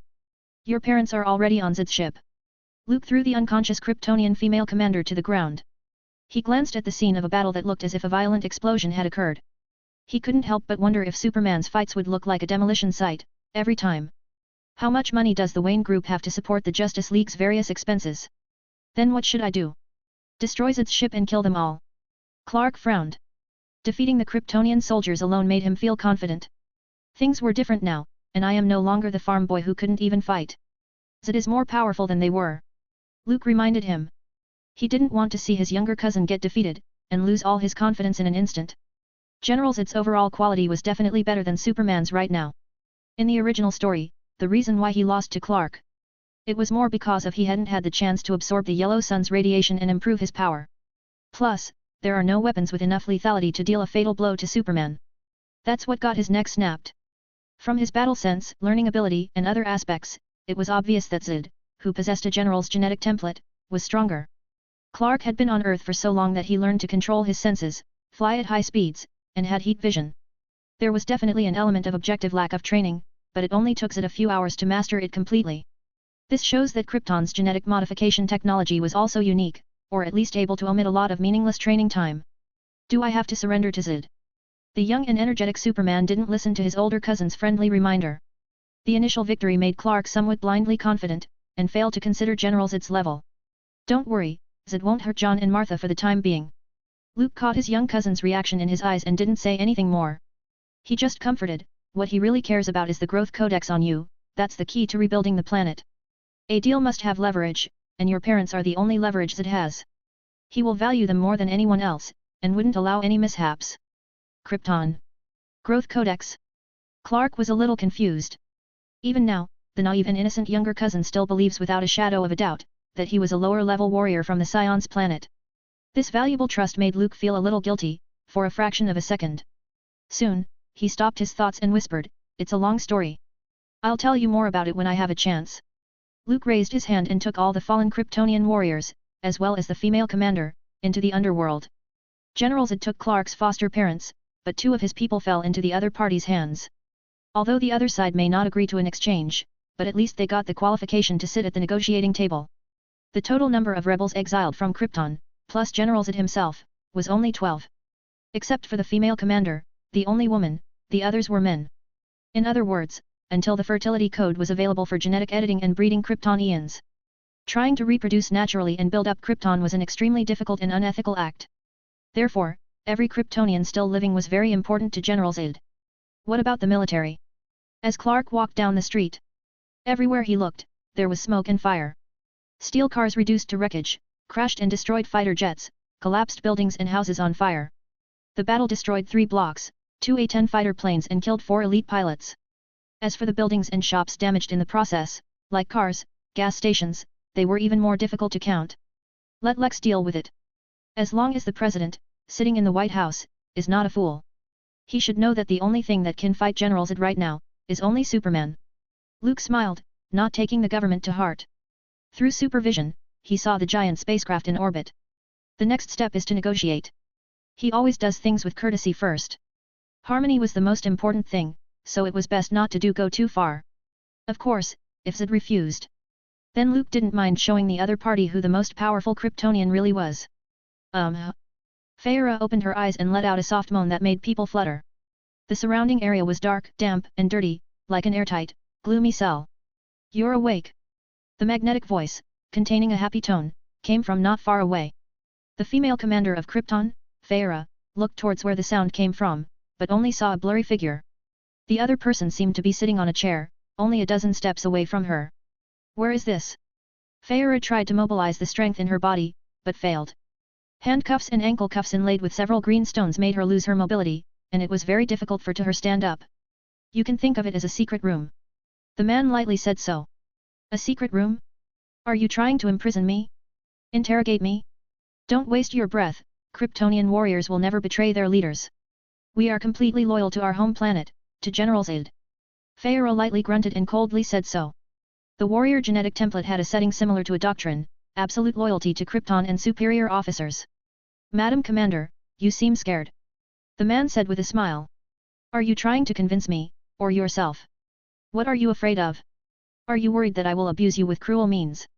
Feyre's forcibly composed expression turned slightly pale, but didn't show any obvious emotion. The valiant eyebrows twitched and her eyes were cold as she looked at the man in the darkness. Fear? We placed our lives on the line since we started following General Zed. Feyre closed her eyes and calmed her heart, calming the trace of panic about the unknown. As long as I can dedicate myself to the noble cause of rebuilding Krypton, even if I should die, it would be a good death. After a long while, the expected flogging and torture didn't happen. You misunderstood, Madam Commander. I just want you to take a message to Zed. After a long silence, the man broke the oppressive silence and whispered, he is determined to obtain Krypton's growth codex, and I must help Clark get his parents back. We can negotiate. Of course, if General Zed doesn't want to, we can use another, more rude way of talking. Does Krypton have a tradition of dueling, Madam Commander? Feyre froze for a moment. She had expected to be captured in defeat and would surely be inhumanely tortured. Unexpectedly, the other party's attitude was this good. Without even a word of threat, he was ready to let her go. The weak-looking Earthlings are a peace-loving race. Why should I listen to your orders? Despite the gradual acceptance of men's demands, psychologically, Feyre still maintained the arrogant attitude of a Kryptonian warrior. Of course, you will listen to me, Madam Commander. The man slowly rose to his feet as he stepped out of the darkness and looked down at the female Kryptonian commander. Because it's in your bones, it's genetically coded and programmed into you. Feyre was deeply puzzled. Then, she felt an involuntary sense of respect in her heart and a shocked expression in her eyes. Are you Kryptonian, too? She asked in a trembling voice. Of course, I am Kryptonian. Luke smirked as he reached up and hooked Feyre's chin, smiling with satisfaction at the look of panic and defeat on her face. But Madam Commander, I'm afraid that's not what you're wondering. Feyre's brain seemed confused. She didn't understand why this strange man wasn't only Kryptonian, but he also had the general gene template. The natural awe, the innate psychological sense of obedience, could make Feyre feel this way. He could only be a Kryptonian general who was above the warrior template and in the leadership class. Binge. This fanfic is about to end on Patreon. Also, get advance access to new fanfic, Guardian of Infinite Earths. Visit patreon.com/bingetranslations. Please vote this novel by visiting the novel page, in case you don't see vote button here. 500, Chapter 497 Rebellious Younger Cousin, New Superman to the Rescue. While Luke was having a conversation with the Kryptonian commander Feyre back in Metropolis, Clark had an argument with his agent, Lex. Uncle said Zed can't hurt your parents, he was just making verbal threats. Lex rubbed his temples and tried to persuade him. Who can guarantee that he won't do it? Clark paced back and forth, showing anxiety. He didn't have a girlfriend yet. So, for Superman, the most important thing on Earth was his adoptive parents. At the thought of them falling into General Zed's hands and most likely being mistreated or beaten, Clark simply found it agitating and unsettling. You should trust Uncle's judgment. Lex grimaced, he had a whole lot on his hands too. About that amazing battle a few hours ago. The White House had called several times, and the Pentagon had sent troops to surround Vought Enterprises building. The top brass of the federal government couldn't wait to meet with Superman and get a definitive answer. The giant spaceship hovering in orbit, the Kryptonians who fought the planes with their bare hands. These were like ticking time bombs that could detonate at any moment. No one would like it when the room they lived in was littered with explosive mines. Of course, I believe Luke. But I'm more afraid of mishaps.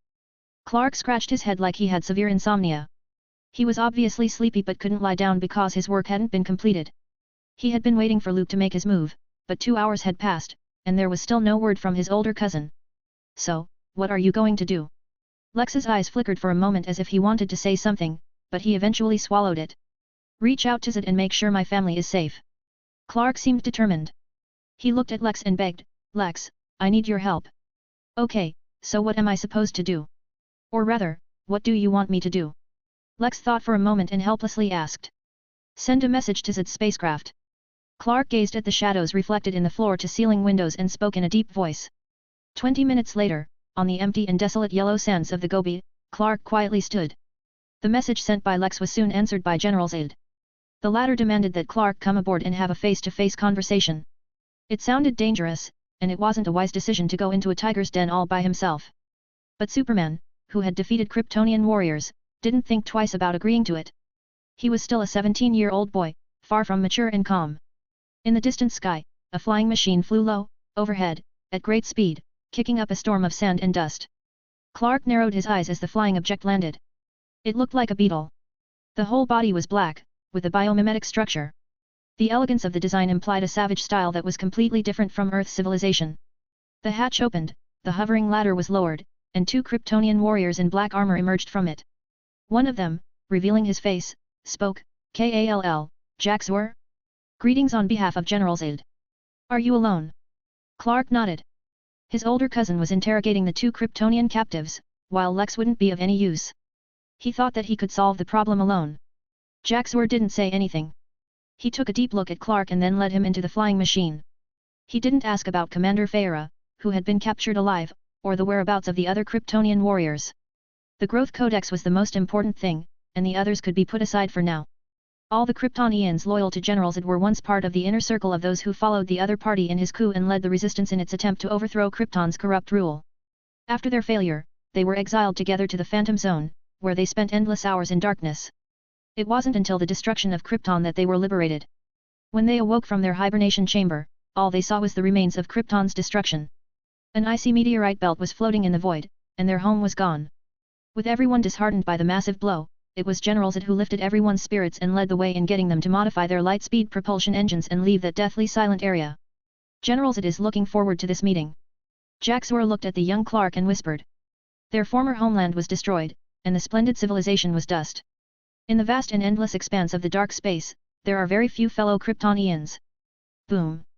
The beetle craft abruptly took to the air, drawing a blurred streak in the sky. It quickly broke through the atmosphere and rushed out of the blue planet. Here we are. Jaxor released his seatbelt, the craft slowed down, and docked with the giant spaceship. They walked through the lower bay and entered the wide chamber. Clark followed Jaxor's footsteps to the empty bridge. The strong back in black armor stood alone on the semicircular observation deck. Below them, there was a huge celestial body with beautiful vitality. This is General Zed, our leader. Jaxor, the thinker, said with a tone of respect. So powerful. Clark looked at the other man and thought so. General Zed exuded a terrifying aura, like an active volcano in silence, giving rise to palpitations. What are you going to talk about? Threatening me with my family or surrounding me? To use such a trick as kidnapping is really a despicable move. Pulling back his distractions, Clark asked in a cold voice. How dare you? How dare you disrespect the general? The Kryptonian warriors surrounding the perimeter were furious and shouted their rebuke in unison. In their minds, General Zed was a great leader who led them to rebuild their homeland, and no one was allowed to disrespect him. Jaxor, let us excuse Cal's rudeness, he isn't familiar with Kryptonian etiquette yet. General Zed stopped everyone's angry rebuke and spoke in a deep and powerful voice, we have welcomed in a new compatriot, which is worth celebrating. Don't engage in useless quarrels. Clark's face looked expressionless, but his supervision was sweeping the ship. It seemed to be severely restricted, unable to penetrate the cabin walls. Clark was about to say something when an extremely strong feeling of discomfort suddenly came over him. The sounds around him were louder and garbled as if a mass of sharp noise was irritating his eardrums. His eyesight gradually blurred, and the light deflated into a hazy landscape. A feeling of weakness overcame his body. I'm a little queasy. Clark struggled to speak as if he had been drained of his strength. As if facing the radiation of kryptonite, his body swayed, he stood unsteadily and fell violently to the ground.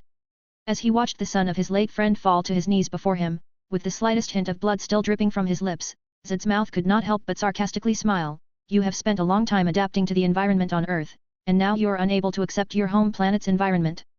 Kal, the only way to get rid of this pain is to rely on your own will and strength. No one can help you. Clark could no longer hear Zed's voice. The strange, unfamiliar atmosphere was nearly suffocating him. The weakness came in torrents like a tidal wave, and Superman collapsed onto the cold metal floor. His groggy senses slowly sank into darkness. When Clark opened his eyes again, he found himself on a farm in Kansas. This was the place where he grew up. Everything was so familiar. Hello, Kal, maybe you prefer me to call you Clark. The sound of Zed's voice startled the bewildered Clark. He slowly stood up and looked around. He was sure that this was the farm in Kansas, the warm home in his memories. I was the military leader of Krypton, and your father was the chief scientist of our planet. He was a very good man with an extraordinary vision. The only thing we agreed on was the imminent destruction of Krypton. I, at the time, tried to stop this from happening and preserve the flame of Kryptonian civilization but was rewarded with my banishment to the Phantom Zone, a dead place in the universe, with my men. Zed faced the son of his late friend as if he was seeing Jor-El again. The man who tried to protect Krypton, like him. It's just that in the end, they each chose different paths. The destruction of Krypton set me free. We were supposed to drift in the wreckage of the planet until we died, but we weren't willing to do that. Zed lamented. He and his men had fallen into despair. However, the gods looked after Krypton and gave them a chance to survive. How did you find Earth? Clark asked with a frown. He couldn't understand how Zed's group had come to Earth. Across the vastness of the universe, with no clear coordinates or location. Finding this blue planet was like looking for a needle in a haystack. We modified the thrusters of the vessel to travel at the speed of light. It's a similar modification that your father made to get you to Earth. The tool that once imprisoned us ended up saving us. I have to say, it was luck. A complex look swept through Zed's eyes as he continued. We searched the old colony outposts for signs of life but found nothing. They had been abandoned after losing contact with Krypton. We took all available resources, armor, weapons, and the world engine. It took 33 years. Until a distress signal was detected not long ago. You brought us here, Kal. General Zed gazed at Clark with eager eyes, like a traveler in a dark night seeing the light of a lamp. Now, you have the power to save our race. All unborn children on Krypton, with their genetic makeup written in a citizen archive, that is the Growth Codex. Your father stole it and hid it on you. Clark was a little confused. He didn't know his true identity at all. Then, he subconsciously asked, why did my father steal the Growth Codex? Because in that way, Krypton can be reborn on Earth. A flash of frenzy rose in Zed's eyes as he waved his hand, and a behemoth fell from the sky. With 3 huge metal brackets, it stood on Earth, and a dazzling beam of energy spewed out from its center. The ground violently shook, creating a huge cloud of smoke and dust, destroying Clark's familiar farmhouse. Superman, who witnessed the scene, seemed to understand what was going on. Tell me, Kal, where is the Growth Codex? Zed asked in a stern voice, in the middle of a scene that seemed like an apocalypse. If Krypton is reborn, what will happen to Earth? Clark asked. The birth of civilization has always been on top of ruins. Even your father understood this. Zed's voice seemed cold. He was Kryptonian. Naturally, he wouldn't care if Earth was destroyed. For General Zed, rebuilding his home was the only reason for hope in his life, and no one could stop him from moving forward. No, Zed, I won't help you. Clark shook his head and refused. He saw the devastation around him. If Krypton were indeed reborn, the price paid would inevitably be all life on Earth. Then who will you help? The landscape changed once again, and endless skeletal bones littered the ground, gradually pulling Clark down. Zed stood tall and looked down on the son of his late friend. This dream ended here. He had already obtained the answer from the other party's mouth. Your father was willing to give his life for honor, Kal. When Clark opened his eyes once more, he found himself chained to a metal table. Zed glanced at him faintly, with a hint of regret in his tone.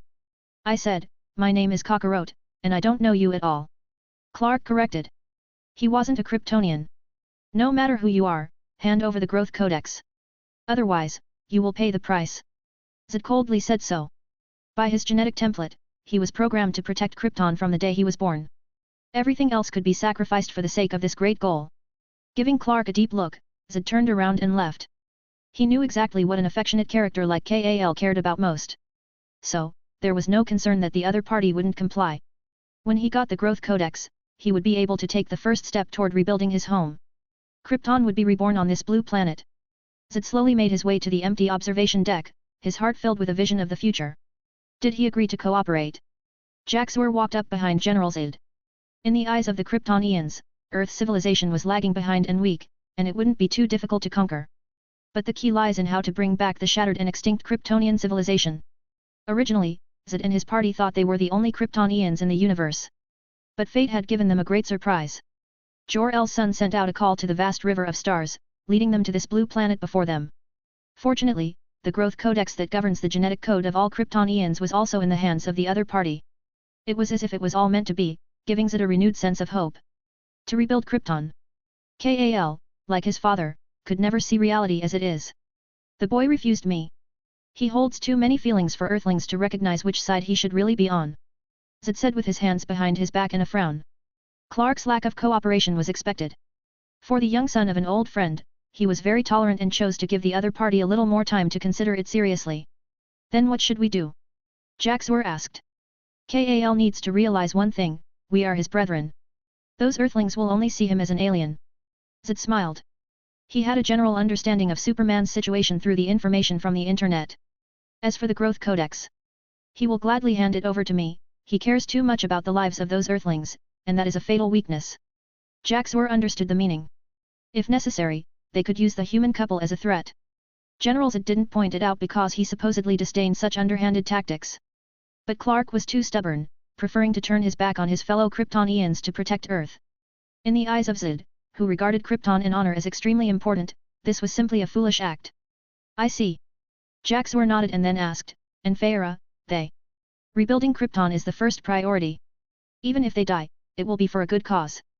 Zed waved his hand and coldly said. With a deep sigh, Jaxor left the viewing platform. Zed stood alone on the bridge, staring at Earth. His despairing heart was finally at peace. The home planet that he had sworn to protect shattered and crumbled before his eyes. That almost killed Zed's hope for existence. The only mission and duty in his life were thus erased, and the Kryptonian general, who had escaped from the Phantom Zone, wandered like a ghost in the dark universe. Suddenly, a bit of bright light broke into Zed's line of sight. An aura of energy that resembled an astronomical wave appeared in his perception. It was as if a beast of the deep had violently invaded the territory. Zed instantly turned alert. The muscles throughout his body tensed up, and he went into a combat stance. Did Earth launch nuclear weapons? Zed thought so. It was the most powerful military weapon known to Earth's civilization and the only thing capable of killing Kryptonians. Rumble. The dazzling light quickly broke through the atmosphere like a flash of a golden lightning bolt. It descended before the Kryptonian ship in a matter of moments. This time, Zed finally saw the blinding light for what it really was. A dark red cloak fluttered before his eyes. Binge. This fanfic is about to end on Patreon. Also, get advance access to new fanfic, Guardian of Infinite Earths. Visit patreon.com/bingetranslations. Please vote this novel by visiting the novel page, in case you don't see vote button here.